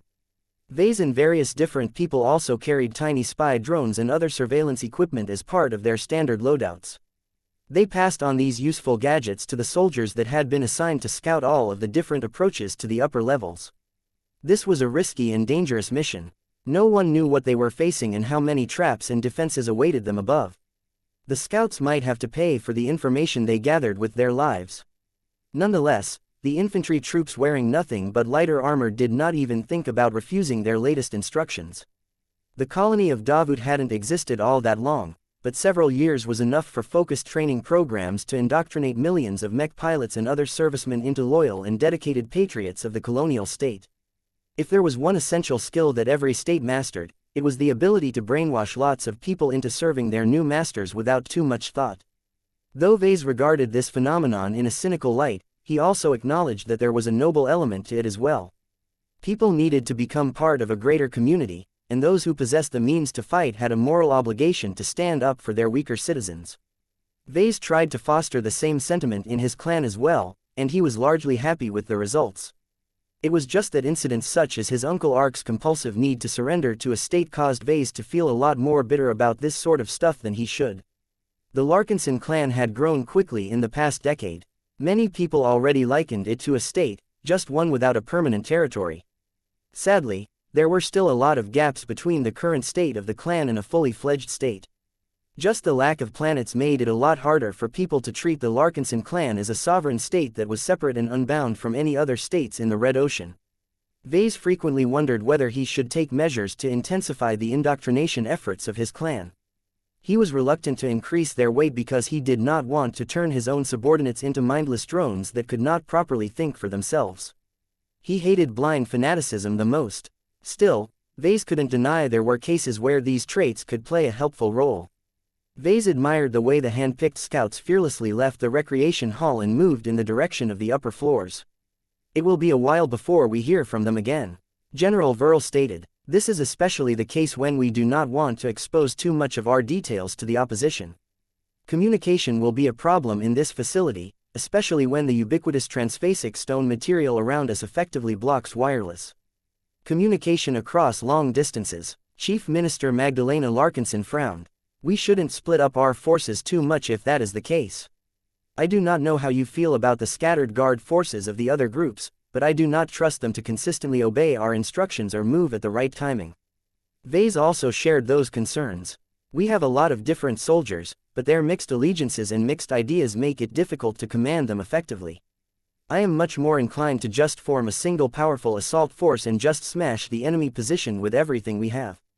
That is not entirely wise. Major Durant shook his head. We must attack from at least two separate directions in order to introduce an element of uncertainty and force our opposition to split its focus. We must keep our enemies guessing and never make them feel they have completely figured out our details. The leaders with a military background continued to swap ideas and offer proposals. Vase put in a few words as well, but he found that it was not necessary for a layman like himself to lead the discussion anymore. Everyone gathered here were professionals who were good at their jobs. There was not much they could talk about until the scouts returned. Much of the talks centered around the organization of their own troops and the combat roles of every individual unit. More than half a minute passed by before the scouts flew back at their fastest speeds. Each of them did not hesitate to push their flight capabilities to the limit and expend as much energy as possible in order to share their findings as early as possible. Sir, we have found a large encampment along with several visible defensive installations in the main hallway leading to the upper floors. The left side entrance is both mined and guarded by a combination of turrets and armored guards. The small rear entrance has been completely blocked by a wall that consists of metal debris that has roughly been welded together. It is at least several meters thick according to our scanners, but we do not know whether the opposing force has deployed any shield generators that are currently inactive. The scouts brought a huge amount of useful information that Vase was unable to obtain during the time he had partial access to the alien control system. What interested Vase and the others the most was not the defenses by themselves. They instead wanted to know what sort of enemies had targeted the important delegates of Davut in the first place. After spending so much time cut off from greater human society and the rest of their organizations, they were tired of being kept in the dark. The first-hand information collected by the scouts, who surprisingly managed to return in one piece, finally exposed the nature of their current adversaries. That is not human technology. Vase authoritatively said. The turrets, the mines, the defensive fortifications and so on are all alien without a doubt. I don't recognize the architecture and design style, though. They don't conform to the design rules of the Nunsers, Quelmers and all of the other usual suspects. Combined with the fact that the overall sophistication and material quality of their construction are not too high, I think we are facing a minor alien race at most. Multiple people concurred with his assessment. Did we manage to obtain visuals of alien individuals? Director Rania Woden asked. Understanding their biology can tell us much. Durant, the Davudan Guard leader, remained silent for a few seconds as he silently held an exchange with his scouts. The alien individuals have mostly hid behind their fortifications or deeper inside the upper floors. Only one of our scouts managed to obtain a glimpse of an armored alien soldier. From a distance, Alden Durant projected a still image in the air. A lot of people leaned closer in order to study the small figure that had just moved out from behind a defensive emplacement. What immediately stood out was the figure's height. According to the collected data, the armored alien was 2.5 meters tall, which was significantly higher than the baseline human average. The shape of the alien was clearly humanoid, but the proportions were all different. The torso was fat and round while the legs were fairly long. The arms were thick but comically short, so much so that the alien figures probably wouldn't be able to wield handheld weapons with great skills. The alien race apparently made up for this deficiency by directly mounting weapons onto the armor. 2 different energy weapon barrels extended from the arms. Vase could easily imagine them firing laser beams at any targets they pointed towards. Although neither Vase nor the Larkinsons recognized these aliens by their distinctive shapes, Major Durant and a surprising number of his guard captains reacted as if they had recognized a nightmare from the past. You know, Vase confronted the Davudans. You recognize these aliens? We do, Major Durant admitted. The design of their defensive installations are much different than before. The alien species that I am thinking about had a habit of applying art to all of their construction. I believe what happened to them has not only inflicted a great amount of trauma to their group, but also caused them to lose so much of their culture. They have likely made many changes to their society and how they operate, but their physiology still remains the same. Please do not keep us in suspense. Spit it out already, Vase impatiently asked. A few Larkinsons had already managed to deduce the answer, though. Oh, Minister Sheddarin Pernus uttered, it appears you did not clean after yourselves thoroughly enough. General Verl had a bitter expression on his face. We are all suffering from the mistakes of the founders of this colony. The highest-ranking representative of the colonial state did not deny these accusations. He finally supplied everyone with the answer that they wanted to hear. The alien in the projected image is a member of the Peskin race. The Peskins are a weak species that has reluctantly become a member of the native galactic community, but never managed to expand their territory behind a single star system. Their civilization is fairly young and has advanced relatively slowly. They are generally peaceful, but they used to fight against each other in limited conflicts between different alien city-states. None of that is valid anymore because humanity has driven them to extinction. At least, that was supposed to be the case. The description sounded fairly odd to Vase at first, but he quickly managed to connect the dots. These Peskins used to be the original inhabitants of Davut, am I correct? Several Davudan officers nodded. That is correct, Patriarch. I can personally recall the operations that we conducted upon arriving to this star system the first time. Several pioneers have already raided the native city-states on Davut 7 multiple times, but their society has largely remained intact. Our Mech forces had to land in large numbers and wipe out the indigenous defending troops before we could cleanse the remainder of the Peskins as a whole. Vase groaned. Were they strong? No. Their technological innovation is not strong and much of their advancements are actually supplied by the Nunsers. The reason why the Peskins received such favor was because their small star nation has voluntarily agreed to become a protectorate of the Nunzer civilization. In exchange for supplying a fixed amount of resources and, occasionally manpower, the Peskins can continue to live under the guarantee of this powerful alien race. They never prepared a serious standing army that could fight against foreign invaders because they assumed the Nunsers would prevent that from happening. Obviously, the Nunsers had been unable to make good on their promises. Their forces stationed in this corner of the Red Ocean had probably been steamrolled by the Big Two during the same time. If these Peskins are so weak, then your mechs and troops should have cleaned them up without exception. How could you have missed this group? Major Durant developed a possible theory that explained how these aliens managed to escape the purge. We did not spend much time on studying the indigenous alien society, as it was destined to get destroyed. We did note that our forces have never found any trace of an important Peskin individual who the anthropologists have called Great Chief Jaharan. Who is this Great Chief, exactly? He was the leader of the largest city-state of the Peskin Star Nation.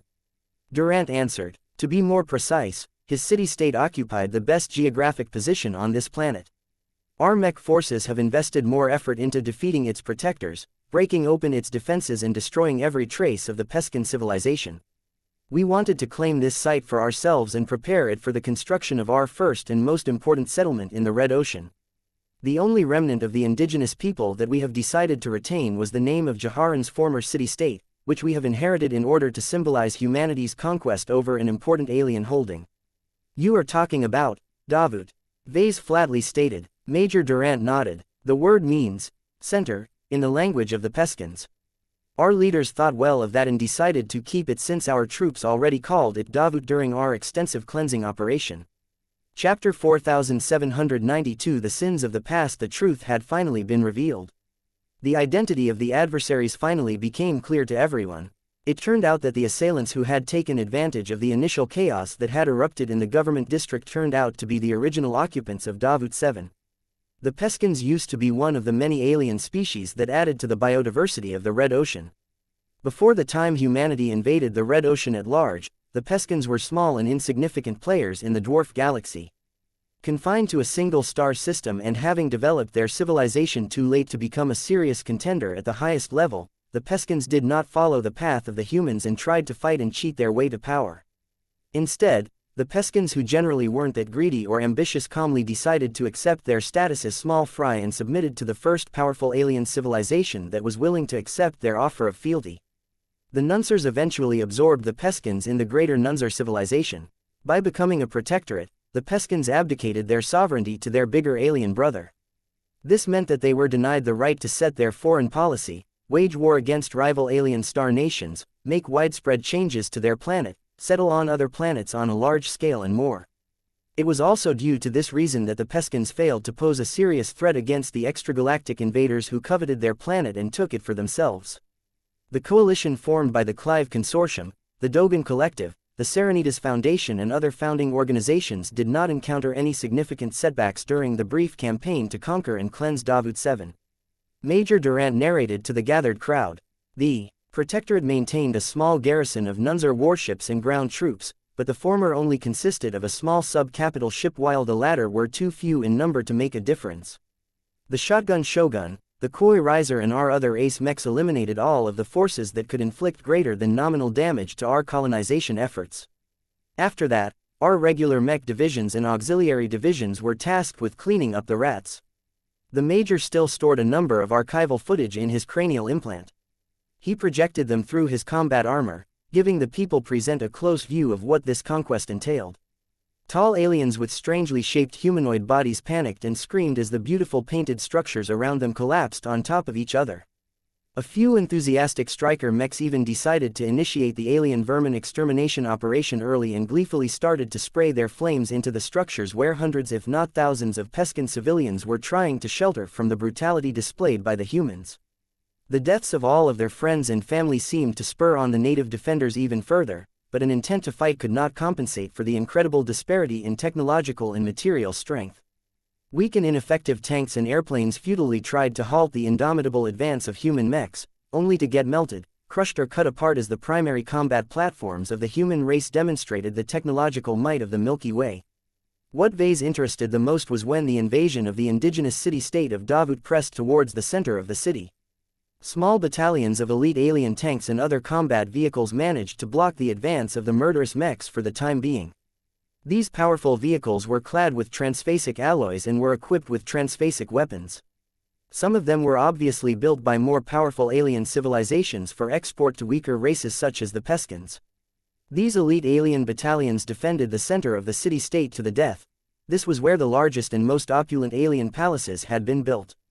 Vase could already guess where this location corresponded to in the present day.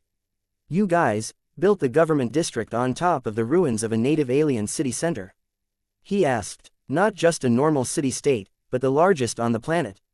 He may not be a superstitious person by nature, but even he would think twice about founding the capital city of a colony and eventually an entire colonial state on the most sacred and honored location of the previous occupants of the planets might be a little daft.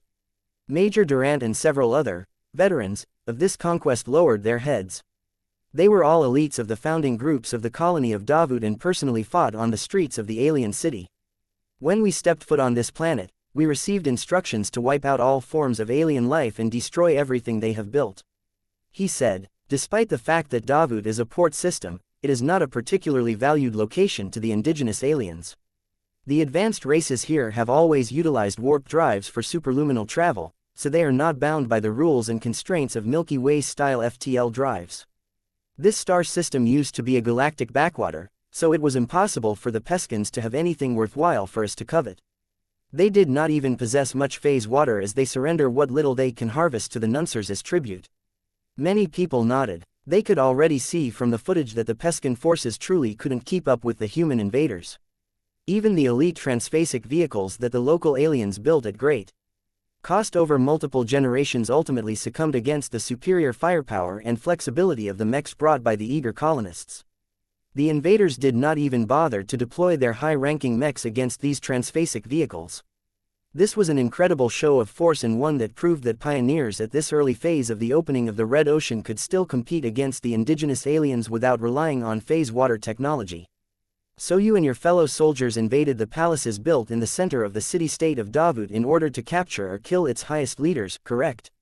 That is so. We have managed to hunt down and neutralize many high-ranking native officials. I imagine that we only captured them in order to interrogate them for information about this planet. Kedis snorted when she heard this. Well, your interrogators obviously didn't do a good job, because they failed to obtain any news about a pocket space hiding in the middle of this former alien city-state. Believe me, miss, I am resentful of our intelligence officers as well. They have not only failed to obtain the necessary information, but never followed up on the fact that Great Chief Jaharan has gone missing all of this time. General Vero crossed his arms. It is not the fault of your intelligence department. I imagine that a secret as controversial as an ancient pocket space that has long been abandoned is a core secret that is only mastered by the leaders in the inner circle of this alien city-state. Think about it. If more individuals learn about a pocket space that has immense strategic value, the Nunsers will learn about it soon enough. Do you think these tyrannical alien cows will continue to allow the planet to be occupied by the weak and inconsequential Peskins? Even though it appeared that the phase whales had lived so long and traveled so widely that they opened up pocket spaces in every star system, in truth they were not that common. The quantity of pocket spaces in the entire Red Ocean was definitely great, but many of them had either been abandoned like this prison facility or already occupied by other strong races. This made Davut so valuable. Whether the Nunsers wanted to repurpose this pocket space into a top-secret experimental lab or a hidden military base, it was more than worthwhile to dissolve the Protectorate and get rid of the Peskins in order to claim it for themselves. I must say that your coalition has made an excellent and fortuitous choice in the selection of your first colony. Minister Sheddaran Purnis calmly remarked. As long as this unpleasantry has passed and as long as the MTA disdains to lay claim to it themselves, this pocket space will fall under the control of your colonial state. This will provide great benefits to Davut. Many people's eyes lit up after they heard this. They all knew this was correct. If the Nunsers were greedy enough to fight for a pocket space, then the humans were no different. Davut would be able to gain a significant advantage if it could control the entry and exit of personnel, vehicles and cargo. In the context of the upcoming war against Karlach, the pocket space that was located so close to the Skyline Palace could be treated as both a core secret development center and elite military base. Compared to setting up laboratories or bases that were situated in remote locations or exposed sites on more populated planets, it was a lot more secure and convenient to place them right in the heart of the government district where security was the highest and where numerous ace mechs were often close at hand to respond to any incidents. In fact, the best way to ensure near-total security and confidentiality was to make sure to station at least one active ace mech at the only portal in and out of the pocket space. Vase grew a little depressed after making this realization. He knew that no matter how much damage Davut and President Unaimes Clive ultimately incurred by letting an attack the heart of the colonial state, the government would ultimately harvest a huge amount of profit from obtaining a precious pocket space. Karlach would become so green with envy and desire that the rival colonial state would definitely step up its offensives as well. This was serious business. The two port systems shared many similarities, but if outsiders learned that Davut had a pocket space and the other destinations did not, they would be far more inclined to take their business to the former because it was more special. People were strange like that. Pocket spaces were part of the latest trends that drove many pioneers and colonists crazy. A few folk even regarded them as a sign of good luck or an omen for prosperity. We can consider all of these matters in the future, General Verl said as he wanted to bring this session back on topic. We must first formulate a plan that will allow us to escape. You are correct. The group of officers and dignitaries began to hold more substantive talks. With the first-hand intelligence gathered by the scouts along with the known information in the possession of the veterans of the Davut campaign, they quickly hashed out a relatively simple but reliable plan. Although the battle plan relied on far too many assumptions for his liking, Vase liked it. He even provided his input so that he could add a special stratagem that could only be performed with the help of one of his clan's unique advantages. Are you certain your assets are up to the task? Major Durant looked skeptical. What you are proposing is not a light matter. We may be able to gain control over the enemy camp with much greater ease if this gambit of yours succeeds, but our opponents should not be too incompetent. When Great Chief Jaharan retreated to this pocket space, he brought along his best men and equipment. Vase smirked. The best equipment that the Peskins had available at the time, you mean? I am pretty confident that the technological disparity between our two sides has remained just as great if not greater. There are still great consequences if you are wrong, Patriarch. You do not need to remind me. We will bear the risks. Don't worry, it will work. This is not the first time we pulled this off. All of this is routine business to our clan. Chapter 4793 Assault Plan. Our latest scouting attempts have reported that the Peskin enclave holds a population of at least 2,000 individuals, of which a disproportionately high number are highly trained soldiers. They have access to some of the best weapons and tech that their alien civilization has produced. The proportion of transphasic weapons and equipment is disproportionately high. All of this sounded fairly bad. Even if the Peskin civilization had never been that strong to begin with, the tech accessible to the hand-chosen elites of Great Chief Jaharan must be quite impressive. Not only that, but the indigenous aliens that blocked the kidnapped humans from returning to normal space also possessed a notable numbers advantage. Even if their civilians were not professional soldiers, they could sure as hell mount a casual suit of armor and start blasting at the humans with their arm cannons. This was compounded by a notable defensive advantage. It was always a bad idea to attack an entrenched enemy that could rely on turrets and solid walls to blunt any assaults. However, none of the humans allowed these factors to deter them from committing to an attack. Every single human looked down on the Peskins. They were called natives or indigenous for a reason. Quantity alone could not make up for the difference in quality. Only the defenses concerned the leaders a little more. The detailed scouting data revealed a number of potent turrets and other defensive emplacements that needed to be eliminated first before they inflicted a large amount of casualties against the attacking humans. General Verl tapped his finger on a map that highlighted several threatening turrets and thick walls. Major Durant, you should direct your heavy weapon specialists to destroy these fortifications right at the start. Their threat against an infantry force without the support of mechs is too great, especially in this limiting terrain where we can only proceed in one direction. The guard officer of the colonial state did not disagree with Verl's suggestion. We should have enough missiles to destroy the defenses that are in the open at the moment, but doing so will deplete our stockpile. This will leave us with much less missiles to hurl against tanks and other possible vehicles that are too well armored to defeat by relying on the damage output of firearms. Do you have any better ideas? We could lay a siege. Alden Durant proposed. Our missiles are finite under the current circumstances, but it is much easier for us to keep supplying energy to support the operation of our two laser cannons. We can sit back and creep up to the Peskin defensive lines step by step. General Verl shook his head. We do not have the time to lay a siege. Our adversaries have too many advantages. With the sheer amount of troops and assets at their disposal, they can absorb the punishment and prepare a more devastating counterattack. It would be ruinous if they somehow managed to surround our positions. The laser cannons are line-of-sight weapons.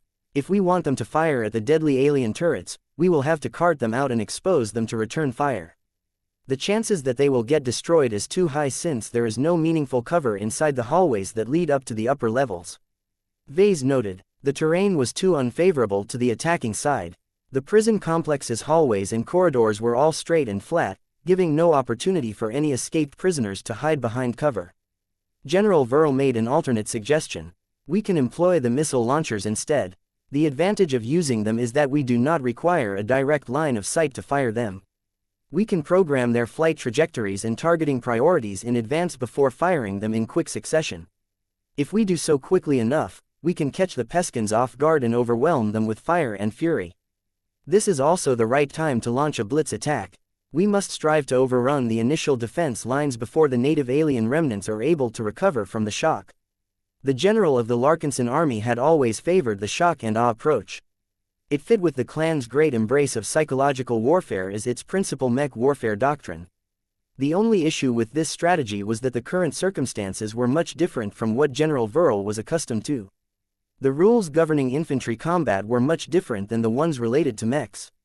Major Durant may have the lower rank, but he was a true infantryman. His insights in this field were much greater than anyone else in this gathering. While I agree that a shock and awe approach can catch the defenders off guard, I have fought against the Peskins before. The more they are cornered, the more desperately they will fight back. We can clearly surmise that this pocket space is their final refuge and stronghold. Not only will they defend it to their death, but they will likely have many assets in reserve. Expending our missiles at the first line of defense may give us an early advantage, but I am afraid we will be losing out in terms of strategic depth. Our troopers also are not as tough and persistent as mechs. Once we conquer the first floor occupied by our adversaries, we should take a moment to rest and secure our gains before we consider pushing further. This did not sit well with Vase. He did not need to possess Ilvain's foresight to know that the Peskins were up to no good. Ever since the entire facility rumbled the last time, he began to have the premonition that he really did not want to be here in a few hours. We cannot surrender the initiative to the enemy. We must push as far as we can go. Vase urged everyone. The talks continued for another 15 or so minutes. The focus of the meeting rested on persuading Major Durant to overcome his cautious and more restrained mindset and continue to push forward until they reached the top of the prison facility. Such a struggle would inevitably lead to greater casualties and losses. Not only would the Davudan Guard forces sacrifice more men as a result, but the safety of the VIPs which he was charged to protect would also become compromised. Our greatest priority is to protect our charges. Major Durant spoke. I am only agreeing to an initial assault in order to preempt any possible attack from the Peskins.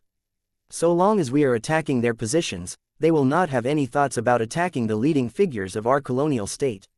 I am not optimistic about pushing our assault any further than that. I believe it is enough to inflict a serious blow. Our government will not stand by and should definitely find a way to mount a rescue attempt. Faced with the man's obstinacy, Vase had little choice but to let his own elite honor guards bear a lot more pressure. My personal troopers shall lead the charge. Vase spoke to the Davudan Guard forces. They will continue to press forward as their armor can take the damage. All we ask from you is to follow in their wake, provide covering fire and keep their rear secure. Combined with the gambit that we have proposed earlier, we should have a good chance of breaking through all of our opposition.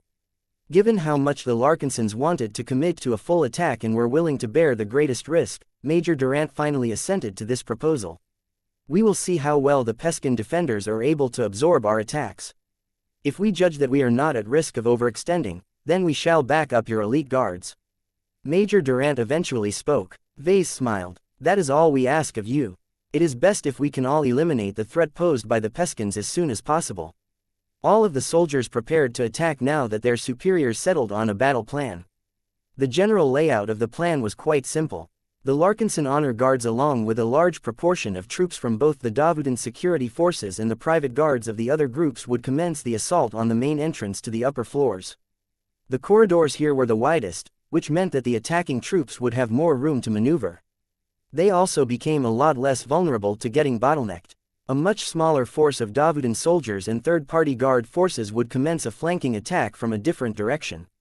The job of this flanking force was not to press deep, but to distract the Peskin defenders and draw enemy resources away from the main entrance. Only a small batch of irregular soldiers and assets were left to attack from a third and much more obscure direction. Though not many people expected much from this group, Vase had high hopes in this gambit. This was one of the wildcards that could potentially throw the defenders into disarray, but it was not the only trick he had up his sleeve. As the soldiers all prepared to set off, the non-combatants would be following them from a distance. It was not a good idea to let them dwell in the lower floors. Not only would they be too far away for the soldiers to turn back and offer support against a possible surprise attack, but if the portal somehow opened up at any point, then that would be a great opportunity to escort the VIPs to safety quickly. A lot of people who had never stepped onto the field of battle understandably exhibited a lot of fear and concern about this matter. There were a lot of timid CEOs and executives who thought it was better to stay on the opposite side of the prison facility when the shooting commenced. Vase did not care for what they thought. He was already happy if these useless people stayed out of his way. They might even be right about keeping as much distance from the Peskins as possible. The Larkinsons did not follow suit, of course. Each of them had already been accustomed to following their mech legions into battle from a distance that would scare a lot of people to death. No matter what, even the least combative clansmen gained a lot of bravery through these repeated exposures. Even Gloriana resigned herself to this decision. You can do what you want as long as you guarantee my safety and the safety of our children, she said in a tired voice. Vase smiled at her as he bent down and gently patted Marvain's body. Don't worry, our kids are the best protected among our group. Their shield generators are unsurpassed. You can trust in the quality of the products vouched by the MTA. I even think that it may be better if we bring our children forward a bit. This is a priceless opportunity for them to become exposed to real combat up close with their own eyes. The benefits that this will provide them will help them throughout their later years. Gloriana couldn't believe what she heard from her husband. Are you crazy? They are children, VES. They shouldn't be exposed to any blood until they are well into their adult years. Their immature minds cannot process the trauma of witnessing such ugly sights. Our children aren't normal, honey. Vase patiently replied. We have tested them in various ways and learned that they are much smarter and more resilient than other designer babies at their age brackets. If we want them to become successful, then we don't need to do anything extra. However, if we want them to excel in their respective fields, they need more than a lot of smarts. They need to develop a stronger mentality, and they can only do so when they go out of their comfort zone. This will be good for them, and I do not think they are too young. If the brutality becomes too much, then you can take our youngest away. Is that good enough for you, Gloriana? That is hardly any better. Chapter 4794. My little skull. Surprisingly enough, their children did not sit back and let their parents hash out their differences. They had become completely enamored by their father's suggestion. I wanna see, Mama. Andraste insisted. No, I wanna fight. I want to stay with Papa. Marvain said. If Papa can withstand this danger, then so can I. A qualified leader must not show timidity. Aurelia finally voiced her opinion. It took a lot of arguing, but Vase finally managed to get his wife to agree to bring his children close enough to allow them to experience the brutality of combat at a closer distance. Of course, they would still remain well in the rear where the aliens shouldn't be able to attack their positions. Vase may be crazy, but he wasn't stupid. What was important was that Vase wanted his children to stay close to him as he served as the center of a mobile command post. It just so happened that his unending regalia possessed the most powerful communication system. Even without a dedicated command and communication backpack module, the high-quality miniaturized communication modules built into his combat armor exceeded the specifications of comparable communication systems in the possession of dedicated communication operatives. It was due to this strong advantage that General Verl and Major Durant decided to stick close to Vase and make use of his communication systems. Once everyone completed their preparations, the majority of the trapped humans started to move in the direction of the upper floors. A few hundred civilians chose to stay behind. Major Durant had also allocated a number of armored and unarmored guards to protect them against any aliens that somehow circled around and sought to destroy this vulnerable group.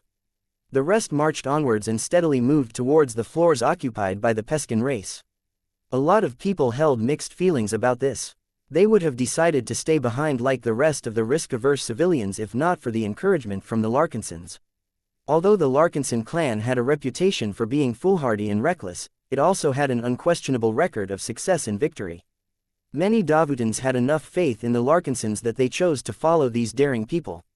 In any case, out of all of the people among them, only the Larkinsons possessed an abundant amount of experience in dealing with alien threats. As Vase accompanied the command group that was still busy with analyzing new data and adjusting the battle plan, he also entered into a brief discussion with Kedis about her role in the upcoming fight. "Are you sure you are up to the task of attacking the enemy's rear?" Vase asked with notable concern. "As a swordmaster, your role in this upcoming fight is comparable to that of an expert mech. You can do a lot of good by raising our morale as you demonstrate your combat prowess and lead our forces from the front." Kedis shook her head as she continually wiped the blade of her borrowed sword with a polishing cloth. "That is not how sword maidens prefer to fight. We can do much more damage with our swords if we attack our opponents from an angle they are not prepared to defend against. I would much rather join up with Lucky and disrupt the Peskins from the rear. Besides, I don't have to worry about accidentally getting shot in the back over there. If I take part in the frontal assault, then the combination of a relatively confining tunnel and hundreds of infantry soldiers will make it far too likely that I will get caught in the crossfire." Maybe you have a point. Besides, I am not needed at the front. You have plenty of other ways to raise morale, and your honor guards are already strong enough by themselves. This will be your show, Vase. Let me have mine." She may be one of the bravest members of the Larkinson clan, but even she did not fancy getting caught in the middle of a firefight. Her concerns were exacerbated by her decision to opt out of borrowing a suit of combat armor from the honor guards. If she had said yes to this offer, then she would probably be a lot less reticent about jumping into the middle of all of the chaos. "Fine," Vase said, "I will trust you to do what is best for yourself and for the rest of us. Don't feel too pressured about having to destroy all of the opposition you come across. It is already good enough that you are able to sabotage the Peskin's defenses and other installations. Make sure to coordinate with Lucky." Meow. The cat did not look enthused about receiving another dangerous combat assignment. Lucky knew better than to refuse, though. This was why he reluctantly jumped out of Andraste's arms and started to hover behind Katiz's shoulders. The swordmaster's lips bloomed into an eager and bloodthirsty smile. "It is great you have my back once again, Lucky. It will be just like old times. It has been too many years since we last slayed a monster together. I still remember the time when we fought against a cultist monstrosity." Meow meow meow. Lucky recalled that battle as well. He had managed to munch through a lot of unending alloy at the time. Andraste, who had always looked up to Kedis, dashed forward and started to beg for stories. "Tell me what happened. Who did you fight? How many enemies did you kill? What did Lucky do, exactly?" Vase chuckled as Andraste badgered Kedis into retelling this battle that had taken place a long time ago. Back then, the clan still utilized third-class mechs, and expert mechs remained a distant luxury at the time.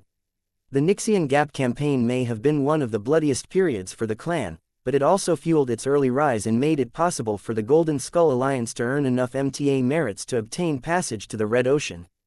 As they continued to move forward, Vase began to occupy himself with charging David's skull with different variations of spiritual energy.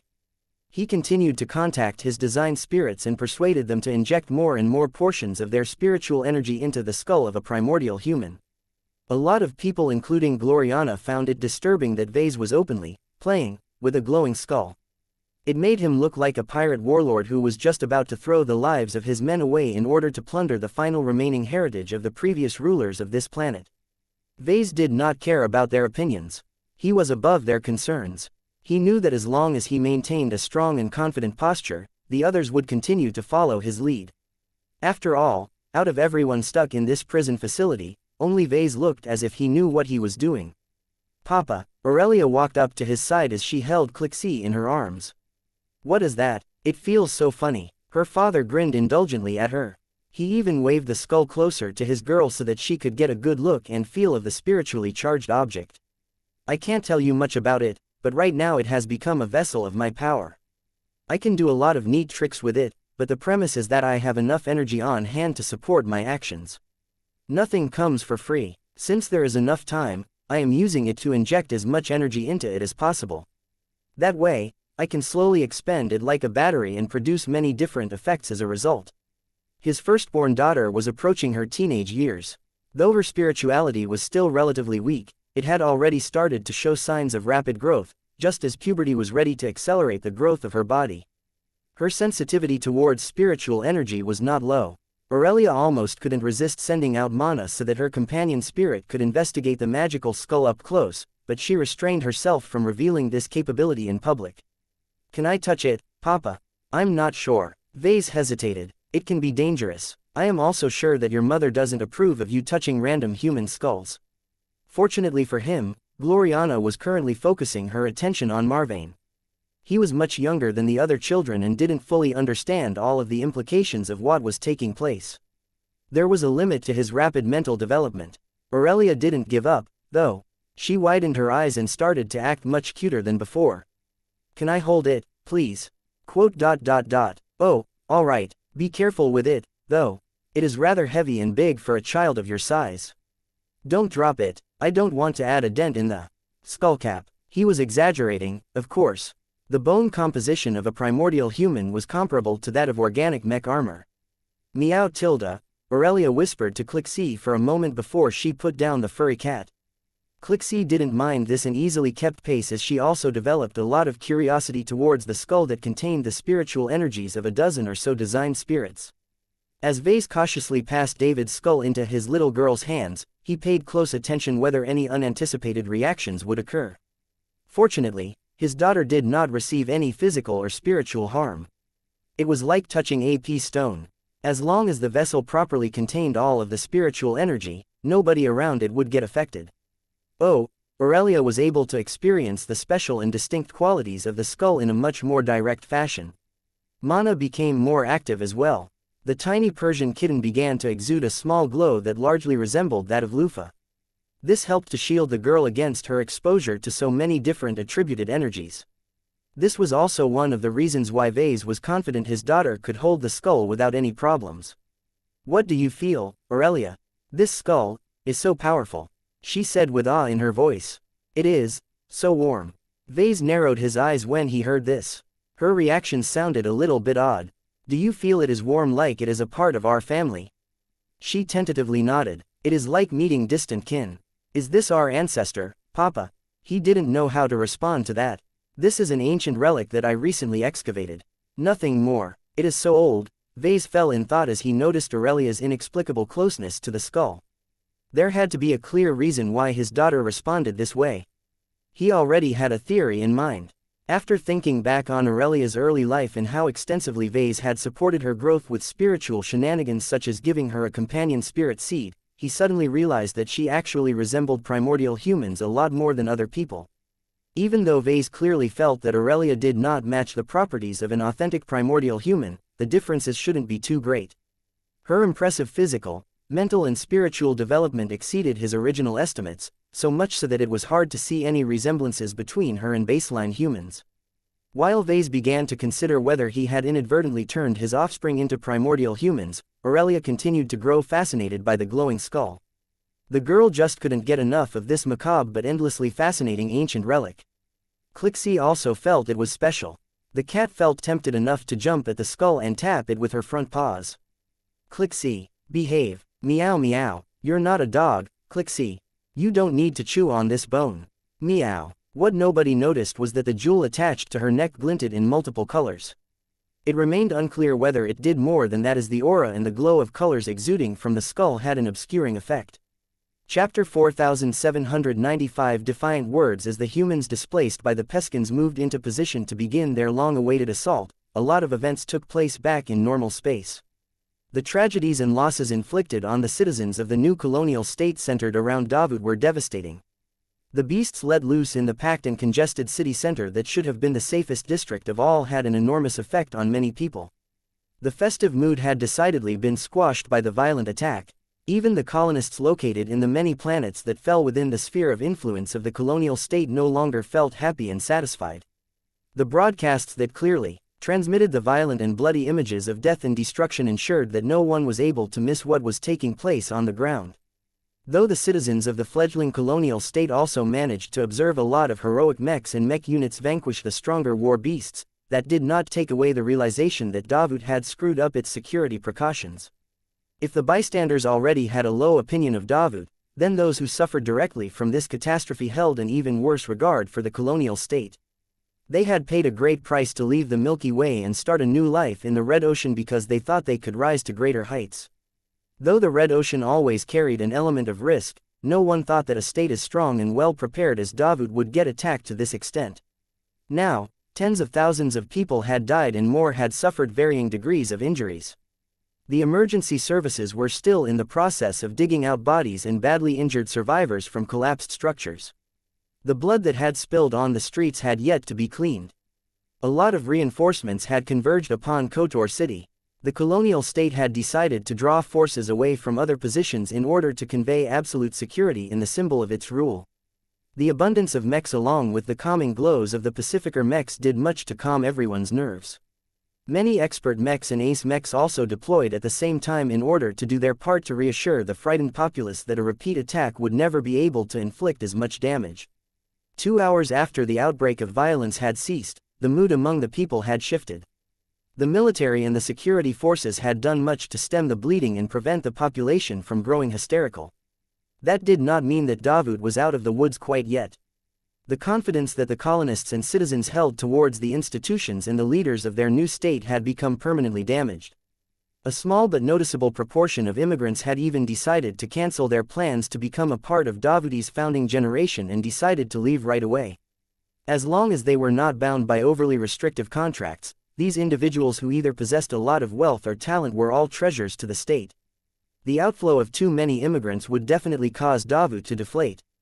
This might prove fatal to its development. As the leader of this young and fragile colonial state, President Unames Clive had come under enormous pressure to lead his people through their very first crisis. The man wanted to delay for another hour or two and wait if the Larkinsons trapped inside the mysterious pocket space managed to lead all of the trapped VIPs back to Kotor City. The strange but helpful communication lines that the Larkinsons maintained with their kidnapped clansmen had given Unames a lot of optimism and relief. At least his government wasn't left in the dark. If he could greet the survivors of this heinous act and address his citizens alongside the rescued stakeholders, then Unames Clive would be able to ride on a wave of optimism. Unfortunately for him, his subjects were lacking in patience. They demanded answers and they demanded an accounting from the state. The longer he remained silent, the more room he gave for the people to make up their own answers, and not many of them aligned with his thoughts. His chief of staff tried her best to persuade him to speak. Please like and follow the Cultivation Audiobooks channel sooner rather than later. It is time, Unames. I am aware you prefer to wait for the outcome of what is about to take place inside the pocket space, but you have an increasing number of angry stakeholders knocking at your door. They are not at all pleased by your previous reassurances. Then there is the general public. Their low opinion of us is spreading through the news cycle, causing many potential colonists to settle for other destinations. What is happening is antithetical to your strategy of inclusion. The president sighed as he shifted in his ceremonial robes. He had yet to remove them, but seriously considered whether he should do so.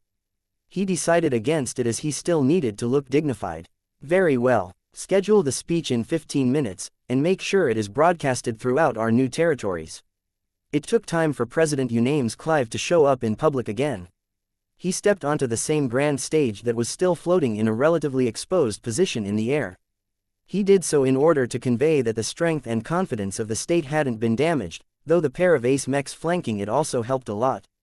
The choice of ace mechs guarding the grand stage was rather clever this time. The leader of the colonial state should not show timidity in the face of this attack. Having an ace knight mech like the Indormian as a guard was one of the most luxurious forms of protection that an individual could enjoy. However, Unames did not want to send the message that he was afraid and that he wanted to turtle up. He also did not want his citizens to let fear and inferiority take root in their hearts. This was why the two ace mechs chosen to guard over his life possessed distinctive offensive traits. The shotgun shogun piloted by Saint Anti-Shogi had been one of the most prominent saviors today. It not only protected a lot of VIPs, but also defeated the powerful war beasts that initiated the attack. What was surprising was that Unames had also invited the Mars to form a part of his protective detail for the time being. The powerful masterwork ace hybrid mech had made an even greater impression onto everyone due to its domineering offensive might and its aggressive actions. From firing its multitude of positron beam weapons towards different targets at the same time to utilizing its transphasic axe to chop apart rampaging war beasts into pieces, the ultimate champion of the Cross clan had won over a lot of fans and admirers today. Right now, Unames Clive did not care about the ace Mech stealing his thunder. He actually wished that more people would get distracted by the impressive masterwork Mech. At least this way people would admire its strength and by extension the colonial state that managed to have such a powerful asset on retainer. With the domain fields of the shotgun shogun and the Mars washing over him, President Unames Clive already started to convey a much more forceful demeanor. My fellow Davutans, he spoke as he precisely modulated his voice. Today is a day of tragedy. None of us wanted this to happen. We should have been celebrating the founding of our state. Instead, we have suffered a grievous blow that not only damaged our proud capital city, but also deprived many citizens of their lives. The president's eyes burned. It is tempting for us to become preoccupied by darker and more somber priorities. Whether it is mourning the dead or casting blame on our security forces, I know that many of you want to draw your attention inwards. This was indeed the case. A lot of people had already started to shout against each other. What you may not take into account is that you will play exactly in the hands of the culprits responsible for launching this brazen sneak attack. The vile and evil murderers of Karlach, for who else could have plotted against our colonial state, have not sought to kill our citizens and inflict damage to a number of our city's structures. No, their ambitions stretch much further. They wish to turn Davutans against other Davutans. By causing us to squabble amongst each other, Karlach would become free to sweep our divided state. This time, Unames Clive did not hide his defiant emotions. Do not let the Karlachs have the last laugh. We must not give in to the emotions and impulses that I have mentioned earlier. Davutans must be better than that. In a time of tragedy and loss like this, we must join hands and seek to support each other. Doing the opposite will only weaken us and deliver the outcome that our archenemies sought to accomplish with their unforgivable crimes. Unames Clive sneered in front of all of the recorders. We must remain unbowed. Show Karlach that our people are not the sort that collapses at the first blow. We can be better than that. Only by directing our hatred and desire for vengeance upon the true culprits of the attack will we be able to deny their satisfaction and pay them back for what they have done. Unames received plenty of feedback throughout his speech. He became more reassured when he heard that most demographics responded well to his words so far. His efforts to direct people's anger towards Karlach played a crucial role in revitalizing the confidence of his state. Let us spite our foes by doing the opposite of what they seek. Instead of allowing them to spoil our party and force us to mourn our dead, I intend to complete my declaration and give us cause to celebrate. Unames Clive began to look a lot more solemn this time. Many people already had an inkling that the crucial moment had come. On this day of blood debts and heroism, I declare that our colony shall form the basis of a new colonial state. From today onwards, this colony and the colonies that have signed our accords shall formally become a part of the Colonial Federation of Davut. The Colonial Federation of Davut. Many citizens who lived in the sphere of this new state felt inordinately proud of becoming a part of it from the very beginning. The malaise that previously hung over their heads due to the earlier tragedy had not entirely faded, but it did not affect their moods as much as before. By embracing the model of a federation, we guarantee that we provide an equal voice to every citizen, and to respect the rights of each colony in our great and welcoming state. None of us shall be able to declare themselves kings, and no one shall be granted the right to rule over others solely by birth. A federation had a lot of good connotations. Though there were clear weaknesses to federations, it did not stop people's enthusiasm for hearing they would live under a more equal society. Even I am not exempted from our laws. The Yenamest said, as the founding president of our federation, I will not hold my post for life, but will step down from it so that another citizen of Davut can be voted into office. Let it be known that our colonial federation is willing to listen to its people. This increased people's enthusiasm further. Not every state promised to hold its leaders directly accountable to its citizens. After Unames Clive wound down his speech, he spoke about the planned festivities. As I have stated before, we must not let the recent tragedy bring us to despair, but it would be too callous for us to celebrate the founding of our federation too soon. The festival will not be cancelled. Instead, our administration will postpone it by several days to give everyone a time to recover and adjust. Only then will we proceed with our week-long celebration. Do not feel guilty for finding joy in this occasion, because we honor Davut with our words and deeds. Many people reacted with surprise when they heard that the state still insisted on holding the festival. While it would be difficult for many people to muster up the same degree of enthusiasm of this festival as before, their new president had successfully persuaded them to enjoy this event without feeling too guilty. Chapter 4796 Preparedness. While President Unames Clive formally announced the formation of the Colonial Federation of Davut, the people displaced into a dangerous and confining pocket space were on the cusp of launching an attack. Of the large group that steadily made their way to the main entrance, two separate detachments of troops split away. The first one consisted of dozens of armored soldiers. The mix of colors and armor designs signified that they consisted of a combination between Davutan guard soldiers and a random collection of private guards in the employ of the organizations valued by the colonial state. This flanking force had been tasked with attacking the upper floors controlled by the indigenous alien remnants from a different direction. "Do you think these flankers will produce any results, Major?" Vase curiously asked the leader of the government forces trapped in this pocket space. The middle-aged infantry guard officer maintained an impassive face. The man possessed a lot of experience dealing with high-ranked personnel. He wouldn't have been assigned to oversee the protection of the VIPs invited to the seating blocks if he did not possess the required social acumen. The man initially appeared unprepared to lead all of the guard troops who had the misfortune of getting trapped in the prison facility, but he quickly adapted to his new role. This was why Major Durant conscientiously made sure that he did not surrender total control to the Larkinsons. "We do not have a good understanding of the combat effectiveness of the Peskin survivors," the man replied. "We can observe their troops and assets, and we can even form estimates of how effectively they can fight based on what we have learned during the initial invasion of this planet, but several years have gone by since then. The scientists and engineers that Great Chief Jaharan has undoubtedly brought with him must have developed numerous technical improvements. We cannot let ourselves be fooled by what has worked in the past." The Larkinsons understood this well. They had personally experienced how the native community of the Red Ocean adapted its tech and strategies after humanity broke out and quickly conquered large swaths of territory. The differences in tech and cross-racial cooperation between the shabby alien pirate forces based in the Borean system and the modern fractured house of the collapsing star showed that the natives did not object to learning from their betters. Just as the humans who rose up from old Earth had rapidly assimilated all kinds of alien technologies in order to close the technological gap, the indigenous intelligent life forms of the new frontier were in the process of imitating this approach. Vase decided to call up the latest footage recorded by the spy drones that the scouts had tried to sneak into the upper floor. The trapped humans possessed a good understanding of the outer defenses that could easily be observed from a distance, but it was a lot more difficult to obtain solid details further inwards. "Why don't we have any good footage of the inner base and the top floors?" Vase asked as he became dissatisfied with the monotony of the collected data. "The aliens have activated numerous transphasic energy shields that block the passageways that lead up to the next floors." Major Durant answered. "These shields are constantly active, which means that no spy drone, no matter how small or unnoticeable, can move past these barriers." That was bad news. Vase frowned. What a crude and costly defensive measure. Energy shield. Generators will have to endure a lot of strain to remain constantly active. The wear and tear is significant.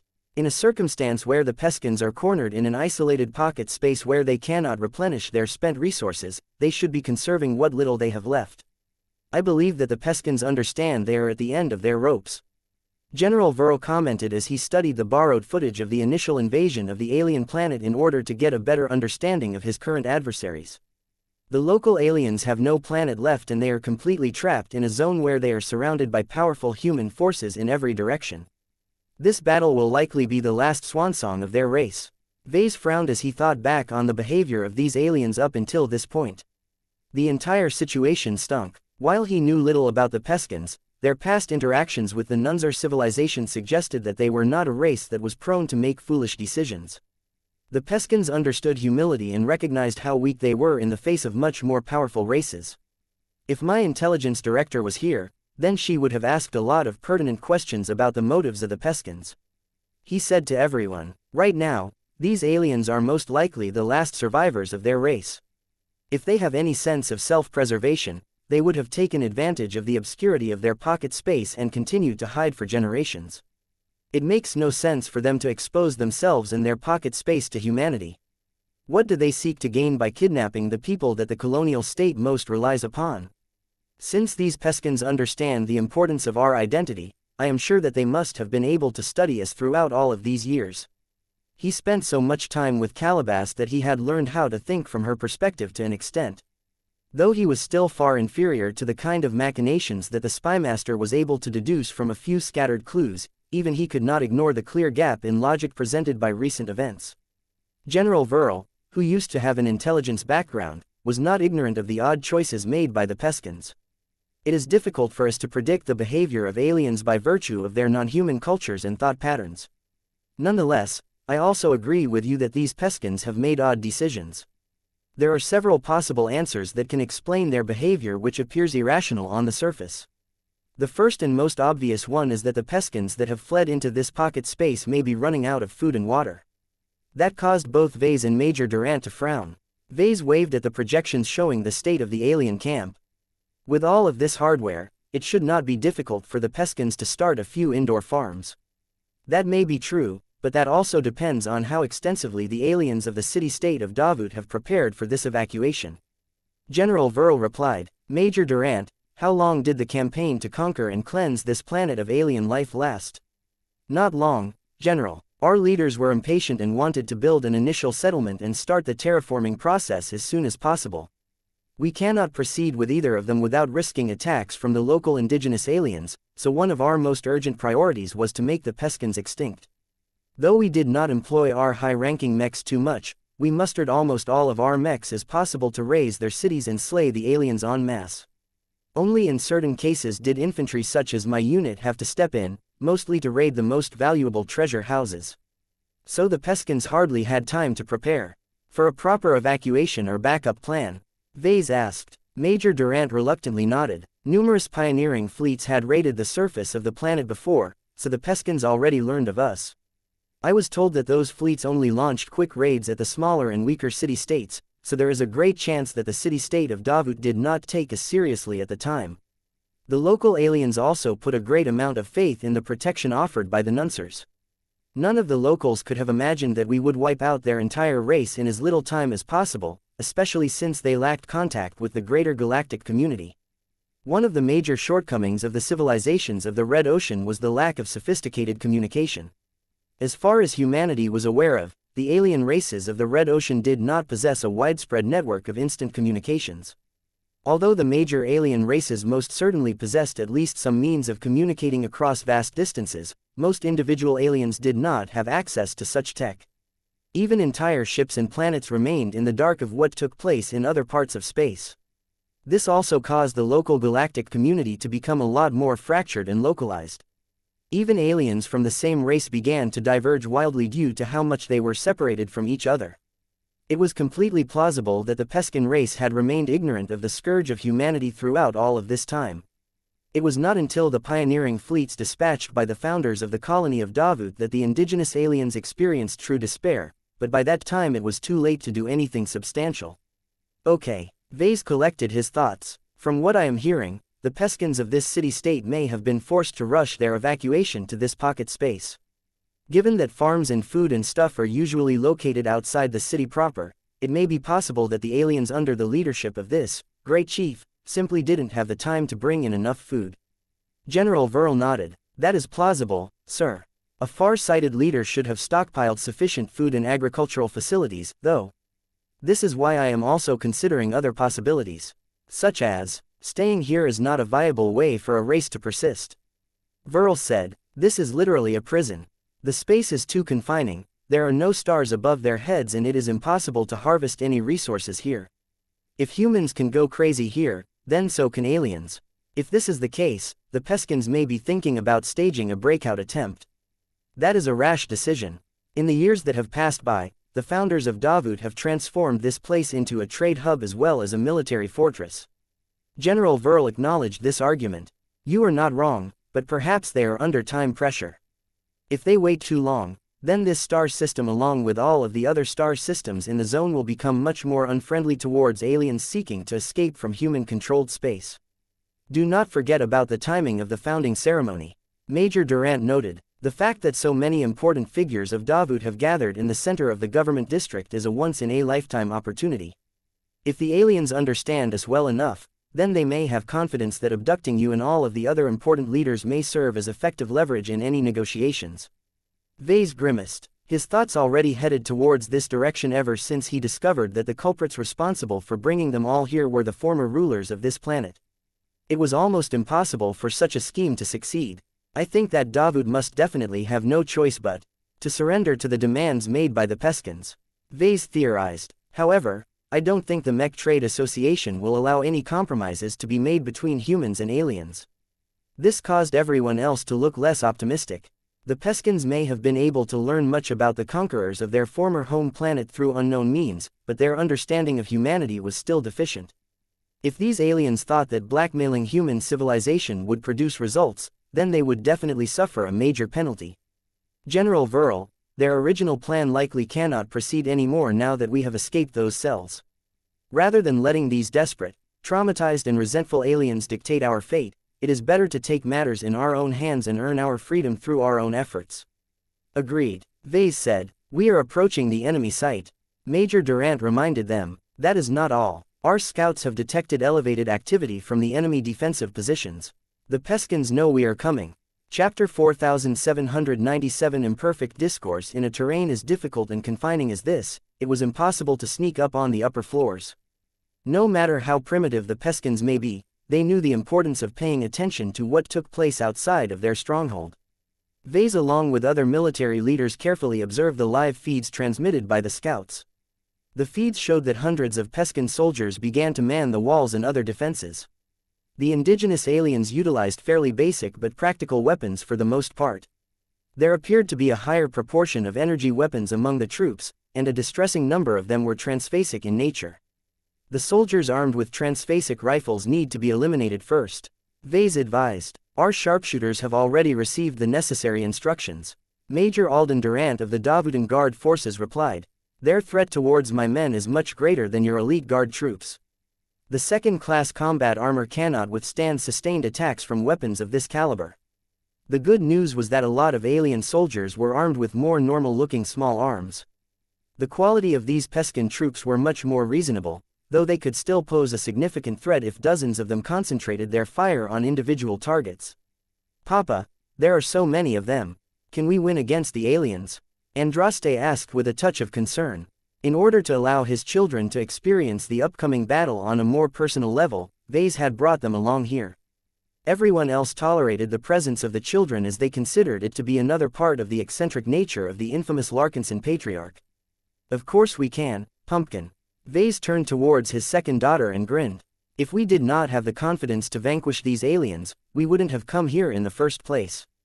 Do you see all of the projections over here? That is all of the information we gathered on the enemy. Although we haven't figured out the full details of the Peskins, we have confirmed that their tech is still stuck in a fairly primitive state. When the disparity in tech becomes too great, the differences in numbers don't play that big of a role. Although Andraste could easily be fooled by this answer, her mother was not as easy to fool. He carried Marvane in her arms as she observed those same projected feeds with much greater concern. You do not know what the Peskins have stored in the upper floors. Who is to say that their defenses here are representative of their full measures? This prison facility is large enough to fit combat vehicles such as tanks. In addition, these fixed defenses are difficult to destroy with small arms. Alone, we have to rely on heavy weapons to disable them, but they will run out if we encounter too many obstacles. He understood these concerns well. That is just a risk that we have to take. We are not going to allow those uncertainties to put us in a passive position. Tanks may be troublesome, but they are so large and cumbersome that they cannot navigate through the smaller corridors and entrances of this facility. Fixed defenses may make it hard to press much further, but since they are immovable, we can retreat and regroup without a problem. The military officers had already considered all of these variables before. Even if they knew that they would have to pay a price in blood to defeat these formidable threats, they still chose to press on because the price of doing nothing may be far greater in the end. As General Verl, Major Durant and the others exchanged their views and adjusted the orders of their troops, an unexpected development occurred. Upon detecting that the humans had drawn closer, the Peskins did not begin with opening fire or anything, but instead sent out a small bot down the large hallway. It's not a bot, Vase spoke as he analyzed the simple alien construct after he zoomed in. It is a remote-controlled construct. His wife nodded in agreement. It was recently built, possibly within the last hour. The alien that made it possesses great skills, and the tools he used are decent by our standards, but he or she had made it with so much haste that there are too many flaws. By the time the small head-sized vehicle stopped a fair distance away from the humans around the corner, it began to project a tall, two-dimensional screen. The tech was different, but its function was familiar. The screen portrayed a well-dressed Peskin male who stood behind a display of aged stone and wooden ornaments. Major Durant straightened his back. That is Jaharan, the great chief of the city-state of Davut. So this is how he has managed to escape our manhunt. He was hiding in this pocket space all of the time. This was not an unexpected development. Vase and General Verl exchanged brief glances with each other. What do you think this is all about? Vase asked. I cannot say for certain, sir. General Verl softly responded. This Jaharan alien may be desperate to negotiate a way out for him and the remnants of his race. It may also be that he is preparing to encircle us but needs to stall for time in order to close the net. Vase did not take the former possibility seriously. These aliens deserved to go extinct for what they have done. His side also deployed plenty of scouts and observation devices in the surrounding tunnels in order to guard against the latter possibility. This was one of the reasons why they did not rush towards the upper floor at their best speed. The projected alien figure began to speak. Please like and follow the Cultivation Audiobooks channel at this time. Who man? The tall but oddly proportioned creature spoke. We ask for discourse before cutting blades. Please comply. Great Chief Jaharan spoke in his native language, but it appeared that his people managed to develop a pretty good translation program over the years. Of course, a human-developed translation program would probably be a lot more effective. I believe that this alien leader is waiting for one of us to step forward and open up a dialogue with him. General Verl spoke up. Who among us will speak? Please like and follow the Cultivation Audiobooks channel for our group. That was a difficult question. Vase looked towards Minister Sheddaran Pernis, who had been analyzing every scrap of data that the Davutans had on the Peskin race. The Peskins have a long and rich tradition of diplomacy and exchanges. The foreign minister said, before the arrival of humanity, the city-states frequently warred and traded with each other to varying degrees. A good dialogue has eased many potential conflicts. The Peskins understand the need for compromise, but it is not guaranteed that these survivors are as rational as before. Their race is literally driven into a corner, so beware of taking everything at face value. The major of the guard forces was already prepared to project an image of himself in the corridor. As the highest representative of the Davutan state, I should speak. Please like and follow the Cultivation Audiobooks channel on everyone's behalf. Wait, Vase placed his armored hand on the man's shoulder. Do you have any experience with talking with aliens? Have you ever been put into a situation as dire as this? You are an infantry officer, not a major leader. I have spoken to a lot more aliens in my life. Let me take the lead. Alden Durant did not like what he heard. He had given a lot of ground to the Larkinsons, but this was pushing it a bit too far. Although his training did not account for a scenario as unlikely as this, he generally knew that he must step up and represent his colonial state, however young and fragile it may be at this time. I must insist on answering the Peskin Great Chief this time. No offense, Patriarch, but you are not employed by our state. There is no legal basis for you to speak. Please like and follow the Cultivation Audiobooks channel on behalf of our government. The man had a good point. They argued a bit further, but Vase eventually took a step back. It would be fine if he managed to produce a favorable result, but if he screwed up here, he would incur a lot of blame. Vase also couldn't make promises that he couldn't keep. The chances were too great that the Peskin would issue demands that were unacceptable to Davut or the Mech Trade Association. Very well, you can go on ahead. It was hard for Vase to let another person play the leading role. He was so accustomed to being the leading figure of any group that he did not feel comfortable with surrounding power to another person. Major Durant eventually projected a three-dimensional image of himself in front of the indigenous alien leader. His image was a lot more realistic and lifelike, though he had made sure it did not tower over the image of the alien leader.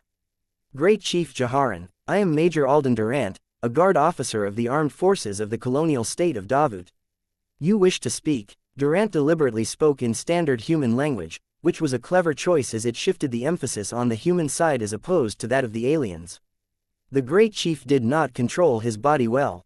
The tall humanoid's body shook as he either possessed a great revulsion towards humans or recognized the Major's uniform specifically. Who man? Dirty blood spiller. Butcher of younglings. Crimes UNSTACKABLE. Great scourge of the extragalactic stars. Son of unholy beasts. Vase and several other humans frowned. Are all Peskins like this, or is this Jaharan fellow particularly badly affected by the fall of his race? General Verl wondered. The records that the Davutans have on the Peskin race indicate that they are capable of rational communication and that they maintain good control over their impulses and emotions. Minister Sheddarin softly spoke, for the last surviving great chief to deteriorate to this state is concerning. His conduct does not bode well for the sanity of the rest of his remaining compatriots. Vase wasn't too sure about that. It could be an act. Once the alien leader reluctantly reined in his madness, he finally spoke more purposeful words. Cease your stabbing. I am attempting discourse with your chief. Return and await outcome. Major Durant frowned. Can you confirm that you are actively negotiating with President Unames Clive? Name known. Yes. We are discussing. For what reason did you take us to this prison? What are you demanding in return for our freedom? Minister Sheddarin jerked his body for a moment. The diplomat clearly didn't approve of how Major Durant approached this conversation. We possess no stabbing intentions to you. We propose swap of your skins for our skins. We ask of little. I desire tearing your left arm, bite your right arm, devour your heart and plant your bone in my bed to calm our dead. Cannot. Must save my Peskins instead. Life better than dead. As Major Durant had a duty to guarantee the safety of his charges, he preferred to obtain a peaceful resolution to this problem. The alien leader sounded reasonably enough now that he had regained most of his calm, but what he was asking for was not that simple to fulfill. This put the Davutan officer into a difficult position. The man did not quite know how to proceed as he did not want to mess up the ongoing negotiations. As Major Durant continued to converse with Jaharan, Vase looked around and saw that many soldiers had either grown bewildered or confused. General Verl also noticed what was happening. If we want to launch an attack, we need to do so in the next 2 minutes. The man silently communicated with Vase over a private communication channel. If we wait too long, we will lose all of our momentum, which will make it much harder for us to press forward in the face of determined opposition. Vase discreetly nodded. I understand. Let me think. Chapter 4798 Impulsive Trigger P Alpha ND Alpha. No new 1, SOM, sincere thanks. We are not violent. We want to grind your foot and throw your toe in volcano, but we are too exhausted to lift your leg. We only want to fly into stars and make new homeland. We hate war. Leave US alone. Vase was growing really annoyed at the awful translation program that incompetently interpreted Jaharan's words. Although he was smart enough to roughly guess what the alien leader was talking about, he was missing all kinds of nuances and implications due to the strange word choices and odd grammar. Even so, Vase was still able to pick up a number of clues. The last surviving leader of the Peskin race may speak. Please like and follow the Cultivation Audiobooks channel. Conciliatory words, but his alien body language was both erratic and aggressive. The image that this presented was a leader who wanted nothing more than to kill as many humans as he could, but that his mission to save what remained of his race took precedence. Is this guy truly trying to save his people, though? Vase questioned. Why would you think that is not the case? His wife responded, because to me, this alien looks like a madman that is driven to a corner. I might not know the Peskin race well enough to understand all of their body language and thinking patterns, but if this fellow was a human, he is probably thinking about going out with a bang. Shouldn't you have a method of verifying the truth, Vase? You know what? I do. Let me consult my pet prophet for a moment. Vase lifted the glowing skull in his hand and used it to commune with Ilvain with greater ease. Since the human design spirit had recently overutilized his powers, Ilvain did not have the energy to make costly predictions. This meant that Vase needed to ask the right question that would best give him the answers he needed. Will the humans trapped here in this prison be able to escape here alive? Uncertain. Ilvain could not get a read on the answer of this question because the immediate future surrounding the prison was in flux. No, it was more than that. From the wordless impressions that the great prophet was feeding back to Vase, it appeared that there was so much chaos surrounding what might happen in the following hours that the entire future became obscured. Let alone making more profound predictions, Ilvain couldn't even determine whether the local star would be able to rise on Kotor City the next day. That puzzled and concerned Vase. Why is this the case? The answer was complicated, as always. Too many ace pilots were involved, for one. This indicated that whatever was happening inevitably involved a lot of powerful personalities who produced so much interference that they practically made it impossible for Ilvain to read anything meaningful. However, a lack of an answer was sometimes an answer in itself. Vase narrowed his eyes. Anything that produced a huge mess and involved lots of ace mechs was inevitably bad news in his opinion. The clues he gathered from Ilvain matched his concerns. Whether he was being paranoid or not, having an extra source to back up his suspicions strengthened his belief that Great Chief Jaharan was hatching a nefarious plan. "I think this guy is stalling," he told his fellow Larkinsons. "Whatever words are coming out of his mouth are a bunch of nonsense. He should know that humans like us aren't so gracious as to let him blackmail us into leaving. Even an alien must be clever enough to know that he loses his leverage as long as he gives up his hostages. He will either have to keep us for a long time or resort to another plan to escape human space. That, or he has decided to go out with a bang and wants as many humans as possible to suffer." Unlike Vase, General Verl did not possess any sharp intuition. "I cannot say anything definite without solid proof. I agree with you that Great Chief Jaharan is unlikely to represent himself truthfully, but that is normal among leaders and politicians."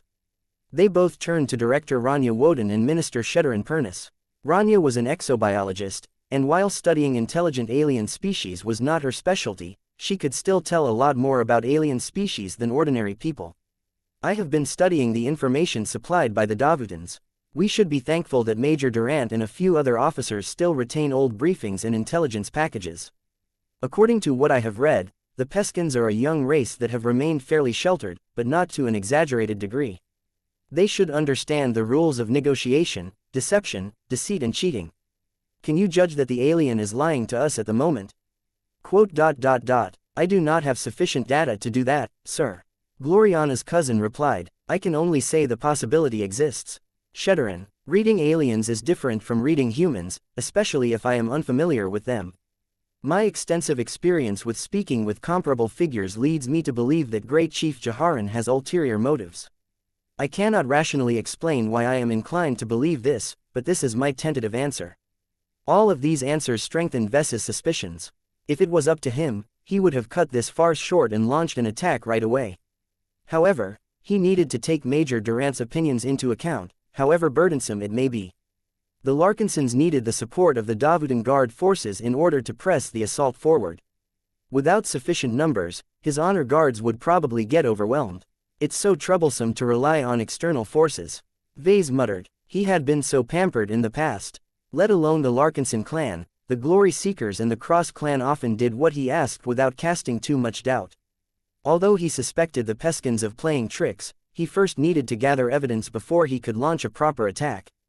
As he observed the alien continuing to take Major Durant on a ride, he suddenly gained an unusual idea that might just work. Vase boldly decided to project himself in front of the alien as well. What are you doing, Patriarch?" Major Durant looked incensed at the unwelcome interruption. Vase ignored the infantry guard leader's query. He didn't have time to explain himself at the moment. He only paid attention to the alien leader. "Larkin's on father. Know you, famous. Stabber of great ones, warrior, maker, arch-criminal." Vase smirked. "You are missing a few titles, alien. Iununderstandu, weaver of mechanicals." The mech designer did not answer immediately. Instead, he channeled the Phase King once again and fully let go of his own restraint. This not only allowed him to channel the Phase King's glow to the greatest possible extent, but also increased his phase water affinity to the point where he was able to resonate with the transphasic parts of his unending regalia to a minor extent. The vibe he exuded became a lot more grand and inscrutable. Although his appearance hadn't changed to a significant degree, the impression he made had become a lot more inhuman. This produced a noticeable reaction from Gloriana, his children and the other people around him. It was as if an alien had taken possession of his body, which wasn't that far from the truth. The creepy human skull also added to his monstrous vibe. It glowed a lot brighter than before as it provided a huge amount of help in channeling the aura of the Phase King. Vase finally answered with a voice filled with unbounded strength. "Ruruj gu uharfuuhahugh. Possibility denied. Divinity rejection. Cannot make possible. GG furwa arughwuguh. Ah. Stabbing death rain of meteorites cities drown my heart smiles with desolation entrances are collapsed God has forsaken and returned." "What did you tell the alien, Vase?" Gloriana quietly asked. "What have you done to drive him to madness?" "Oh, it's nothing. I just told him I was a Phase Lord, that was all. Even I did not expect this fellow to get triggered to this extent. He is a lot less stable than I expected." The indigenous alien community does not have a secular view towards phase lords. Minister Sheddarin clarified, that is a purely human construct. Since the phase lords themselves buy into the theory that they can be gods, what Vase has done is pass himself off as a god as well. Gloriana burst into smiles. Really? While the woman became oddly happy, the same could not be said for other people. Major Durant maintained tight control over his emotions, so he did not outright glare at Vase. To say he was unhappy was an understatement, though. You are ruining our dialogue, Patriarch. I must ask you to cease your interference this instant. Vase waved towards the maddened alien who seemed to have forgotten all about the humans observing his abnormal conduct. Look at him. Do you think he can be a good actor? This alien has clearly snapped. There is no way that you can trust him to negotiate in good faith. That produced enough doubt for Vase to continue speaking with the alien. Rgufru Rweruu Goo Gug Rfgggugggrhg. This time, the projection of Great Chief Jaharan snarled. Untruth's deception stab. We are retribution growing like saplings and escaping the stars. Your demise is scheduled, as is the demise of our home. Freedom yearns free, and your great brother ancestors shall break the soil of our city-state and produce graves upon our soaring. Although the alien spoke a lot of words that were difficult to decipher, Vase latched onto one particular phrase that caused his intuition to ring alarm bells. Wur guguch iuaaawurrur. Gaga gagaha. Great Chief Jaharan let out an unhinged laugh that was decidedly not normal for his species. Ancient god more ancient and blooded than yours is our god. Final countdown is upon us. Destroy chains and undo our home. Too late, all will break. False god you shall deceased. What is the alien talking about now? If Great Chief Jaharan's outburst is true, then we are in great danger. Minister Sheddarin spoke. According to my interpretation of his latest words, the alien leader speaks of the presence of another phase lord, one that is greater and more powerful than what Vase pretends to be. I can surmise that Great Chief Jaharan may have colluded with this phase lord to somehow escape together in such a violent fashion that Kotor City may suffer untold damage in the process. That was an alarming possibility. Vase felt that the alien was not lying this time. Jaharan's badly translated words conveyed a lot of menace and a desire to inflict retribution onto the humans. No words were needed to make it clear that the alien derived a lot of satisfaction at the thought of killing a lot of humans. That does not sound like a leader who is ready to compromise. Vase told his fellow people, prepare to attack, we cannot wait any longer. Patriarch, Major Durant barked, wait, let us not be hasty. We cannot afford to take action based on misunderstandings. We don't need any further clarification. We have clear evidence that this alien is plotting to kill us along with many people living in Kotor City by freeing a supposed phase lord from this prison. Don't you realize it already, Durant? One of the larger cells holds an ancient being of great power. We need to head to the primary control room upstairs and see if we can stop that from happening. You have no proof. Then we will collect it over the dead bodies of those aliens. If you have any shred of duty towards Davut and its people, then you should order your men to back up my honor guards. Vase turned towards his children all of a sudden. At the same time, he held his free hand and materialized the Amastendira in his hands. As your father, let me give you a lesson. There are times when procrastination and letting inertia hold you back are detrimental. In situations like these, you need to take drastic action and do whatever it takes to break the game. Do not hesitate to do what you think is right. As long as you have weighed the risks and are willing to pay the price, just pull the trigger. Gloriana started to have a bad feeling about this. What are you doing, Vase? What does it look like? He grinned as he became more assured in his decision. I am pulling the trigger. Chapter 4799. Inciting actor. Even as numerous people started to question his odd behavior, Vase said goodbye to the Phase King and called upon Zygra. It may be because the Crown Cat had melded extremely closely with his father, but Zygra possessed a much greater compatibility with Vase. His vibe exuded a lot of aggression and excitement all of a sudden. The primordial human skull in his hands no longer exuded an air of mystique, but turned into an illusionary flaming skull that ignited the fire in everyone's hearts. Vase moved away from the command center and moved forward until he joined up with his honor guards. Let's go. March forward and do not stop until you have reached the top. Wait. Don't go, Vase. Vase ignored everyone else's well-meaning advice and turned around the corner to fire his Amastendira at the nearest turret. His aim wasn't half bad these days. The burning bright laser beam struck the defensive installation, causing it to produce a piercing blow that not only cut through its structure, but also damaged whatever was behind. Attack. P Alpha ND Alpha. No new 1. SOM. The bold strike along with the spread of Zygra's aggressive glow seemed to spur all of the other soldiers to launch their own attacks. They hadn't even bothered to wait for orders before they joined in on the assault. This is madness, Major Durant uttered in shock and disbelief. No matter how many orders he transmitted to his units, his troops no longer paid attention to him anymore.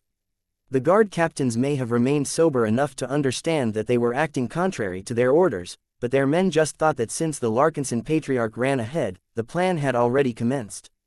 It was a big misunderstanding that was exacerbated by the aggressive glow that Vase deliberately propagated to the soldiers around him. The man seemed to excel at grasping and inciting the emotions of the people around him, causing them to lose their rationality and to become his unwitting slaves. Although Major Durant deeply wanted to find a peaceful resolution to their dangerous predicament, now that the humans had fired the first shot, the possibility to reconcile with the Peskin remnants had dropped to almost zero. There was no way he could continue to negotiate the release of the humans trapped within the prison. Since that was the case, Major Durant had little choice but to support the Larkinsons and hope that their decision to switch to an aggressive strategy yielded results. Fire the rockets according to our original plan. The heavy weapon specialists who were situated further in the rear exhibited much greater control. They had to be more careful about the firepower in their possession as a single mistake could have devastating consequences. As such, they kept their weapons in check and waited for an unambiguous order before they took action. Now that Major Durant had spoken the words, the heavy weapon specialists confirmed the settings of their missile launchers and made sure to inspect the instructions that they programmed into the missiles. It was only then that they fired their warheads.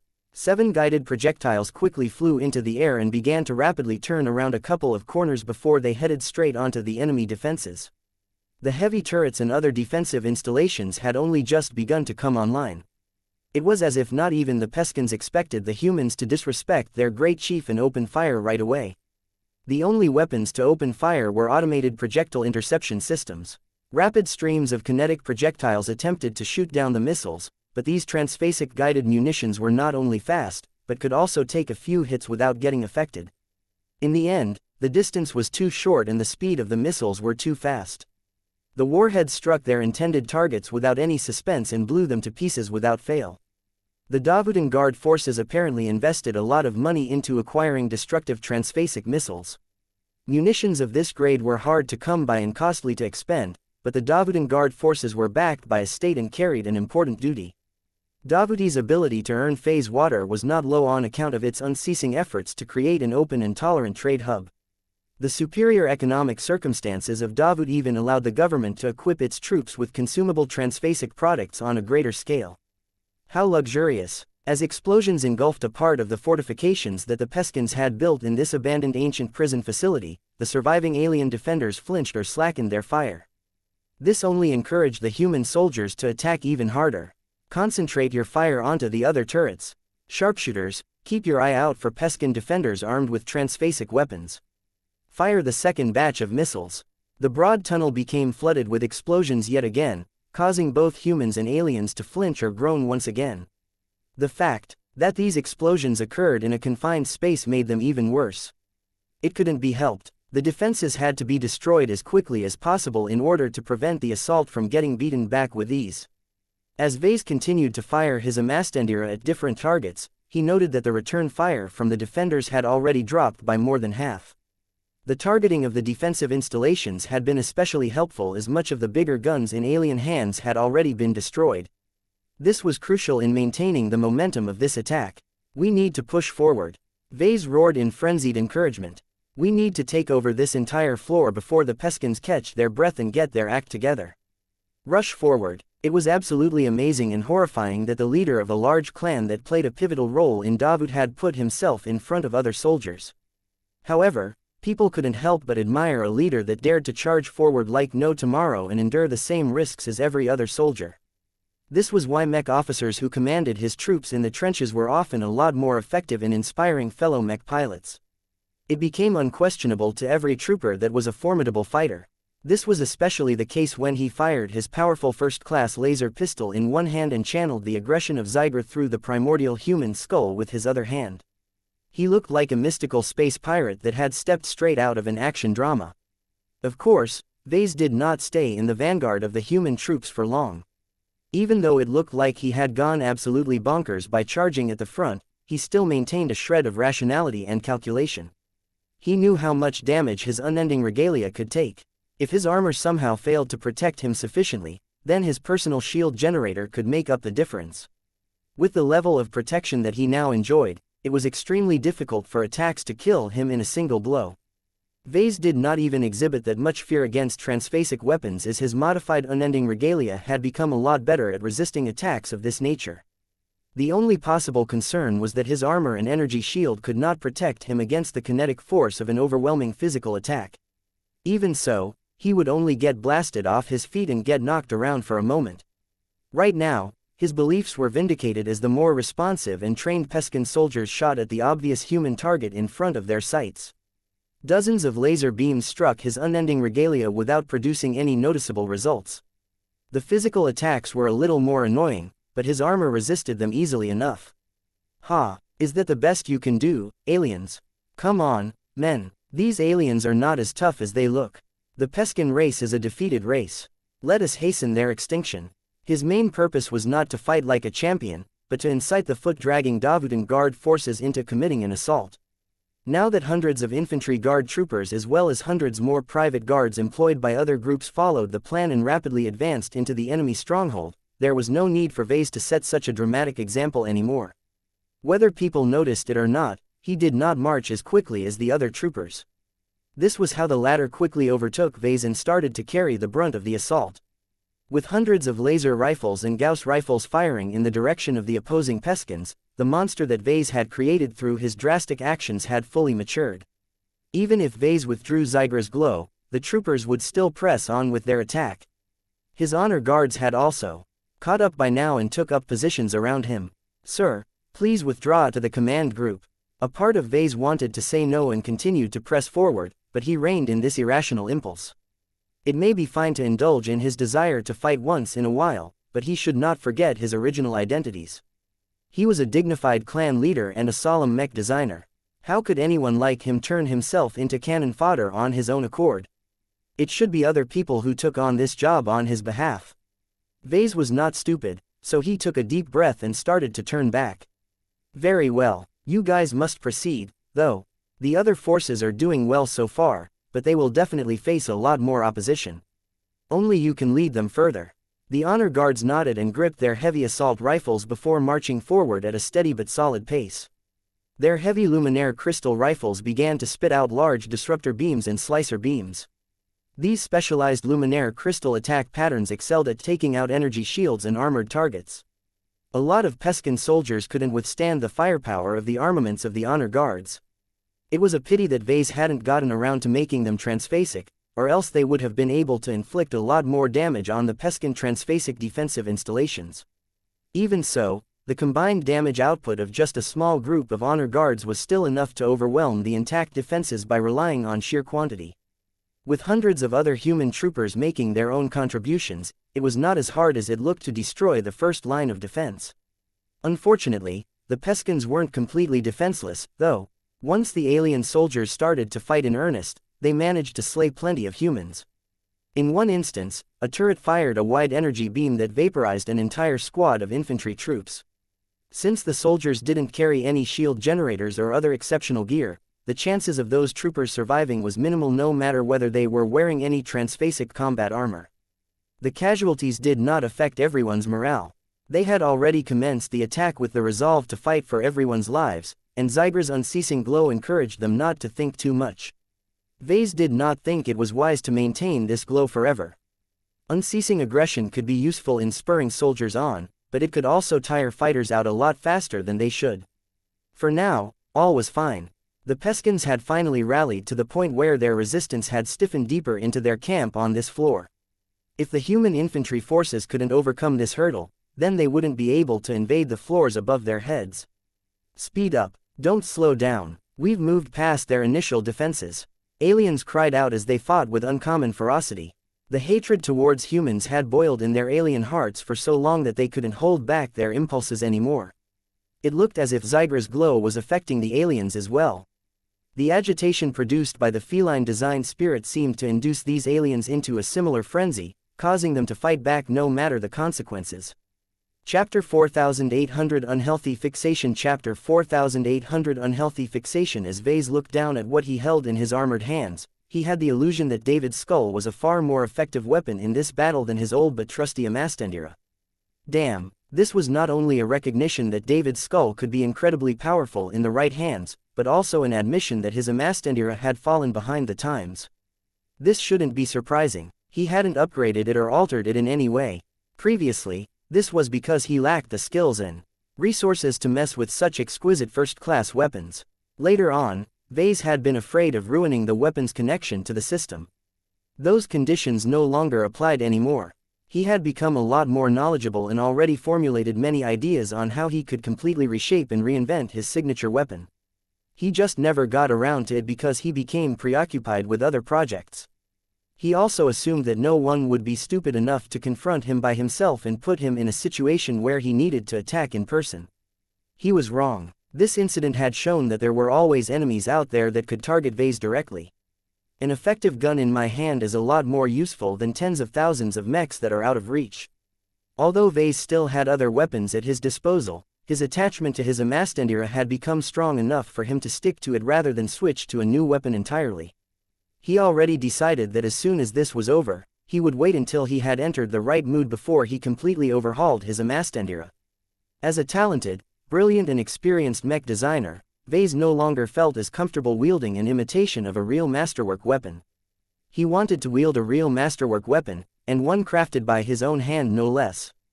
As a mech designer with multiple masterwork certificates on his record, Vase knew that it was never simple to make a masterwork gadget on demand. He needed to turn it into a passion project rather than just a routine project, and in his experience, careful. The aliens have planted booby traps. Wait for our scanners to detect them so that we can blow them up in advance. That only tended to happen if he became inspired and inflamed with passion. Vase did not have any brilliant ideas relating to luminaire crystal technology at the moment, but he was sure that recent events gave him enough material for him to gain inspiration sooner or later. For now, all he could do with regards to the Amastendira was wait and continue to deepen his accumulation until the fateful period had come. Meanwhile, the assault on the floor was proceeding better than he hoped. The initial defensive line got blown up by a succession of missiles, allowing the hundreds of human infantry soldiers to enter the floor and attack the Peskins on more favorable ground. Press the attack. Don't blow up that structure. Our scanners detect that the Peskins have stored a small stockpile of phase water and other resources inside. Careful, the aliens have planted booby traps. Wait for our scanners to detect them so that we can blow them up in advance. Do not rashly chase the aliens as they retreat. They know the terrain better than us and can use the more confining spaces to avoid getting overwhelmed. Although the Peskins were starting to take down more soldiers due to terrain advantages, this shouldn't last unless the Peskins in the floors further above launch a counterattack. As the initial defense line of the alien remnants no longer posed a threat, the command group moved forward so that they could remain in sufficient contact with the other troops. As Vase reunited with the people he should have been sticking with, their remarks weren't all that good. "What were you thinking, Vase?" Gloriana screeched. "I can tolerate many of your antics, but what you have done goes way above the line. While I can understand your need to set an example and spur all of the soldiers onwards, you are not supposed to be anywhere close to a position where an enemy gun can shoot at you. The risks are too great.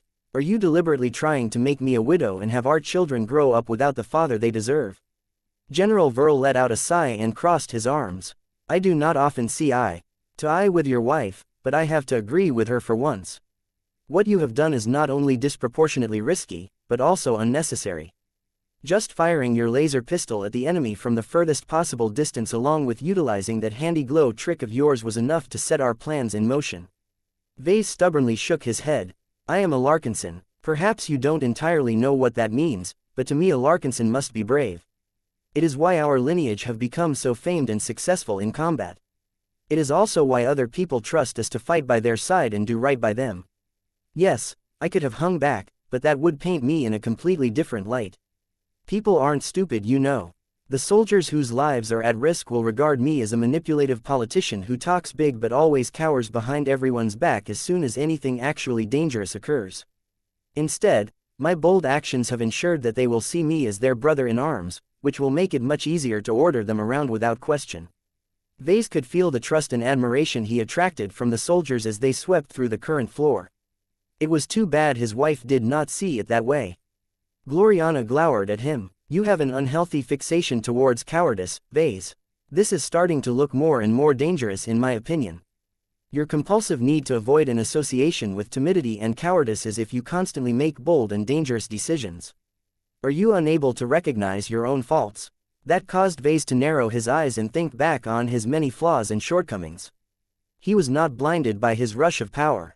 There were much bigger fish in the pond, and just their unconscious movements were enough to produce harmful ripple effects. Nonetheless, it was this inadequacy that constantly made him feel as if he was short on time. He could not afford to take it slow and steady because then he would have failed to make enough progress to address the crises in the future. How could he explain all of that to his wife and the high-ranking people around him? He could not divulge all of the information he possessed because a few were bound to trigger the hell out of the more sensitive and upright people. Major Alden Durant happened to be one of them. He completely gave up on trying to understand the eccentric Larkinson patriarch. This man was much crazier than described in the rumors surrounding the man.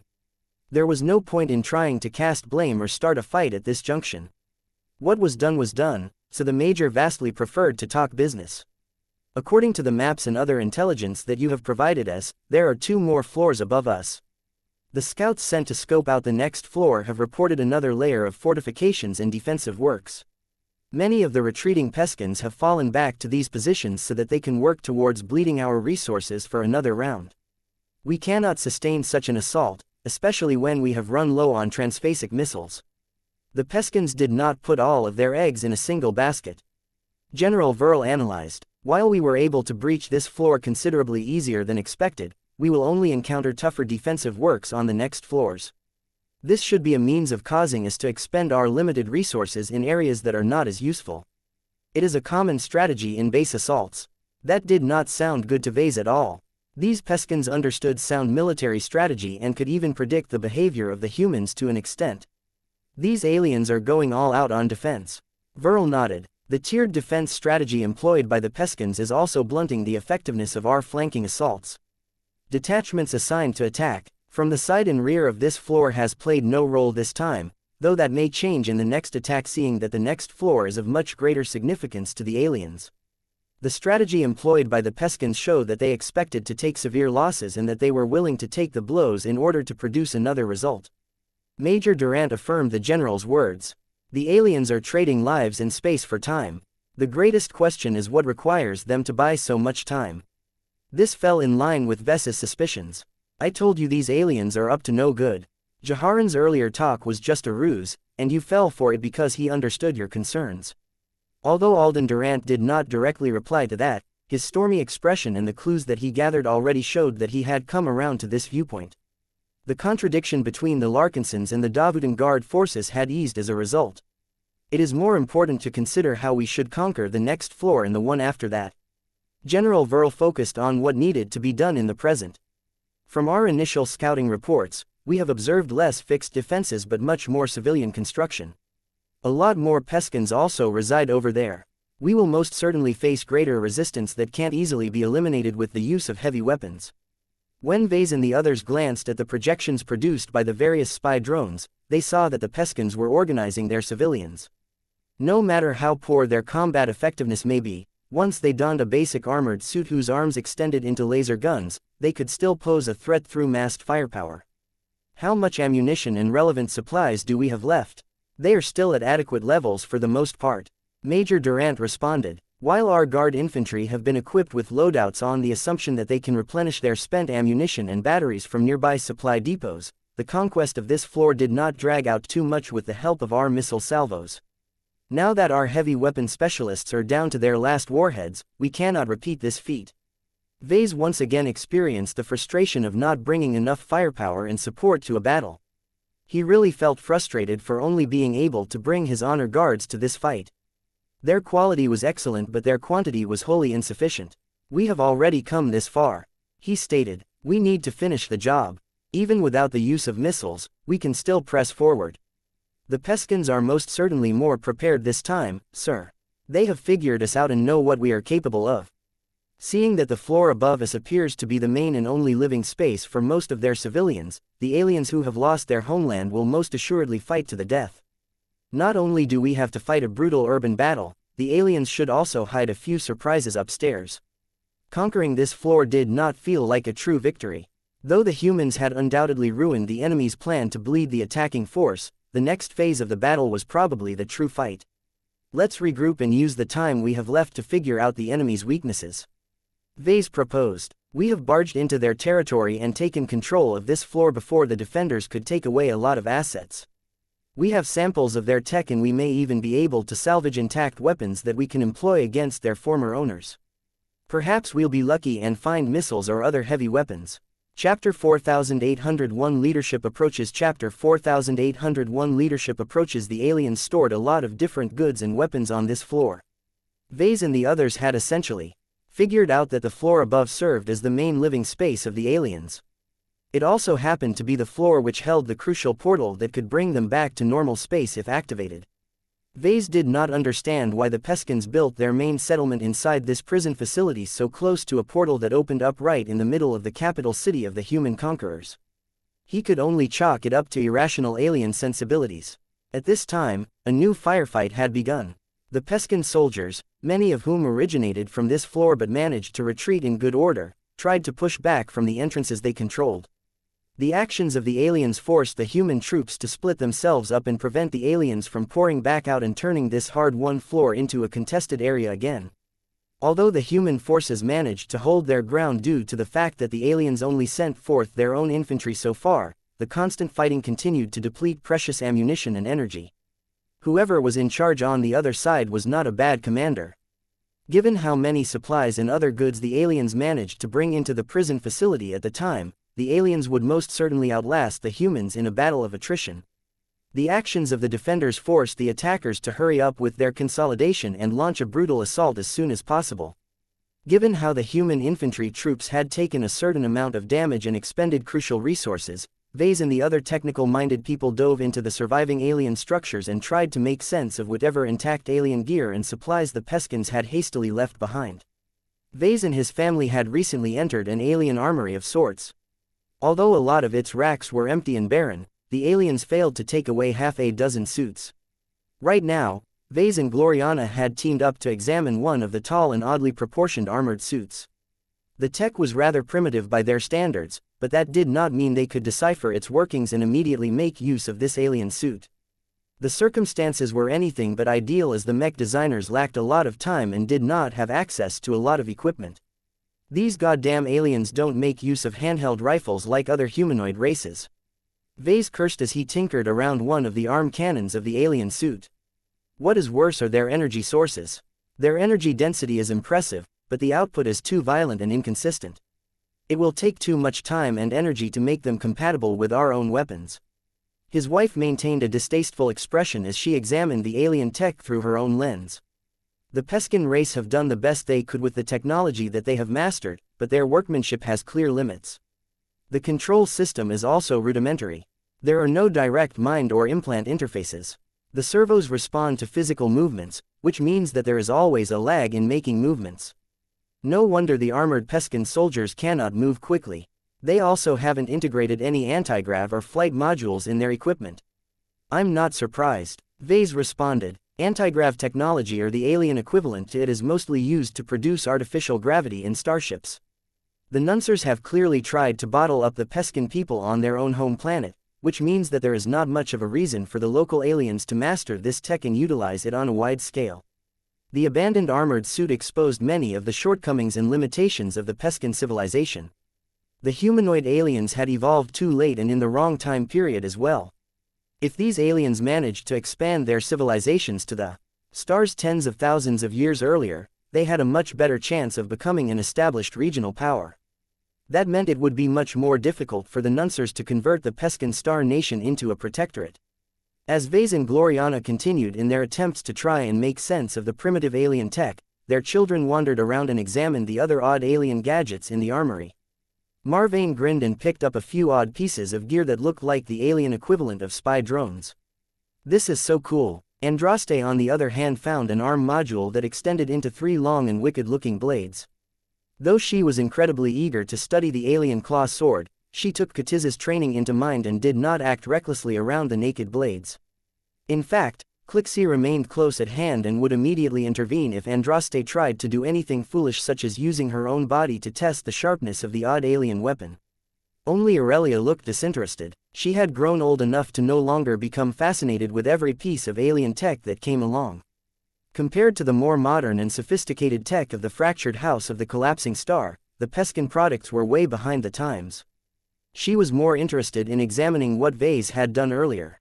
"Papa," she asked as she walked up to her father and patted his unending regalia. "Can I ask you a question?" "Of course, my dear." He smiled. "I am not too busy." "Ask away. Is it really necessary for good leaders to accompany their soldiers on the battlefield?" "No, absolutely not," Gloriana answered before Vase could ever get a word in. "Don't get fooled by your father, Aurelia. Vase may be successful, but his decisions are not always as well considered as you think. Your father has a lot of bad habits that he can't get rid of anymore since he has become set in his ways. It is not too late for you to develop a superior leadership style." Vase threw an annoyed glance at his wife. "Aurelia, you are a member of the Larkinson clan first. The Wodens and the Hexers have their strengths, but there are good reasons why they have lost the Komodo War. Instead of learning from a bunch of losers, you should learn from your father. Unlike most people, I have produced dozens of victories." "That may be true, but the cost is also great at times," Gloriana retorted. "You may have a point in the past, but those days are long gone." Vase shook his head. "I have invested a lot of effort and resources into building up our strength.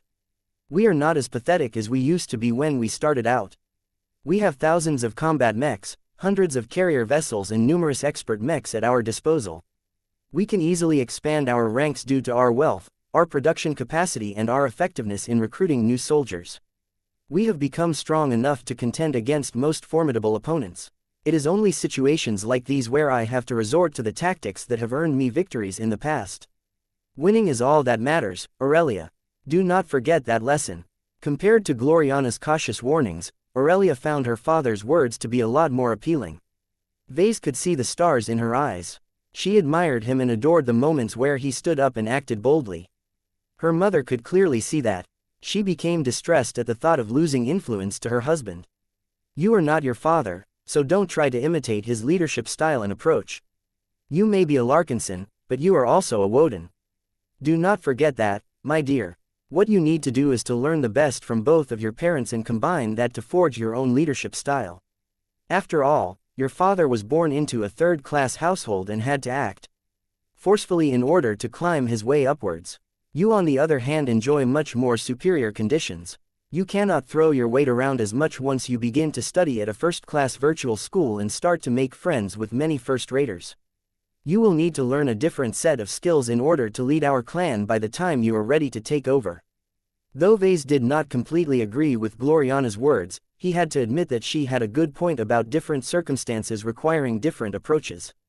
Vase needed to work hard and go on expeditions in order to rush the clan's promotion to a first-class organization.